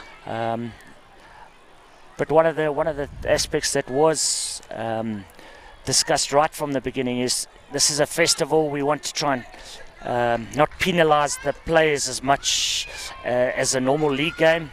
So the carding has been very sort of suppressed, and our whistle tone has been what we've had to try and concentrate on, to let the players know, because in some of the league games they'd be sent off. Sure, that's a very interesting approach to this, because I've been watching now for 2 years, and for the last 2 days, and I thought, wow, all these games have been played in such great spirit. And again, an umpire's approach to the match and how he or she is controlling and blowing the different situations, it really set the precedent for the mood of the game. Very much so. You see, the aspect is that people are not coming to watch the umpires, and that is what a lot of the young umpires need to also realise, that they, as we say, it's a facilitating job, and to make it as enjoyable as possible and free flowing. And I think the tournament this year has definitely succeeded in that. We saw in last year's final there were 2 yellow cards, and those were all for 10 minutes for a half an hour game. It's too detrimental. Yeah, definitely. But I think the players and the coaches have got a lot to do with it all. They've approached the tournament in the correct vein and strategy, because if a coach is moaning on the side of the field, the players tend to then feel that they've got a right to do the same. True. So coaches are really vital in that aspect. And I really we have had 1 or 2 where we've been questioned with certain blows, but I mean it hasn't been to the extent where we needed to take any action or anything like that. It was maybe a bit of frustration, but it wasn't malicious in that aspect. And Sean, we've got a history as South Africa of having really world-class umpires. Every 3-4 years we have one that will have, we saw John Wright retiring last year after the World League semi-final in Johannesburg. After well over 100 matches in top international hockey. Where do you think that stems from? Is it because we have a great culture of hockey in our country, or is it just really just one person who wants to be better than anyone else? No, I definitely think it's culture, and starting as young as possible. That's why the schools for this tournament are requested to supply an umpire, and in that aspect start the seed, or sow the seed. And the younger you can start, the better. Yeah. You are constantly learning. Me at my age of 49, I'm still learning. You're never better than the game. So I think it's a culture, South African culture, that's created it, because we've got great ladies umpires that are doing World Cup finals. Yes. John Wright has done Olympic finals, World Cup finals. We also, for his sake, with the South African side not being in the final, he gets the opportunity. Because you can't have your local umpire umpiring a final if you're in it. Yeah, true. So that does help as well. But I do believe our teams are getting better. Sean, as we talk about our national teams, our men went down, I think, by 6-0 this morning to New Zealand, and I think platforms like this tournament, get people and big brands and companies like Investec who come behind, and you see with School Sports Live, Cell C behind them for this tournament. We're hoping that one big mogul would just think it's the right thing to do, to pump some money into hockey, because I feel like without the resources to have a proper program, our national sides are always going to be struggling. And with all the talent, as you've seen here in these 32 schools that have put on display this last 4 days, there's so much potential in South Africa, and we have so much talent. If we just get good structures behind the players and behind the coaching and behind the high performance programs, we will start meddling, and maybe then we'll be so great for the umpires. I couldn't agree with you more. I definitely know we got the talent. I just think we need sponsors such as Investec, Celsi, as we've got over here, coming on board, because the players, for them, they're training, they're playing in Europe, and then they would have to come out to train here with the local side. So there's a lot of costs involved, and it's most of the time it's to the player's pocket. Yeah. And it's not a highly well played sport in South Africa. Europe is a different story, and that's why half our players end up having to play over there. Yeah. So we definitely got the talent. We just now need to facilitate that and get the structures going. Yeah. Sean, with just over 13 minutes left in this fixture between Pietermaritzburg girls versus Paarl girls. It's still deadlocked at 0-0. Oh, great save. Some desperate Great defending there. Oh, fantastic turn and shot. But hope we can show the replay of that great save. The goalkeeper came out, made herself big. Striker had to make the turn, but like I've been saying, the defending at this tournament has been absolutely incredible. And with that, the goalkeeper's the first or the last line of defence, but she's the one that structures the defence in front of her. And you could hear her on the speaker there, she's controlling the people in front because she can see what's happening behind the other players. So it's very important. Oh, here's a chance now. Oh, I think that was close. Could have been a penalty corner. Yeah. Oh, see, that's where teamwork comes in with umpiring as well. Very much so.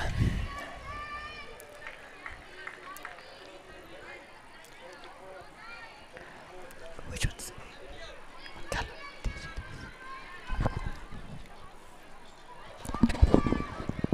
Okay, Paarl Girls High getting the first attacking penalty corner for this match with just under 11 minutes, or just over 11 minutes left in this game.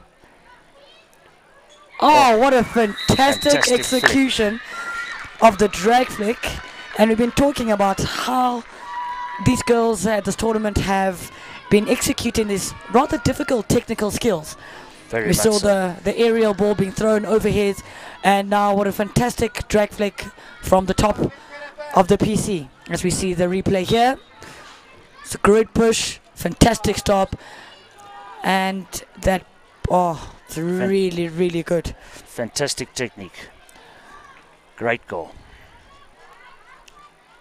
I mean, for a coach, you know how many hours you have to spend with a player to perfect that skill, and to see it pay off in the last game of your tournament is something special. You know, it's just boosts the morale of everyone around. You know, your whole team has been watching you, putting hours behind getting the skill right. Not just hours, I'd say years. That's true. One of the aspects I have been impressed with at this tournament is the girls' ability and their speed with the ball, because you can't train that. No. That is an inbred aspect, and it makes such a big difference if they could get around behind the defence.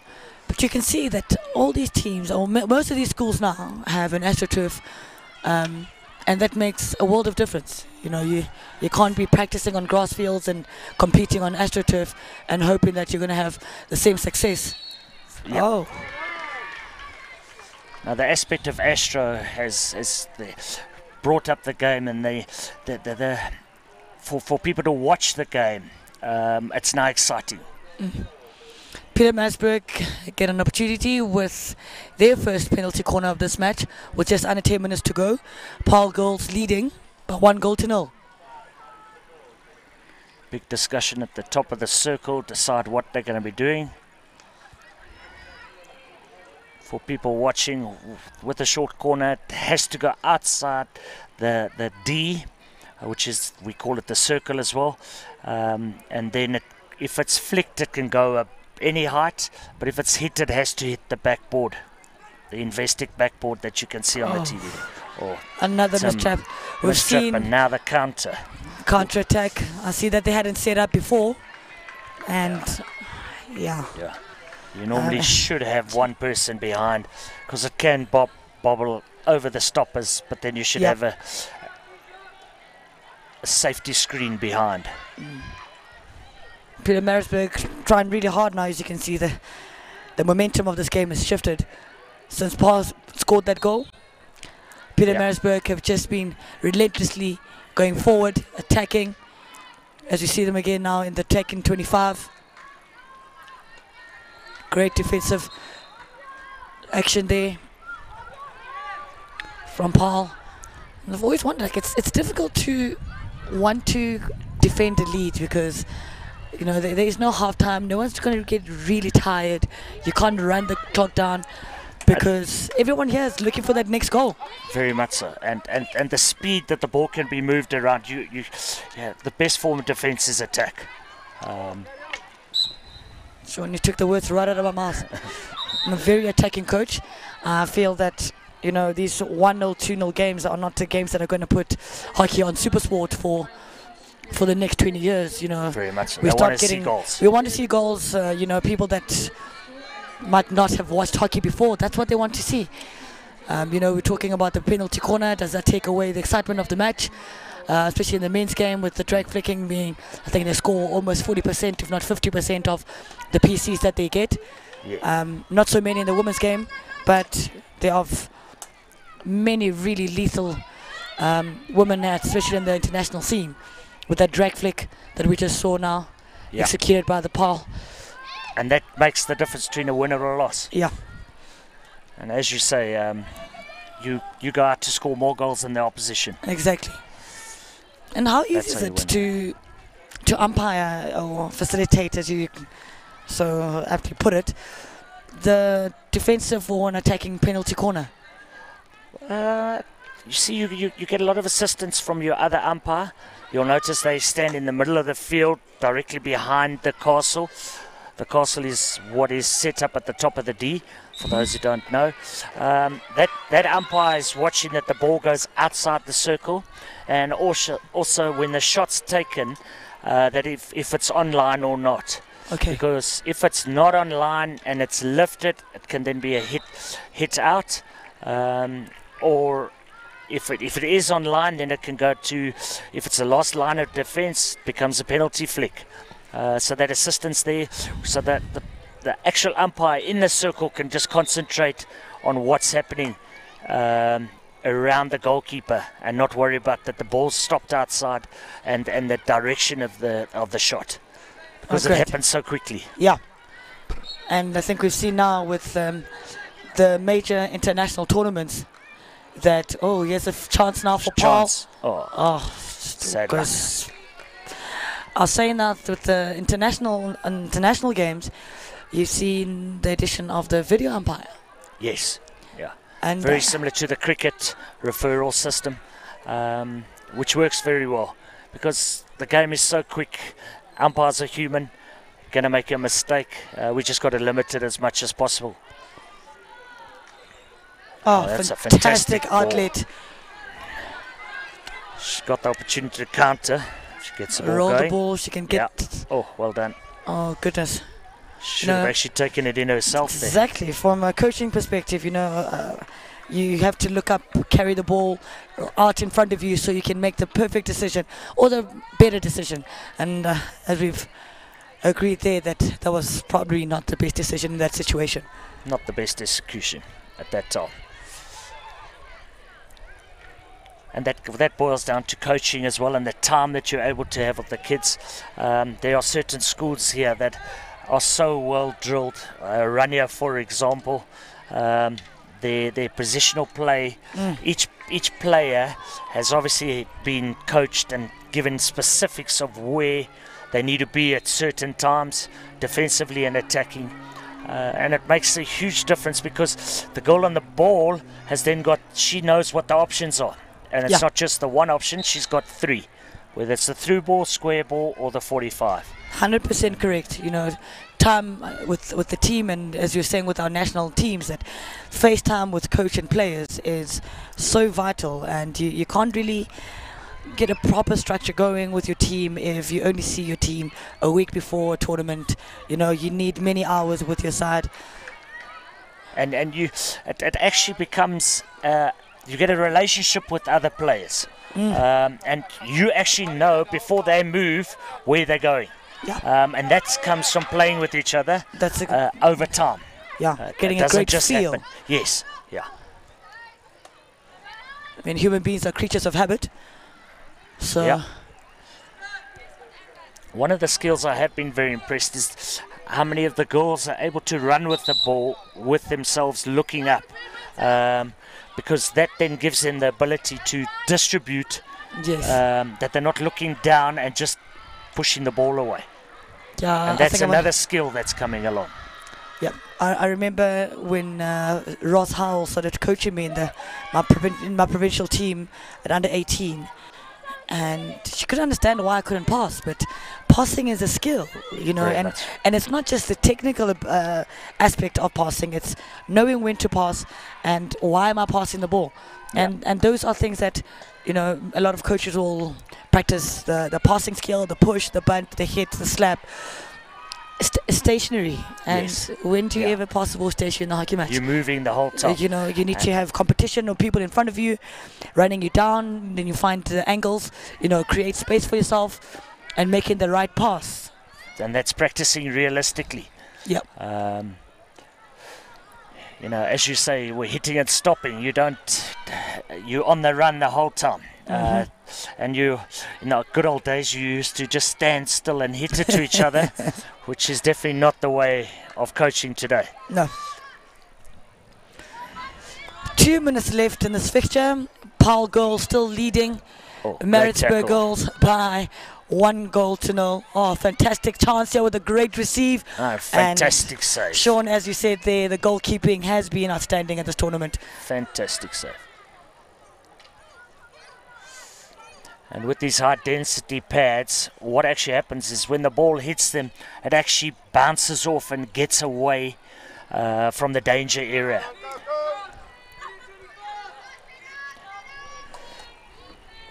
Oh, there's a amazing turn. And look there, and it's on target. Great. Many people will say she hit the save. ball from the wrong foot. Oh, look at this great pass forward. That needed just a little pop over the stick. Yes. Good tackle.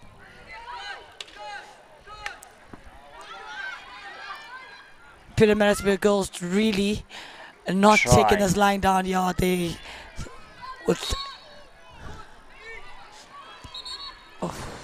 by asking her to take it back there.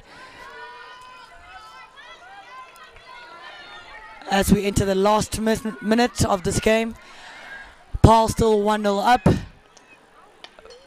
but Peter Maritzburg still relentlessly trying to get this goal back. Oh, very close. 40 seconds to go. Yeah. And I think as we wind down this clock, I think it's been really great to have a masterclass of what umpiring is about, what this tournament or this festival is about from an umpiring perspective, and what umpires find important. Yeah. And that is to make the game as exciting as we as coaches and players want the game to be. So I think from here I'll say that I'm now friends with umpires. Because we're all in the same team. That's for sure. That's for sure. And that's the end of this fixture. Fantastic game. Sean, thank you very much. Thank you very much, Paulo. Please stay tuned for there's still a lot more hockey to be played this game.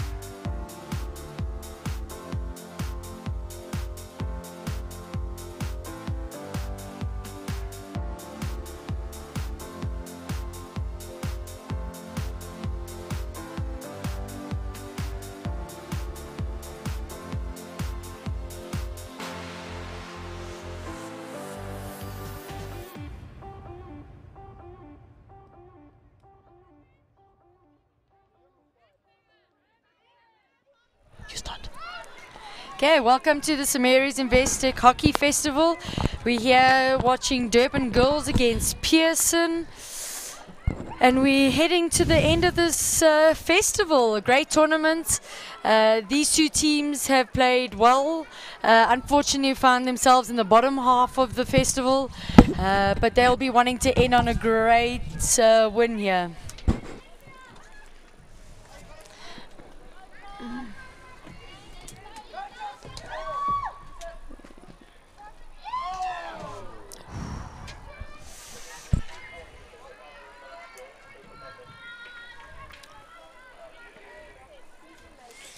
So Durban Girls in the green and white, they going towards the school, and we've got Pearson in the black and white, and they're going towards the school board.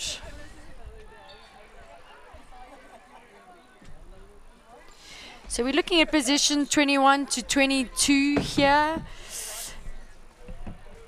There's a total of 32 teams, so they have done well within their discipline here. One.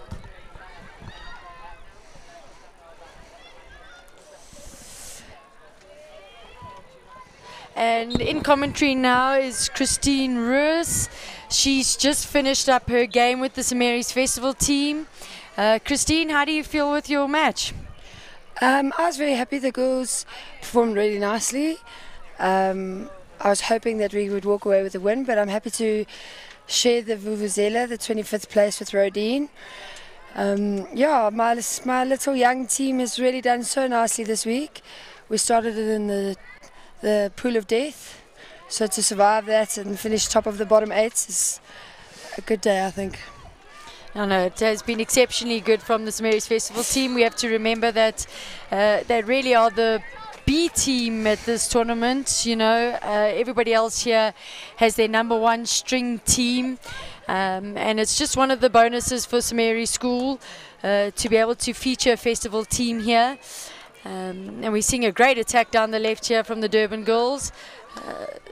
Pearson very strong in the attack. They are typically very good in their press and winning the ball, and we often see them attacking with speed on the outside. It will be interesting to see with the last game of the tournament if they'll be displaying the same attributes. We're also seeing a little bit of lazy tackling here, and I'm sure that you can clarify as a defender, Christine, when you get tired, we just start swinging our sticks in. Yes, definitely. Especially we're on day 4 of the St Mary's Festival. I'm sure the girls are tired, so they're just getting lazier and lazier. I'm being attacked by a fly. It's a great ball into the D. We see a great reverse stick shot, and unfortunately wide of the post. This is what the teams are going to want to do. They want to get as much ball on target. The more opportunities they create, the more possibilities of scoring a goal and taking a victory away. You can see a great press, keeping it out to the outside half. She's mistrapped it, and Pearson have position again.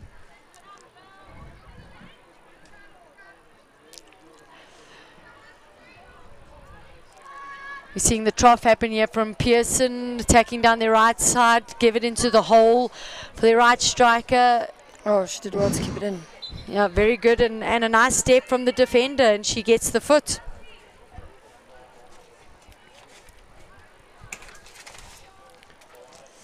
Pearson have a very aggressive press here. Yeah, Pearson, that's what they love to do. They want to put maximum pressure of you in the corner. They want to win the ball and then attack. And as we've seen, a great overhead to get out of that, and that's what teams need to do. And we're seeing an attack 1v1 here with the sweeper.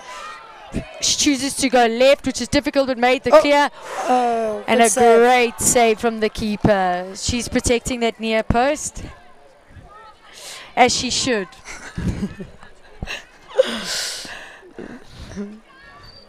So we've got a long corner here from Durban Girls.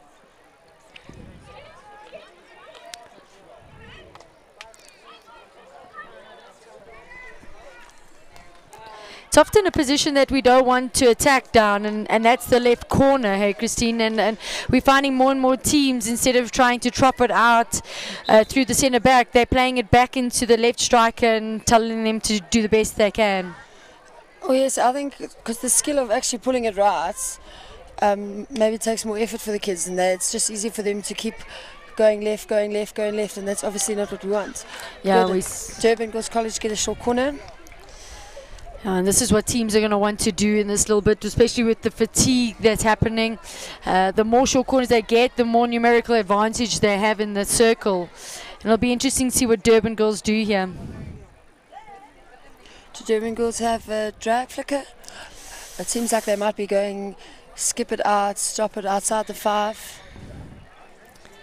Yeah, this side of the circle is quite bouncy, so to have somebody protecting the castle is wise. You don't want to lose the ball altogether. I think we're going to see something from the top here. There's nobody sticking up. And a great run down from the Pearson's first wave. There's still an opportunity for the Durban Girls. They get it in. Crosses the D. And Pearson got the free hits. So they've survived that one. And they're going to want to get the ball up into their half. I know Pearson have struggled this weekend to put the ball in the box. And Jeanette Mackey, their coach, has been trying to build on every day to get that confidence and get the strikers into the positions to score. So hopefully they can pull something off in this last game. We know Durban Girls have also struggled, but they have put a few in the back. They've got quick strikers. Pearson working the ball into the attacking 25, losing it with the final pass.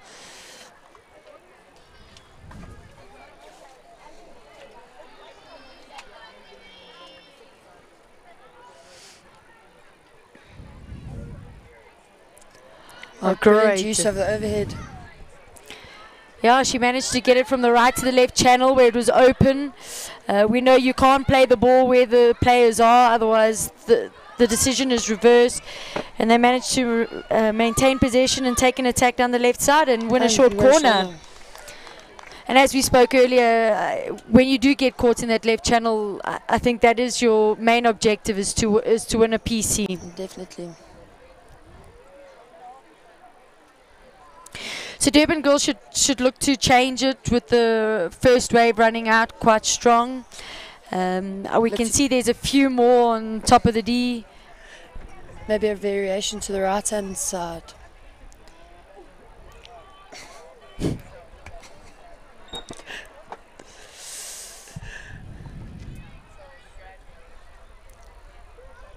Great injection. Stop is good. We've moved it to the right. And this time Pearson ran a high 2-2, which makes any switch at the top very difficult. They've managed to keep it out. It's a really good defensive option from the Pearson side to have chosen to do a high 2-2. Obviously they identified that Durban were going to go right. This is a great opportunity and a save on the line basically from the Pearson girl. That striker just needs to get in front of her, but here's the pace that I've spoken about in Pearson. They're going to want to build it up in the midfield here. Oh, great strength to maintain the ball. Oh, and unfortunately the umpire just getting in the way there. James Ferris needs to get a little bit quicker on his feet to get out the way. But now we see the attack again from Durban Girls.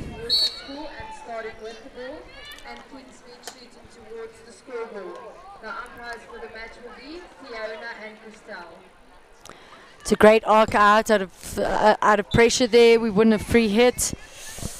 And that's, I think, something vital for girls when they're tired as well, is that we try to lose the ball too much. Yeah. And when you are struggling, you know, the free hit is just as good as eliminating the play. Yes, to continue upgrading up the field.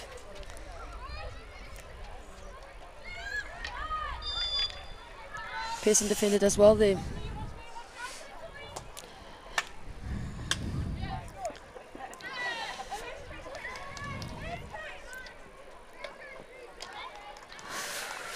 unlucky. She's rushing the pass there to cross it into the circle. She had more time than she thought. And I think this is what we're seeing from these teams, unfortunately, playing in these positions, is that they're not being more clear with their passes. And especially in the last game, you want to go back to the simple basics. And if you can get that right and you can get the connections, you're going to find you're going to have the more energy to do the rest later on when you need to. Definitely. Great flat stick tackle from Durban. Durban girls are very well known for their flat stick tackles, I think, because they play so much indoor. And so I've seen quite a few Durban schools winning the ball every time with their flat stick tackles. Yeah, the Durban schools have definitely brought that asset from indoor into the outdoor.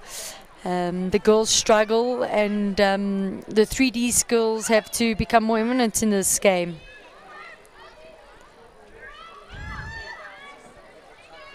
It's a great tuck under her shoulder. Again, trying to make a big hit when you've got a player right on you.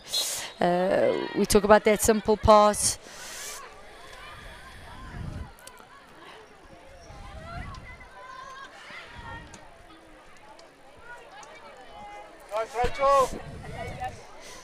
But all in all, it's been a great 4 days here at St. Mary's School, Waverley, with the inaugural St. Mary's investec Hockey Festival.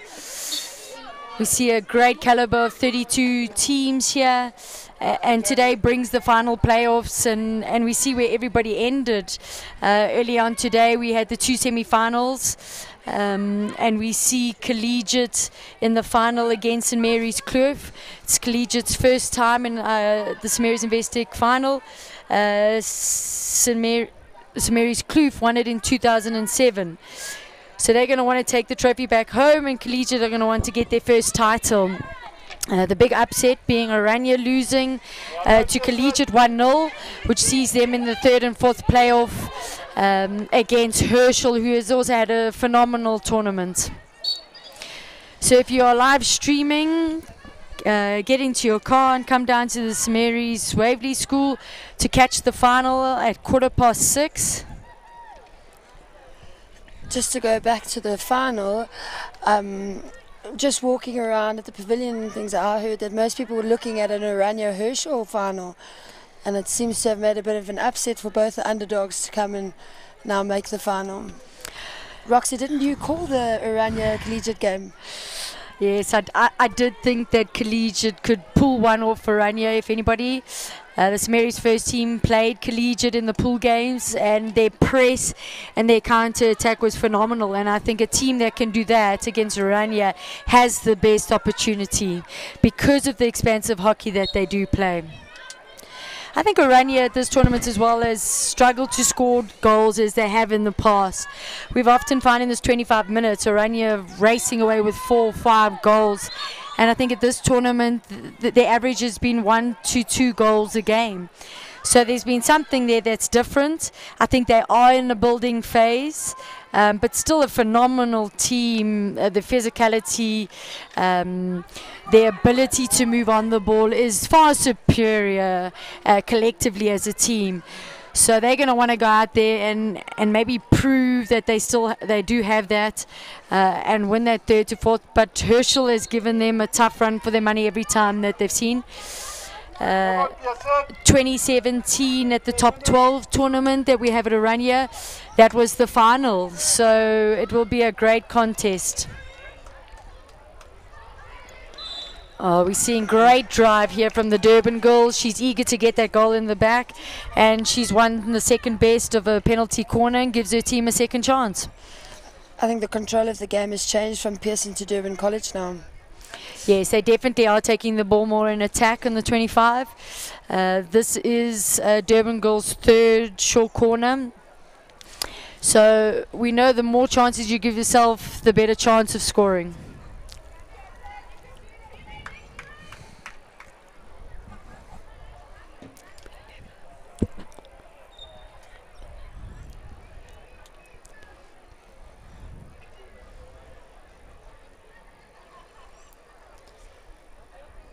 Injection is good. Stop a bobble. They've still got possession of it. Unfortunately, the ball rolled over onto the back side of the stick, and Pearson's come out of that unscathed. See the big river ball, stopped by the number 2 of Durban, Casey Smart.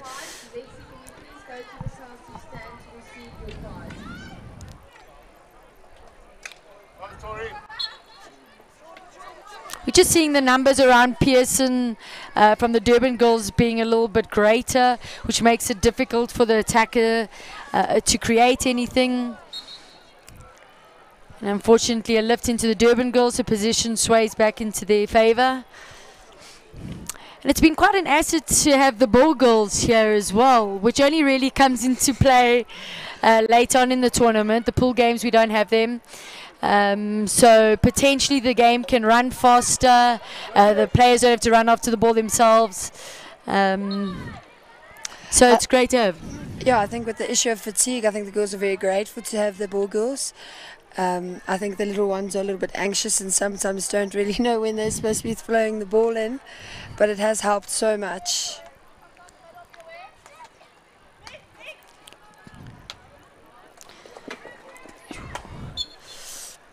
The attack coming down the left here for Durban girls, a bit of a desperate tackle there from Tori White.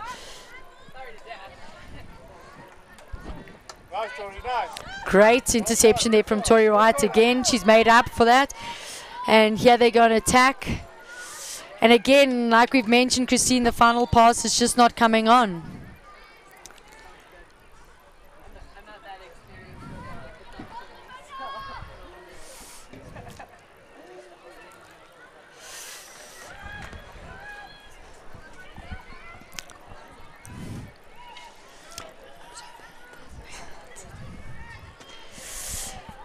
The 6 minutes left of positions 21 to 22.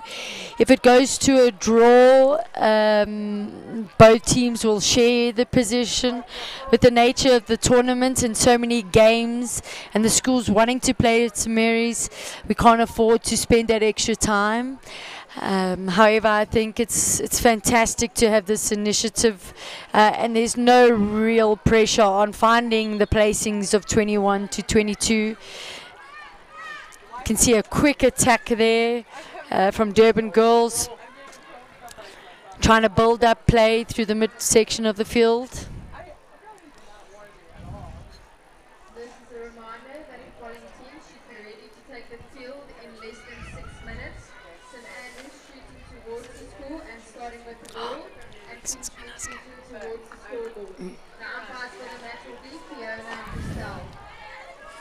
This is a good opportunity here. Good backspace. Oh, very great backspace. I think the follow through has hit the player in the mouth. And I was about to just say that was great flat stick defending from her. She was brave to stay in there. And she forced the attacker to only have the shot from behind her, which is really difficult. And we see her walking off there. We hope that she is okay.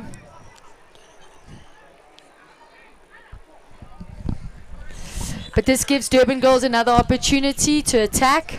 You can see all of the Pearson girls behind the ball. They do not want to concede a goal. They've re-won the free hit. Has to move the ball 5 meters before it enters into the circle. In the back at the left here, we want to get a penalty corner. She managed to successfully use her 3D skills after the first defender, but the second one gets her. Again, great defending from Pearson in the left corner. Pearson are doing everything to keep the ball out. Yeah, no, it's vital for them to not concede a goal. And that way, hopefully, in this quick restart and a breakaway, they can get up in the attacking half and score a goal themselves. That ball took a touch, so it's a long corner. Pearson in their back left corner are now up front in the attacking half, and you see her take it quickly. Unfortunately stopped in her tracks. She managed to win the free hit. All Pearson girls again, St. Andrew, Durban girls are in the defensive 25. They don't want to concede either. Great ball. Again, with 3 defenders on you, you've got to try and win the short corner. Flat stick tackles are just making it difficult for the strikers. I think with teams being so desperate not to concede a goal, I think Pearson needs to be a little bit more patient and play the ball around the back, pull Durban out, and then maybe try and penetrate through the baseline. Yes, there we see a short corner from a target ball in. Target balls are always difficult for the defenders to look after, especially if they haven't set up. And of course, it just allows Pearson an opportunity for an attack in the 25. And they've won a penalty corner. With 3 minutes left, you'll think this is vital. And we see the replay here from the Durban goal. This is when the Pearson goal got hit. A great defending, stepping up, and you can just see the follow through of the Durban goals just connect with her. That could have been a match-winning save. So we see one castle here from Pearson, a stop, move to the right, and a goal. Just through the goalkeeper's legs. Yeah, unfortunately that's a bad error from the goalkeeper. She actually tried to use a glove, and there you've just got to stay up and face that first shot. Quick take from Durban. They want to make sure that they can come back and try and get the draw. If not, yes, you can see that their energy's up now. They want to put everything into this last 2 minutes and try get the equalizer. And as the scoring team, you always want to try and keep it really simple and basic, because the first 5 minutes after a goal is the easiest time to concede again. Yes, definitely. You always want the team who has scored to just be composed for 5 minutes, because you know that your opposition's going to come firing at you.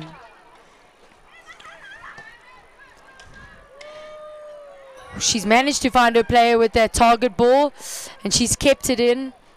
Unfortunately, playing it over the baseline. So we find ourselves with 90 seconds left of this match, 21-22 position. At the moment, Pearson's leading at 1-0. Up next, we'll find 2 Joburg teams, St Andrews versus Kingsmead. And they will be playing for 19-20, so stay tuned to watch another great match.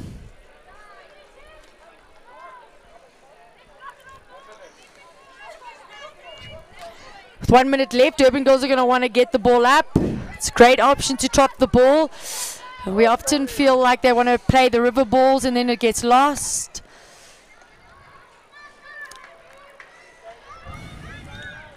Emma Lloyd really trying hard to get this ball, and she's successfully done so. She's won herself a long corner.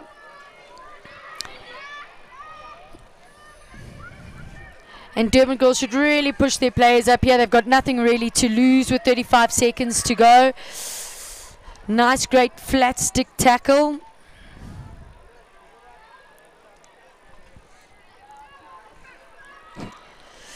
On the other hand, Pearson is just going to want to hit the ball up, waste some time, get the ball on the other side of the field. Great overhead into space. Durban girls have a free hit. They have 5 seconds. They're going to want to move this ball 5 meters and get into the circle straight away for a penalty corner. And congratulations to Pearson, taking position 21 at the St Mary's investec Hockey Festival. And they'll be very happy with the win for their last game.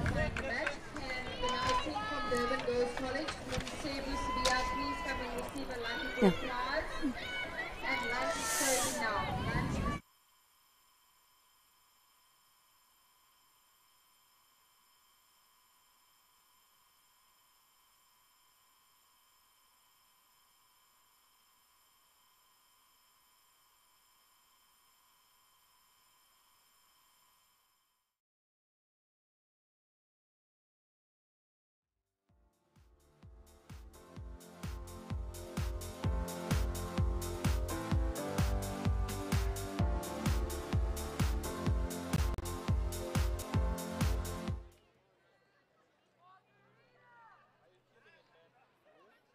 St Mary's Investec Hockey Festival.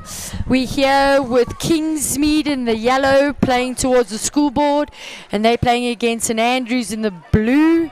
This is for positions 19 to 20, and both teams are going to want to finish their tournament on a high and get a victory. These are two Johannesburg schools, so they know each other very well. They've played each other enough times to know what they need to do. Of course, they've got 4 days of hockey in them, and fatigue may set in and put a bit of discretion between the two teams. But you see solid defending here from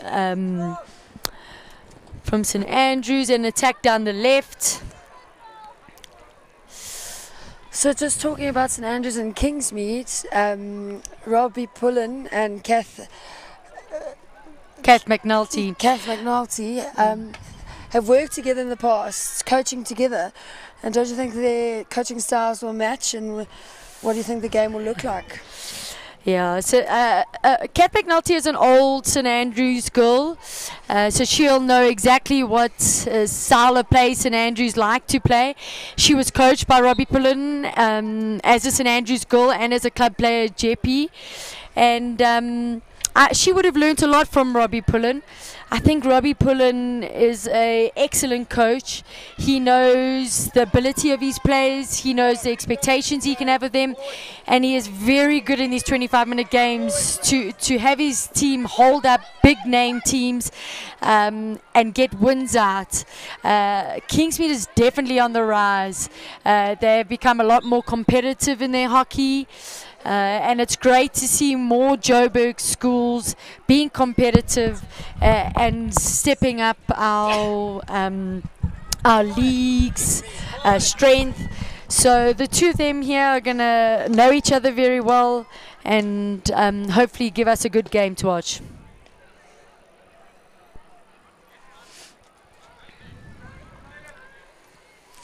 You can see all 11 players behind the ball for St Andrews. I'm sure they're going to want to defend to attack. They're going to try and keep the scoreboard as clean as possible. So Roxy, you mentioned earlier that Kingsmead is on the rise. What do you think they need to do to become more competitive? Well, I think first of all, getting a coach like Rob Pullen in there is the biggest step that they've had. He's brought in a lot of discipline into the team, and he has given them a repertoire of skills that have improved them tremendously. And we see here Kingsmead take the first penalty corner of the game. They have one castle, so the first wave only has to worry about running down the one shot. Of course, there's the variation.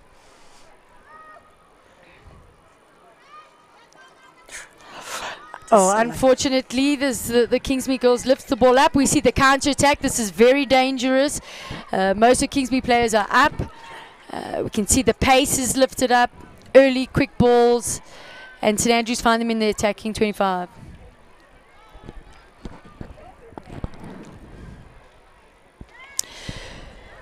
So, Christine, Kingsmead is one of the venues of this festival, and you find yourself there. Is there difficulties in moving between the two? Do you feel the difference playing there to here? What's the general feeling out there with the teams and coaches? Well, with my little festival team, obviously being a St Mary's team, well, we don't want to go to Kingsmead. It's the vibe is here. I think there's just more happening, and it's just you want to play under your crowd and your supporters. Going to and from the venue, the parents kindly lent us 2 vetoes, so it was quite easy to get all the girls across. So that's not a problem. So logistically, I think in the last 2 days when the games are far apart, but I imagine that when you're playing in the pool games, I think it can get a bit tricky going to and from.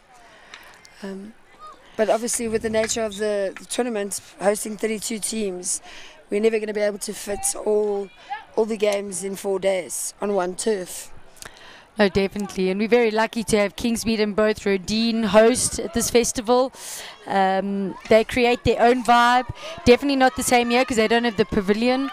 But it allows, I suppose, Kingsmead and Rodine to play pretty much most of their games at home, which is hopefully an advantage for them. But we try and get them all here on the last day. So each team will find themselves at St. Mary's and play.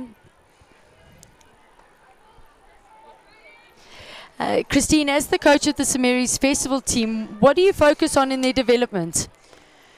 So the St. Mary's Festival team is a combination of players who give a lot of time to St. Mary's and maybe will never play in the festival in the first team. But, you know, we give them the opportunity to play in the festival team. And then with them, we select the up-and-coming youngsters. Sorry. And we give them a chance to play in the festival so that they can have a couple of festivals under their belt before they play for the first team. That's obviously a great asset for the school as a whole, that we're potentially getting at least half, or if not more, players in the festival get a festival under their belt before they have to play with the first team. So they know what to expect and what the taste is and the expectations. Definitely, I think it takes away from a lot of the pressure. So obviously playing for your first team is quite stressful and you want to make sure that you're doing your best every day. So if the little ones, if a grade 9 comes and plays for the festival team, and then in grade 10 she makes the first team, then she's not as stressed to play in the environment, in the crowd, and it's a lot easier for her, and then she can just focus on the pressure of the hockey instead of everything else. Have you been impressed with the way your girls have played against teams that are basically the best out of their school, where it's your second string? So typically with youngsters, they continue to improve. So from our first game where we were up against Herschel, we took 3 from there. It was a tough game, and I mean, I think they are obviously of the top 4 teams of the tournament. And then other than that, we only lost 1-0, 2-0. So we're competing against these massive teams, and from our pool, 4 of the teams are within the top 12. So for my little team to compete against them, I think they've done really nicely, and they've continued to grow and understand, and just impressed me actually. So with knowing coming into the tournament, like you say, that you're going to play some of the top 12 teams, what is your preparation prior to the tournament? So we started in November with a bit of a fitness program, just to make sure that the girls got their fitness up, and then so we don't have to worry about their physicality when it comes to preparing for the festival. So we prepped a squad of 36 or 40, I think, and then once we selected, then I didn't have to worry about that, and then could just concentrate on the hockey and technically and tactically getting them ready to compete against some of the best in the country.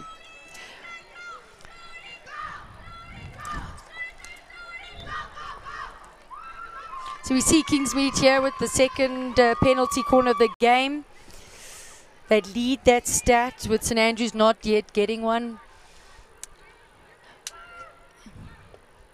Much better stop. We've moved it to the right, back in, free at the middle. Great work from the goalkeeper. A risk she takes. She closed down the play and she manages to get the ball out.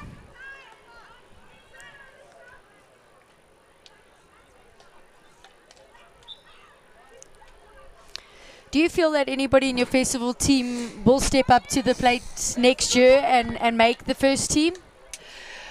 I definitely think that some of the players stand a chance at making the first team, especially if they carry on growing and ensuring that they keep fit. Yeah, I think there's definitely an opportunity for some of my youngsters. And they're lucky. This is really the start of the hockey season. So they've had this tournament to identify some of their strengths and weaknesses. And we've got a big break now of a holiday of about 2.5, 3 weeks. And hopefully they're going to come back and ready to get their strengths stronger and their weaknesses strong. Oh, and we see a great breakaway, wow, and Kingsmead have managed to score the first goal. of this encounter against St Andrews. It was a great breakaway down the left side.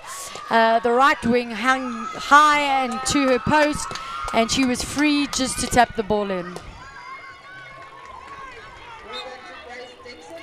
I'm sure Robbie Pulling is doing a sneaky fist pump there, scoring against St Andrews. Yeah, Jamie Clark there taking on the player, winning, seeing the free pass to Grace Dixon, who just has to put it away. And I know Jamie Clark's really been an asset to Kingsmead. She is their captain. She is potentially a provincial player, and she's done her job here for Kingsmead and stepped up to the plate. And here she gets the ball again. Unfortunately lost it. I know Kingsmead missed her yesterday. She had a wedding to attend, a family wedding that she was bridesmaid. So it's good to have Jamie back on the field and showing us her skills.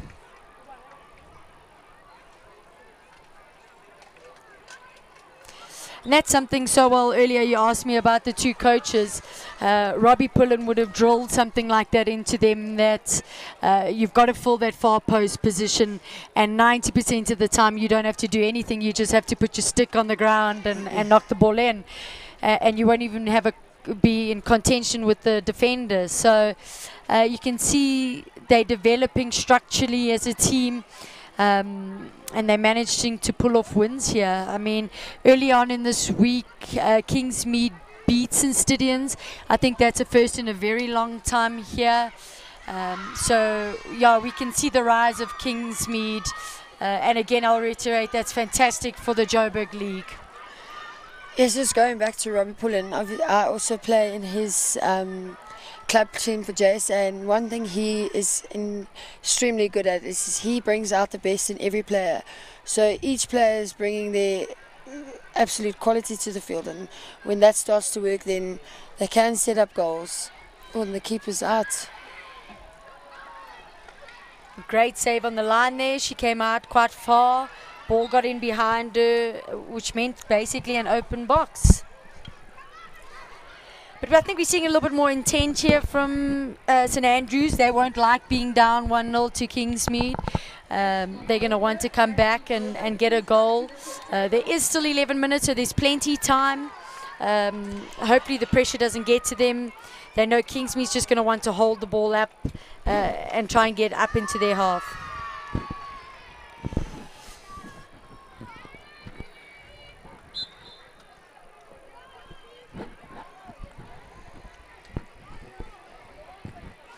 You can see the crowd here at St Mary's is filling up, and the festivities is here.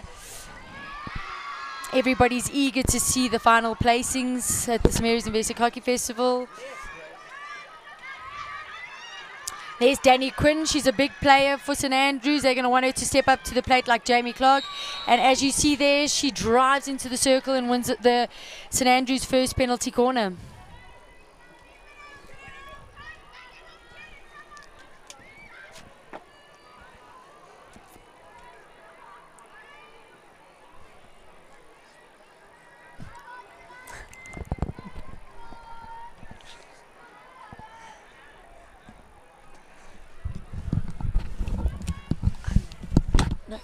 I know Danny Quinn has a drag flick on her, so it'll be interesting to see if she uses it. We need a good execution here, a bubble in the stop, and a great step by the second wave. Here comes the danger. It's potentially 5 against 2. The ball's gotten through to Jamie Clark. She's going to keep the ball on her stick. She's got players in the circle, and she wins the short corner. It's exactly what a defending team for penalty corner wants to get. They want to make sure that they can get the counter attack. As you know, the attacking team has most of their numbers up on the circle. So this is Kingsmead third penalty corner. We've yet to see a goal, and as we know, the more you get, the more your luck is on your side. Again, the same setup from Kingsmead. They've moved it off the top of the castle. See if they do the same. I think that was intentional. You could see the first wave played, held that shot, waited until the first runner got all the way to the top so that she couldn't influence the slip. The slip got it through deflection, and unfortunately we're going to see a change here. Umpires have chatted. I think it might have been... we'll see the replay here and hopefully we'll get a better understanding of this. We hold, slip, plenty space. She knocks it across and it's a penalty. Do you think, no, do that you think was she's blown it for obstruction? I'm not so sure. My limited knowledge of being an umpire, which we all know players are very good umpires, I thought that was a goal. But there must be a reason. The other umpire was asked, and the two of them have agreed that it isn't. That'll still be confident for Kingsmead to know that they can get another one, and potentially that penalty corner can work for them. It may be interesting to see if they do get one, if St Andrews maybe run a high 2-2.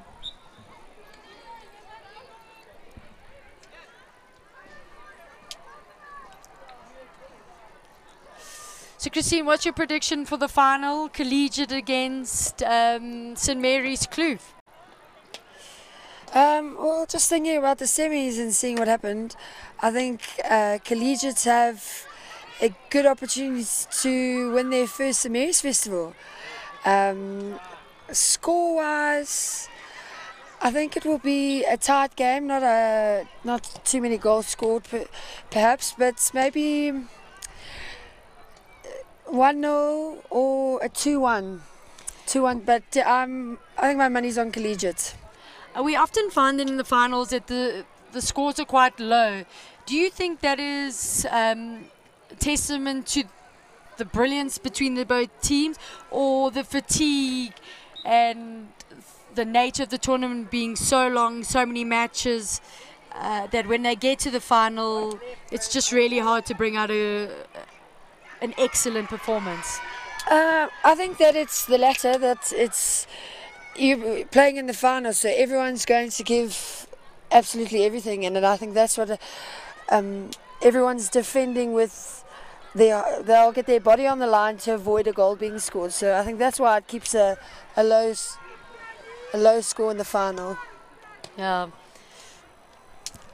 Well, of course, everybody in the grounds and the spectators are going to be hoping for a great final of goals.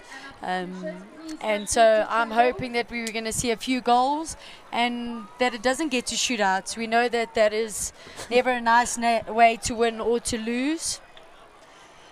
Yes, earlier my festival team were playing their playoff match, and we actually went into shootouts. Well, we did penalty strokes, and we did 4 rounds of sudden death strokes. So no one really wants to get into a situation like that. No, definitely not.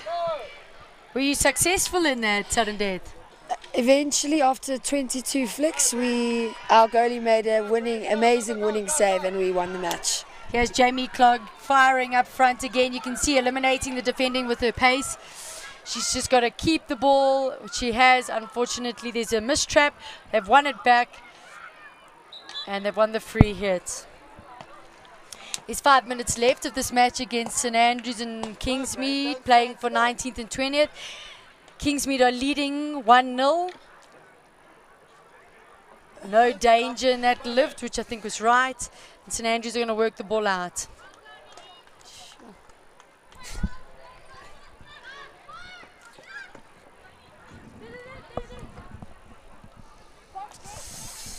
So this time last year, the weather didn't play so nice. As you see now, it's a beautiful sunny day here in Joburg. And last year, we missed a good portion of our fixtures to a storm and thunder and that. So this is great weather, and we welcome it. And we hope it stays so that we can see all the fixtures play out and the girls can get their last game.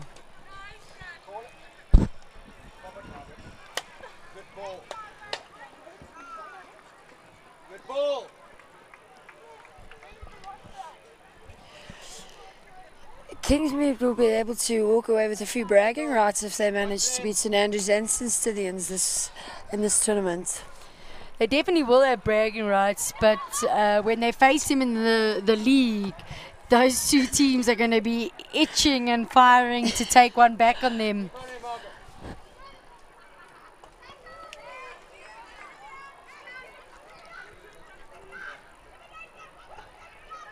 We're seeing St Andrews being very direct with their play. They've managed to win their second penalty corner. How difficult do you think it'll be for Kingsmead to come back if St Andrews pull a goal here? Oof. With only 3.5 minutes to go, if they concede and they're playing out a draw, I think that it will be difficult for both teams to try and fight back to get another goal or to avoid having one conceded against them. Kingsmead may feel hard done by because they thought they scored their second goal, but let's see Danny for the drag flick, and she has put it in. Yeah, I think there was a bit of dispute because it hit the crossbar, but it landed in, and that is a phenomenal drag flick from Danny. I don't think she's pulled one of those off, and she's brought it at the right time.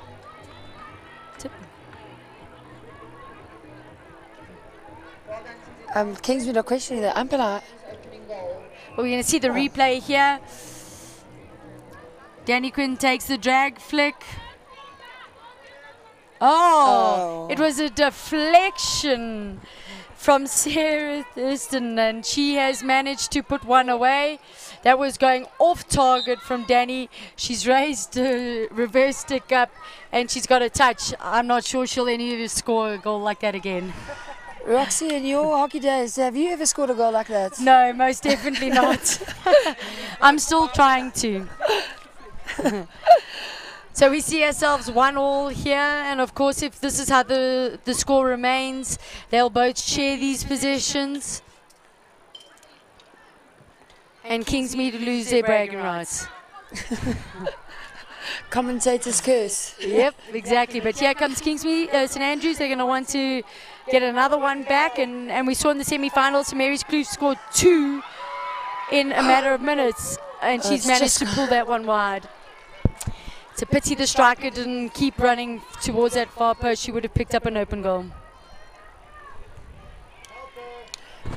90 minutes left.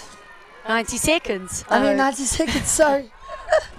It's been a very long day. And here's Danny again. We've spoken of her importance for St Andrews. She's getting the ball into the circle.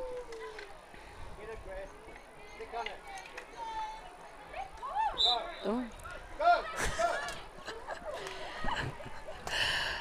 Players are getting involved in this game, tough.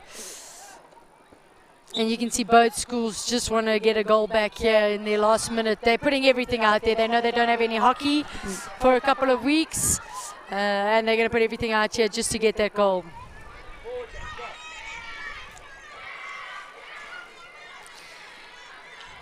So up next we have Hoërskool DF Milan versus Affies. It's going to be a phenomenal match to see the places of 17 to 18. So stay tuned on live streaming to catch the games. And of course, if you'd like to come through to St Mary's, the festivities are high and the hockey's only going to get better and better. Well, 30 seconds left. Jamie has the field to herself. She's going to have to do it on her own. She managed to get past the first defender. Angle is tough. Goalkeeper makes a great save. You can see the frustration and how much she wanted that goal. And I think she did very well to get that far and get the shot on.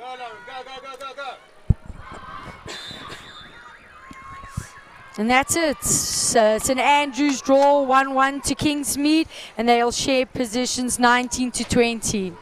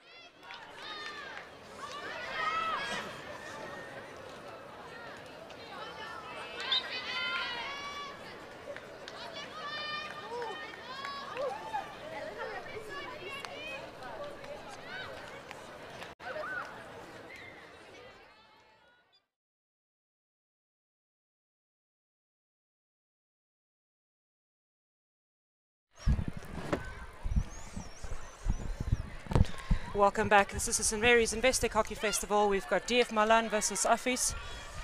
They're trying to determine position 17 and 18 in the festival. This is their last match. Of course, this is final placements. The action just continues. A fantastic festival so far. And players really leaving everything out there.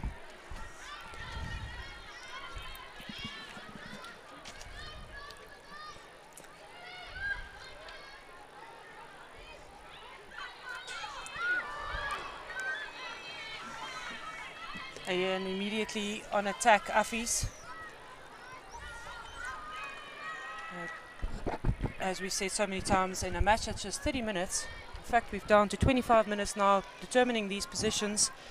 It is absolutely important to get that goal as quickly as possible in the game.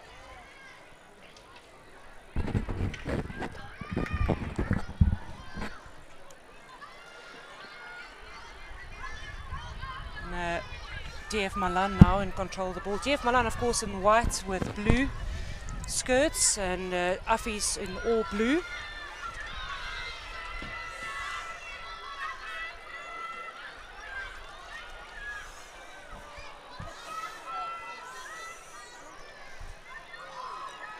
And that's a dangerous ball through, but no one at the end of that. Teams are just settling into the match. Alongside me in commentary, Ainsley McAllister. Ainsley, all the way from the US. That's right. Welcome to South Africa. Why, thank you. Thanks. And how have you found your time so far here at the festival?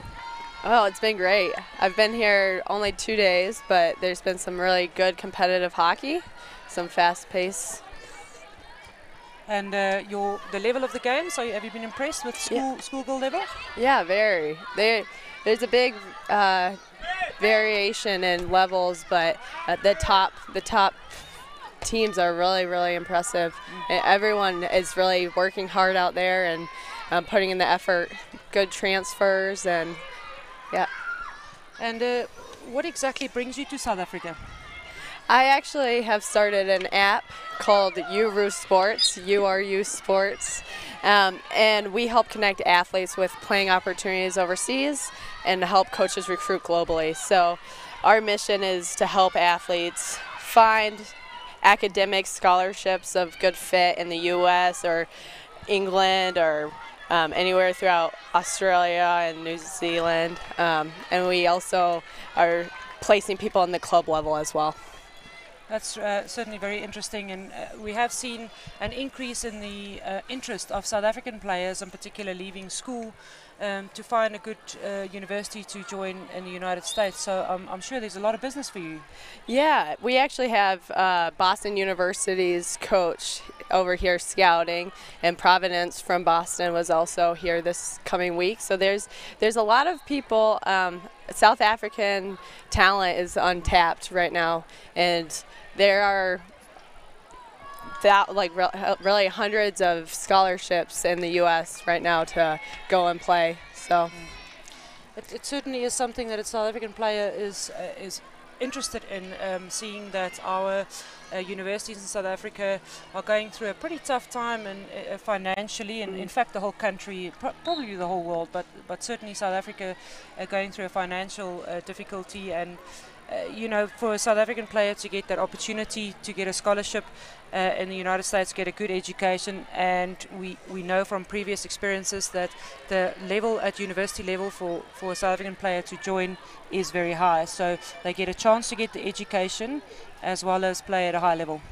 Yeah, the university setup in the U.S. is very professional. So it's a 3-month season running from August until early November. And in that time, it's 4 practices a week, 2 games a weekend. You might travel from the East Coast to the West Coast. You're really treated like a professional athlete. But differing on the schools, you're always a student athlete as well. So academics are really important. Yeah, that's a very important point to always keep in mind, that it is in that order: a student athlete, so student first, athletics in a sense second. I know athletes beg to differ. In fact, in my entire life I had it the other way around. And Most Hence, athletes. I never attained that medical degree, but certainly had a really good time playing hockey on all sorts of levels. Now, let's say a player here at the festival is interested in, pursuing the possibility of going to the United States to join a university. Where's the starting point? Yeah, so that's what we're trying to help athletes have a really smooth transition so that they actually know what they're getting into before they arrive across the world, really. So we have this platform. It's kind of like the LinkedIn of sports. So athletes can make a profile. They list all their playing experience. They can have people write references, endorse their different skills. They can add their highlight reels. Adding playing video and footage is really crucial, and coaches really value that, and that's how they recruit a lot, at least the initial steps, and then they might come over and watch or whatnot. There's a lot of money spent on recruiting talent for universities. Yeah, because it's so important for the university to get this right, because there's so much money involved. You want to make sure from a university perspective, if you recruit a player, that that player is a perfect fit for your squad and your ethos and what the university is all about. Right, yeah. So right now, if you make a profile on Uru, then universities also have profiles, and they post if they're looking for a keeper or if they're looking for a center back. And usually the recruiting timeline can start 2 to 3 years before you're actually done with university. Yeah. So it's not too early to start kind of thinking about it. And there's the ACTs and the SATs, like standardized tests that you have to take. But it's all really easy and laid out. Ooh, nice. Yeah, fantastic goal scored there by Affis. Great individual skill, taking the ball into the circle, setting herself up with that shot and finishing it into the far corner. Great opportunity that Affis just finished there. Affis leading by 1-0. DF Milan has got all the work to do to pull this match back. 15 minutes to go, plenty time to play. While we are listening to fascinating facts here from Ainsley, the action just continues. Yeah, so continue. Sorry for the interruption. They rudely interrupted you by scoring a goal, Ainsley. That's a nice interruption to see, though. Yeah, so that you start the process really early because there's quite a lot to do. Yeah, there's the standardized tests and getting just like that. They now are starting to recruit 2 to 3 years before the incoming class. So yeah, it's not too early to start reaching out to teams, even when they don't have a position posting yet. And you can just reach out to them directly and message them through our platform. So yeah, it's also very handy for the recruiters and universities to kind of build up their database of players potentially that's coming through, and they can track them through the years and their development. And then when the time is right, they can just select whoever is right. Right, and there's a lot of recruitment rules that the university system is governed by an institution called the NCAA. And so there's a lot of different rules, like the coach can't contact you between certain dates. So that's something we've laid out as well. That's just something to keep aware of. And so you can reach out to the coach, but the coaches can't reach out to you in a certain period? Exactly. So it's good to be on their radar, and then they'll find a way to either contact the coach or get back to you. But yeah, don't be too sensitive if it's not immediate. Yeah, they may just be constricted by the rules here. Right. So you're saying that the higher level of this particular festival is something that has certainly caught your eye. Oh, definitely. Your job then, in particular here, is it really just a feeling base of what the market is like, or are you going to target particular players here? I'm doing a little bit of both. So Boston University is here to actually scout out individual talent and bring them over. I'm here kind of to get the feel of what school hockey is like. So when we build the pipeline, I have a good judgment of who I can send where. Okay, that certainly makes sense to me. And it really is nice to have you in our country, and I hope that you're going to enjoy. How much longer are you staying? I'm here till the 18th. 18th, so pretty long time. Yeah, that's quite a long time. Are you working a bit of holiday into the I'm trying to, yes. Yeah. So actually, Razi Pierce, he's brought me over and helped set up a bunch of camps and universities to talk to, because we're also trying to help athletes find university and club opportunities all around the world. So if an athlete wants to play in South Africa, we're doing that as well. Oh, that's really good. So there can be an exchange program. We've been talking quite at length about the exchange program between Fram College in the UK and St Mary's in Johannesburg, and how well that relationship has been built. And we're looking forward to seeing how your relationships are going to be built and what it comes from it from the South African perspective. Well, thank you. Yeah. Ainsley, thank you very much for joining me in commentary and telling your story, and seriously just wishing you all the best with your endeavours. Well, thank you. Yeah, thanks for having me. This has been a great experience. Absolutely. And all the best with your travels. Well, thank you. Thanks. We're back to the game with DF Malan. Affie's leading at 1-0. And just having a look at this, is very much in between the two 50-yard lines or 25-yard lines that the action is currently taking place. So neither really of these teams are finding great opportunities. Affie's just really making the most of that one opportunity, and the shot that she took at goal, finished it so well. Really great from the Affie's team, and now kind of hanging on to that lead. Waterkloof is going to, DF Malan is going to try and get the action going from there. They're trying to get the combinations and passes going.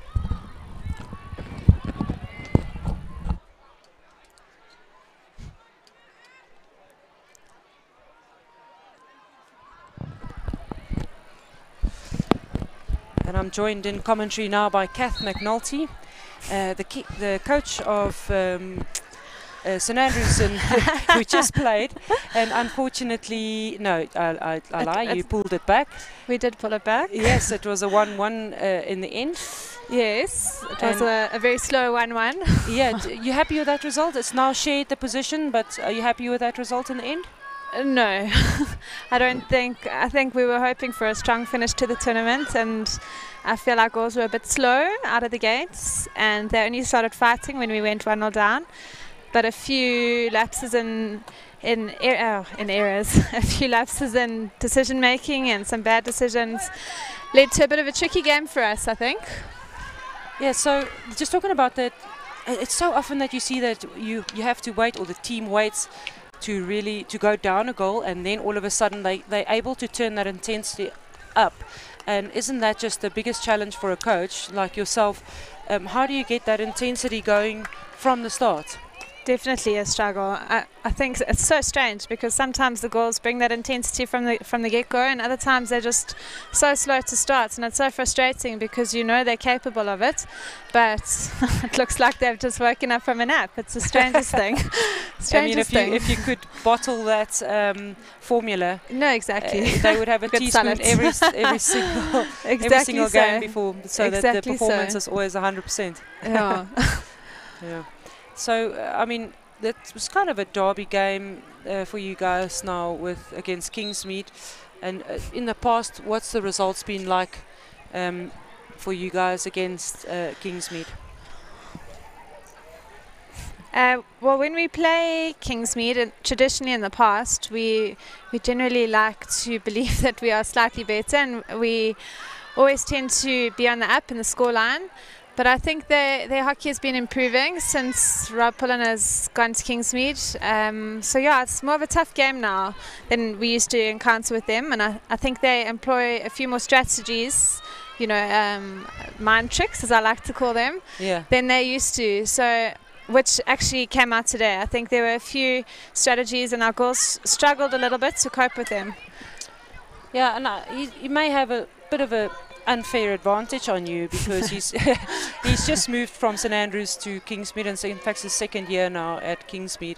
So he knows the players still quite well, and he knows you well. Definitely. So he can certainly implement those strategies to great success. Yeah, definitely. And a lot of our girls, well, as much as possible, we try to get them to play club for our club at St Andrews, which is called JSA. So a lot of girls do train with him currently. So he does, you know, he knows us probably just as well as I know our girls. Yes. So yeah, I think from now on it will always make quite an interesting encounter. Yeah. Until there's probably a brand new cycle of players that he's never met before. Yeah, for sure. Looking at this match, Affy's again just applying maximum pressure on DF Milan. Determining the position 17 and 18 here. Currently, of course, Affy's in the lead. So, as it stands, and if it had to end like this, Affy's will take position 17 and DF Milan 18. There's quite a lot of time to go, 17.5 minutes, and neither of these teams are going to give up now. They're certainly fighting, and it's the character of this festival is for teams to give it their all and play with all the pride they've got all the way to the end of the festival. So, Kath, you guys have got an international tour coming up. You are going to Europe as a school team. What are you hoping to get out of that tour? Well, providing that some of our girls stay injury-free. Unfortunately, we have a few injuries, so we're hoping that they'll be fit and ready for the tour.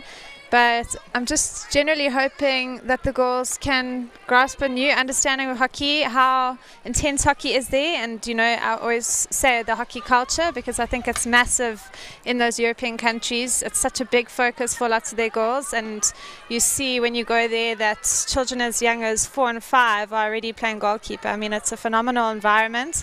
And I think just by being there, I'm hoping for the girls to sort of get invigorated, you know, find a new sort of love for the game. Well, not necessarily love, but a bit more passion and, you know, drive when they're playing their hockey. So I'm hoping they get a huge challenge from the standard of play, and really that they are able, hopefully, to compete and realize that they can also bring their standard up to the very top. One of those things that we see is once a player is exposed to another level or a new skill, it takes that exposure before they really embrace it and take it on for themselves. So I think you're spot on with that. If they go, once they see that culture and they see how another country can love the game so much, it certainly raises their level.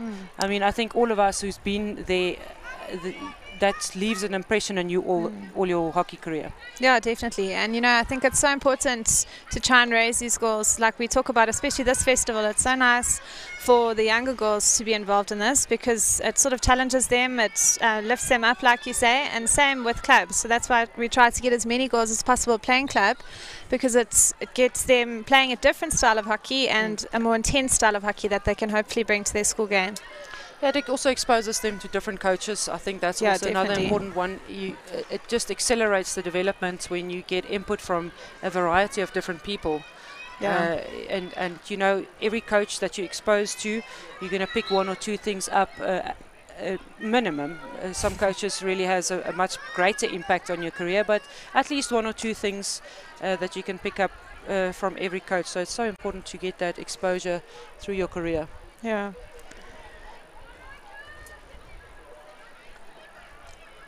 So the end of the festival for you, I mean, I think, I know 100% the girls, but are you going to have an early night?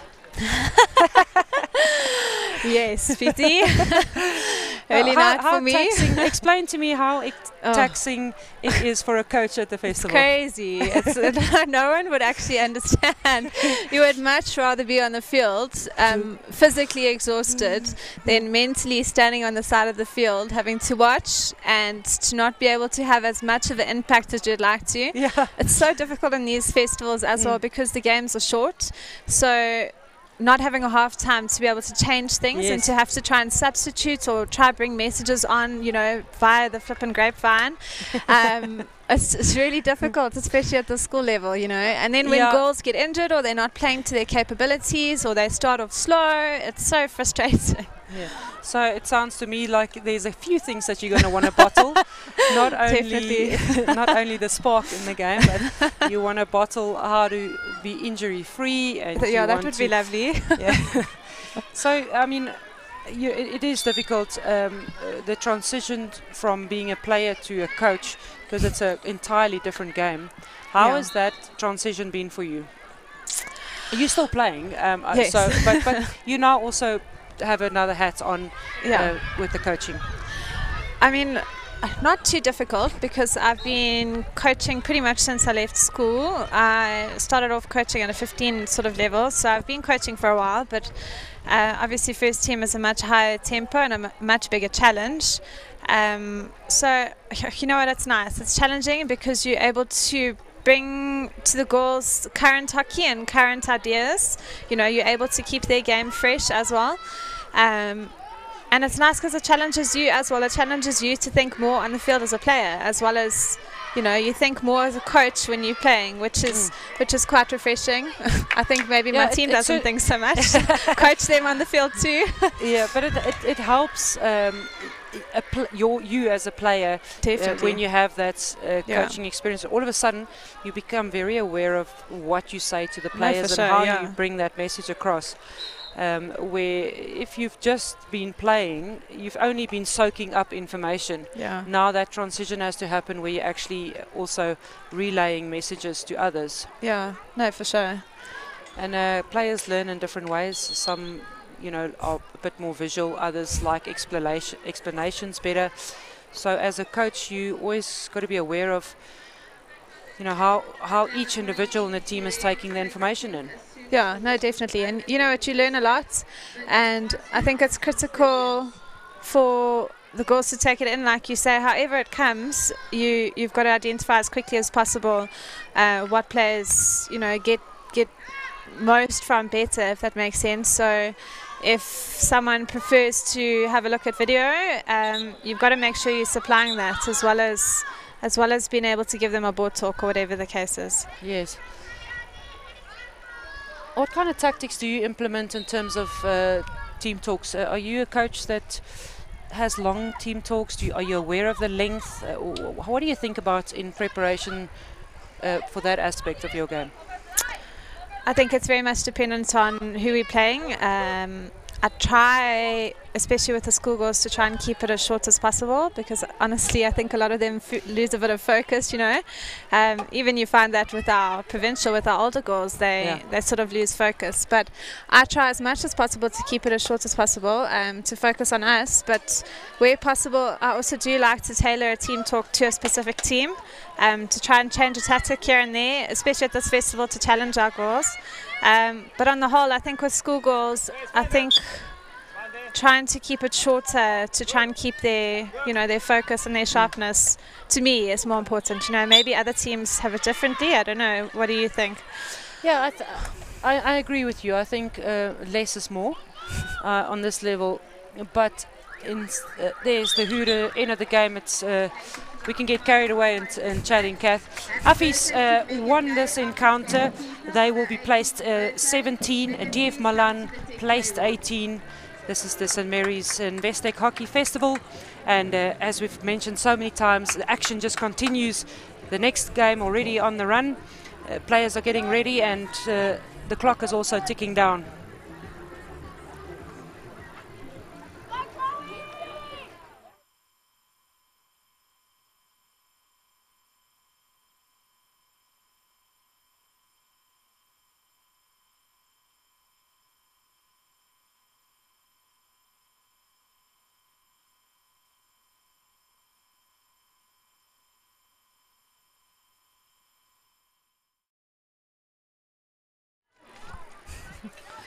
We're back at the St. Mary's Investec Hockey Festival.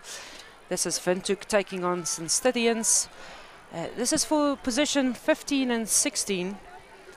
We are working our way down to in numbers and placings, and ending obviously in the final for the 1 and 2. Kath, we'll just continue our conversation in terms of team talks. and your opinion on, my opinion on less is more. But there is some time that the players actually have to be exposed to a lot, because you have to push the boundaries that they are exposed to. Otherwise, they're never going to be. There's never going to be improvement. Am I right in saying that? No, So definitely. Yeah. and do you do that more than in training? So we're not talking about aspects too much. We can rather do it in training and try it out. Yeah, so I very much during the season, I think it's really critical as a coach to see what you've done well or badly in a game, and you're able to tailor training sessions and drills to work on specific things that maybe individual can do better, or a line, for instance, maybe the defenders were struggling a bit with the outlets, or they're struggling to make connections with the midfielders. So be able to tailor a few drills specifically to help the girls work on that is really important, because yeah, like you say, it's so much better. I'm so excited with the action in the D here. It's so much better to be able to let them train it and to sort of point out maybe from the beginning what the errors are, and to show them how they're making the errors and then how you can fix it. Yeah. So Windhoek turning up the heat a bit. Windhoek in blue, St. Stithians in red, just to make sure that we know who's who here.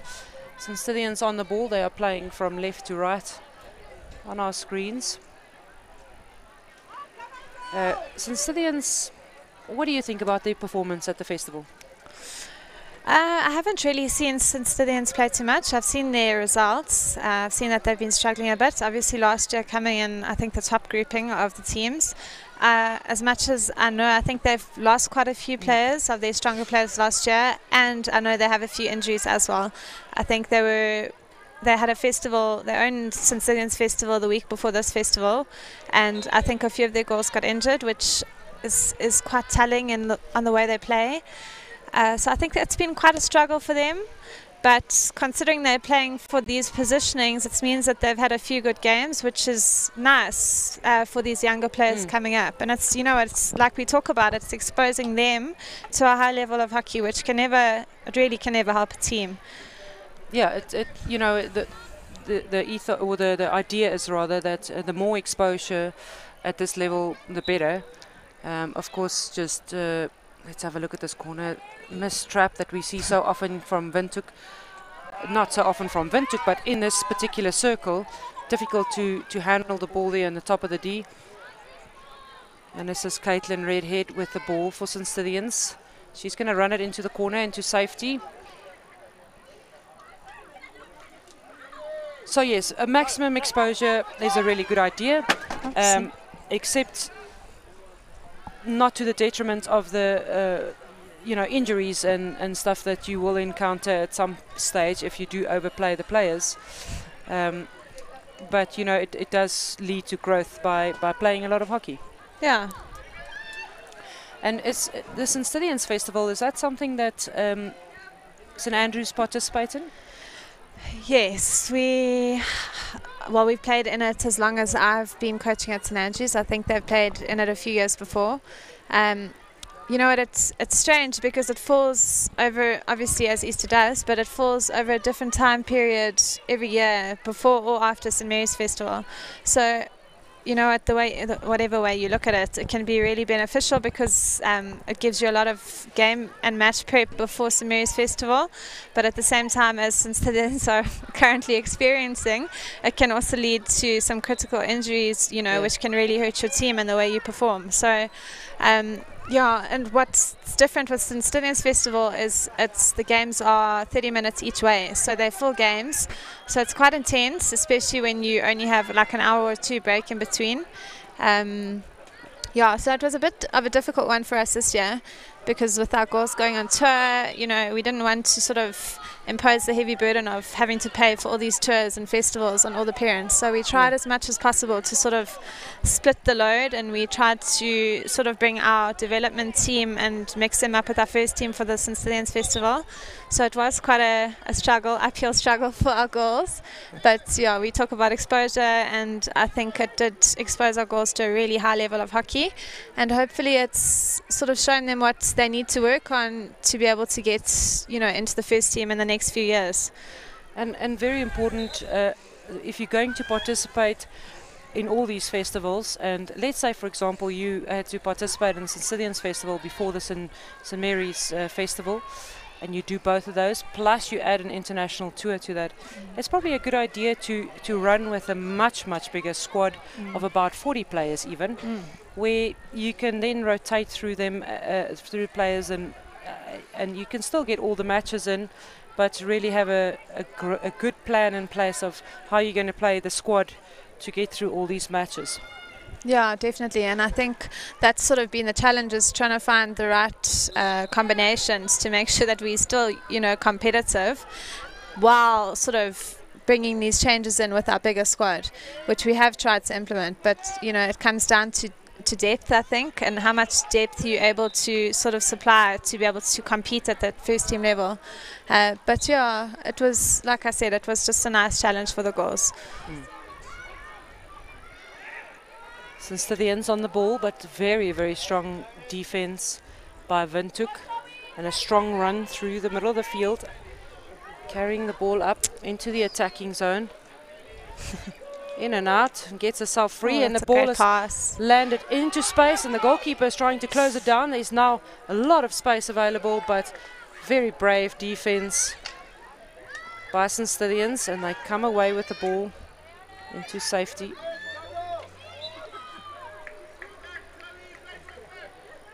Here's the very good through ball, and in fact a little deflection from Rachel Finch towards goal for Windhoek.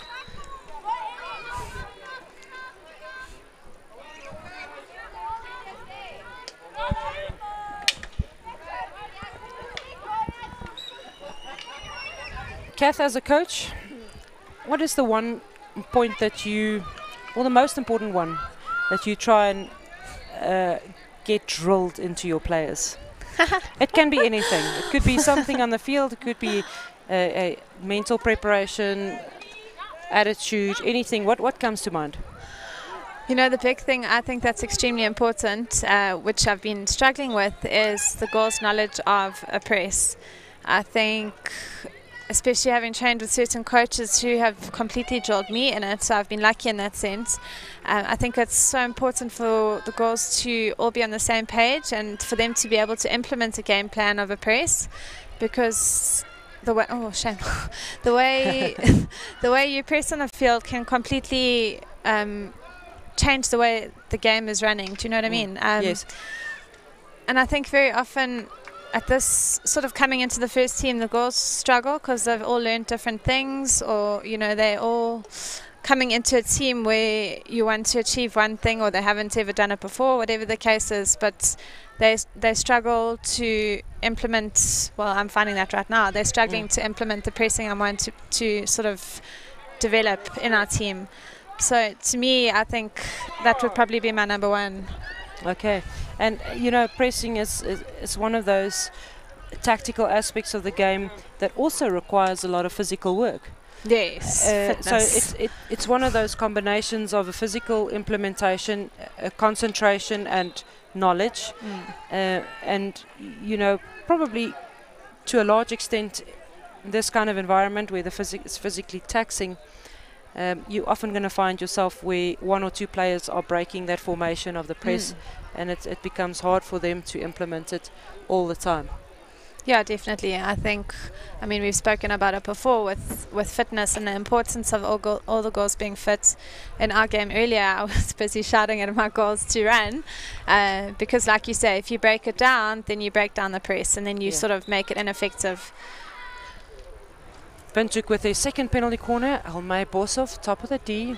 Is she going to hit it? She receives it, and they do a variation in and out. The ball is still landing favourable for them. Goalkeeper with a save. And on that little kickback, it's a Windhoek foot, so St. Stithians with a free hit out. Interesting to note, Windhoek is having a press that is pretty much centred in the middle of the field. They are allowing St. Stithians to play a lot around the outside, and as they play it around the outside, they get themselves all the way around the press. So Windhoek, not sure where they want to win the ball. they would probably answer that in saying somewhere deep in a corner.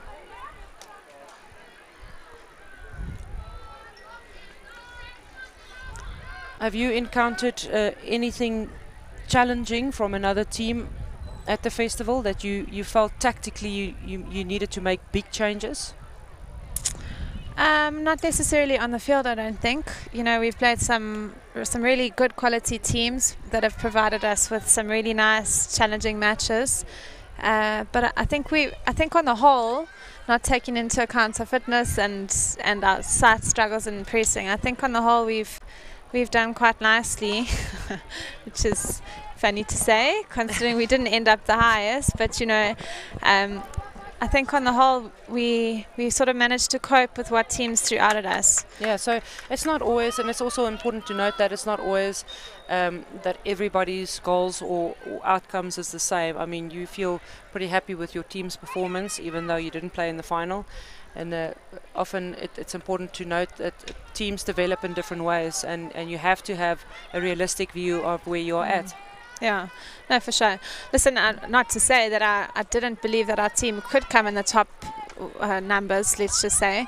And I truthfully believed on that first day we played that was the difference between finishing high and low. And unfortunately, our goals just couldn't get the games over the line. You know, we sort of, as I said, the games were really competitive.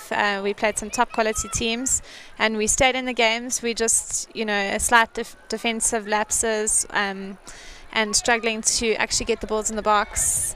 And that's just the way the tournament goes. You know, 1 or 2 results don't go your way and you just end up going down and down. So, but yeah, on the whole, I'm happy with quite a few of our games, and I think there's lots for us to work on, which hopefully we can work on some more on our tour.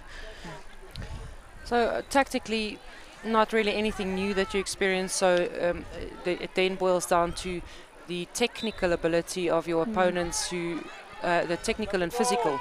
So technically they're probably much stronger than individuals in your team, and adding a little bit of physical conditioning to that's superior in the opponent's team, and that's the result you're getting. Yeah, I think so. I think those first few games, for instance, Herschel had a few really nice, skillful players. I'm trying to think who we even played right now, but yeah, there's some. Yeah, it's a long weekend. But I think, you know, it's nice to watch these games because there are some really good quality. You know, not saying their goals that completely stand out, but teams with goals who all have strong physical and technical abilities, and it's really nice to watch those teams play, how they're able to really interlink, and you know, there's no, as you say, slight weaker links where you able to pass the ball to everyone without having to overwork anyone or whatever the case is. But there have been some really strong teams where they're all really capable skill wise. We're talking about the final later. The final is taking place at 6:15 this evening, and it is Collegiate and St Mary's Kloof in the final. Collegiate, for the first time ever, making the final here at the St Mary's Investec Hockey Festival, and St Mary's Kloof have won it in the past of 2007. Who's your favourite there? Very hard one. I haven't actually watched St Mary's Kloof at all. We did play them in our festival last year, I think, for some of the final placings.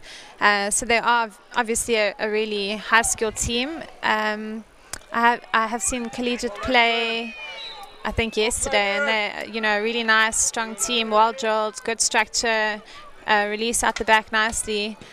So I think it will be a tight one. I think it's exciting to have some new teams in the final, you know, teams that haven't necessarily been there in a few years. So I think it will be a really tight game, is my prediction. Yeah, well, you're not committing to a score, are you? No, okay, I'll go, if you would really like one. I'll go for a 1-0 Collegiate. That is interesting. What do you go for? I think I'm going to go with a 2-1. A 2-1? Collegiate. Oh, good. Okay, look, that's actually basically the same score. Just more goals. And the next match, I'm going to change it, so I'll change it all the way until the end of the final. So it gives you some more time to think. And then the placement 3 and 4, that is a fascinating encounter of Herschel versus Oranje. Both those teams are licking their lips at the thought of, you know, having the opportunity to show that they should have been in the final. Yeah. And it was all just a big mistake. So Herschel versus Oranje, what is your prediction there? So I feel like that's also a really tough one because I haven't seen Oranje play. Knowing the team and the coach and their history, they're always obviously a really, really strong team and their structure is really good.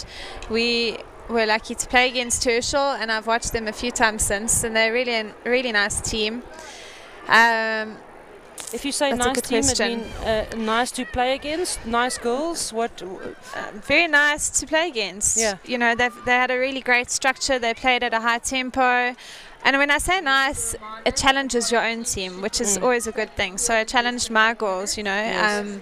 It wasn't a game where they sort of, you have to drop your tempo or you have to fight to keep the tempo up. So Herschel played a nice high tempo, which then forces you to do the same. You know, you can't sit back and sort of do your own thing.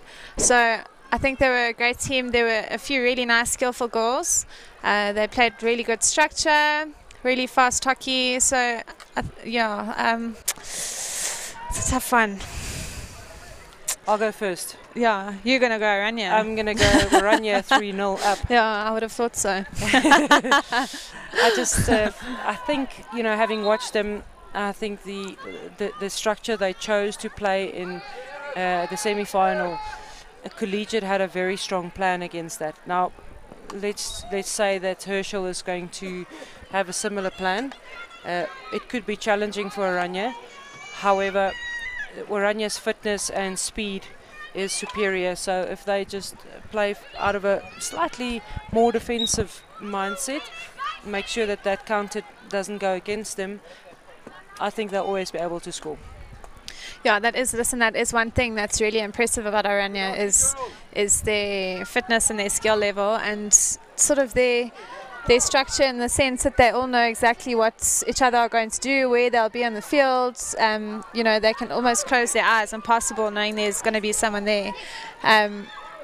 In saying that, so what was, not having seen the game since I was away, what was Collegiate's, what did they do well against Oranje to? So they were very, very patient in defense. They kind of waited back a bit, and Oranje stretches the field tremendously, not only sideways but also up on the field. So they throw all their numbers forward. They play with 3 around the back, who at times are also pushing through the lines. So if there's a changeover in possession, the counter-attack is on immediately, and they have a player, Collegiate has a player like Bianca Wood up front, who's skillful enough to finish the one-on-one with the goalkeeper, and that's exactly what happened. Oh, really? Okay. Breakaway goal. I like Bianca Wood as a player. I haven't actually seen, I didn't see her yesterday. I wonder if she was playing. I didn't notice her. But I do. I think having watched her play at PHL and provincials, I think she's very feisty, and she's able to get on the ball and make something count. Yeah, characteristic of a striker is to take the initiative and be a little bit feisty. You need a certain kind of temperament to be interested in scoring goals. Yeah, definitely. We're still deadlocked here, Windhoek versus Instithians. We've got 5 minutes to go in this match. And both teams are really struggling to get great opportunities in front of the goal. Most of the match happening outside the Ds, whether it's defensive or attacking for them. Kath, you coaching this particular game, which we're watching now. At what stage, or if ever, would you consider throwing a kicking back on? I think it's tricky for these placings because you just share the higher place if you end with a draw. But I do think for the higher placings, I would definitely probably consider that now. And I know the coaches of St. Stithians, Megs de Grasse and Rob van Kinkel, would definitely consider that option as well. But as I said, if the placings aren't that important and if you're just going to end up sharing the results, it's not such a critical moment to possibly... but yeah, I think that is something that more players have to, and coaches have to consider, because it does sort of bring a challenge to the defensive team. They don't really know how to defend well with that. and as well as the attacking team, they sort of it's a bit of a scary prospect for them to play without a goalkeeper. Yeah, and that's exactly the time where they can't really afford to have any fear in the game. They have to throw everything forward at it and try and get that result. So you would do it with 5 minutes to go? Yeah, I would go with about 4 or 5 minutes to go. You want to leave yourself with enough time to actually implement the plan, and with 2 minutes to go, it just feels a little short. No, it's a little bit too rushed, and then you're trying to rush the goals into doing things which will probably end up, you struggling on the counter attack. Yeah. It's quite interesting. I'm sure one of the tournaments before, I think it was the New Zealand men, they took their goalkeeper off and ended up scoring, and then they kept him off because they seemed to be playing better without him, which is really interesting to me. You would expect him to put the goalkeeper straight back on, but they kept him off. It's not his fault because he never touches the ball anyway, so he can't be blamed. But the player is probably just taking a different kind of responsibility on the field. Yeah, for sure. Yeah. Have you been following any of the Commonwealth Games? I have tried to catch a few matches when I've been at home, or tried to fast forward through on the PVR when I've had a spare sec. I've managed to watch the men against Australia, which was actually a really nice game to watch.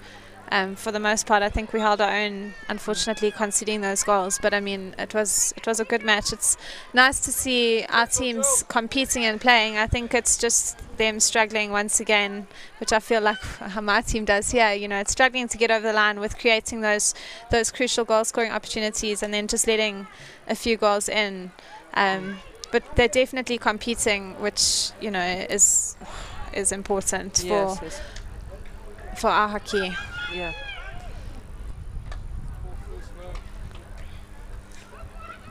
Time really running out. Windhoek and St. Sithians still deadlocked. They are playing for position 15 and 16 in the St. Mary's Investec Hockey Festival. It's 1 minute 30 seconds to go. Well done, Kim. And, even though goals can be scored in just a few seconds, there's a certain momentum that you can read the game by, and at this stage both of these teams have been having that momentum. Sort of now it's St. Sithians, now it's Windhoek, so we see a breakaway now with a 3 versus 2 situation for St. Sithians and a trip, and umpire Graham awarding the penalty corner. So with 1 minute to go, St. Sithians certainly going to have a very good look at the defensive structure of Windhoek's penalty corner. Yeah, this will be the crucial time for them to score, I think. Yeah, it's last chance saloon. You see there, she just misses the ball and leaves the stick there, and St. Sithians tripping over the ball. I mean, over the stick, beg your pardon. It will be hard to trip over the ball. It's possible, but it's hard. Yeah, very possible. I don't think as hard as you think. Setting up with one castle. We've seen this before from St. Sithians. They're keeping it simple. Good trap. Injection a little bit off target, but they're playing the 1-2. Still stick on the ball. Opted for the flick since it is on target. Hit the player on the body. It's a re-award. If the ball had to travel off target, it'll be deemed dangerous.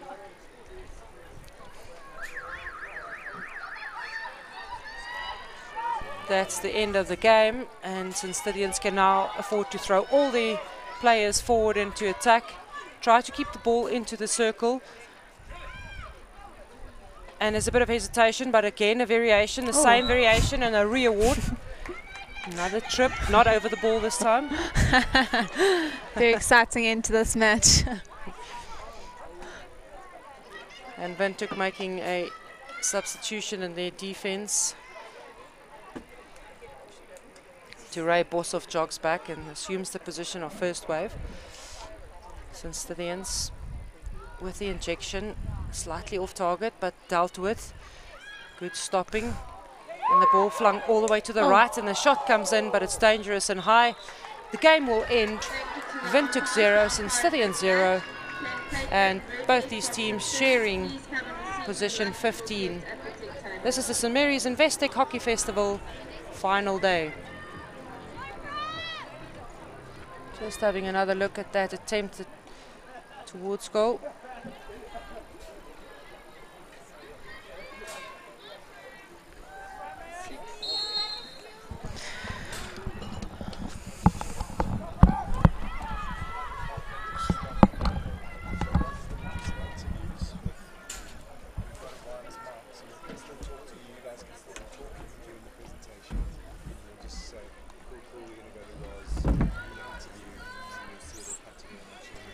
Obviously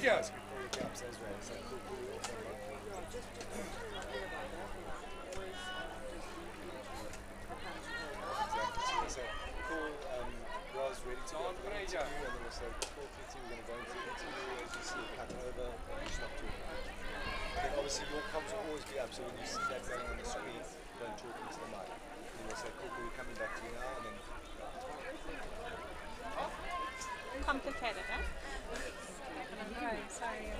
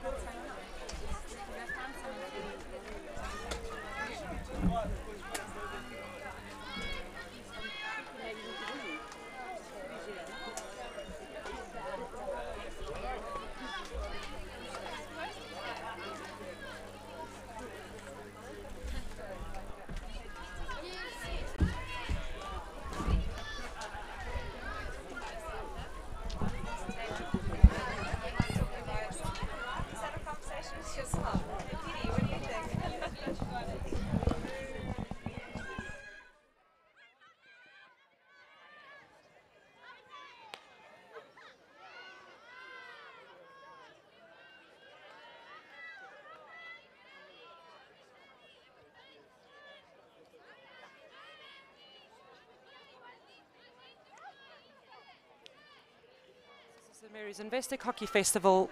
Garsfontein are taking on Framlingham. Framlingham, our international team from the UK. These teams are playing for position 13 and 14. This is the plate final. Lots to play for. As you can see, the intensity pretty high. A very, very strong drive there from Kemi Marukani.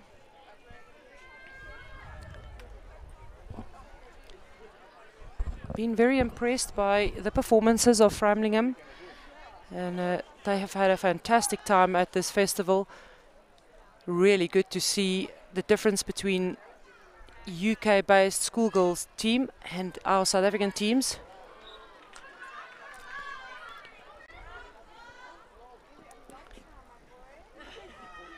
Some great talent in the Fram side.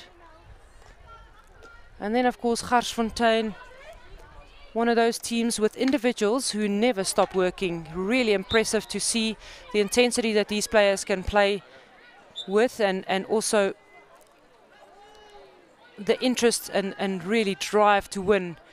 And never say die attitudes, the girls from Garsfontein.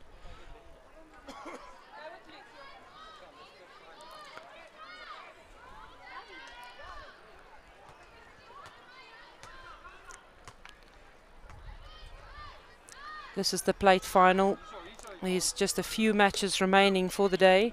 In fact, for this festival, 5 matches and then it's the final, so 6 in total. If you're still in the vicinity and would like to make your way to St Mary's in Waverley, the vibe is very, very good and lots of friends. If you're part of the hockey fraternity, you will inevitably know people at the festival. Great camaraderie and friendships all around the festival.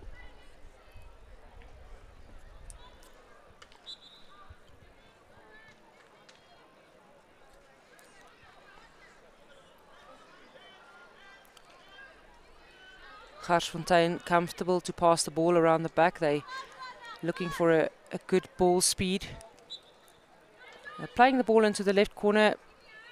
It's a bit of a difficult position to come out of, and now just defender jogging up to try and force the ball out of that corner, and she does so successfully with a little slap over the stick, the defensive stick from Fram.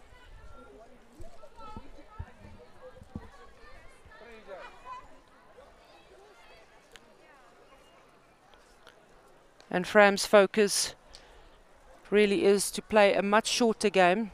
There they were forced into a longer ball, but a shorter game in terms of building, you know, a few meters at a time. I had a chat to their coach Susan Wessels this morning, and she finds that the biggest difference between the UK team and South African teams, the South African team's very goal direct and trying to go straight as often as possible to get to the goal. But if you do that too often, it's very easy to defend.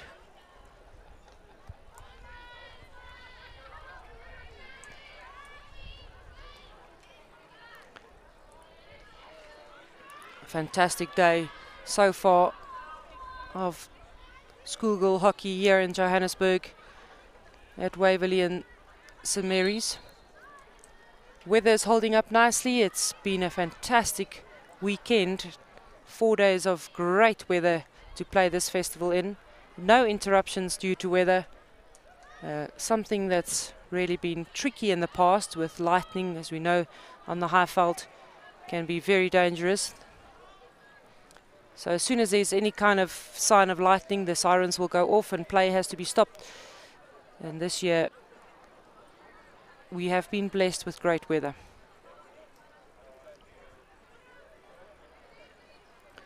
You'll see the flags on the far side in the wind. There's slight breeze, so that makes for comfortable playing as well.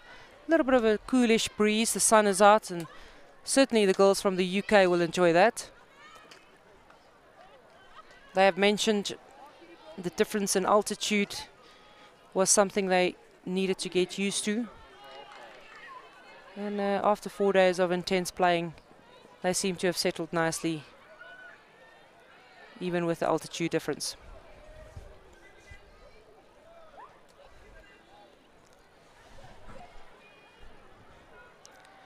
Into that attacking circle and a great spin. She puts it on the left foot. How is that for ball control? She gets it on the right hand side and spins out, looking for that left foot from Garsfontein, and finds it. And Fram with their first penalty corner of the match.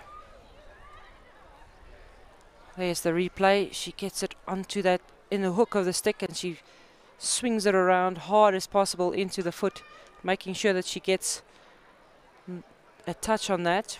Interesting to see how they water little section where the injection starts. That's just to get a nice drag on the ball. The ball doesn't stick to the turf, and that's a drag flick. A fantastic finish by Fram. Goalkeeper beaten on the left hand side, sort of hip height, very difficult height to deal with. Fantastic finish by Fram. Great goal, and now action continues. So let's have another look at this. Great trap. She gets her stick onto the ball with a nice long drag, and a great finish there from Abby Goodham. That's a very hard height to deal with for the goalkeeper. Just on the left of a foot there on the left hand side. She's not sure whether that's a glove save or actually needing to lift that pad up. Coincidentally, with that kind of height, there's a lot of hip drive from the goalkeeper. You know, so you have to make sure that there's a bit of a reflex reaction coming through the hips. Sitting alongside me, Robbie Pullen, coach of Kingsmead, and a legend in South African hockey, have coached the national men's team, coaches for a living, almost, right, Robbie? It's part of my job, that's correct. Yeah, so also involved on club level with JSA here in Johannesburg, so imparting all your knowledge over the years now, and particularly in this festival, Kingsmead. You guys nearly sneaking a win there against St Andrews. Yeah, I think, at the end of the day, as coaches, we always get frustrated with certain decisions. We had the ball in the goal for the second time, and I don't know why they claim there was intimidation. I'm not sure what that is, a new rule to me. And then at the end there, that was dangerous. The girl played the ball above her head while there was a crowd around. So I thought we were value for winning the game. But we came out with a draw, and we've been good. 2-3 years ago we were losing 8-0, 9-0 to St Andrews, and now we've been competitive with them. We beat St Stadions, which has been very positive. So there is some progress happening, and it's really great for me to see. Yeah, certainly. I've also noticed a great amount of growth and progress from Kingsmead, so well done on all the work you're putting in there. No, thank you. So I saw a little exciting player up front in Jamie Clogg. who also scored the first goal, and she had another go, second one around. I mean, she's a little player that to look out for. Definitely, yeah. She's just blossomed very late in her life, and I just hope that next year, study-wise, that she goes to a good university where they look after her, because she certainly has that speed and exciting factor on her, and she's just been a revelation for us. And yeah, it's a pity. I thought she might have got that last goal at the end, but it's just good to see the talent, and I just hope they get nurtured into our varsity systems. And really also good to see her drive. She has this certain kind of fighting spirit that's important to have in a team, and she's the one doing it for you and your team. That's correct.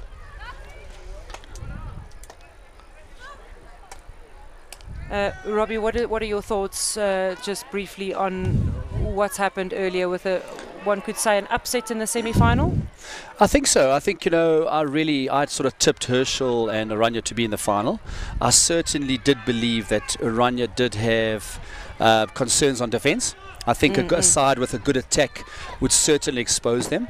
But you know what, it's just exciting to see that the top 4 sides at this tournament right now are really on the level.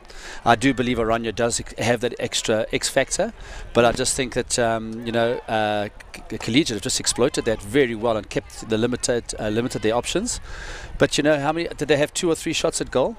Good percentage return. Yes, absolutely. And it's almost like Collegiate played a bit of a waiting game. They were strategically well set up and had a good plan against a very attacking Oranje side. You know that Oranje is going to play an attacking game. That's in their nature. And I thought it was very smart. And then, of course, they have a player like, her name just escaped me now, up front, Collegiate, who can finish that one chance that she's going to get. Correct. And I think that's where I know yesterday when you and I were talking, watching them playing in one of their pool games, we just said the more space you give them, the more problems they're going to create. And I think that's exactly what Collegiate did. They limited their options and made sure that their defensive platform was strong. And you're right, you take your 1 or 2 chances against them and there's always going to be an upset. So I think they're going to come out flying tonight, and I feel sorry for Herschel. I really do. Because I think must agree.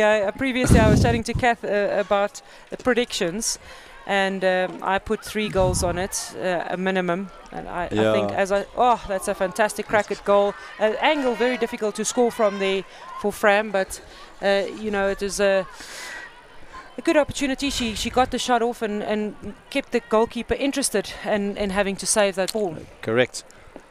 So I think I'm so interested to see that position 3 and 4. What's your score prediction? Look, I think 3 might be a bit flattering. But in saying that, I think Herschel are still a good side. Yes. And if they play an open game, 100% 3-0 will be easy. Okay. But I think if they play tight like Collegiate did, I do believe that 1 or 2 might be where it'll go. I just think that Collegiate Herschel do have 1 or 2 strikers who are really lethal, a nice strong midfield, but they're going to have to rely on counter-attack, and that's not really the way they play hockey. So, I do anticipate Oranje certainly giving us a display of some great hockey. They always seem to bring a nice skill set as well when they get the opportunity to show a little bit of it, and they enjoy performing on the stage of like a semi or 3 and 4 final. They're used to playing at that level. Most definitely. I have no doubt that we'll see some exciting hockey, and I think Herschel are very flat, hence the opportunity for Oranje to bounce back. Now, having a look at Garsfontein, they haven't had any real opportunities. They had 1 penalty corner so far, if I'm not mistaken. Herschel, I beg your pardon, Fram with that shot at goal as well from their penalty corner. You play Garsfontein in league and season in Johannesburg? No, we don't. We don't really play them at all. Look, we played them in our cross-pool games, and we had a very exciting 0-0 draw. Okay. They are a side that when they start running at you, you're in trouble. So, we for long periods try to keep it tight, and then as the game developed, they started to get running through us. But I think I'm very lucky. They say with a bunch of youngsters, I've learned more, and I think they've learned more than anything else. Yep. But it's just this Framlingham side, I think, have been a hot and cold team. Day 1 they looked really good, and then 2 and 3 they just got a little bit colder. And a lot of people had spoken highly of them, and they do play really some nice hockey. Yes. And a very nice passing game. Hey, yeah. Very much so. Yeah. And in terms of the strength of Garsfontein, you mentioned now the running game that they play. Is it? Are we looking for them breaking through the midfield line with players running with the ball? Correct. Their midfielders love to get the ball and run at you, and they'll move the ball forward and support very quickly. But you know, I'm just sort of noticing, looking around you, they're playing quite a defensive midfield system. Not many. Their striker on the right is very deep, so there are certain things they're trying to nullify from frames. But their sweeper against us was phenomenal. She got into midfield and started to dictate play. They were going to 2 at the back, playing 4 across the midfield, trying to get 4 up front against us. And it certainly posed massive problems. We were just very fortunate that the last 8 minutes we were able to fend them off and keep it to a draw. It could be a case of them just sensing a little bit that they are on the up against you, and then they start pushing the players through. Whereas if you look at them now, they're certainly giving Fram a lot of respect, and they completely dropped back in defence. Well, if you look at the forward line of Fran, look what they're doing. They've really stretched the game, which means that suddenly the defenders are having to step back. So their press is falling apart. Midfield's quite open, and they're playing patiently at the back. Look at this. No one's even pressing. I have not seen that at the festival where a team is that comfortable just passing the ball around the back. Definitely. And in fact, there she drops it back into that last line again, and just comfortably passing the ball to one another. It's beautiful to see. Amazing. And look at that. There's a counter straight away. Great. Really good. So unlucky not receiving that in the end. But what fantastic build-up play by Fram. They really are showing the rest of the teams what passing hockey is looking like.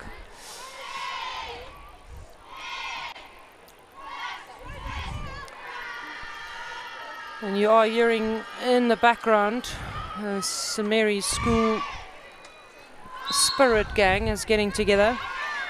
Of course, St Mary's are playing 2 games from now in their final match for position 9 and 10.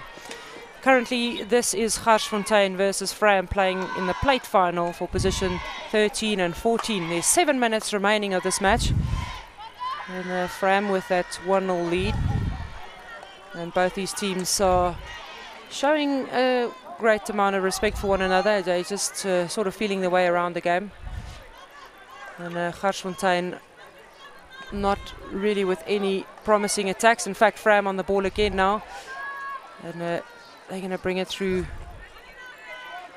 my favourite player in the Fram side. That is Martha Lawrence, a little midfielder in the middle. I've spoken to Susan Vessels and said that I'm prepared to put a little bit of money on the fact that she will make it all the way through into the UK side at some stage. A little number 8 in the midfield. She's very exciting little player.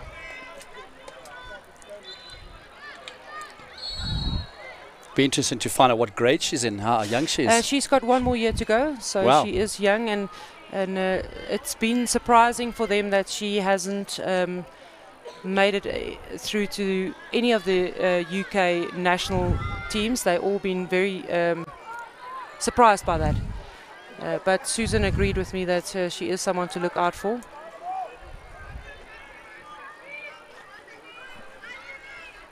And there she goes again. A nice little aerial skills. A small little lady at this stage, but she's certainly going to probably grow a bit more and become stronger, yeah. And the UK system of identifying players is damn good. I mean, they're really... So it's interesting to see her. Hopefully when she gets to the university level, she'll be picked up and put onto their program. Right.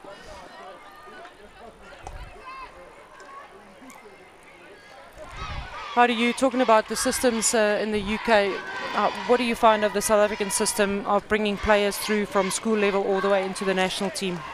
Look, I think the biggest problem we have is the funding. I think a lot of our top players go to varsities, and the varsities have a hold on them from the scholarships and bursary funding. So they land up being caught in a system where they are forced to do what they're told. And I just think that where we are lacking at the moment is having more camps, growing the youngsters into under 21 levels, growing under 21s into high levels. So we were very fortunate last year when I was at under 18s to identify some talented hockey players who've been exposed to the national camps. And I just think the more we get that done on a regular basis, the better for our system. I just believe a lot of these youngsters just need to see the next level. Yep. So for me, it's the more we can have, the better. So we had it last year. I'm hoping this year, next year, and the next, and going forward, we are exposing a lot of these future developed youngsters to that program.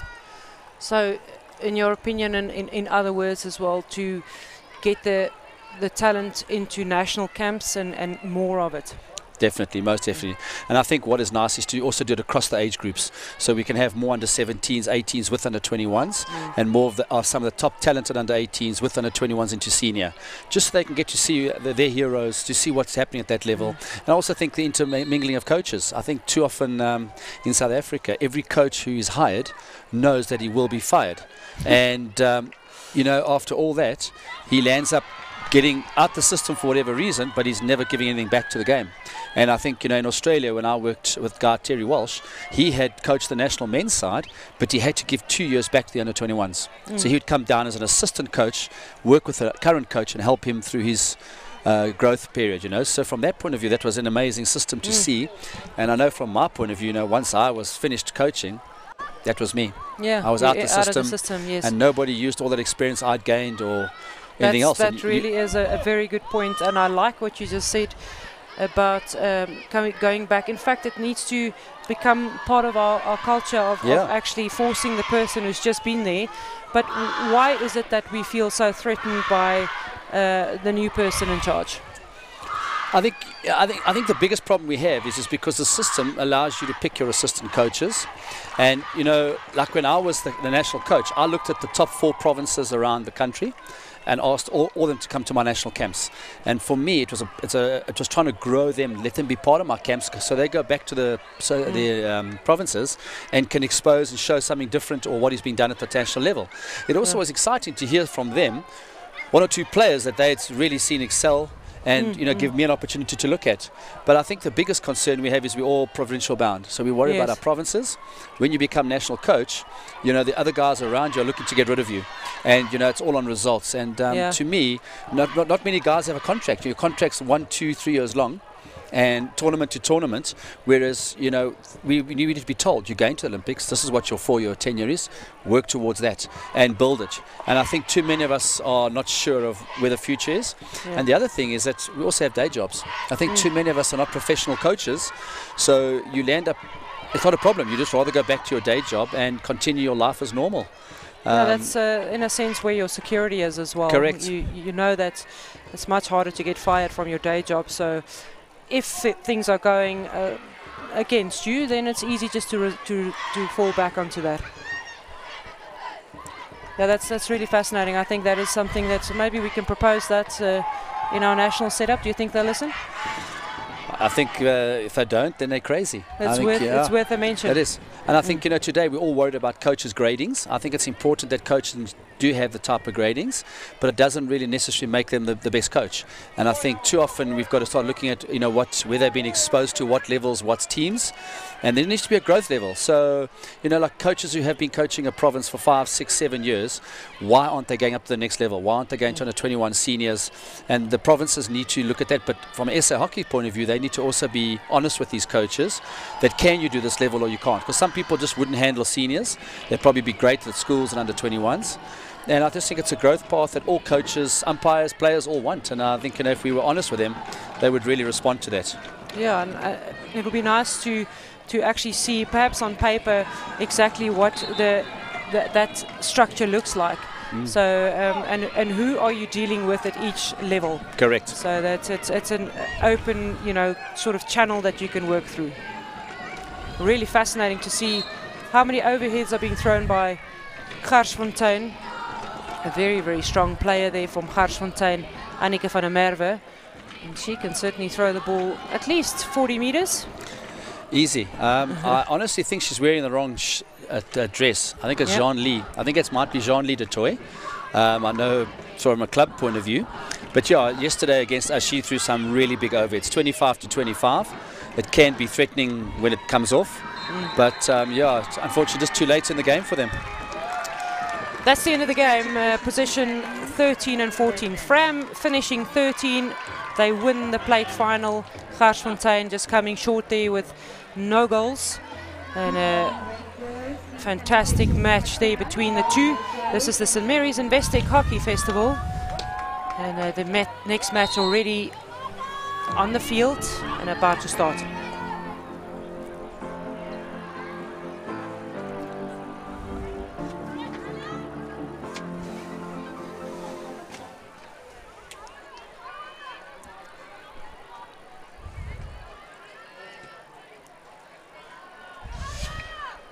This is the St. Mary's Investec Hockey Festival. We are witnessing the match between Bloemhof and Waterkloof. This is for position 11 and 12. Bloemhof in the blue stripes, blue and white stripes rather, and Waterkloof in yellow and blue. Alongside me, Robbie Pullen. We have been chatting. What is your immediate impression, particularly with Bloemhof? Look, I was fortunate that I had both of them in my group. We had to come through this, and yeah, Bloemhof were very good on Thursday and Friday. They did all the damage, sort of won our group and got through really well. They are a really nice side, and they moved the ball really well. Their midfielders were phenomenal against us. I really like them, and I think Waterkloof also impressed me a lot. Just a bit disappointed in their play yesterday in their final pool game when they sat back and just sort of allowed Oranje to run them ragged. But certainly Bloemhof are a side that have shown a lot of potential in my opinion. Would you also be of the opinion that Bloemhof has got a certain kind of physicality? They seem very fit. When you look at the players on the field, they seem very, very fit and in good athletic condition. Those definitely, and I think it stems from their coach, who was one of our previous national coaches. She's a very good tactician. She's got a very strong team here, and yeah, their midfielders, like I say, they're very strong, but all round they're a very athletic team.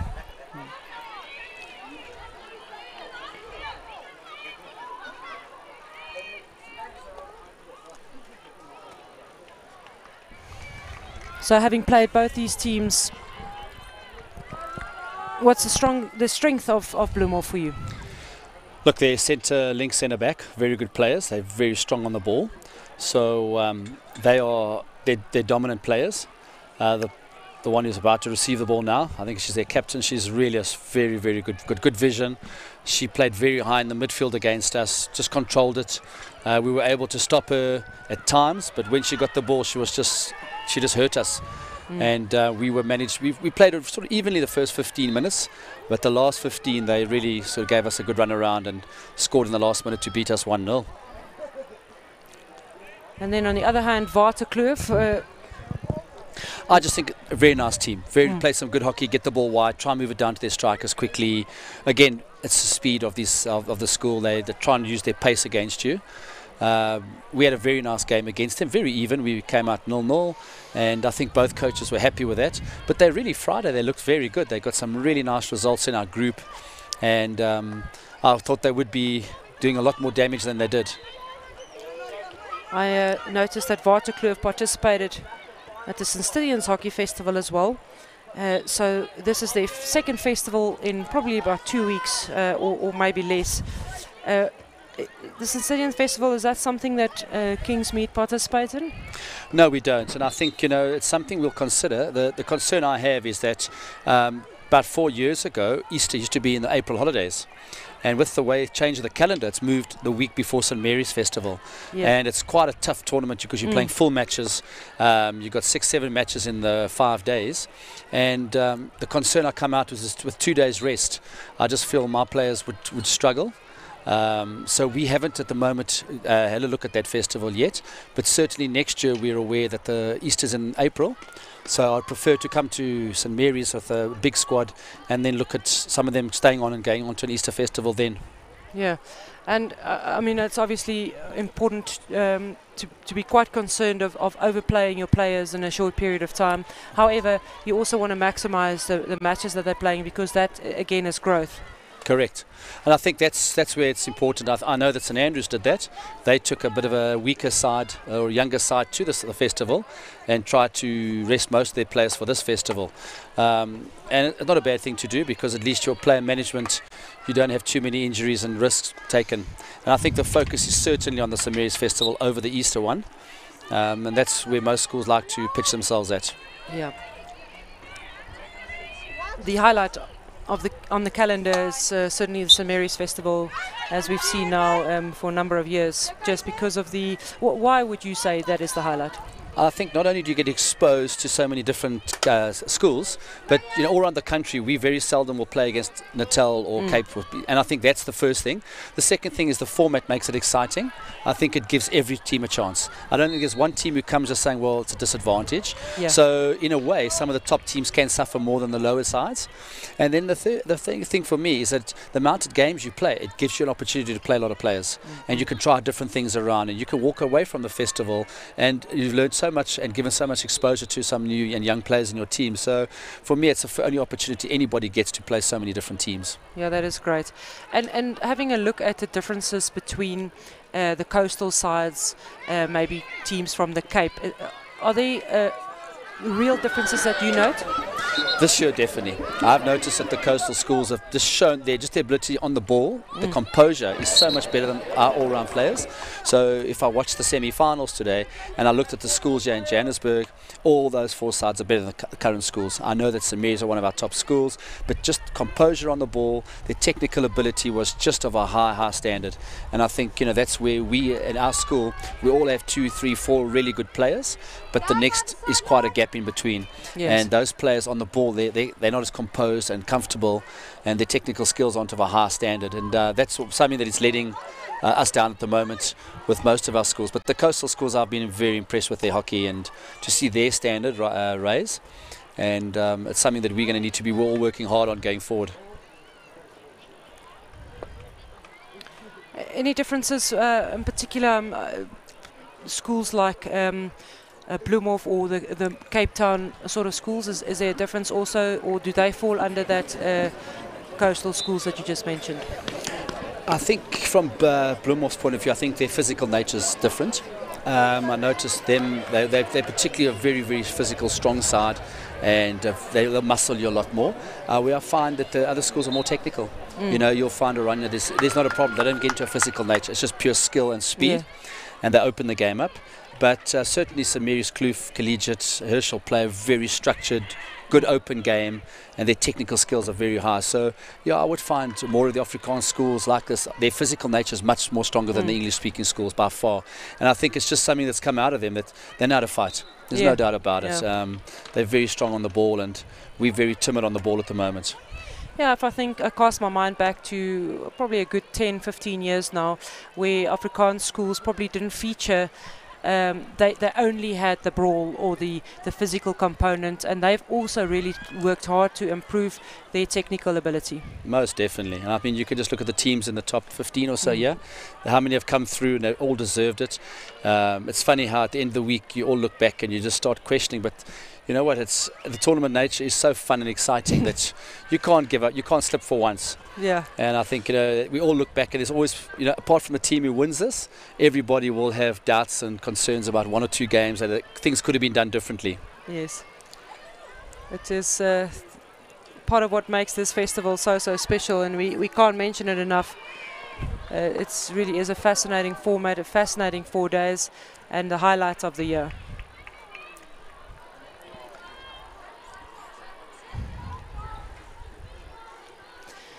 I had a conversation with Quicks earlier in the year.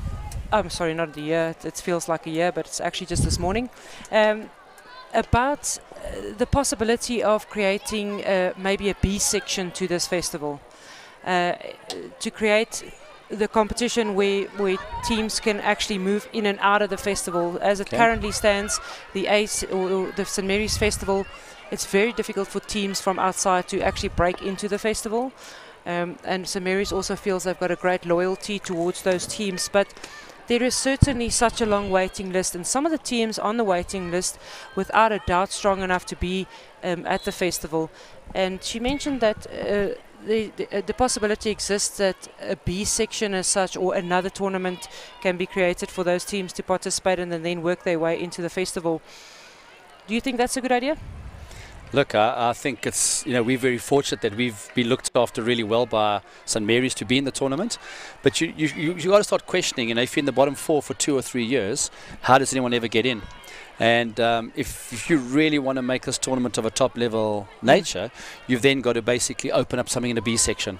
The only concern you have is if a school goes overseas, yes, and they miss it for a year, do they automatically get re-entry the following year? And I think that's where a lot of schools are worried about that. But to me, I think there's still another 20 schools out there begging to get into at least. And yeah, I think it would, you know, there are schools around where you could look at hosting this. And I think that would be great for them. It'll take the pressure off to say, well, the bottom 3 go, next 3 up, or whatever the number is. I know there's a netball festival that's run like that at the moment where almost the bottom 4 teams are guaranteed to drop off. Yeah. And they recycle 4 in. So I think it's quite a good idea for them to think about. It's just where you would host it and who would do it for them. It would need to run over the same period. You think so? Exactly the same period? Unless, maybe. Well, if they want to host it themselves, they would need to then change the weekend. Well, she made that very, very clear that hosting this festival is the only one that they want to be involved with. They don't have time and the facilities or really probably the energy to host another one of this caliber. So it certainly is for another school to look at to host. And let's say we go that way where it's another school hosting it. Would you have any ideas of where that could be hosted? By who?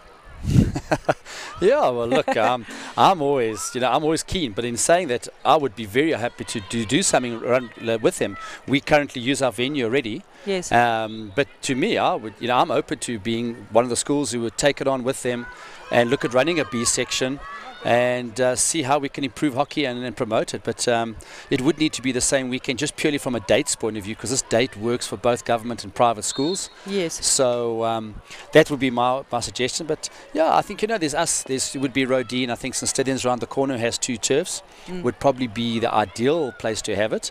It would just mean their manpower, even though they might play in the A section, their manpower, people running the B, is not a big deal. We've been unbelievably looked after by St. Mary's. I mean, we just provide the venue and everything gets run by them. So there's not really much to do, but to do the B section would require your own school to step up and understand that it's going to be a continual event we're going to run and an annual event. Yeah. I did find that conversation very interesting and fascinating, and I got very, very excited about the fact that there's potentially another 20 schools that could be exposed to this kind of level and festival.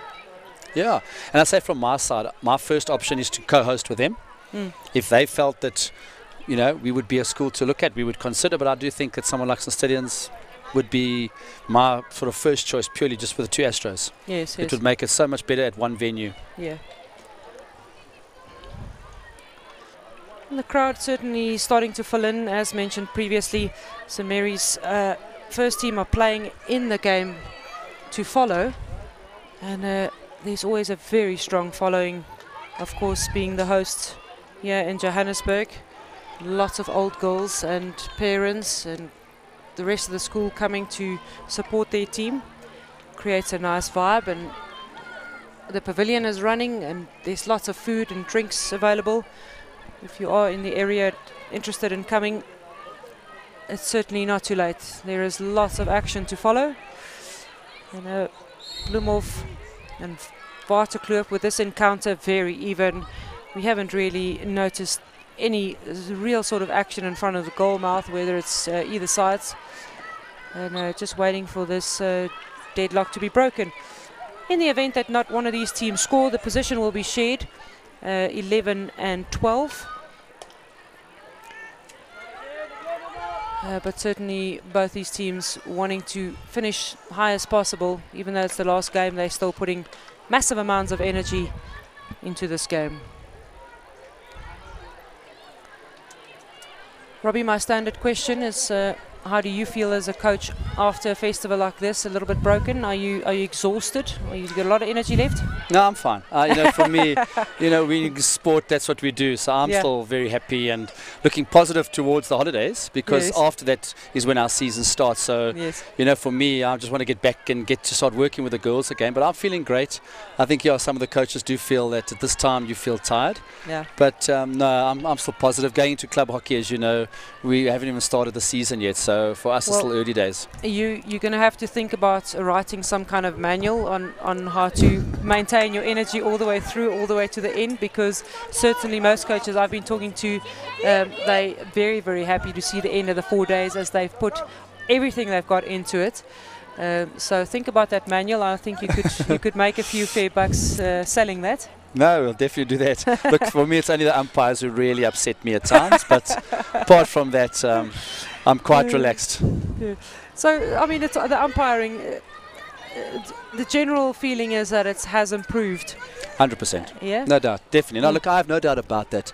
I just think that, you know, when some of the umpires are just making rash decisions and, you know, as co-umpires, you need to just talk about some and that. Like I said, there's been some really strange ones, and you never get perfect umpires. Yes. And never get perfect players either. But I just think it's sometimes, you know, just think about it. Consult your co-umpire. Don't make silly decisions, and be prepared to chat afterwards. Some umpires feel as though when you approach them, that you're just trying to gun them down.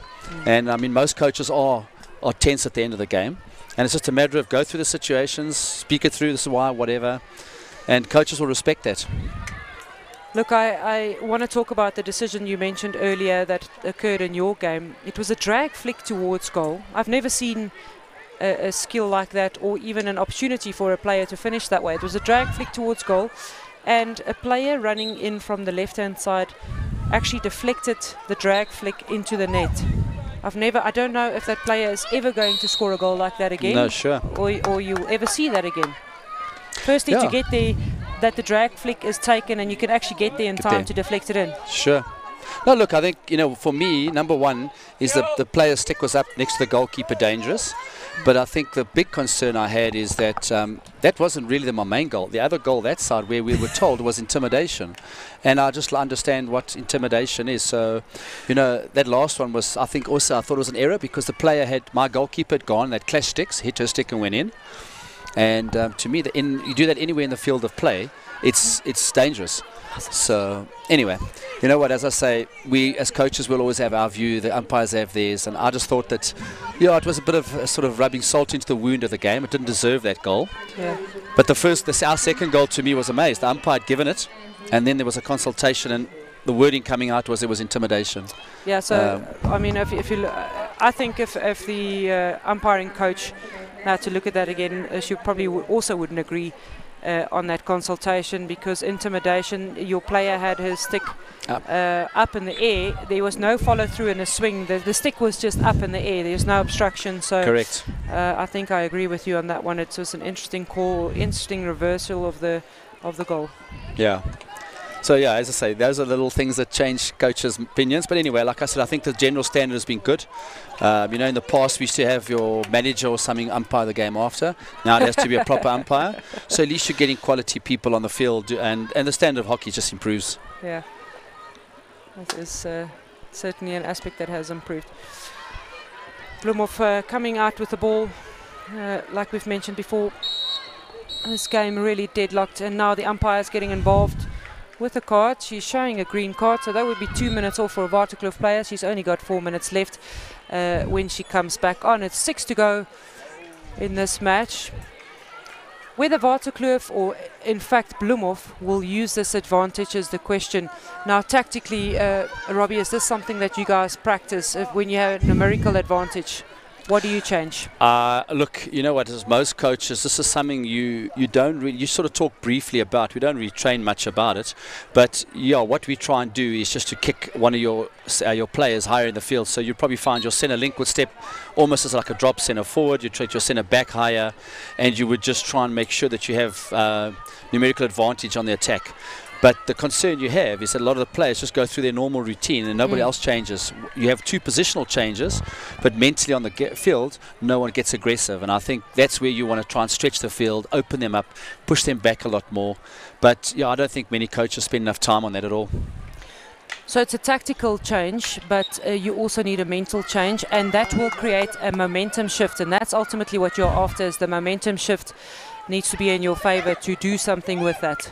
That's correct. And I think, you know, you've played indoor hockey as well. I mean, indoors, it's even a bigger advantage. And straight away, you know, the mental shift goes. You know, when a person's given a card, that's what's going to happen. But, yeah, to me, I just think teams, the 2 minutes is so quick that you've got to respond really quickly. Otherwise, you lose that numerical advantage.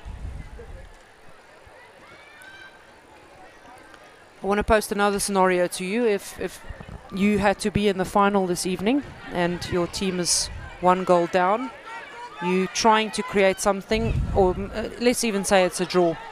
The influence or the new ability for coaches to pull the goalkeeper off, and you can create a kicking back situation and maybe get your numerical advantage through that. Is that something that you excited about? Definitely. I mean, we've tried it already, and I mean, for me, my kicking back would come on at the back, but my added extra player would be in their 25. So I would throw the extra player higher and try and stretch the field. And you know, you just got to hope that it works for your players. So I will still keep my key players in the middle of the area who can set the game up. But defensively, I would go one less, and I would go one more at the front and make sure that we try and move the ball quickly forward. It does mean that the opposition have to think how to mark. And if they're going to start going man-to-man, it's going to stretch them, which is what you want. If they're going to be a tight structure, it can catch rebound you. But to me, when you're 1-0 down, 1 or 2-0 means nothing. It's, to me, I'd rather lose 2 or 3-0 trying than sit in 1-0 and just keep it at 1-0, you know. So I would certainly pull my keep, and I would take a go at them. And then let's talk about the time of doing that. Is it something that you need 5 minutes with, 4, 10 minutes? What's a comfortable sort of period that you're looking at? Well, I think with us, we had a situation the other day where a team scored within the first minute, and we were playing them with 12 to go. To me, it was the time to do it. I needed more time. And I think, you know, a lot of teams will wait till the last 3 or 4. I don't think that's enough time. Yeah. You literally need to give yourself 5 or 6 scoring opportunities to pull the game back. And then once you've pulled it back, I think you've got to remember that's the time to go back to normal. Because too many teams think, well, we're winning, let's keep it going. It depends on the game. I mean, if you want the draw, if you're going for the win, to me, you'll go the whole way. So to me, I think it depends on when the goal is scored against you. Yeah. So if you've got, to me, 6-7 minutes, I think is the latest you should do it. Yes. I wouldn't do it in 4 or 5 to go. And you know, at the World League earlier, or end of last year, that was hosted in Johannesburg, I found it very, very fascinating. Let's have another look at this penalty corner quickly. There's a big variation to the left. She gets a big slap, a nice strong slap in, but the goalkeeper really dealing with that very comfortably, just saving it on the left foot. But if we're talking about the World League, I saw one of the international teams, I think it was New Zealand, who actually played with the kicking back, not even at the end of the game. They kind of opted to do that in the middle of the game. As soon as they scored, they put the goalkeeper back on. They went down again and again, just pulling the keeper off middle of the game, and then extended the period that they did that for. And that certainly made an impression on me, and it possibly changed my mind on how long a period you can do that for. And maybe it's a good idea to do it, like you say, much earlier in the game, in the beginning of the game even. It's not something that you necessarily have to leave for desperate measures at the end. Yes, and you know what, I think, you know, most at the schoolgirl level and provincial level, very few times do we coach and talk about it. You generally only do it as a last resort at the end of the game.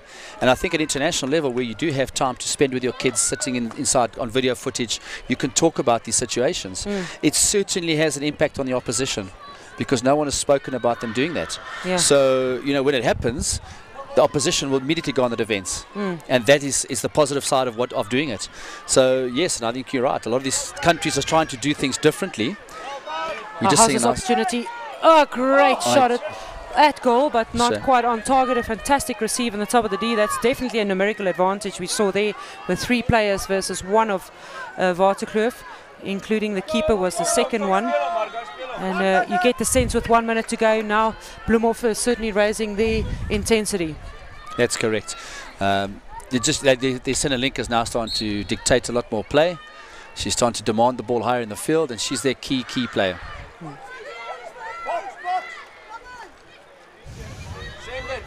Send it.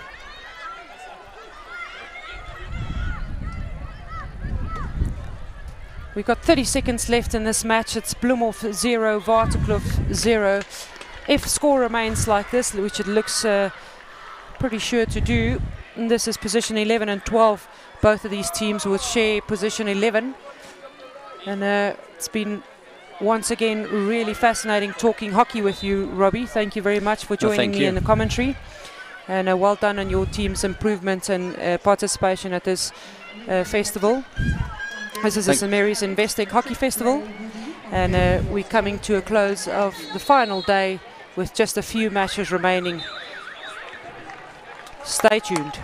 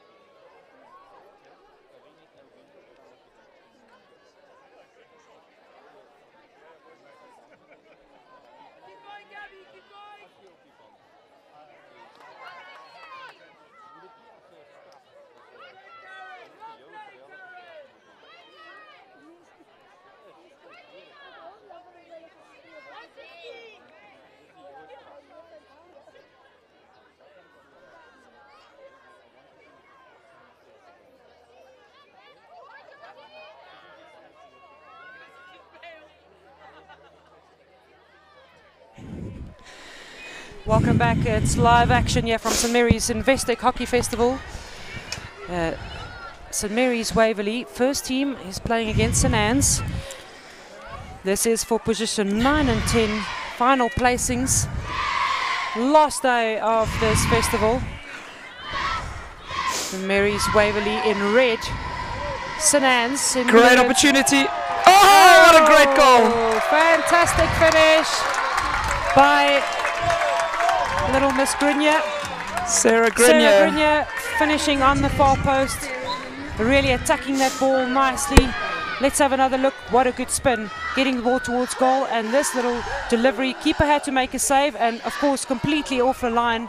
And Sarah Grenier with a great finish on the far post. Picked that up nicely, and an old Framlingham goal, Pets. Yeah, welcome Susan Vessels in the commentary, coach of the Framlingham team, who has joined us here all the way from the UK. How was your game? Good, thanks. Yes, yeah, we won the plate event, which we're very happy about, and had lots of emotional girls because it's their final ever match for their school team, and so a wonderful way for them to end their hockey careers today, and then such a wonderful environment and atmosphere. It's been, they've loved it. This is the end of your season in England? 100%, yes. Yeah, we go into summer now, so no more hockey in the kind of between April through to July, which is so summer sports. Great way to end the season then, not only in your participation here, but winning that plate final. A great achievement for your... Oh, what a finish. St Anne's with its easiest of little tap-ins through the legs of the goalkeeper. They respond immediately. St Mary's 1, St Anne's 1. We have another look here. This is Danny Rhodes on the ball, and the last touch coming from Leah Creel. Yeah, fantastic. She took her opportunity. Yeah, great. Good awareness to see the space between the goalkeeper's legs there. Danny Rhodes back on attack, but well defended by the St Mary's girls.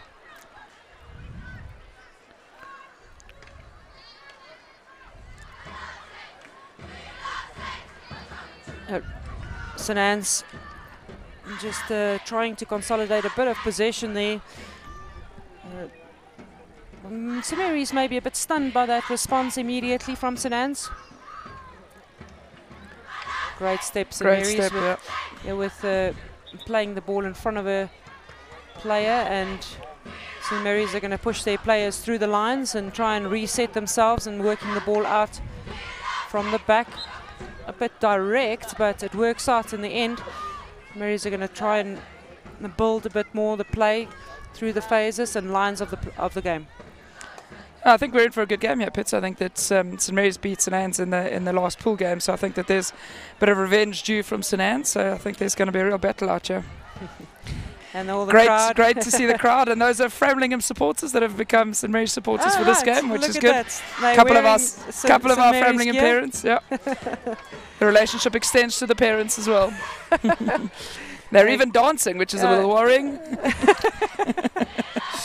As long as there's no tables in sight, I think we're safe. We should be okay.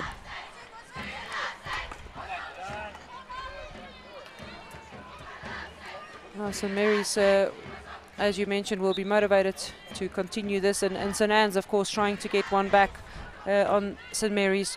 What do you think the styles, are they different between these two teams? A similar style? I think it's a pretty similar style, actually, Pitty. I think, we spoke a little bit earlier about St Anne's and them being fairly direct, looking for Danny Rhodes is clearly their key playmaker. And I think we're seeing a little bit of the same from St Mary's, quite a direct approach, trying to get the ball up into their attacking zones effectively. I must say, you're talking about the direct approach of both these teams. I watched your Fram side earlier play, and it's amazing to see how comfortable they are playing the ball around the back and keeping it there. You guys were so composed at just allowing the passes to flow around the back and being patient with build-up. Yeah, it's I obviously think it's something that you guys focus on. Absolutely, it's definitely something we work hard on. And I think they were quite good in this last game. They're a little bit tired and managed to maintain the composure whilst passing the balls around and things like that. And I think that says quite a lot for a young team, effectively. So we were quite happy with that performance. They managed it well. How many players are you retaining for next year in that team? So we brought 19 players out with us, so 10 of those players remain and 9 of them leave us as what we call year 13, so effectively matrics. And is that a big turnover for you? Or it's pretty normal, actually. Yeah, it's pretty normal. But we're losing 9 players of real quality. I think that's the difference. Two that have played for England under 18, and so I think that quality does make a big difference. But the youngsters have learned from them, which is good. Good, and then your next phase of players, they're pretty exciting to consider bringing into the first team? Absolutely. Our under-14 team is actually in the national finals in a couple of weeks' time, and so that's the top 8 in the country. So there's real kind of ability down below, and so that's also really, really exciting. Great attempt from St Mary's. Very interesting little ball into the circle, and St Mary's doing very well, latching onto that ball, Gabriela Savio. And slightly off target, but that is a keeper certainly had to be interested in making that save. Absolutely, definitely needed to get involved.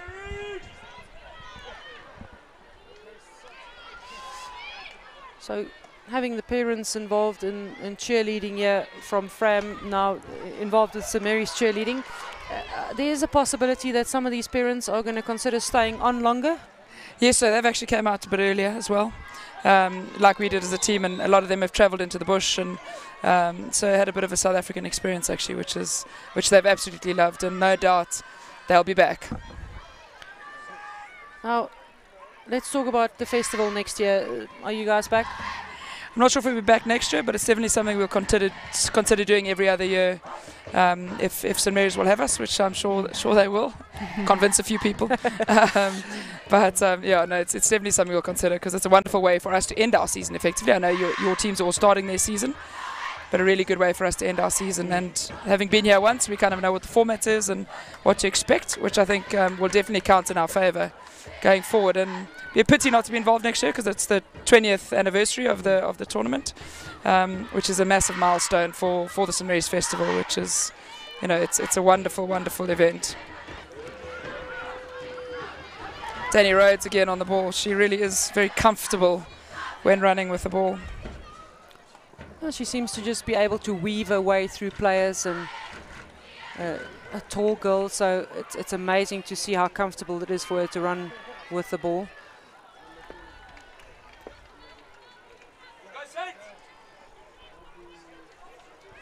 A little bit of IMR pity. Well, you've just said a word that frightens the daylights out of me. Luciana Aymar from Argentina the most fearful. Well, I have certainly feared her in my lifespan. What Join did you the club. think? Yeah, what Join did you the think club. playing against her from Argentina? Oh, if she came at you, you were scared. Potentially, and probably still was, without a doubt, one of the most amazing hockey players we've ever seen, and just had the ability to kind of just work her way through. It doesn't matter how many players were in there, she would just dribble through everybody, which was remarkable. So yeah, I think she was World Player of the Year 8 or 9 times or something. Yeah, extraordinary. Yeah, I mean, I think her name is on that trophy probably longer than it exists. Yeah. And, you know, what surprised me always about Luciana Aymar is that you think you've got her covered. You've watched a lot of footage about her.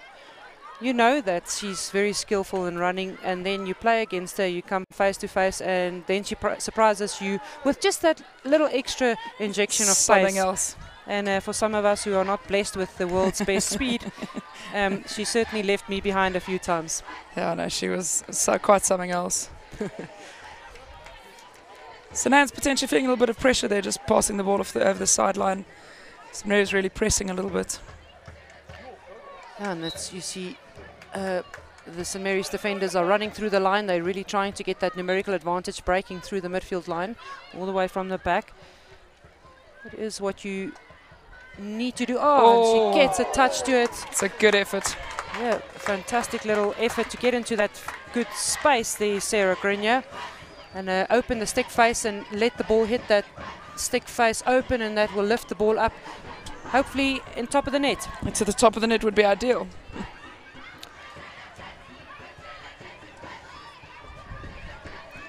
Oh, St. Mary's is pressing quite well, actually, putting them under pressure to try and get the ball out of the back. They are trying to win the ball higher up on the field, St. Mary's, and doing a very good job there. And the umpire has just had enough of too much pressure too early from St. Anne's. They're not allowing St. Mary's to run the required 5 meters. And this is an important 2 minutes. You know, it's an opportunity for St. Mary's to capitalize on one less player. And when you've only got 25 minutes, it's 2 minutes can be a fair time. I've had a discussion with Robbie Pullen earlier about what tactically do you change now, since the 2 minutes needs to be served. Do you throw more players forward? What is it that you're changing as a coach, Susan? I would definitely put one more forward up, so push it forward through the line, and just add that extra player in that circle area. And then again, not force too much, but look for that small unit play in that area, because you've got the numerical advantage effectively. Yeah, you've got to be very secure with your ball possession, because Absolutely. that's what you're holding on to. And then in the moment of ball possession, you're looking for that extra player that you've thrown forward. Hopefully that player is not marked. Yeah, absolutely.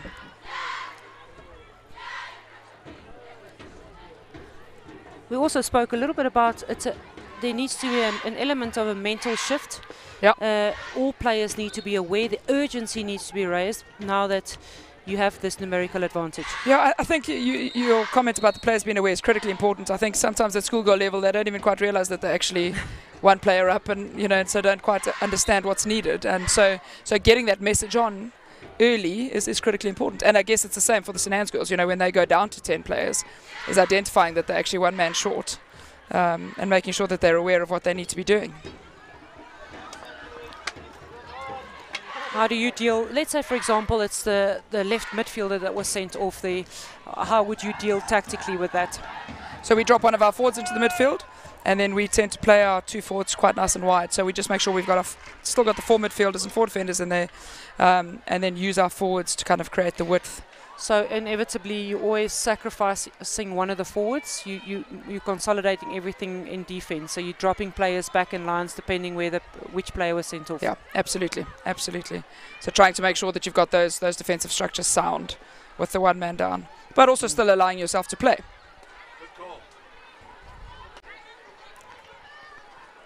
St. Mary's comfortable now on the ball, passing it around the back, but looking very direct, 45 forward, and it's a desperate attempt there, getting a stick to the ball by Sarah Grenier, throwing a stick at it. Almost not allowed. But almost not allowed. I think she did put her hand up and apologise. So she realised that she probably shouldn't have. Yeah. Of the stick. Yeah. You got to keep the stick sweaty in hand. You know, it's nice and warm. She might have got a slightly sweaty hand or something. Yeah. Yeah, it's lovely for me to be sitting here watching the St Mary's girls, actually, with 3 of the girls on the field that actually spent a term with us at Framlingham. So it's Sarah Grenier, Kiki Fitzhenry and Gina Roy, the captain. And it's wonderful to see how they've grown as hockey players as well since they were with us. So Gina Roy, what year did she go? 2 years ago. 2 years ago? Yeah. And then Kiki and Sarah joined us from September to December last year, effectively. So when the St Mary's girls arrive at Fram, do you try and incorporate them straight away into your first team setup and see how they go, whether you can actually use them in the team? Absolutely. So they always get invited to our pre-season. And from there we go and see kind of where they're going to fit into the equation. But normally there are discussions beforehand, and you know, we got a really good idea of what sort of level they are. And they've pretty much all played in our first team effectively, which is great experience for them and wonderful for us, having that extra something slightly different. And in terms of the UK league that you guys participate in, they don't have an issue with having an import? No, so they effectively are registered students for that term. Okay. And they're officially on our school roll. Right. And so that makes them eligible effectively. That really is a fantastic idea and nice to follow through on. Yeah, absolutely. And girls enjoy that experience, different hockey, which is important. Yeah.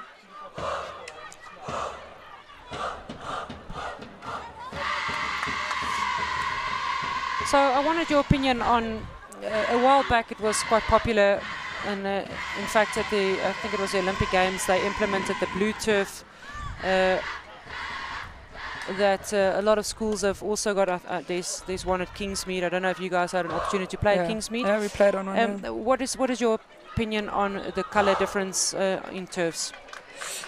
To be perfectly honest, I don't think there's much of a difference. I think potentially where the difference comes in is a bit of a TV coverage, possibly. I think maybe the blue turf makes it slightly easier to see. But I think it was a little bit of kind of just changing things up. You know, adding a little bit of spice to hockey potentially, you know, especially the blue with the pink at London 2012. You know, going away from that kind of traditional grass green. So, yeah, I'm not sure that there's too much of a difference. Except maybe for TV. You know, I think that we definitely found that playing at Kingsmead. It was the first time most of our girls had played on a blue pitch and didn't really feel much of a difference, effectively. Okay, so it's something you can get used to very quickly and easily. I think so. I think so. I have experienced, having played at the London Olympics on the blue turf, that depending on the time of the day that you play, I know they did it for TV coverage, also changing the colour of the ball on the blue turf. But if you play in bright sunshine, there's a huge glare on the field, and it makes it very, very difficult to see. And in fact, I think they found that out very quickly. It's something to just note. And of course, in South Africa, with our sunshine most of the day, you know, it can be hard to see the ball. Oh, that's interesting, actually, Pets. And I think it probably wasn't too much of a factor in London with not too much sunshine. The odd day where we get the sunshine, so that's maybe why they didn't even consider it. Happy to cope with that little bit of sunshine you are getting. Yeah, absolutely. It's a bonus when we get it. You guys have certainly brought fantastic weather to this festival this year, as there were no delays or interruptions weather-wise. And I'm sure you all enjoyed the weather that you experienced in Johannesburg. Absolutely, it's been fantastic, because I think that when our girls arrived in Cape Town, they brought rain with them. And as they said, they were the only 22 people that were distraught about the rain in Cape Town was the English tourists that had arrived. But of course, they understood the issues that Cape Town are experiencing with their water shortages and things like that. So. And I'm assuming, did you guys play a little bit of hockey in Cape Town? We did. We had a match against Herschel. And the pitch was not watered? The pitch was definitely not watered, Pretty. Definitely not. Heaven forbid. Yeah, that's a desperate situation in Cape Town. And of course, playing hockey, and often the pitches are required to get a bit of water. That's certainly not happening in Cape Town at the moment. No, definitely not.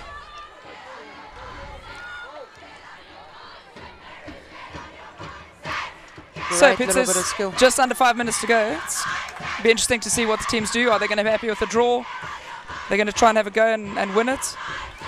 Yeah, are we going to see a kicking back maybe Potentially, on, in the last? This is now a very good time to do it. In fact, it may absolutely. we may be on a side of too late. Yeah.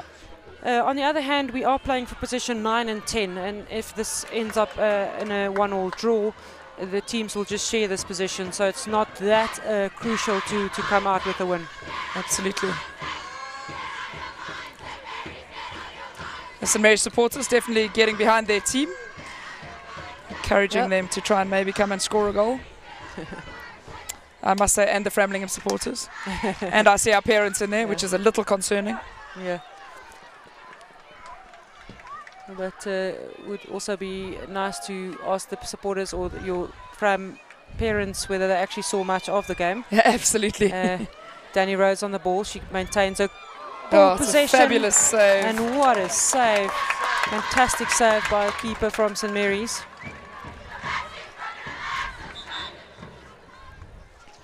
We'll have another look at the skills of Danny Rose. Comfortably, she just stays in ball possession and she sees the tiniest of spaces to actually pull the trigger on the shot. And it's another save for St. Mary's. They really are under the pump now from St. Anne's.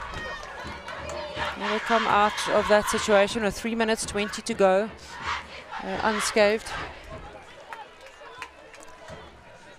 And another ball up effectively. Trying to place the pressure back on St. Anne's.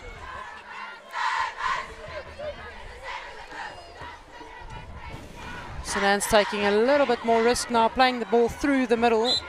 They're pushing and the blow goes their way.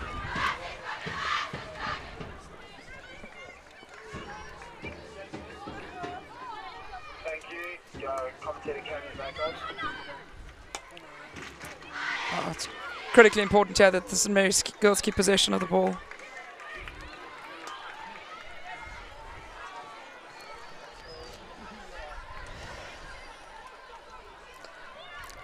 Another tactical change, if you're happy with a draw here, perhaps, or let's put it this way: you're happy not to worry too much about conceding another goal. You're happy to throw more players forward. Would you consider playing maybe a player right up into the circle as a target player and force the ball to get to him? I think with this direct style of play, I think it's a very sensible thing to do. You know, I think that you can see every now and again that, you know, that crash ball gets through, and actually having someone up there definitely places that extra pressure. And it also means that St. Anne's has got to drop out a little bit, so creates a little bit more space in the field effectively. And St. Mary's has effectively got 2 goals up nice and high at the moment. But the ball's got to come through a little bit easier to receive it. Yeah, it's got to come through those midfield lines, and that's where both St. Anne's and St. Mary's are doing pretty well, containing one another in that aspect of the field. Absolutely. Some nice pressure there. It's a strong challenge. And strong challenge. Typical of hockey players, just gets up and get on with it.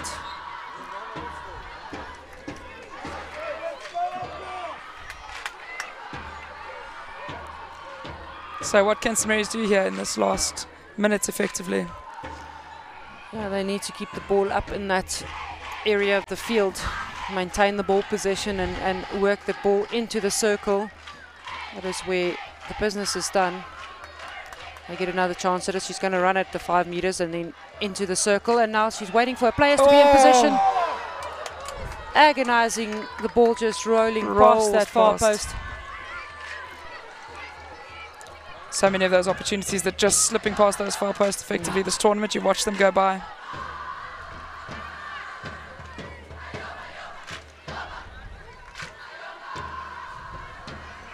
We've got 30 seconds remaining in this encounter. It's St. Anne's 1, St. Mary's 1. In all likelihood, the score will remain 1-1. We have another look at the ball just going past the face of the goal, and there was a last touch to the ball there by Emma Davidson. Goalkeeper completely out of position, but not on target. Just. Susan, as always, fantastic you joining us in commentary. Thank you very much for your time. And thank you for having me, Pity. If we do not speak again, have safe travel back to the UK. Thank you very much, Pity, and we've loved it. look forward to seeing you back in Joburg at the St Mary's Festival. This is St Mary's investec Hockey Festival. The end of game positioning 9 and 10, and that position will be shared by St Mary's and St Anne's.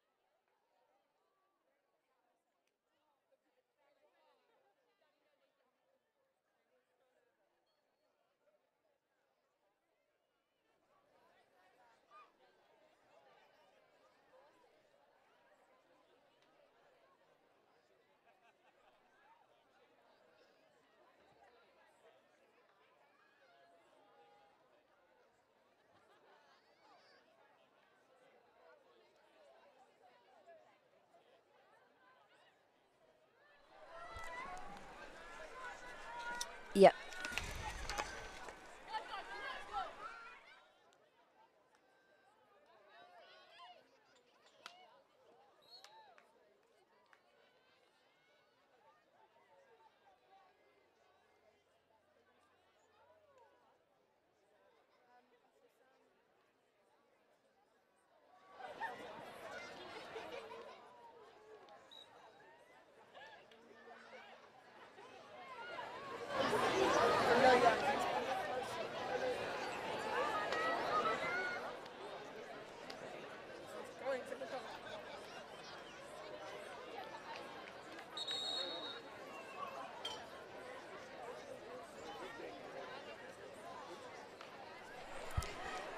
Well, here ahead of us we have Unisi playing Menlo Park, just 2 minutes into the game. Surprisingly quite a high tempo game for this stage of the tournament, and yeah, I think it's going to be a battle between two giants, ball going backwards and forwards, and let's see. I wouldn't like to bet on this result.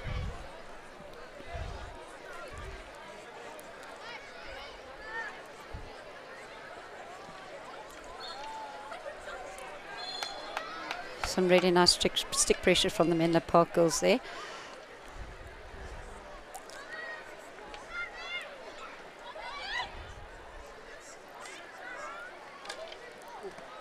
Great opportunist shot on goal.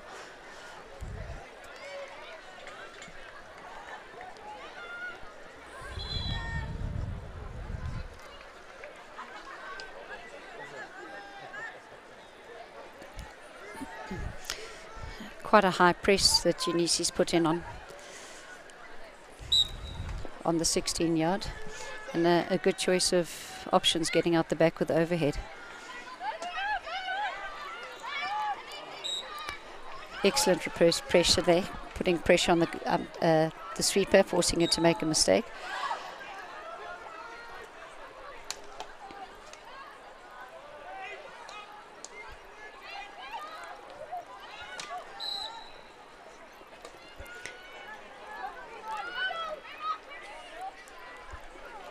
It's going my way.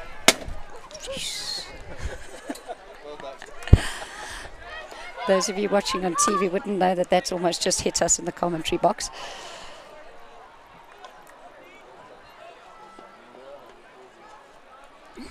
Right opportunity for Menlo to perhaps force something here.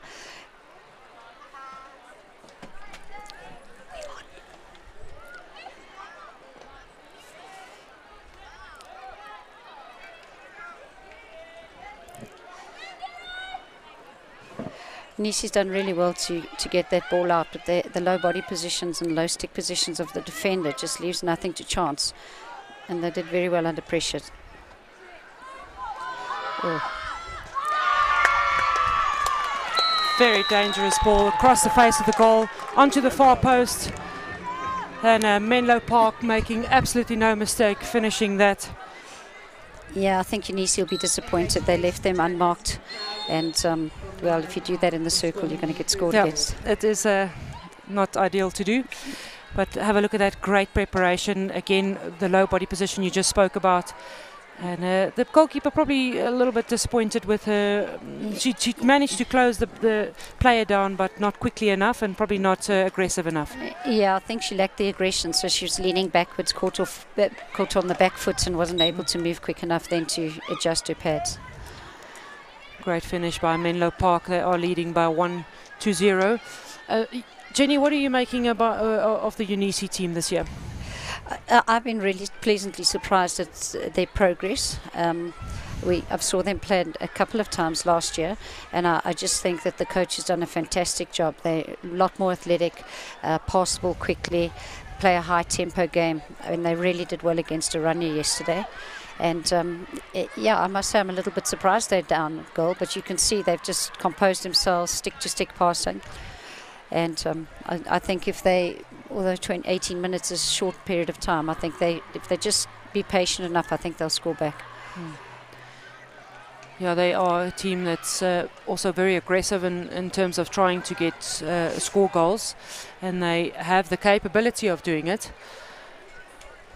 It's having the patience in build-up to actually execute that. With 18 minutes to go, there's plenty time for them to do that. Now, talk us through your game that you just had. Are you happy with the performance? No, not at all. I think we started the tournament strong. The girls were highly motivated. They were getting things right, and just somewhere we lost our way once we had made it into the top 12. So it's been a disappointing tournament for the Bloemhof girls, but they have got a lot of potential. They do work hard, and very often it's a team that you don't win the Currie Cup on week 1. So that's always been my aim, to use the whole season to get them into their best, and that's what we'll continue to do. Eunice with the first penalty corner. And are they going to show a drag flick? Yes, great save on the stick side by the goalkeeper. She deflects it wide, and her fellow player from Menlo Park just clearing the lines. Yeah, good reaction by the Menlo Park defender to just clear it to the side, get it out of danger. More pressure on the Menlo Park.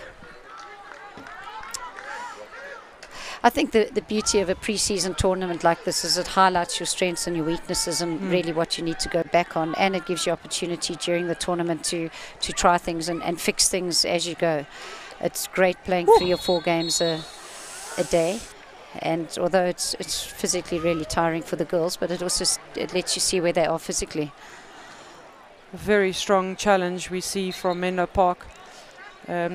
A yellow card awarded for that infringement, and she gets 5 minutes off the field. That'll take Menlo Park for the 5 minutes and all the way to almost 10 minutes without a player on the field.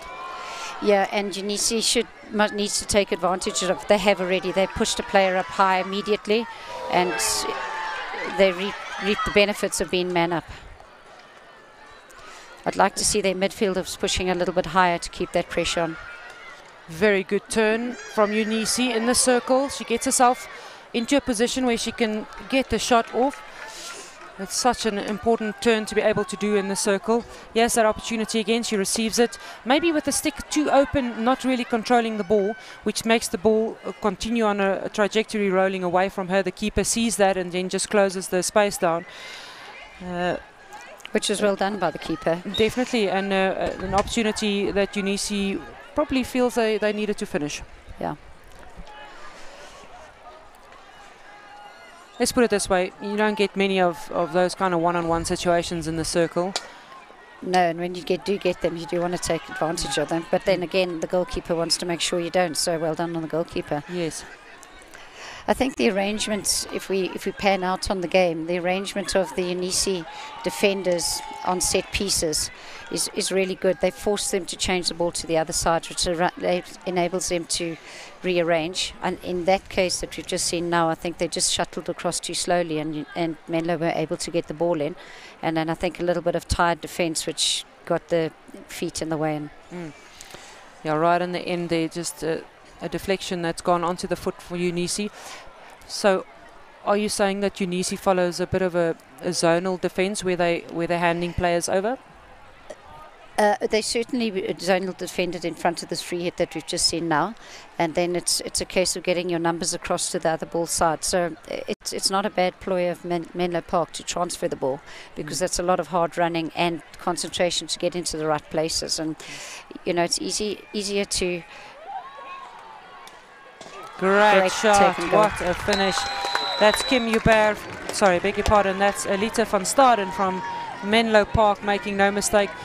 She pinned literally not even 10 centimeters that she had to work with into that far corner, and it's a great finish on the penalty corner for her. Yeah, she took the ball beautifully across her body, got the ball into the right position on the first touch, which then enabled her to get a good shot in. You can see it was a one touch and a hit, and that speed is very difficult for the other thing. The Menlo Park girls were both on the posts, which gives her a little bit room for error, which she didn't make, but well played, well taken goal. Are you surprised by what you're seeing in Menlo Park 2 up? I am a little bit, just because I was so impressed with Eunice yesterday against Oranje, but very often in those big derby games when, they were absolutely elated with their draw, but it is difficult to bounce back. Here's another look at the different angle, and there you can really notice the speed of how hard she hit that ball. And that, of course, makes it hard to defend as well. Yeah, the key to goal scoring is your first touch and where you put the ball. If you put it in the right spot, you can shoot quickly, you can shoot well, and you're going to score goals. And I think that's something we don't train when we do goal scoring. And for me, it's all about the first touch. Let's see if they can come back. Oh. It's another opportunity for Eunice. They're opting for the drag flick, but as soon as the injection is slightly offline and the stopper struggles to trap the ball, the flicker has to move her whole position of body, and that takes too long. And as you saw there, the first wave able to run the flick down. Yeah, I think in that case, immediately she saw it wasn't on track. She should have maybe thought of just moving the ball right and taking a shot herself. They've opted for the short one now. Bit of a communication gap. I think she was going for the slip deflection, but the deflection just didn't get in there.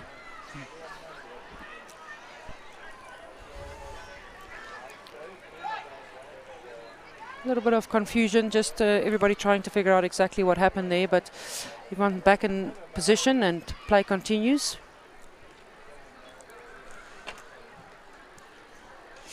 Now the stopper stick is just too close, so the ball is not being trapped correctly. And we've seen a lot of teams struggling with that, D in particular, the one closest to the school, where there's a little bit of a bounce just before it gets to the trapper.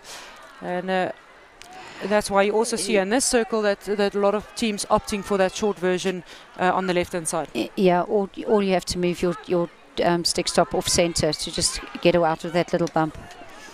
What do you favour in that situation? An off-centre movement to the left or to the right? Probably to the right, because I would do a far post deflection off a drag flick or something like that to just get it out of the line of the defenders. Okay.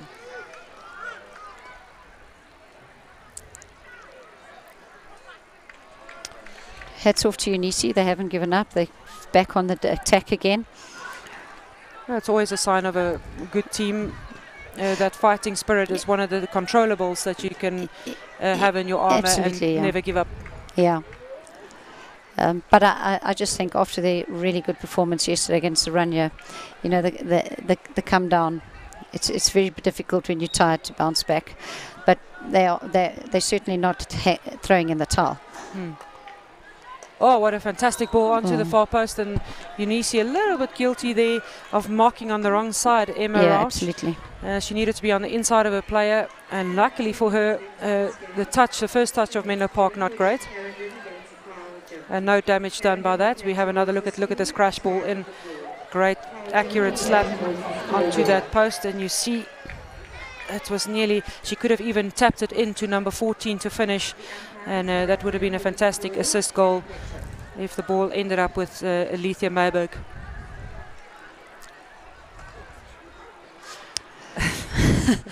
She's in the firing line, that is for sure. I think by Michelle time, Dijkman. yeah, I think by now I would have put my hand up and said, take me off. I will say, sorry, coach, I am jumping now. I'm not standing in front of this ball again. I'm not wearing it again, but here she goes. She's still standing in front of it. She is hesitant. Oh, there's the jump.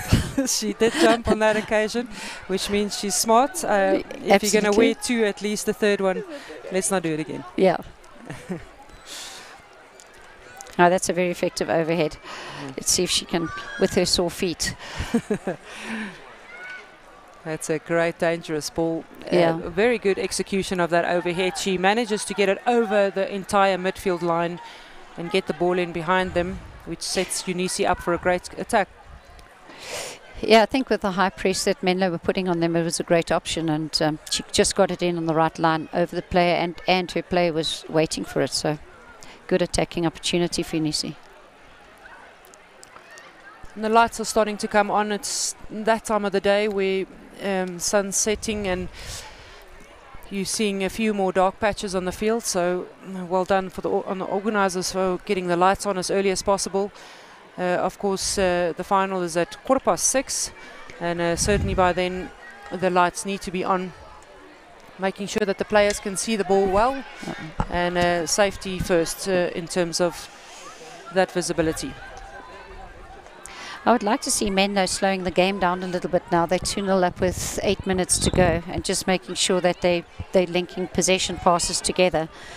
And it just they seem to be pushing after the third goal, and I think with tired legs in this stage of the tournament, I would be protecting my 2-0 lead and just making sure we didn't give away possession.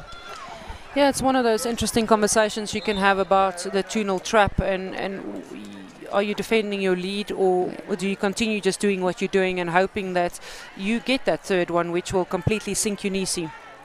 Yeah, I think Eunice's had 2 or 3 good, strong attacking opportunities in the last 3 minutes, and I would say, well, I would look a little bit more defensively now to make sure. Here they go again. Great what a shots on goal, fantastic shot, and the deflection in the net.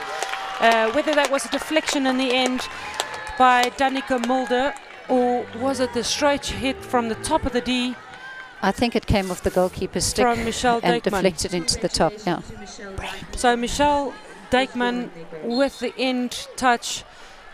She hit it from the top of the D, and the goalkeeper attempted the save, and it just snuck under her pad, and maybe the power of the shot got her a little bit by surprise, and she didn't manage to get the entire foot to the ball. It was a very powerful shot, very well taken. Put the ball in the right place. Immediately she entered the circle, and she thoroughly deserved that goal, I must say. And I'd just been saying that, with Eunice had a couple of attacks, and I think they should have been defending the middle of the field a little bit better and making sure they don't concede. And now we're talking about that 2-0 lead, that deficit decreasing to 1, and will Menlo Park be a little bit panicky now and trying to get their tactics back in order? Yeah, well, it is very difficult now to defend the 2-1 lead. Eunice's got a little bit more energy. Menlo will think, well, now we've got to defend it, and Eunice need to really push hard and put pressure on all these set pieces, and they could very easily come back with a second goal. There certainly is enough time with 6.5 minutes to go in this match. These two teams playing for positions 7 and 8 in the St Mary's Investec Hockey Festival. This could easily be a final in, all these matches now onwards to the final. Incredible to see how even the teams are. Yeah, I think the 3 or 4 teams that played for 1 to 4, I think they are a little touch ahead of. It was their own players' deflection, I think. Yeah, that's correct. Yeah. I see there the last deflection from Henry Lowe, just dangling the stick. She wasn't even aware exactly where the ball was. It's just unlucky that it touched the stick and placed the goalkeeper out of position.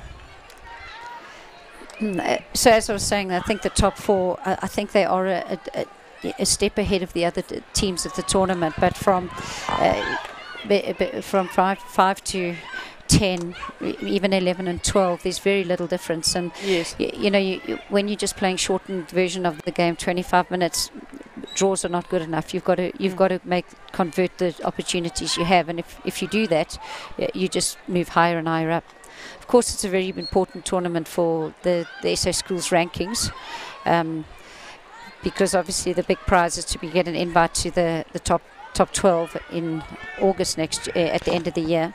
So without knowing my facts, the results from this festival has an impact on that? Yeah, all the results of all the matches of this tournament are submitted through to them, and they feed it into the computer, and it's all worked out, and you get a certain number of points for your wins, draws and losses. And I think it's by the end of May, they then have a cut-off point of who the top 12, and those top 12 go to the competition at Oranje that's hosted by Oranje. And is it possible to follow that now already? Is there a ranking is it a continuous ranking? Yeah, it is. Yeah, so if you went onto SA School Sports website, you'll see there's rugby, hockey, a number of other sports, and you can actually follow it with interest the whole season. And where's Bloemhof at the moment? We haven't submitted any results, but we will. At the end of last year, we ended 10th.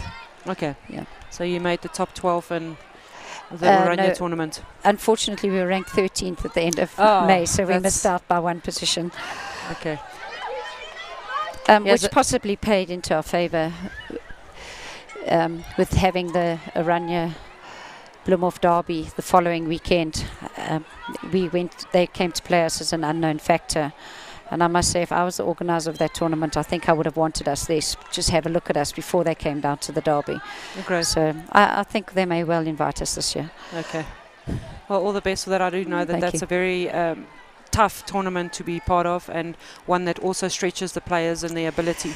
Yeah, and we need more tournaments like that. Every single match counts. Everyone's a tough one. There's nowhere to hide, and it really creates top athletes.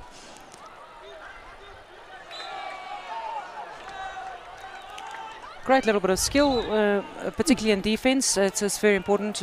Eunice Gill just showing us there that you need to be solid and in position and stand your ground in the circle. She came out with the ball. Yeah, a little bit unorthodox, but tough. Low stick position, low body position, and as you say, she came out with the ball. It's all you want from as a coach. I'm starting to see a few of the Menlo Park players are hanging over their sticks. It's a great indication of the physical condition. Perhaps now the tank is really running on empty, and if you're a Eunice player, you're looking at that going, look, this is maybe now the time that you can really hammer down on the tempo. Yeah, if they can keep the tempo strong. Another fantastic overhead into space onto her own player. It's pity she fumbled the receive. Yeah, I think any player that's leaning on their hockey stick right now is just proving that they're human. This is really a really tough tournament. They've played a lot of hockey. I think it's close on 12 games, and apart from the first day in soaring heat. So I would say it's pretty human, but it will take, Eunice just don't give up, and they will continue and push through. As it stands now with 1 minute and 50 seconds to go, Menlo Park are leading this encounter with 2-1 versus Eunice. Certainly still enough time for Eunice to bring this goal back. In the event that this is a draw, the position 7 will be shared by these two teams. They are going for 7 and 8 here. And this day winding down to the final match at 6:15. Jen, now that the festival is coming to an end, or has come to an end for you, as a coach, are you feeling absolutely exhausted? Have you got something left in the tank? Well, look, I am tired. I think there's a lot to do with we hosted our own 22-team festival the weekend before I came up. But yeah, when you do something you really love, it's a nice tide.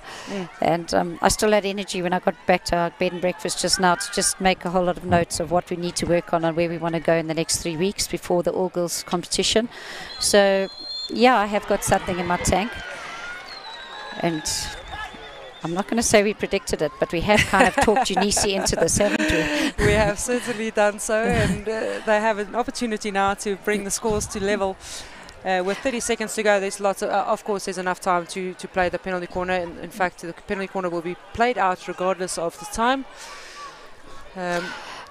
Yeah, and there's also a great scoring opportunity for Menlo here if they get their masks on quickly, because they could get the counter attack. Not that they would need another goal. I think the option should just get the ball out of the circle and slow the game down as much as possible.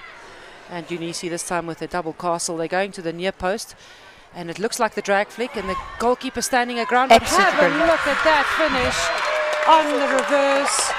Well taken by Adlai Kutsia. Wow, what do you say about that little bit of skill? Yeah, well, that skill is an attitude. The ball was there to be taken. It was unorthodox. It was absolutely outstanding and well taken. And I think a draw was a true reflection of the game. Menlo had some very well orchestrated goals, but Unisi just never gave up. I must agree with you. Very important that the drag flicker gets the ball on target. The keeper has to make the save. It bounces in front, and look at that finish on the backhand, but the stick is also flat. It's very difficult to execute, and the Unisi girls elated with that result. 2-2, Unisi versus Menlo Park, and true to St Mary's Investec Hockey Festival style, the next two teams are already on the field, ready to go.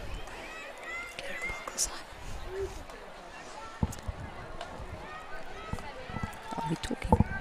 Okay.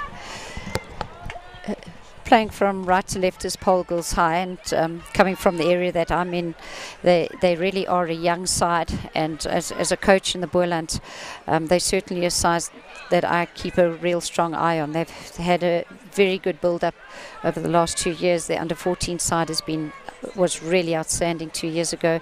The under-16 side is strong, and a number of those youngsters are now in this team, and give them another 2 years, I think they will be a team that could well be a force to reckon at this tournament.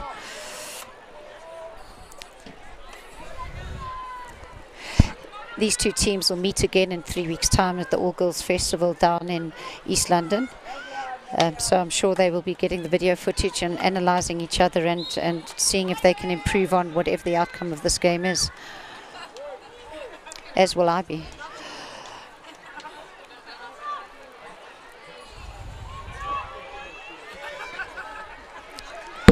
Very good vision there to see that the open side of the field was on the left. Should really well to find a stick-to-stick pass.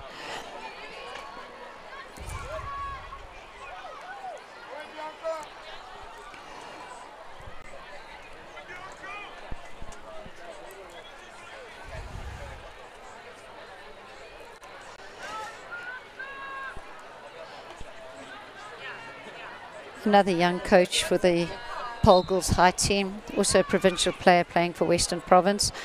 And I think that's one of the reasons Paul has really been improving over the years. They have the huge advantage of having a primary school, and the senior school have gone in and set up training, coaching programs in the primary school, and they are starting to reap the benefits of that.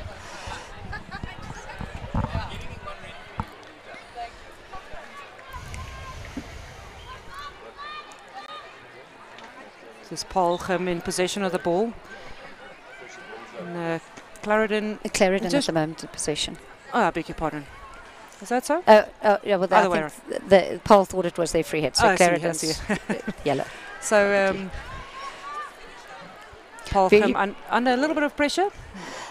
No, they've had the better of the game. That centre striker is really working very hard to try and disrupt the Clarendon's back four, and has done quite a good job.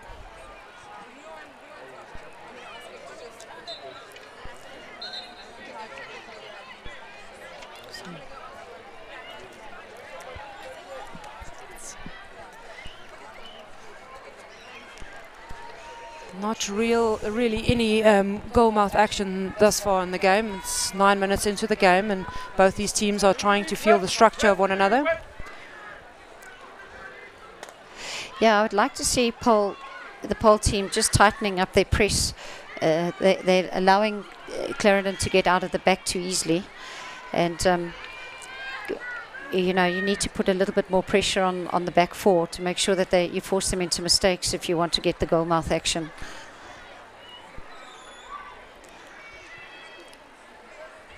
I must say the tempo of this game is a lot slower than the previous game.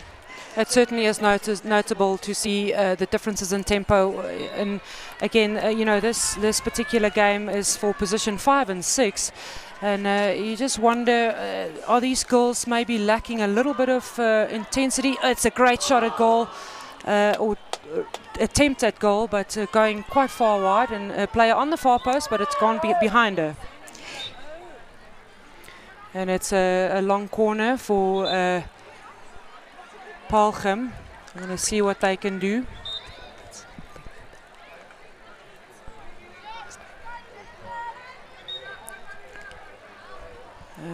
With 20 minutes to go.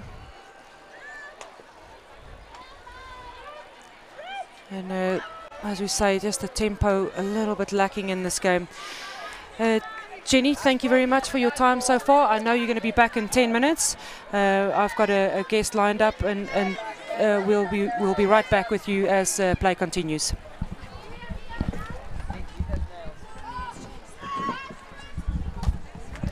It's a great cross by Palchem. They're really great in possession. Now played the ball all the way to the other side of the field, and unfortunately out of the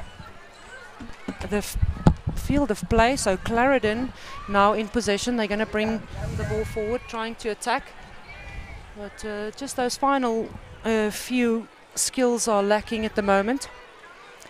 Sitting alongside me, I have the privilege to talk to Danny Dixon, the head of marketing for South Africa at Investec. Danny, hello, Peter. How are you? Well, how are you?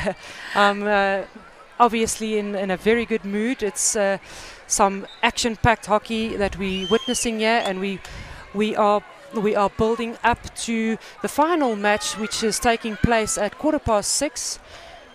And certainly no lack of action. Danny, I mean, obviously everybody involved with this festival is super excited for your involvement from an Investec point of view. How is it going from the Investec point of view, your involvement in this festival? Well, firstly, the reason why we got involved is that we wanted to elevate women's sport in South Africa, and we actually have a number of sponsorships, hockey being one of them, women's golf another.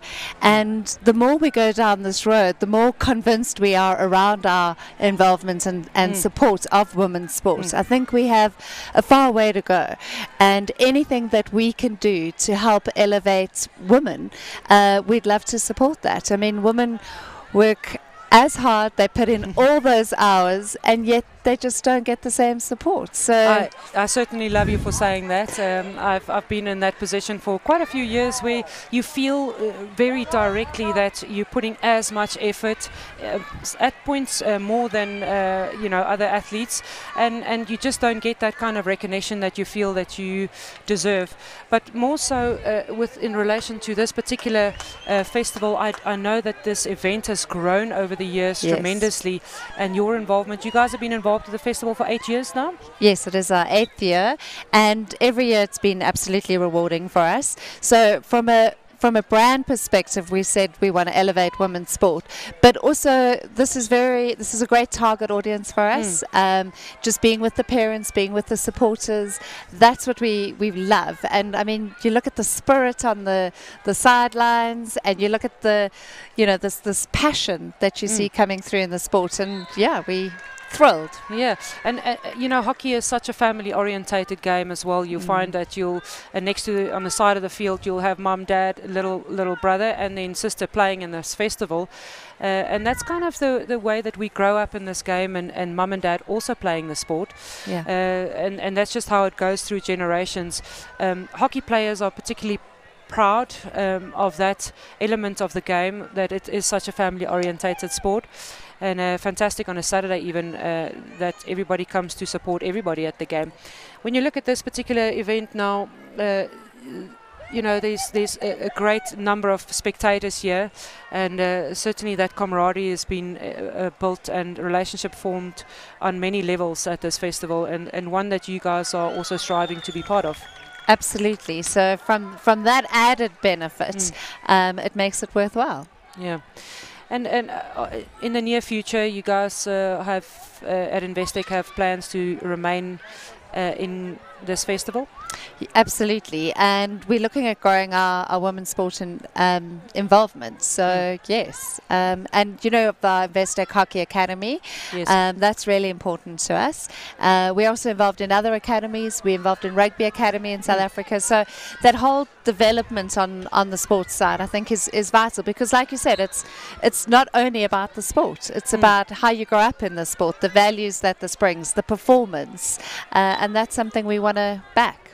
Yeah, that is certainly a great point. And just talking about the investec Academy, we've had a player now who's made the national team, Ongi Mali, and I know for a fact that she's come through the investec Academy, and it's one of those players that you guys are very proud that investec has been able to help through her development, and just have a look at how she shines now representing South Africa at the national level. It is a heartwarming story. And, you know, I'm recently joined in this role, so I haven't had the privilege of meeting her.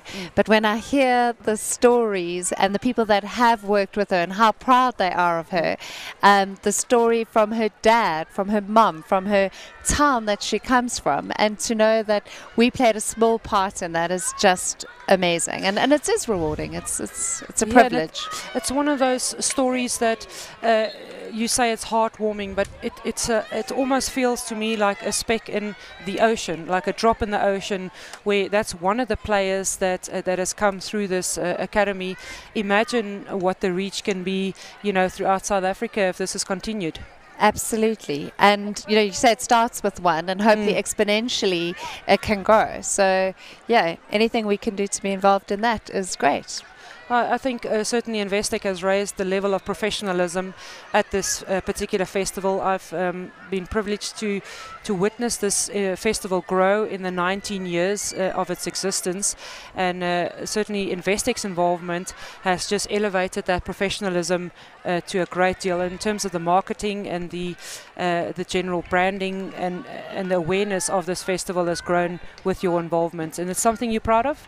Yeah, and I think, you know, you learn every year, and every year you can say, okay, well, we can do this. We were just having the conversation now. What could we do differently? We need to bring digital into this. We need a big digital screen that we can share all the stories. We can do more of that. So, yeah, I think every year you can do something better, and there's no doubt that it should continue growing. It certainly is. You mentioned how you're also reflecting on what to do better next year. It sounds to me exactly like what we're witnessing on the hockey field, where the teams will go away from this festival and analyse what they're going to do better next year.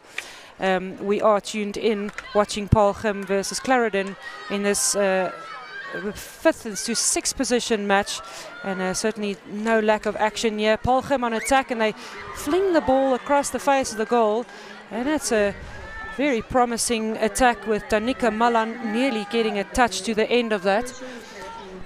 And Danny, you said that maybe there's, you know, next year the improvement can be to get a digital screen with sharing to the audience here. Is there anything else that comes to mind that you think will be improved from an investec point of view for next year? I think as we develop our women's sports sponsorship, I think with that will come other ideas and other opportunities. I can't commit right now, but certainly we're committed in this journey, and we're looking at how we can support and what those needs are. Where can we find the spot to get the biggest impact? And like you said, it's not only about one player. It's about how do you open up and make more opportunities, because like I said, we want to support the performance behind this and what that brings to people and how that creates opportunities for them. Well, I've certainly noticed your involvement in particular with women's sport. You mentioned golf earlier. One that hits the spot for me was the fact who said women can't drive. Yes. And you've got Leanne Pace in that advert. I think really able to hit the ball better than anybody in the world. Yes. So that awareness has been created, certainly for just the general public like myself following investec. So from a women's sports person, I also want to thank you for bringing women far higher up on that on the map in world sport, and and your interest in the game is fascinating, and really thank you for that. Thank you. Yeah. So, and thank you very much for your time, Danny, and thank you for joining us here at the festival. I have a quick question for you. So, in the final, we have Collegiate, and they're going to play St. Mary's Kloof. Who do you think is going to win? Even though you may not have seen both those teams perform, I need you to commit to a result here. Am I allowed to ask you for a tip? Yes, you are. There has to be a winner. There can't be a draw. Collegiate, this is the first time that they made the final. So they are fresh. They did beat the favorite team in Oranje, getting into the final. And St. Mary's Kloof, the last time they won this festival was 2007. So they've also had a massive growth over the last year to get themselves into the final. Can you base your prediction on that? I'm going to be absolutely biased, and just because St. Mary's is our partner in this sponsorship, and this is their sister school, I'm going to have to give them my vote. But I like the fact that you committed to one. All right, so are we going to have a goal prediction? 2-1. 2-1. Fantastic. I like the fact that we're going to see 3 goals in the final. Thank you very much for joining me in commentary, Danny Dixon from Investec Marketing. I really appreciate your time, and thank you for sharing. And honestly, thank you very much for your involvement in this festival. Thank you. We're back at the game with Clarendon versus Paul. There's no score at the moment. There's just 8 minutes to go.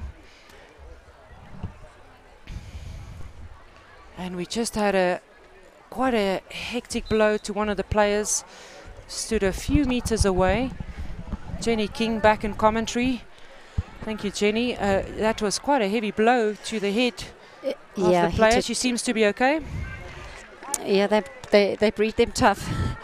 I have to refer back to your question you asked me just now. If at the end of this tournament, if I'm really tired, as much as I might think I'm not, I clearly am, because at the start of the game I looked across and I read Paul Girls High. So while you were out of the commentary box, I spoke about the junior programs. Team on the field? Yeah, and then of course traditionally Paul Girls High play in green, so the confusion was even bigger. But I must say, everything I said about Girls High, I can say the same for Paul Gym. They have really outstanding junior programs in their primary school. I watched the under-13 team play 2 weeks ago, and they were excellent. And I think that's why they consistently produce good results and stay up in the top 5 in the country year after year. And I think there's absolutely no replacement for long-term athlete development, and I think their school has really got it right. Probably the only thing I wouldn't say is the same as Girls High is that their coach doesn't play for Western Province women's hockey because Skulk doesn't qualify. You'll be happy to know that he doesn't qualify, I think. Oh, dangerous ball in, but... So now that I'm less tired, I might get this right. Okay. Well, you know, we all need a break. You got a half-time break then, unlike the players in this festival who just need to go out and perform for 30 minutes without a half-time break. I think what's been noticeable is the tempo certainly picked up from both sides, more so I think from Paul Gym. They also play as very similar to the Oranje type of player. They can run hard, they're strong, they're athletic, and also have a mentality of never lie down and give up. Yeah, Clarendon, they have certainly shown that they are capable of an upset as well. In particular, there's one player in Bianca Wood up front. She's pretty skillful and makes a massive difference in this Clarendon team. Yeah, look, any team that has an out-and-out goal scorer and probably an out-and-out top goalkeeper is always going to be up there. And I think she's got very quick hands. She never stops working, looking for the ball. And she's got a physique that she's always low to the ground, and that certainly does help when it comes to picking up balls coming into the circle and scoring. Now you're saying goal. You mentioned goal scoring, and I've heard a few people just mentioning it a bit in jest that there's a difference between a forward and a striker. It's the same position, but the execution is different. So you would classify her as a striker? Yeah, absolutely. Although I think she does a really good job defensively, and I think that's a lot of forwards or strikers forget that the first line of defence is the strikers. The strikers can, if they do a good job, they can really get a lot of ball played into their own midfielders for turnovers in the midfield. And I think Bianca does that very, very well. She's got so much gas in her tank. She never stops running. She's always got her stick in there, putting defenders under pressure. And here's another opportunity. Just tips over the top of the bar. She's definitely showing how close that was. What's very impressive about her is that she has that composure. She doesn't necessarily just need to hit the ball from the top of the D when she gets the opportunity. She carries it closer to the keeper. She tries and draws the keeper and gets a really good space where she can score from. Well, I think what set up that opportunity was her actual receiving technique when the ball came to her. She knocked it ahead of herself instead of keeping it on her stick, which gave her the space behind. And then she did well, got her eyes up, looked what the goalkeeper was doing. And I don't think she had a support play in, so she had to try and take the goalie in 1-on-1, and nearly was an outstanding goal. Yeah. Now, we're still talking about the fact that there's a difference between a forward and a striker. Yeah. Is it something that you can train? I mean, can you turn a forward into a striker, somebody who scores goals regularly for you? Well, if they're prepared to go out and practice it, I think, and then practice it under pressure. But you know, I think scoring's an attitude. I know when I played, I just had an unrelenting desire to score goals, and I felt that was my job. That's what I had to do. I don't think you can train that. I must be honest. That's where I'm going with this. I think it's you know, it's that attitude. inherent in you. Yeah. You got to have a nose for the goal. Yeah. And you know, if you're a forward, you can certainly train your skills, but that automatic desire that that every single action you're going to make needs to be towards goal. It's something that's just inbred. Yes, yeah. And I think when you start choosing your players' positions, you've got to look for those people. Because that's a great opportunity, and it's missed just on the far post. That's by far the best opportunity that Paul Gim has had all match. Yeah, I think that what you saw there is the attitude we're talking about. Again, and like the previous game, an unconventional shot at goal. The ball was there to be taken, and there was no thought of, well, what's the perfect way to get it in? Just get it in the goal box. So yes, you can teach all the skills, but the attitude has to come from inside, I think. But you would probably be the best person to know that, as you're probably the most prolific goal scorer South Africa's ever had. In fact, at one time in the world, if not still.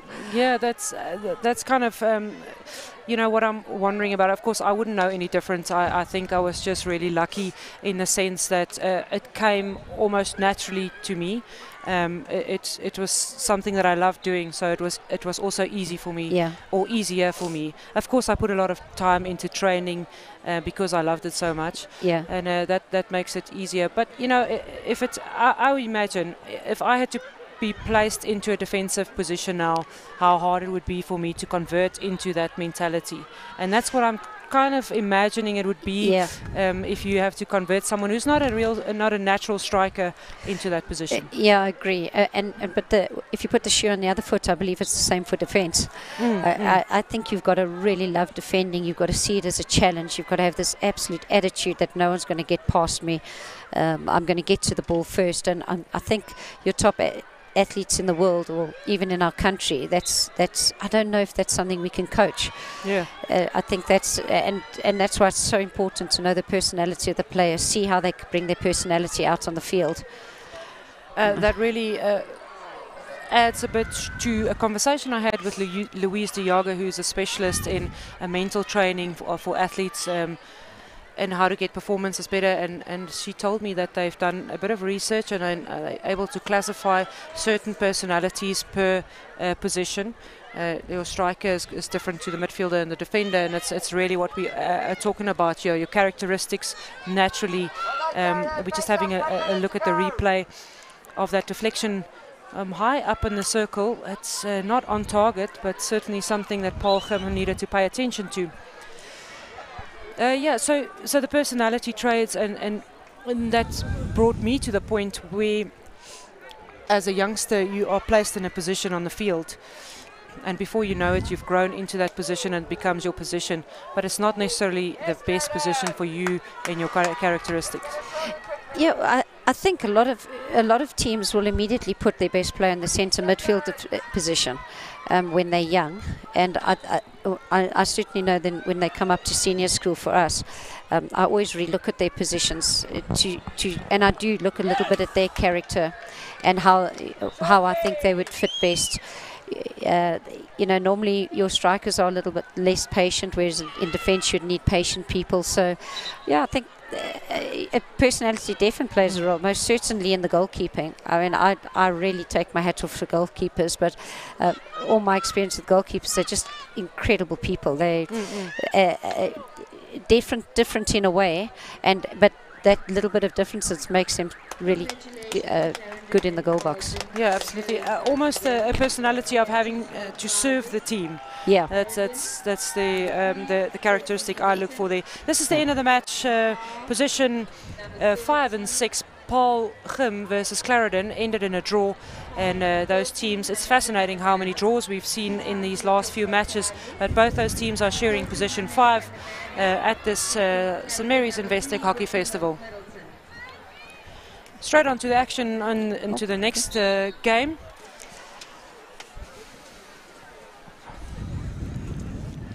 This is the bronze medal game, Oranje versus Herschel. So much spoken about, both these teams showing great class in play. And Oranje, of course, the defending champions in this festival, and this year just knocked out by Collegiate. They are now playing in this match for position 3 and 4. Yeah, and Herschel immediately taking advantage of what I feel is possibly an area that Oranje, perhaps if there's any weakness, it's their vulnerability to the counter-attack, and immediately you saw Herschel take advantage of it. It's going to be interesting to see how Cindy Brown set up her defensive structures. We've seen Eunice play Oranje and run hard at their back three and disrupt them very effectively. And so I'm interested to see what Cindy's opted for here, because Oranje are not an easy team to beat, and Cindy does have some really class players. So she probably, I mean, if you as a coach, you would have looked at that game that Collegiate managed to beat Oranje and the setup that they used to do so. You would be it would be surprising if she doesn't try and follow a little bit of that. Yeah, and I did speak to her before the game and said that these are two options that I've seen the teams do that have done well against them. And we'll see. I do know we did discuss it. She was going with 2 strikers, which it looks like, and 4 in the midfield. And again, here they're vulnerable to the counter-attack again. Really well thread through pass there.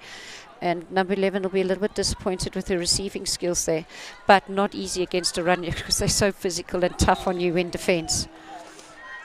Yeah, they are very physical, and in the same breath, I've also noticed how they avoid contact. Really, when they're playing, they rely far more on speed and skill. But make no mistake, they are tough when you see them in defense. Have a look at that beautiful step through the line, and no physical contact there, but just manages to step in a perfect line. Yeah, and on that defensive technique, she steps up beautifully in the double defense. The player was channeled against the side line, and then she stepped through and stole the ball off the stick.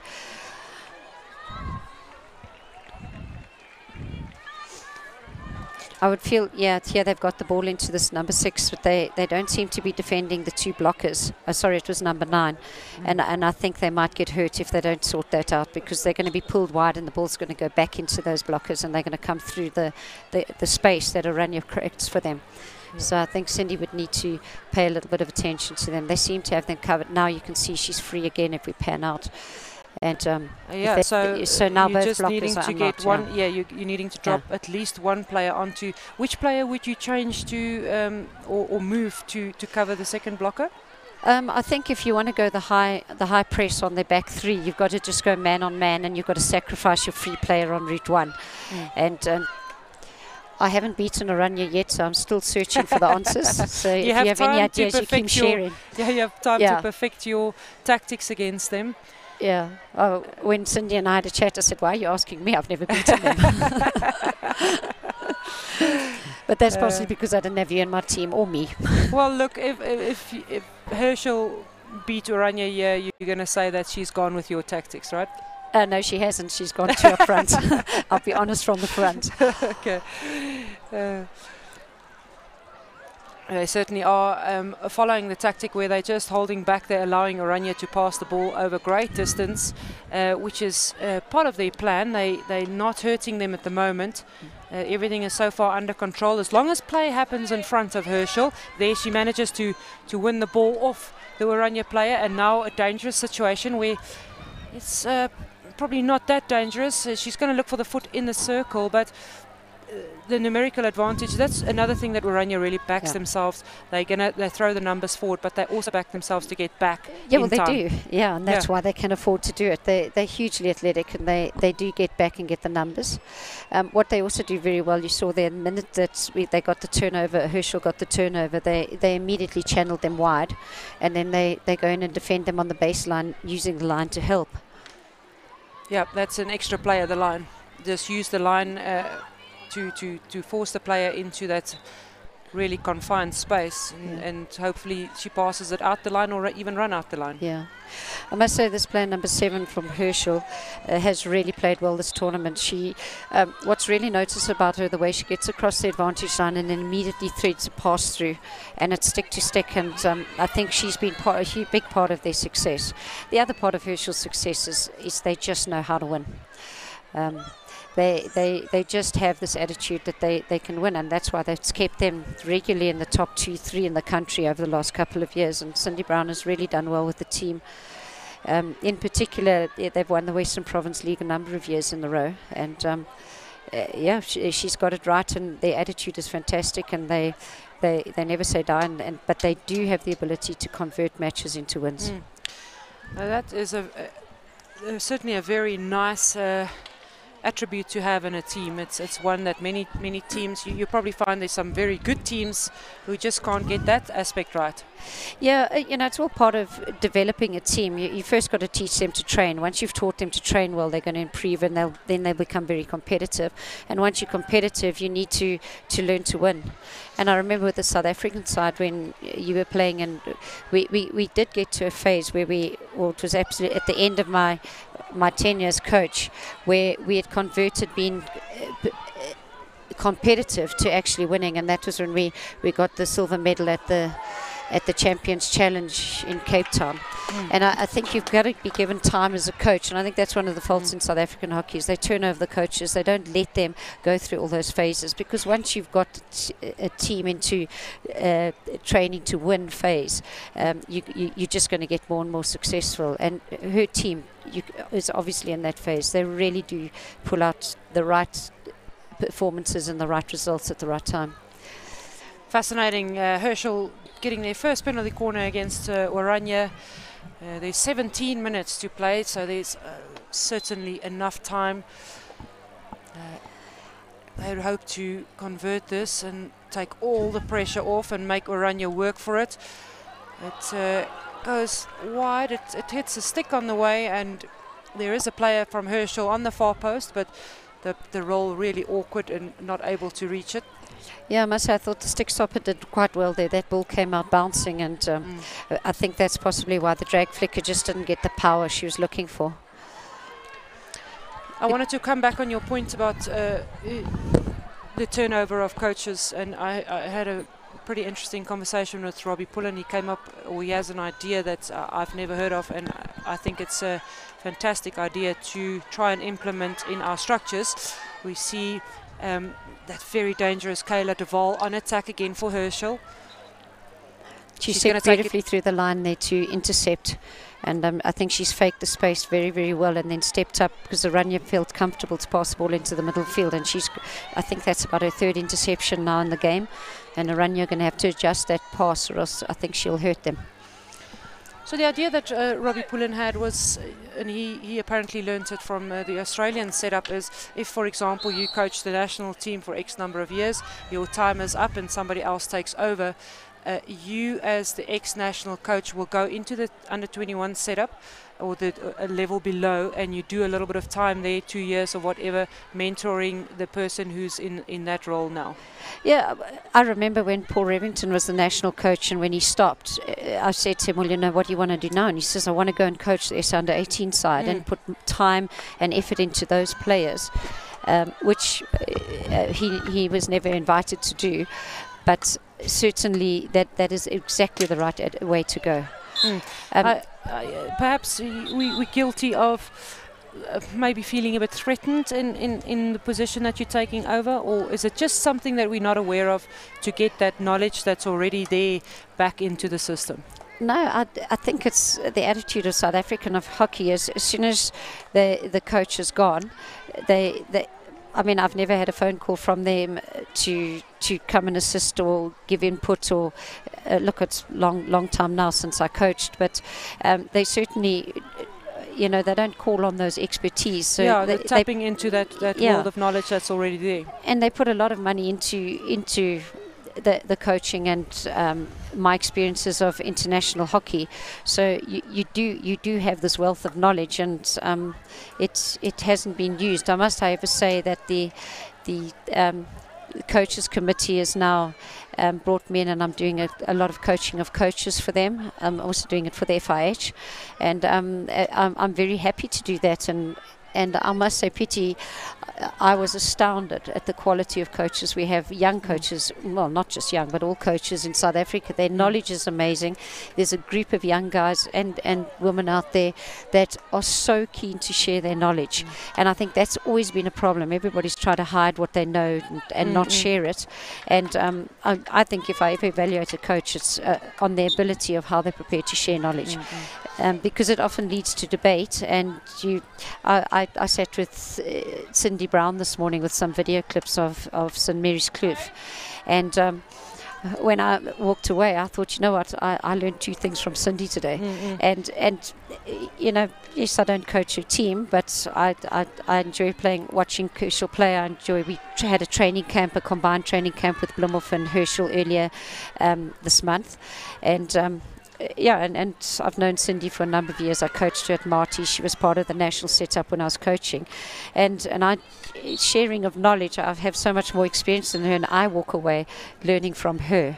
And I think as a coach, if you're not prepared to go and mentor and share, you're actually not going to grow as yourself. Yeah, that is 100%, and very refreshing also to hear that that kind of sharing also gives you a sense of enrichment, even though you are by far the more experienced coach between the two.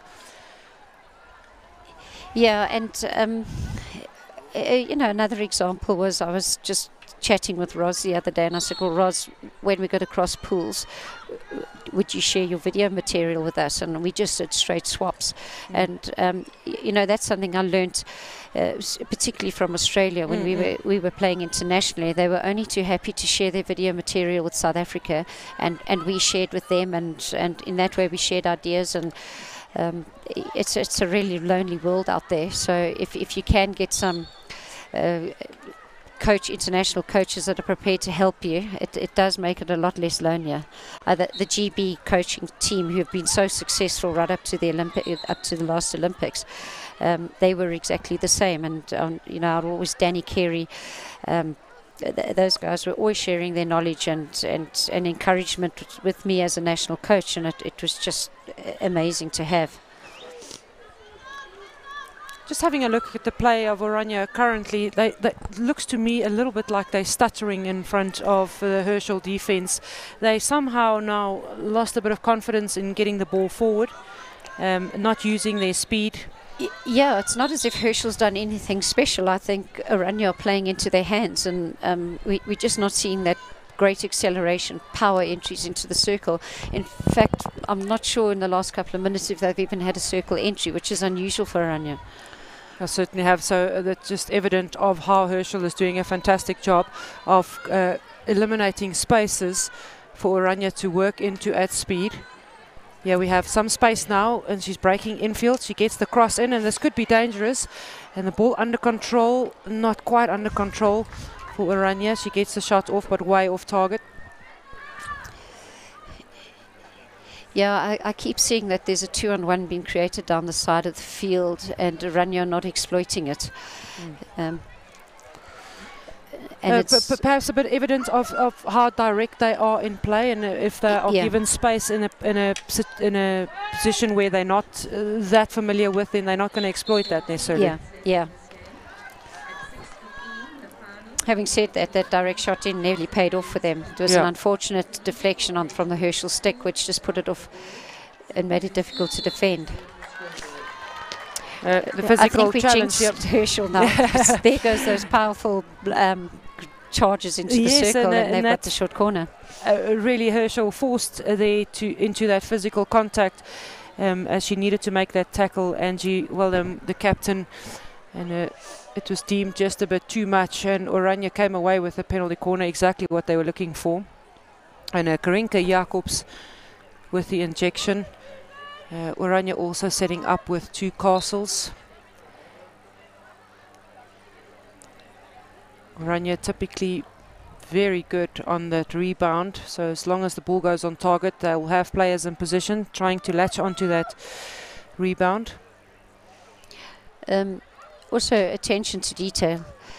I don't know if you noticed, but they moved the ball off the push-out spot a little bit wider to try and get the injection to miss that little bump that's in the field. Yeah, and of course that is perfectly legal. You're allowed to move the ball wider. You can't move it closer towards the goal when you line it up for the injection.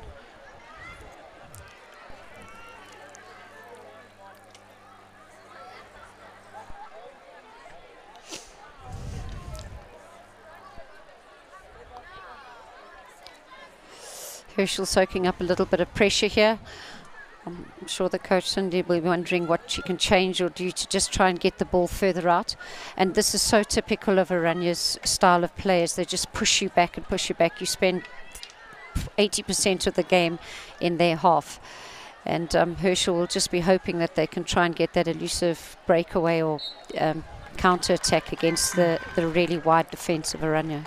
They are, Herschel certainly leaving one player high up to target when they do gain possession of the ball, but currently really Oranje holding on to that ball possession very well. Makes it difficult for Herschel to gain any kind of momentum and attack, and they're sitting stuck, bogged down really in their defense and having to face another penalty corner attack from Oranje. That's a strong injection. Too strong for the stopper. The ball on the top of the D now. She opts to pass it. In fact, she didn't realize how much time she had on the top of the D. Yeah. She could have maybe pulled the trigger there. And if she had to look back on video analysis, she would find that she's probably disappointed that she didn't have the shot there. Yeah, her body was very close, so I didn't think she had an awareness of the players around her. So perhaps a little slightly more open body shape, she would have seen that she did have that space there. Something Oranje does really well is as soon as a Herschel girl gets the ball, they swamp her immediately and don't let the ball come out of the circle. There you can see there's 2 players behind, and she's done well to just force the free hit, which is probably what she should be trying to do. Absolutely, and Mornay Woodendal, the coach of Oranje, told me that he teaches his players that the first pass the opponents are allowed to do, look at this ball control under pressure. She composes herself just to get that shot towards target, and a fantastic save by Herschel in the end. Yeah, but I must say the Herschel goalkeeper has had an outstanding tournament. I really think she's played. She's just given everything for her team, and she's been brave, and she's kept the ball out the goal box, and hence they're playing such high position. Here we go on the counter-attack again to the high player you mentioned earlier. And again, Oranje just stepping up, really good interception, and now they're back in control of the ball. Yeah, so the coach Mornay Woodendal, as I was mentioning earlier, he allows his player, he teaches them that the opponents are allowed 1 pass for free, but the second pass must be under maximum pressure, or that's where they already have to win the ball. Yeah. So that just gives that whole perception of absolute maximum pressure that he puts the opponents under. Yeah, and that's why when teams play them, you spend so much time in your own half of the field because of that pressure, and it's he plays a very wide tactic and the whole length of the field, but the attention to detail in small areas and the pressure they put on is the reason they've been #1 in the country for so many years. They are running out of time slightly. There's 6 minutes left in this game, but you know, never say never. And on either, basically on either of these teams, they have got certainly the striking power to still get a goal. I wanted to just revert back to that philosophy of urgency in winning the ball. If you think about the soccer team of Barcelona, I know that's one of their philosophies as well. The amount of work that you do or needed to be to have done to win the ball back is something that they focus on. Yeah, and what I try and bring out in my team is that it's a collective effort. It's just not a one-on-one go down and put pressure. As somebody steps, everybody must step in behind them. And I still think teams who do that the best are teams that are going to win most of their games. Takes a bit of planning if you think about how you're going to train that philosophy. The kind of drills that you need to design for your team to try and practice that certainly needs planning. Yeah, in my case at the moment, it's my voice from the side of the park. Driving the intensity, and you'll have a sip of water every now and again to recover, Jen. That I'm going to move on from that. Just that transfer pass out to the player running on was just perfectly weighted, perfectly timed. They could keep the momentum of their attack going at the same pace, and that's just what makes Oranje a real class act. And hats off to teams that beat them, because you can really feel that you've done well. There's another one-on-one situation. Top of the D, the ball is now, but look at that counter cover from Oranje coming back all the way and really nullifying that danger. So let's cast our minds a little bit into the future. Oranje coming off this festival, certainly disappointed that they weren't able to defend the victory or the trophy. Title, yeah. I think they're going to be back in numbers in future. No, absolutely. Their whole training ethic. They've also got a primary school that has a great athlete development program, and so they're always going to be up here. I think perhaps you asked me yesterday if I'd give Oranje some advice, and it was actually to please go overseas next year so all of us could have a chance. But I think they do need to become a little bit more adaptable in their style of play. There are a lot of good teams out there now. There's top coaches that are starting to plan, and they're starting to be found out. And I think they just need to be able to make a few adaptations. They were really struggling yesterday or this morning in the semi-final, and I just felt if they'd changed something with the athletes they have and their mentality they have, they could have maybe snuck a win. That's where Oranje will be tested in future, and everybody will be looking at them with anticipation to see if there's going to be any change in what they do. To once again get back to ball. A fantastic long ball, and this is where Herschel now has to get back in defense. Especially created by the leads in the midfield that just created that space. Nice low defense there, well done Herschel. Good reverse press from the striker there. And you were saying how important that reverse press is, or the defensive role of a striker, and what a difference that makes. Yeah.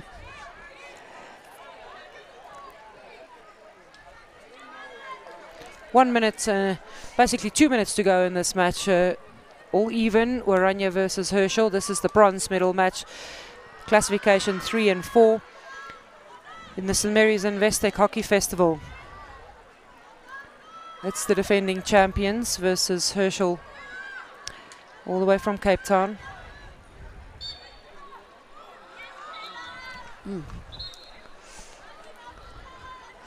I thought the Oranje girl did really well to win that ball and then protect it as she turned it out. It's going to be another long corner. There was a deflection off the Oranje player that stood in the hotline.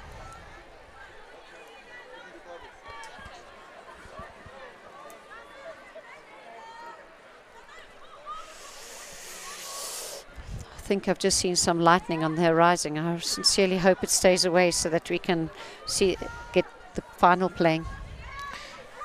That is such an awareness in Johannesburg, in particular on the high faults with the lightning. And so far we've been very lucky with the weather this year at this festival. In the past it certainly has had an influence on the games. Yeah, it has. But it seems like the lightning is pretty far away. I mean, it's impossible for me to determine exactly how far, but there are lightning detectors in place. And we're coming to the end of this regular time in this match. And it's certainly 0-0, lots of action. One last-ditch attempt from telling tackle from the Herschel deep defender. 12 seconds, and now 2 seconds on the clock. She'll just try and maintain possession. Congratulations on a very exciting game. We had a lucky draw for Rania. It's number 12. That's the action that continues. There is a little bit of a break now. We are lining up for the final of the St. Mary's Investec Hockey Festival. The crowd is in. Collegiate versus St. Mary's Kloof.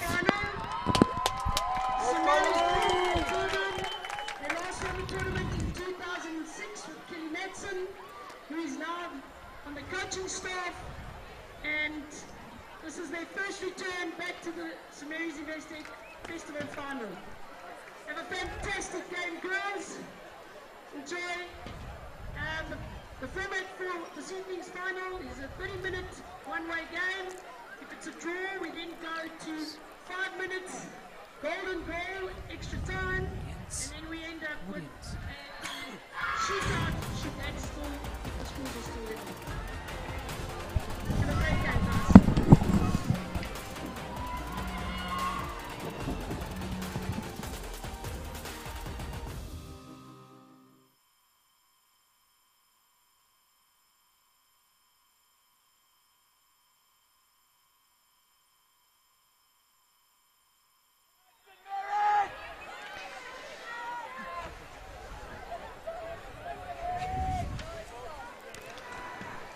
We are back live at the St. Mary's Investec Hockey Festival. This is the final, the climax of this festival. Collegiate Girls High School versus St. Mary's TSG Kloof. So, Pity, who's your money on? Not that hockey coaches have money, but if there's a chance to make a bit, we'll take it. I'm going to go stick my nose out slightly, and I'm going to back Collegiate on this one. This is the first final for Collegiate ever at the St. Mary's Hockey Festival. They have done very well coming through this year. St. Mary's Kloof, they have won this festival before in 2007, so it's been a very, very long time that they've also been out of the final in a shot for this trophy. Yeah, well, we're going to have a nice little rivalry here, because I think I'm going to put my money on St. Mary's Kloof. I'm really, really impressed with the caliber of player. I think their midfielders are absolutely outstanding, and their strikers are always making the opposition think. And we played against them in our pool, a great game. And they actually came back from 1-0 down to win it in the last 2 minutes. And so I know they have that in them. They've got a top-class midfield, and I think I'm going to put my money on the St. Mary's girls. Are you happy to predict the score? We've got a little bit of time. It's a 30-minute match. It's 28 minutes to go.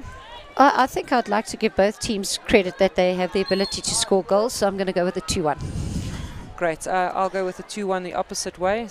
Okay. I'm backing Collegiate in this one. No favourites, of course, here, but, you know, since we're just having a conversation about it. Collegiate in white, they are playing on your screen from right to left. In blue, St. Mary's TSG Kloof. What a fantastic strong tackle there from St. Mary's. I must say, although it gave away possession now in this game, the use of the overhead has really been outstanding with the St Mary's girls. I'm sure we'll see as the game goes on how well they throw it into space for their players to run onto, and it's very difficult to defend. They get their eyes up and they really look for the space that will hurt the opposition, and they do it very well. Fantastic speed there by Taz Prelis, who brings the ball all the way along the sideline, but look at that tackle from the Kloof player. Yeah, her body position and her stick position absolutely perfect for to make a good tackle.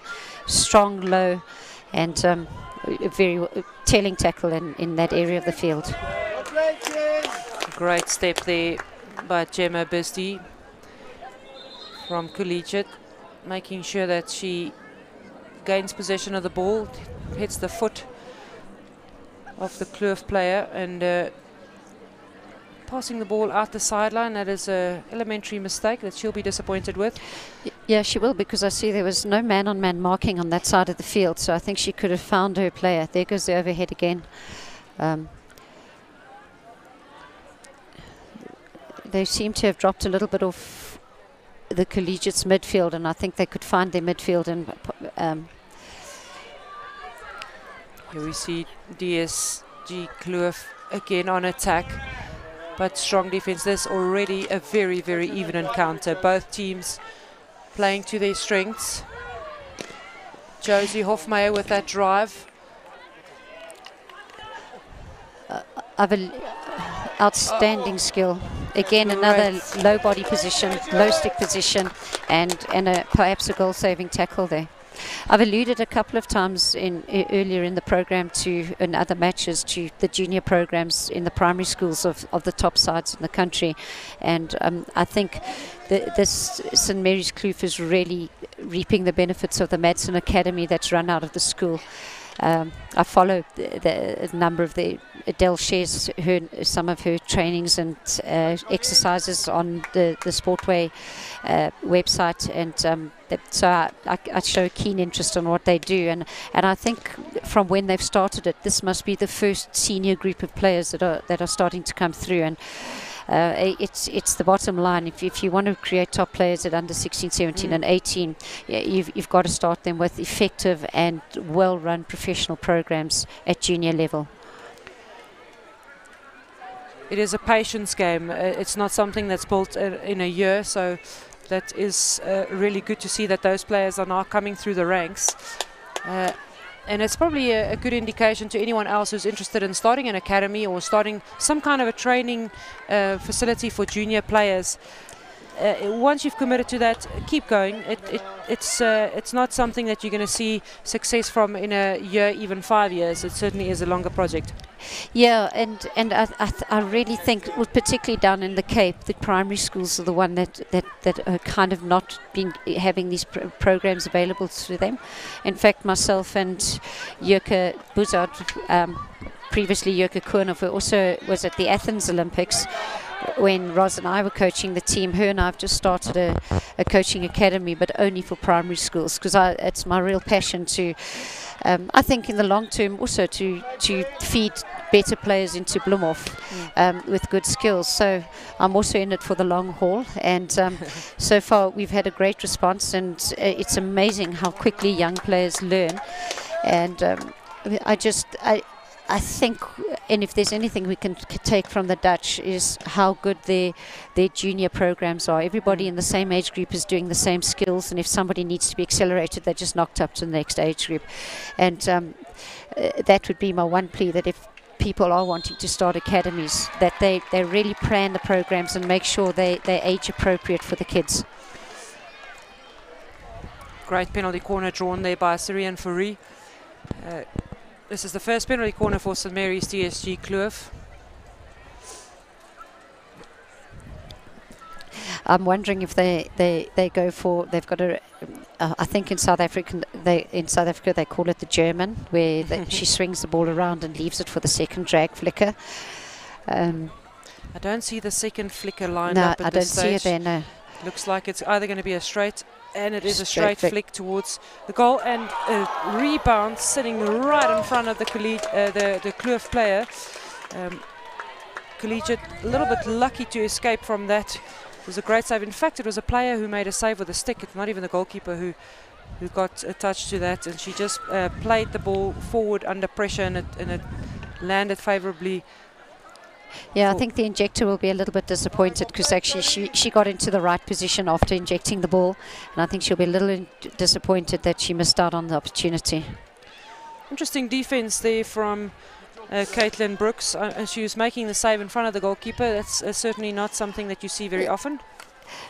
No, possibly might have just got her line a little bit wrong when she came out the box and then ended up in that position. I wouldn't say that the coach has put her in that position. So she wasn't told to sweep the ball in front of the goalkeeper at the corner. No. I must add it was effective though. Look, if it's working, the keeper is going to thank her for sure. If it's unsuccessful, the keeper will say she was in her way.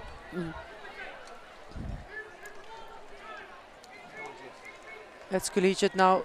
A very, very impressive pace there from the Collegiate strikers in front of the goal, and how fast they're bringing the ball into the circle. That is certainly proving to be very difficult for DSG Kloof to handle. Yeah, she did that really well. She didn't release the ball too soon. She got it right up to that 5-yard line and then just popped it back, and well, that was only a millimetre that it missed by, so a great opportunity and almost a well taken chance. Again, the overhead out the back, pushing Collegiate back.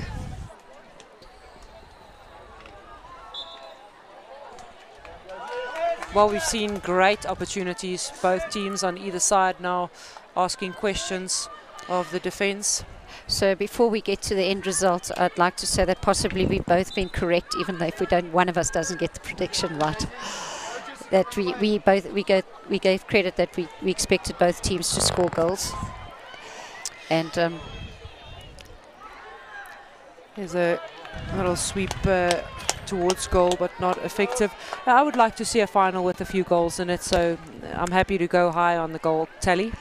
No, I think we'll probably be right at 2-1. But as you say, goals do add an excitement, and so far we've certainly had it on both sides. It is fascinating to see how often at finals or semi-finals there's another dangerous lift by the defender.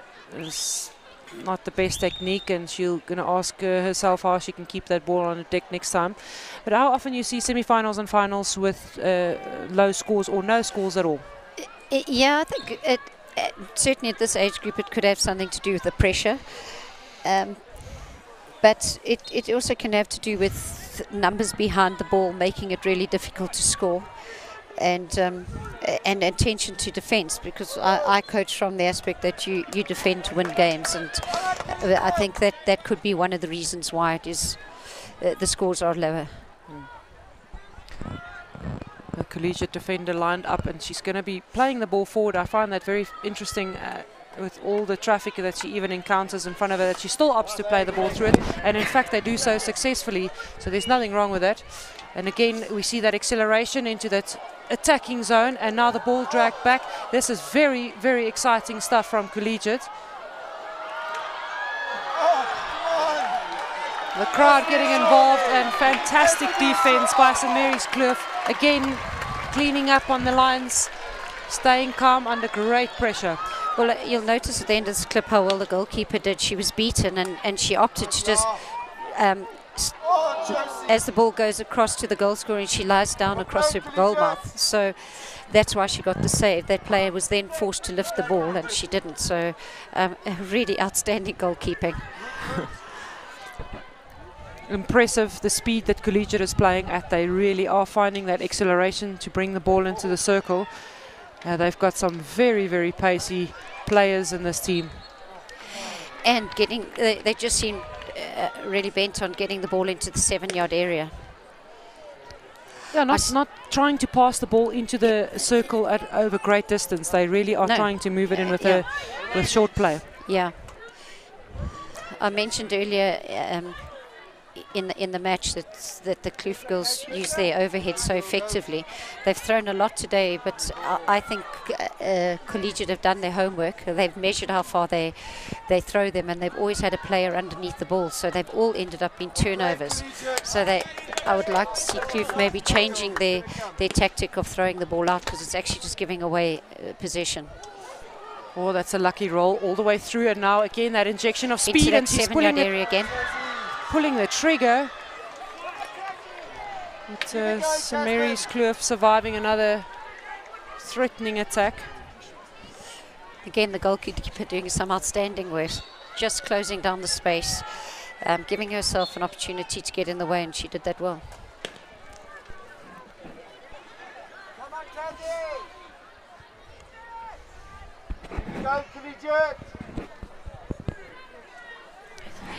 Yeah, I'm just looking at the collegiate centre back. She's absolutely poised, waiting for any overheads in the exact distance that they normally get thrown.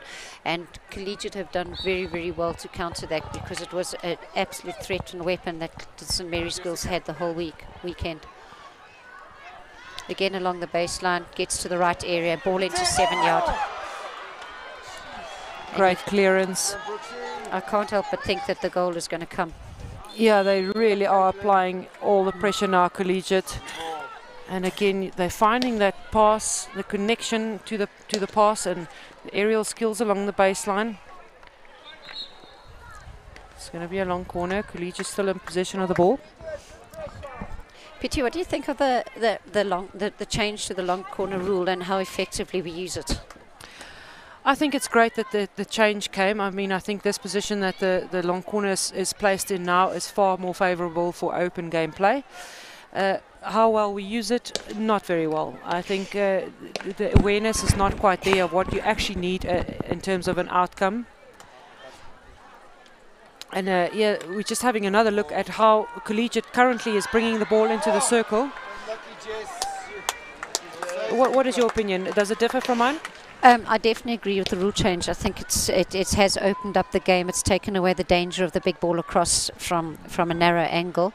I would just like to see a change that the team on the ball, the attacking team, can have a player within 5 yards.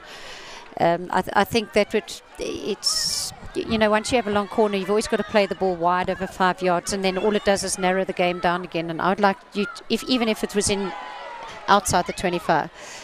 Kloof on the attack. Some silky skills there from Kaylin Dembakker. Sounds very Dutch and looks very Dutch as well with those skills.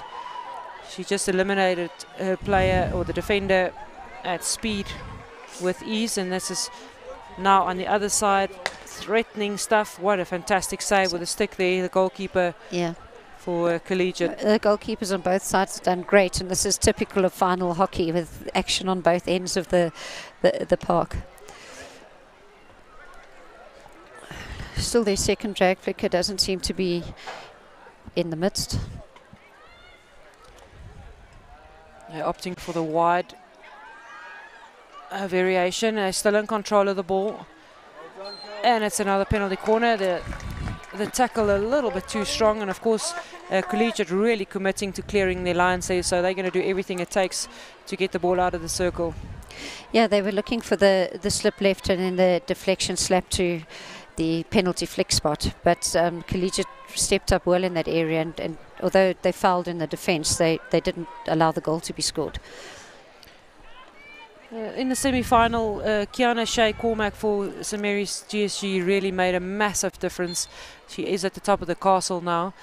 She has got a phenomenal drag flick in her arsenal. Is she going to get it off? Yes, it's a great drag flick. The goal and the rebound. A reflex save by the goalkeeper. She's pumped about it. Let's have another look at it. She gets it on. Oh, fantastic power on that drag flick. And the rebound also. That rebound save was absolutely amazing. It was excellent. I think when you and I did our predictions, it's saying that we give credit that both teams have the ability to score goals. I think we forgot there was the caliber of goalkeepers in the goal box. No, they really are spoiling our show, but aren't they? It's great to see how the goalkeepers are performing in this final game.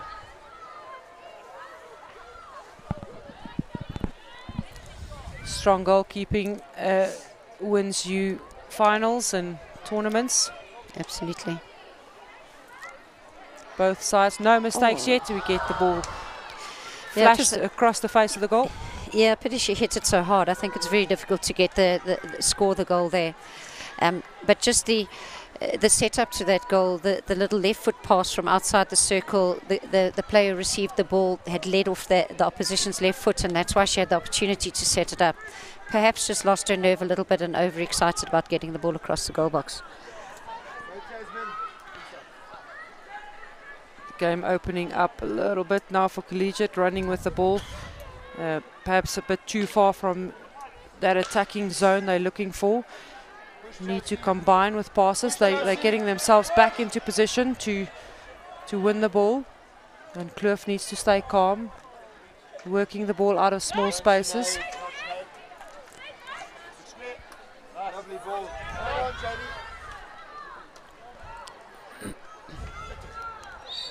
Skill execution of the highest caliber in the final year at the St Mary's Investec Hockey Festival. It's Collegiate 0, St Mary's Kloof 0. Nothing in it at this stage with 12 minutes to go.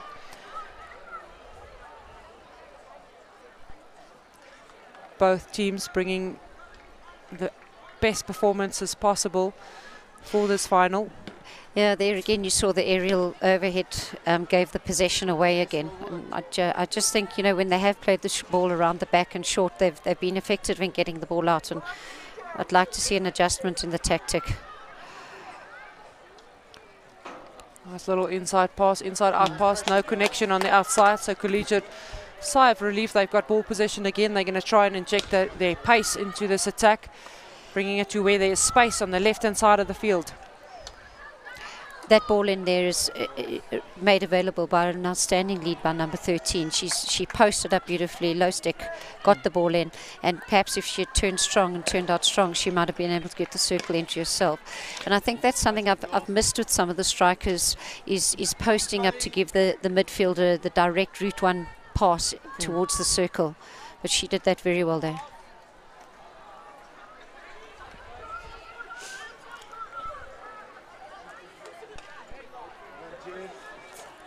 Speculative pass from St Mary's Kloof, and Collegiate cleans it up. They're trying to stay under control, win the free hit, and now they're going to build the play again on the right-hand side of the field, down the sideline.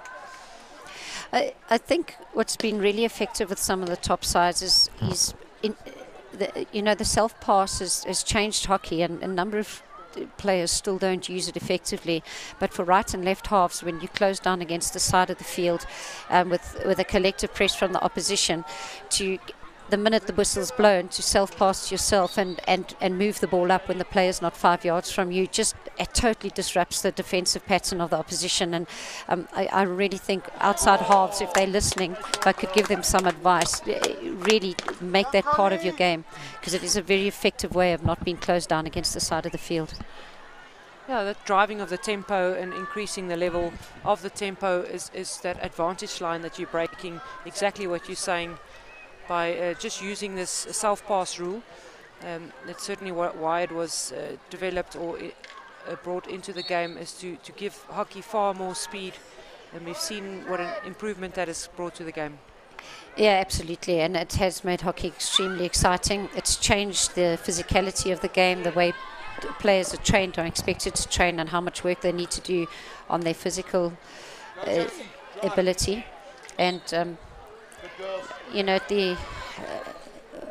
the last Olympics, hockey had the biggest viewership of team sports out of all the Olympic sports, which is, and I think credit to the FIH, they've made fantastic rule changes that has made the game more exciting.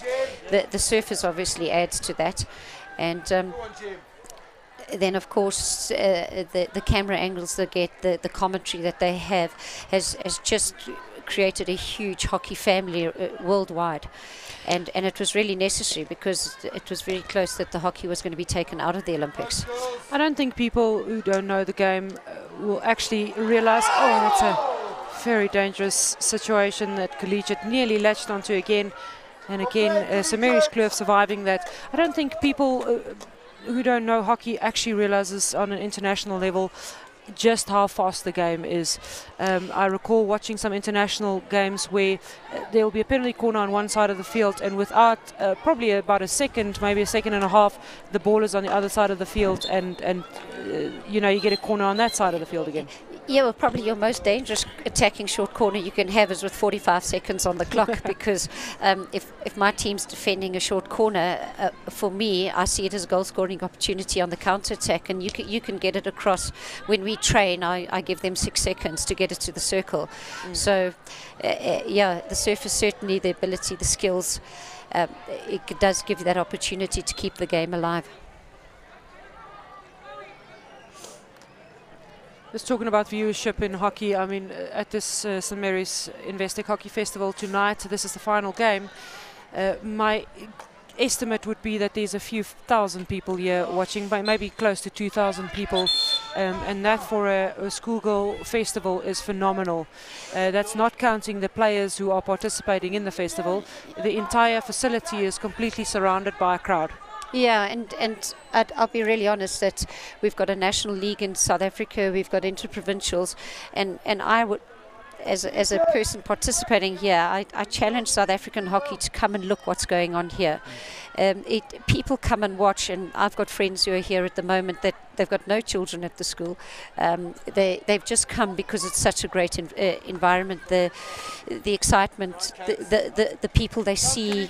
I mean, for me, I come here and I see 30 or 40 of my mates that I've met through hockey that I'd only see once a year here. And if we could create this at our national tournaments around the country, I really believe people would come out. And you know, we tend to host them at these empty grey stadiums that are cold. You can't get a decent bite to eat, and there's no festival atmosphere. And I think they need to come and look what is happening here. The people that are leaning over the fence watching, and I'm looking around, and yes, there are a lot of teams, but there are a whole lot of adults here who are supporting. And noticeable. This is a product. Why aren't South African hockey selling the same product? 100%. I completely agree with you, and I think if St. Mary's Waverley at this facility had to put up stands seating 2,000-3,000 people, that's exactly how many people are going to fill this this stadium. And just the fact that they can stand around leaning over the fences also creates this vibe that is so unique to this festival. Absolutely, yeah, it's absolutely fantastic. And you know, I also think the clubs are really struggling at the moment. It's very expensive to play hockey. The hire of AstroTurf so expensive. The maintenance, the laying of them, and should we not be thinking of hosting some of our national tournaments at clubs, where clubs can bring their own members in? They can offer services that we see here, and instead of going off to a Hartley Vale or the Randburg Stadium, where I have to say it's very unpleasant to sit and watch hockey. And we should maybe look to scale it down. As you say, there's definitely at least 2,000 people here. I don't think we can let that go at a provincial tournament. At the moment, you're probably looking at a couple of hundred, of which half of them are umpires.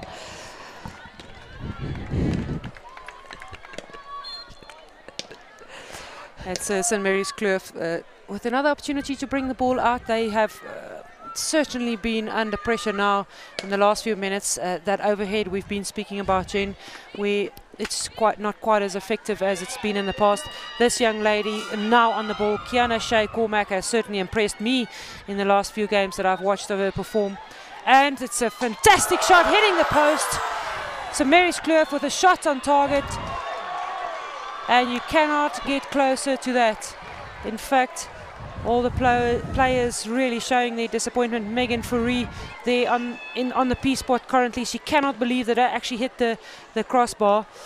And she even had another bite at it, just couldn't control it. Good defense again by Collegiate, but how exciting is this? Real final play. So now we've got the crossbar and the goalkeepers messing up our predictions. Yeah, this is pretty exciting though. It almost feels to me like they scored there. Not my team, but in terms of the prediction, Jen, yours on fire, that attack. Let's have a look at this penalty corner. It is Cormac on the ball. She now dribbles it out. She has got a hit on her, but she opts to fling it in. tries to control the pass. She had a lot of space to work with on the right, but still under pressure. If she wanted to hit that ball, she needed to do it very quickly. There was a player tracking her. Yeah, there was the space on the right, but of course the wider you take it, the less your angle, and because it's a short corner, she has to get it below the boards, which then makes it almost an impossible angle to score from. But again, they're keeping the pressure. A lot of players, defensive players around the ball, and I'm sure she was looking for the foot there. Well It's survived by impressive. Collegiate. Yeah, absolutely, and it's impressive how both these teams are able to find the connection pass under real pressure in the circle, which means yeah. that they've got great vision when they carry the ball into that close space under pressure. Yeah. There's only 2.5 minutes left of the regular time for this final. And it's Collegiate on attack. They again take the ball all the way to the baseline, and this time not successful in getting it back for that connection pass. There needs to be at least 3 goals still, Jen, in 2 minutes if our predictions had to be correct. Yeah, well, I'll have a stern word with the goalkeepers at the end of this game. Well, it does add more excitement, 5 minutes golden goal situation, and then if nothing materializes, they may well see a one-on-one.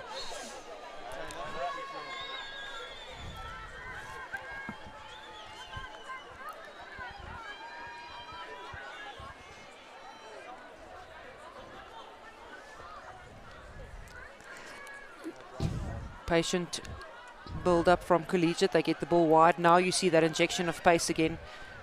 Gets the ball into the circle. This is still dangerous for St. Mary's Kloof. And again, great composure, used her body to protect the ball from the opposition, putting under pressure and clearing it out wide. You can't ask for more from a defender in that situation. Using that technique of crab walking the ball a little bit out to safety on the sidelines. Oh, she wears that on the foot. That is very painful. And also, usually there she just puts her hand up and asks, please coach, I need to come off, I can't run on this foot. Not in a final.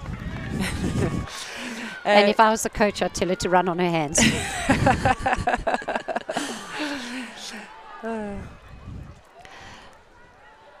Collegiate have done well to cut the field and keep Kloof on the side of the field, and perhaps it is they wanted to force them into throwing the overheads, because, well, I don't think I can think of one overhead where they've retained possession. So Collegiate, they certainly did their homework and came with a great plan. Ball going out, and Collegiate again in possession. We're sitting with 20 seconds to go. This is most likely how it's going to end in regular time. St. Mary's Kloof 0, Collegiate 0. They still have possession of the ball, but possession in the middle of the field with 12 seconds to go. Anything's still possible. They got to get the ball up early, or at least with speed. With 4 seconds. They're probably looking for their high-lying strikers, which I think. That is the hooter, the end of the game in this final of the St. Mary's Investec Hockey Festival. It ends Collegiate 0, St. Mary's Kloof 0. We're going to have 5 minutes of extra time, golden goal. That means whichever team scores first will be the winner. Take 1 minute break, then we will swap sides and have another 5 minutes to play.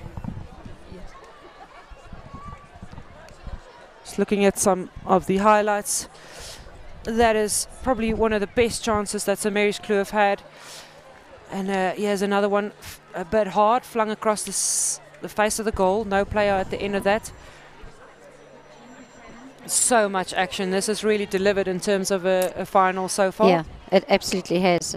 That player did so well there, getting the ball outside the space of the defender, the second touch, and then unleashing it, and really unlucky.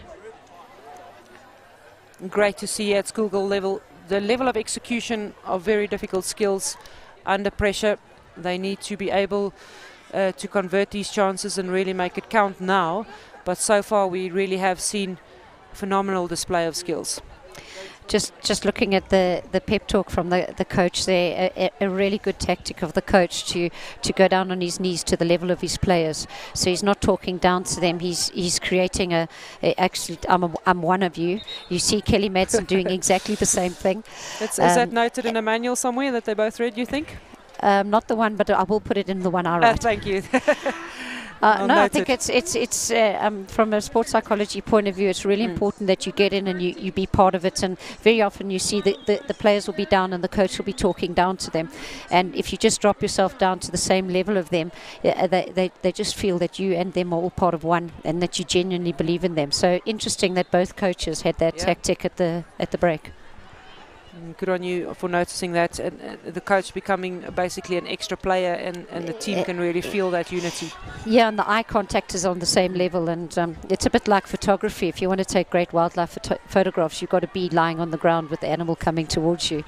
Except, of course, if it's an elephant. Even in the case of a lion or an elephant. I'm not sure I'll follow that note in your manual. We are now with all I know is if we were in that position, I would be the one eaten because I think you're still faster than me. I'm also not up to a race with you at the moment, and I'm too scared of my hamstring. Yeah. So St Mary's Kloof now with Collegiate in this extra time golden goal situation. Anything tactically you would immediately change if you had to coach either of these teams? Well, I think the team with the pushback definitely has the advantage, and it's a pity they've given it the possession away now. I don't know. So you want to keep possession for as long as possible. You want to keep the ball in your team and pass it around. The bottom line is keep the ball in the opposition's half, and if you do that, you're going to keep them under pressure. And if there's going to be a goal snuck in, you're going to be the team that does it.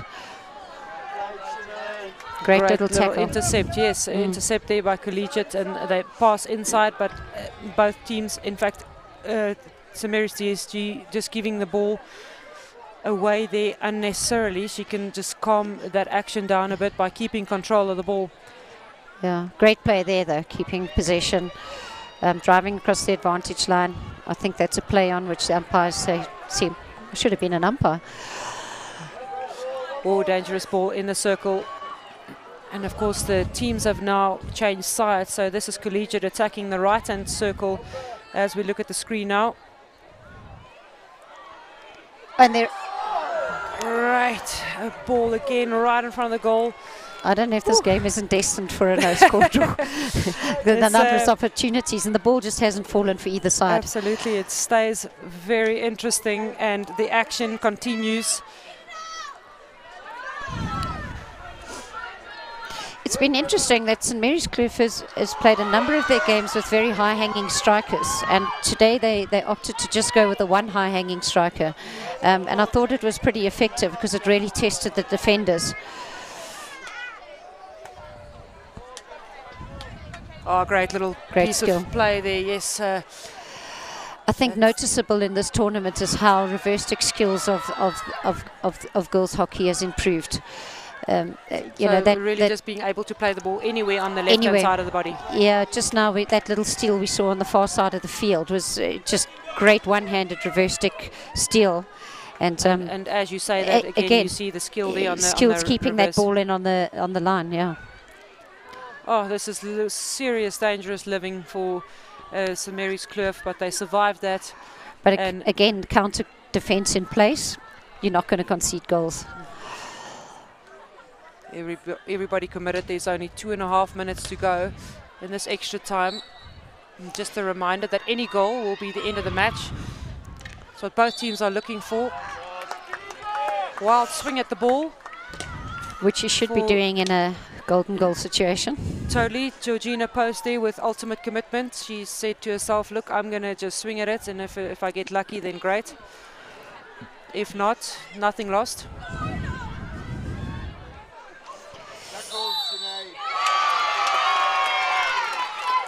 It's a brave decision by an umpire in a golden goal. Very brave decision. He feels that there's a stick obstruction. Very clever little piece of play there where she just carries the ball, and look at her change of direction onto the right-hand side. And yes, there was a body check if we look at it again through Sinead Walsh. I have to be honest, I've watched that kid play the whole week, and I really think she's a special player. I'm not sure if she's a real youngster. She looks a little bit younger than the rest of the team, but she's really got something special. And So she's got a helpful tool in being an injector as well. There we go. So Mary's Kloof now with another opportunity. They're going to look, who's going to have the answer here? Kiana Shea with a drag flick. She just misses the pickup. And they're going to get the ball under control, but very wide in the circle. Amazing control of the ball, bringing the ball across the face of the goal again into the danger area. But Collegiate standing up to that challenge again. Yeah, and again, great reverse stick skills. I see the St. Mary's girls were calling for a short corner. I'm not sure if it did hit the foot or not. I certainly didn't see it live here. Desperate times for both teams. Collegiate surviving this onslaught. They're happy with that control of the ball on the halfway line. They're going to try and take it quickly, but illegally so. They're supposed to take it in the vicinity of where the infringement or the ball went out. So and it's 2 seconds left. Yeah, the only way we're going to get our prediction right is a 2-1 win on the golden goal. I told you we'd get it. We're still in it. That is the end of play in extra time. Collegiate 0, St. Mary's Kloof 0. We are heading for a shootout. And 3 players are now called upon in each team to take an 8-second challenge with the goalkeeper. The challenge starts on the 25-yard. They've got 8 seconds to convert the goal. Goalkeeper starts on the line in the box. And we have spoken a little bit about it in the past, about the mentality or the requirements now for these 3 players. What do they need to be able to execute an 8-second challenge successfully? I think that the most important is to read what the goalkeeper's doing. I think a great goalkeeper has the advantage on the one-on-one channel. In the one-on-one challenge. And I think it's really difficult in an 8-second time period to get your eyes up, see what the goalkeeper's doing, and then, yes, you go in with a premeditated idea, but you do need to adjust to what the goalkeeper does. And I mean, in terms of temperament, what are the types of player who stands up and puts their hand up and say, look, I'm prepared to take this kind of pressure on myself and execute this 8-second challenge? Of course, 8-second challenge is something that came after your playing days. What do you think the temperament is of a player required? I have to be honest, I don't really go with the temperament when I pick the 3 up. I pick ones with the quickest hands, because they need to be able to change the direction of the ball in front of the goalkeeper depending on what the goalkeeper does. And then once I've chosen them, they practice it so that they then learn the temperament. And also that decision making under pressure, that's part of what the 8-second challenge is all about. Yeah, I think it was different when it was a penalty stroke. Then I would go for somebody who's utter confidence and out, but now I go for a highly skilled player who has the ability to get her eyes up and adjust to what the goalkeeper's doing. Got to have your eye, as you mentioned, the eyes up. They're going to just go through the task procedure now of determining which team will go first in taking or defending the goal. That's another psychological battle, really. If you can take the shootout first and convert it, of course the pressure automatically goes on the opposing team. Yeah, absolutely, but it can turn if you miss it, because it just hypes the goalkeeper up and builds her confidence, and so it can fall either way. But if you score, certainly it does put pressure on the team to go second. Now, a lot's been said about the technique of a goalkeeper defending the shootout. We saw how the English national women's team, how they performed at the Olympic Games in winning gold medal. And really that came through superb goalkeeping skills from the English goalkeeper. Yeah, she was Maddie absolutely she was absolutely outstanding, and I wouldn't be surprised if she's, well, in fact I think they were invited to have tea with the Queen. We've got Sinead Walsh taking the first 8-second challenge. The goalkeeper standing her ground and did a fantastic job and getting in the way. Sinead Walsh not managing to pull the ball into any kind of space or moving the line. Again, because the goalkeeper didn't give herself away. She just went a few meters off just in front of the penalty flick spot. And then she's got so much more room to move whichever the way the attacker takes. So very well played by the goalkeeper. Next is Leah Pigot from St Mary's DSG. She's going to attack, looking for some space. She's going to change direction. She changes direction to the right and she lifts it over the keeper. Keeper had gone down pretty early trying to get that change of direction. Yeah. Perhaps coming a little bit too far out, which enabled her to pull the ball wide, and then there's too big a space to defend. You see there she's gone past the penalty flick spot. So now there's a huge space to score on the right hand or even left hand side. Caitlin van Goeverden from... Oh, unlucky. Caitlin van Goeverden, a real good defense from Collegiate. Havenga with a fantastic save there for St Mary's DSG. Again, you saw she didn't come too far off her line, so as soon as she's pulled right, she could immediately lie down on the right-hand side, lie there, and now it becomes very difficult. The angle is just too sharp for the goalkeeper, for the striker to score. As soon as that change of direction occurs, there needs to be an acceleration as Kaylin Dembakker, and she finishes it very, very well. The new champions of the St Mary's Investec Hockey Festival, St Mary's DSG Kloof. Fantastic final. They finished it with the 8-second challenge. And it's now a good time, Pity, to say you owe me $10. What a cool, calm, collected finish from Kaylin Dembakker from St Mary's DSG Kloof. Great finish there and fantastic final. What a great exhibition of skill of schoolgirl hockey level.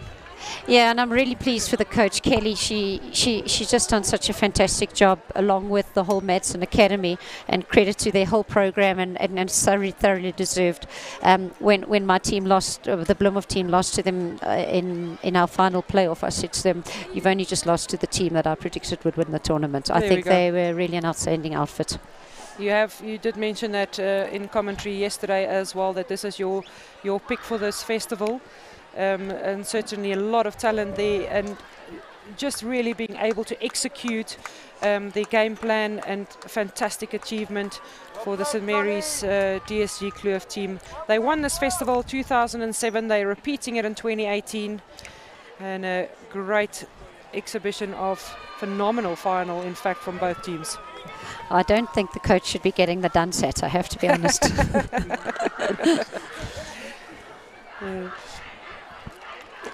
And they're showing just real delight, and she's joining into it. Of course, she's also an old girl, so she knows exactly what these pupils are going through. Yeah, and the last time they played in the final, she was part of that team, so just great to see. Fantastic. We are getting ready for the awards ceremony here at the St Mary's Investec Hockey Festival. It has been a fantastic affair with lots of action. In fact, everybody has only had great praise for this festival. Absolutely, and as an old girl, it's just you just get such an immense pride coming into this facility, and to see the caliber of organisation and what they've done, it's fantastic.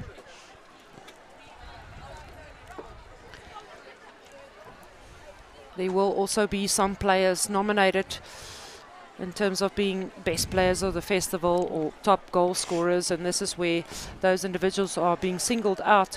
But all in all, the performance of every team, it's a team sport in the end, has been of the highest level.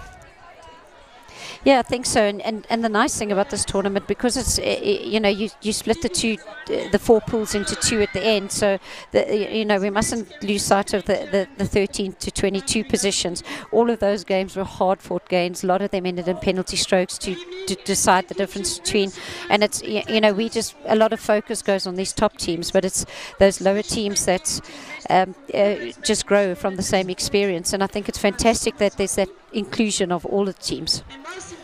And we are heading over to Ros Howell, who will be leading the presentation of this festival. I would like to now call on our head mistress, Deanne King, to say a few words. Alright, so I hope you can hear me. Good evening to everybody, and thank you very much for supporting our festival.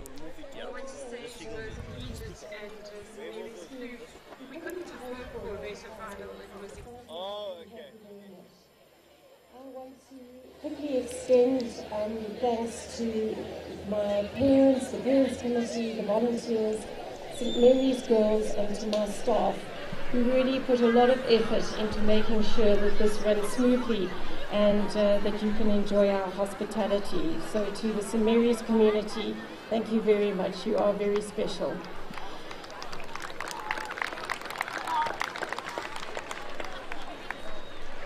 I then want to thank Investec.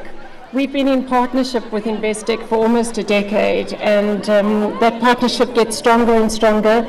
And we certainly have the same idea about supporting women in sport and giving women the focus in the sporting arena that they require in order to get to new heights. So I want to thank you, Investec. Thank you for making this possible, and I do hope that our partnership goes from strength to strength. I'd like to introduce Danny Dixon from Investec, who's standing next to me, and Danny will be handing out some prizes. Before we do that, we have our Rhino raffle, which I hope many of you have entered, and we will now do the draw. Right, everybody, I hope you can hear me, because if you have taken the trouble to buy a ticket for the Rhino, this is your moment.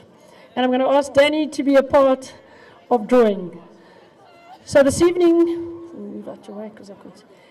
This evening, the first name out of the draw will win a 3-night stay for 2 guests at Mala Mala Game Reserve, valued at 65,000 Rand. This is the first name to be drawn out of the draw to win a 2-night stay at Mala Mala. Can I read? Keith. And the first prize this evening has been won by Mr. Keith Versfeld. Keith, if you're here, please will you connect with us? If you're not, we'll make sure we connect with you. The second prize this evening is a 3-night stay for 2 guests at Mishatu Game Reserve, valued at 46,000 Rand. And the second winner this evening is D. Adams. D. Adams. D, please come and collect. If you are here, come and connect with us. Congratulations. And the third prize this evening is a 2-night stay for 2 guests at Camp Jabulani, Kapama Game Reserve. And the winner is Kelly Main. Congratulations, everybody. And just to fill you in, over this weekend, we've raised over 170,000 Rand to be given to the Investec Rhino Lifeline project. So thank you to everyone for all the support. And this has been broken down by 279 goals scored by all the girls at this tournament, which has an Investec will donate 55,000 Rand towards the project, 22,000 Rand from all the teams, and 100,000 Rand from the raffles. Thank you very, very much, everyone. It now gives me great pleasure to hand over to Danny, the Head of Marketing at Investec. Thanks, Danny. Sorry, I'm trying to make it as loud as possible. Thank you. Thank you for the opportunity just to share a little with you. But let me start off with saying thank you to St. Mary's for this amazing festival, to your staff, to all the coaches, to all the supporters, but most importantly to the players. So to all the players that are still here, and especially the team, I mean your faces, the passion, the commitment, the determination. I was getting very emotional. To both teams, well done. You can be so proud of yourself. And this is why we do this. This is why Investec sponsors. It's really about elevating women and women champions and to give you these kind of opportunities. It's an absolute privilege. So thank you for allowing us to be involved. It's really about identifying the out-of-the-ordinary performance, and that's Investec at the heart of what we do. So we are honoured to do the Out-of-the-Ordinary Award this evening. As many of you know, a previous Out-of-the-Ordinary Award winner, Angi Mali, who's now at the Commonwealth Games, was a previous award winner. So it's lovely to see that we can play that role in her journey. So I look forward to giving this award tonight and seeing what your journey could possibly be in the years ahead. And to everyone who supported the Rhino, the goals for Rhino, thank you so, so much. I don't need to tell you how important this is. And we look forward, as you said, many years to the next decade and being back in 2019. Thank you very, very much, Danny. And we move on to the next awards. And the first award would be handed out this evening by a former Penryn girl who happened to play at this festival many, many years, not so many years ago, a few years ago, who's played hockey for South Africa. There we go, Penryn, something to cheer about, girls. Who played hockey for South Africa, and she will hand out the most promising player, which is part of the Investec Hockey Academy bursary. So welcome, Lou, and it's great to have you with us. And the most promising player this evening is Taz Preller from Collegiate. Taz Preller, come and collect the most promising player. Oh, no one, yeah. She's got a brain. Go. Well done, Taz. Excellent game this evening.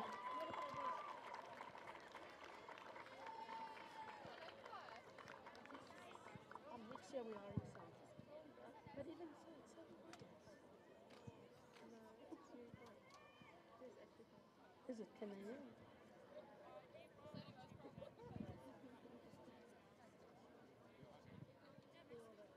Well done. That's on you. And as you can see, this beautiful trophy that we have here, which is for the Investec Out of the Ordinary Player, voted by all the coaches at this tournament. And this year it goes to Kayla de Waal from Herschel. Kayla, come and receive your trophy. Thank you.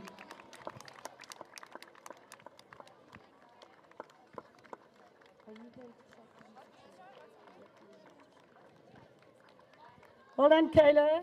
Well done. Congratulations, Kayla. What an outstanding weekend you've had.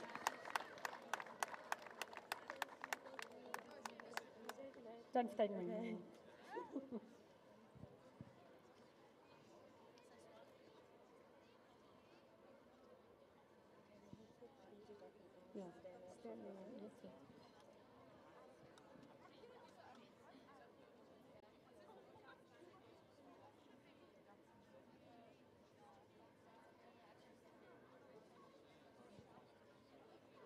Right, and finally to the business end of the evening, after a really, really great final, after a great 4 days of hockey, we finished with 2 teams in this amazing St. Mary's Investec Hockey Festival final for 2018, and I'd like to call up the runners-up in their first ever final. Please to come and shake our headmistress's hand. Collegiate, will you please come forward? Well done, girls. You've had an outstanding, outstanding event, and you sure gave St. Mary's a lesson, us St. Mary's a lesson. Well done.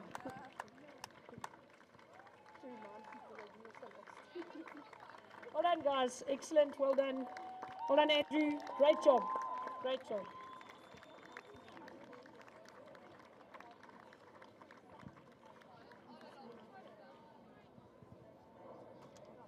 I don't know what to do. Yeah.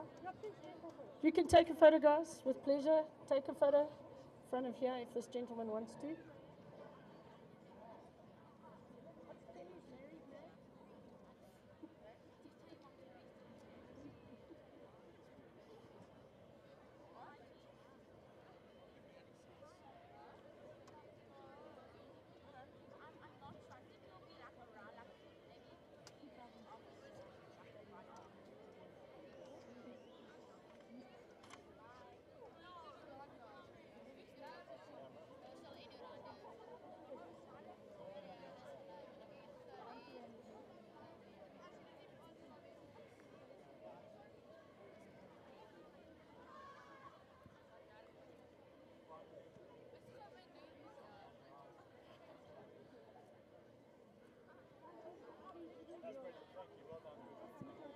Right, and to our 2018 winners, I'd like to call up the captain to please come forward and collect the trophy for 2018.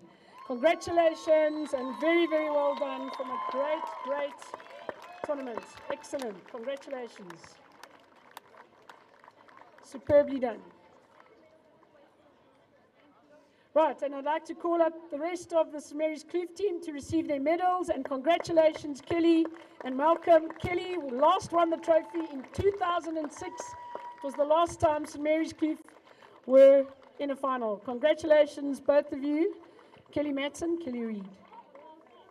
She's quite a good player in her day. She probably still is.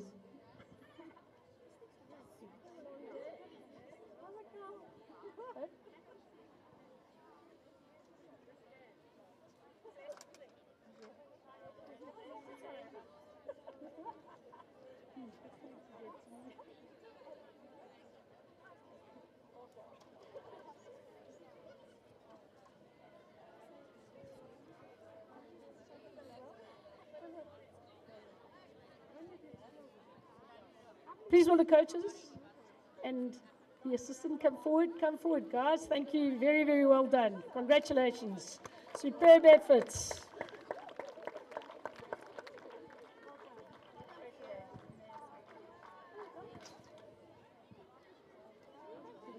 Well done, guys.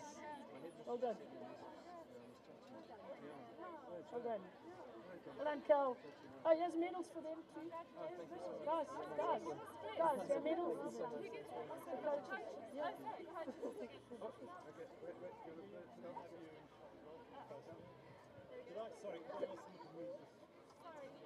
Right, that finishes the proceedings this evening. Girls, the dinner will start by 7:30.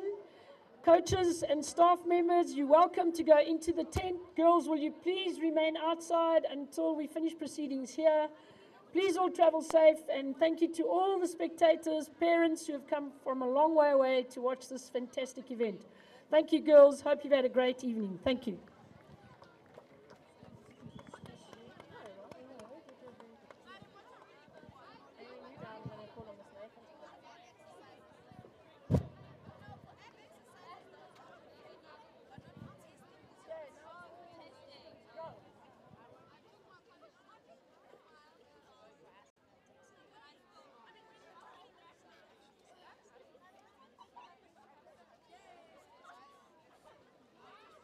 Like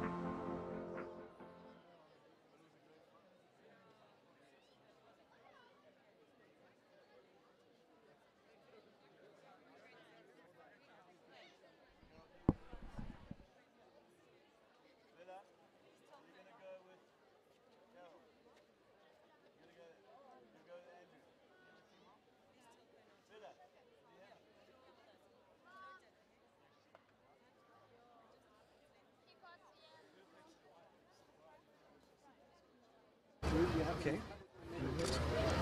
Okay, and action. Maxine, what a fantastic final. How does it feel to be the champions for 2018? It's absolutely incredible. It's so nice to win this year because our coach won back in 2006 when she was playing. So it's incredible. Our team is so proud of themselves. We really are happy with this win. It was a fantastic performance. Most importantly, you had to soak up a bit of pressure, especially early in the early stages of the first section of the 30-minute period. Were you relieved after that moment happened? Oh yeah, we were, once that moment passed, we were absolutely, we calmed ourselves down, we managed to figure stuff out and we went forward from there. No point in looking back on the past. Both goalkeepers in this final had a fantastic final. Absolutely incredible. And really kept both teams in the game. Is your goalkeeper a matric girl? Yeah, Nicola's a matric girl, played absolutely incredibly today, in my opinion, man of the match. Unbelievable. I agree with you, she was superb. And of course that great shot that hit the crossbar. Oh, Kieran, she's only in grade 9 and her backhand, second backhand she's done like that. It's absolutely incredible. She's an amazing player. That's fantastic. And how many hockey festivals have you attended as a St Mary's Kloof player?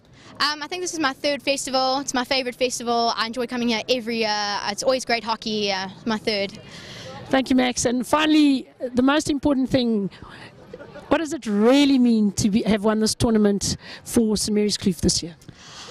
I think it just proves to us that we can do what we put our minds to and that we really are a great team both on and off the field, and it just proves to us that all our hard work has paid off. Congratulations, enjoy the evening, enjoy the celebration and good luck for the rest of the season. Thank you. Thank you. Well done, my girl. Thank you. Very well done.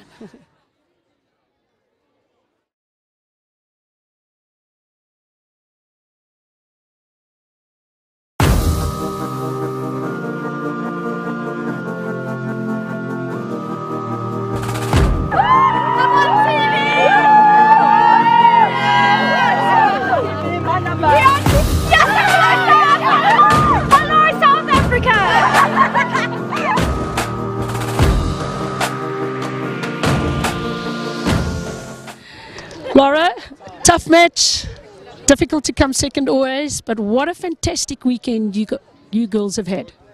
Yeah, we really trained hard to building up to this tournament, and we really worked hard in this tournament. We had a few losses, but we always managed to come back.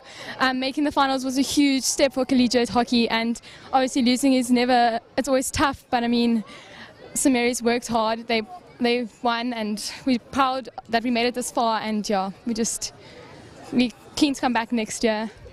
Fantastic. And I know this is your first final at the St Mary's Investec Hockey Festival. Was this where you planned to be, or do you think this just happened along the way? Or how did you feel about making the final after a very, very tough semi against the champions Oranje for the last 4 years? Yeah, our original goal was to make semis, and then obviously when we made semis, we didn't want to stop there. So our next goal was to make finals. So coming against Oranje in the semis was a tough one. I don't think Collegiate's beaten them for a very long time. So for us to come out on top in that semi-final was a big step for Collegiate, and then coming into the final, yeah, it was amazing. Well, congratulations to you and your team. I think you've had a fantastic weekend, and most importantly, you've really produced a quality brand of hockey, played at top pace. Have you been training quite hard from that perspective as far as on your physical conditioning? Yeah, we've been training. We have fitness on Wednesday mornings. We all dread it, but you've got to put in the hard graft.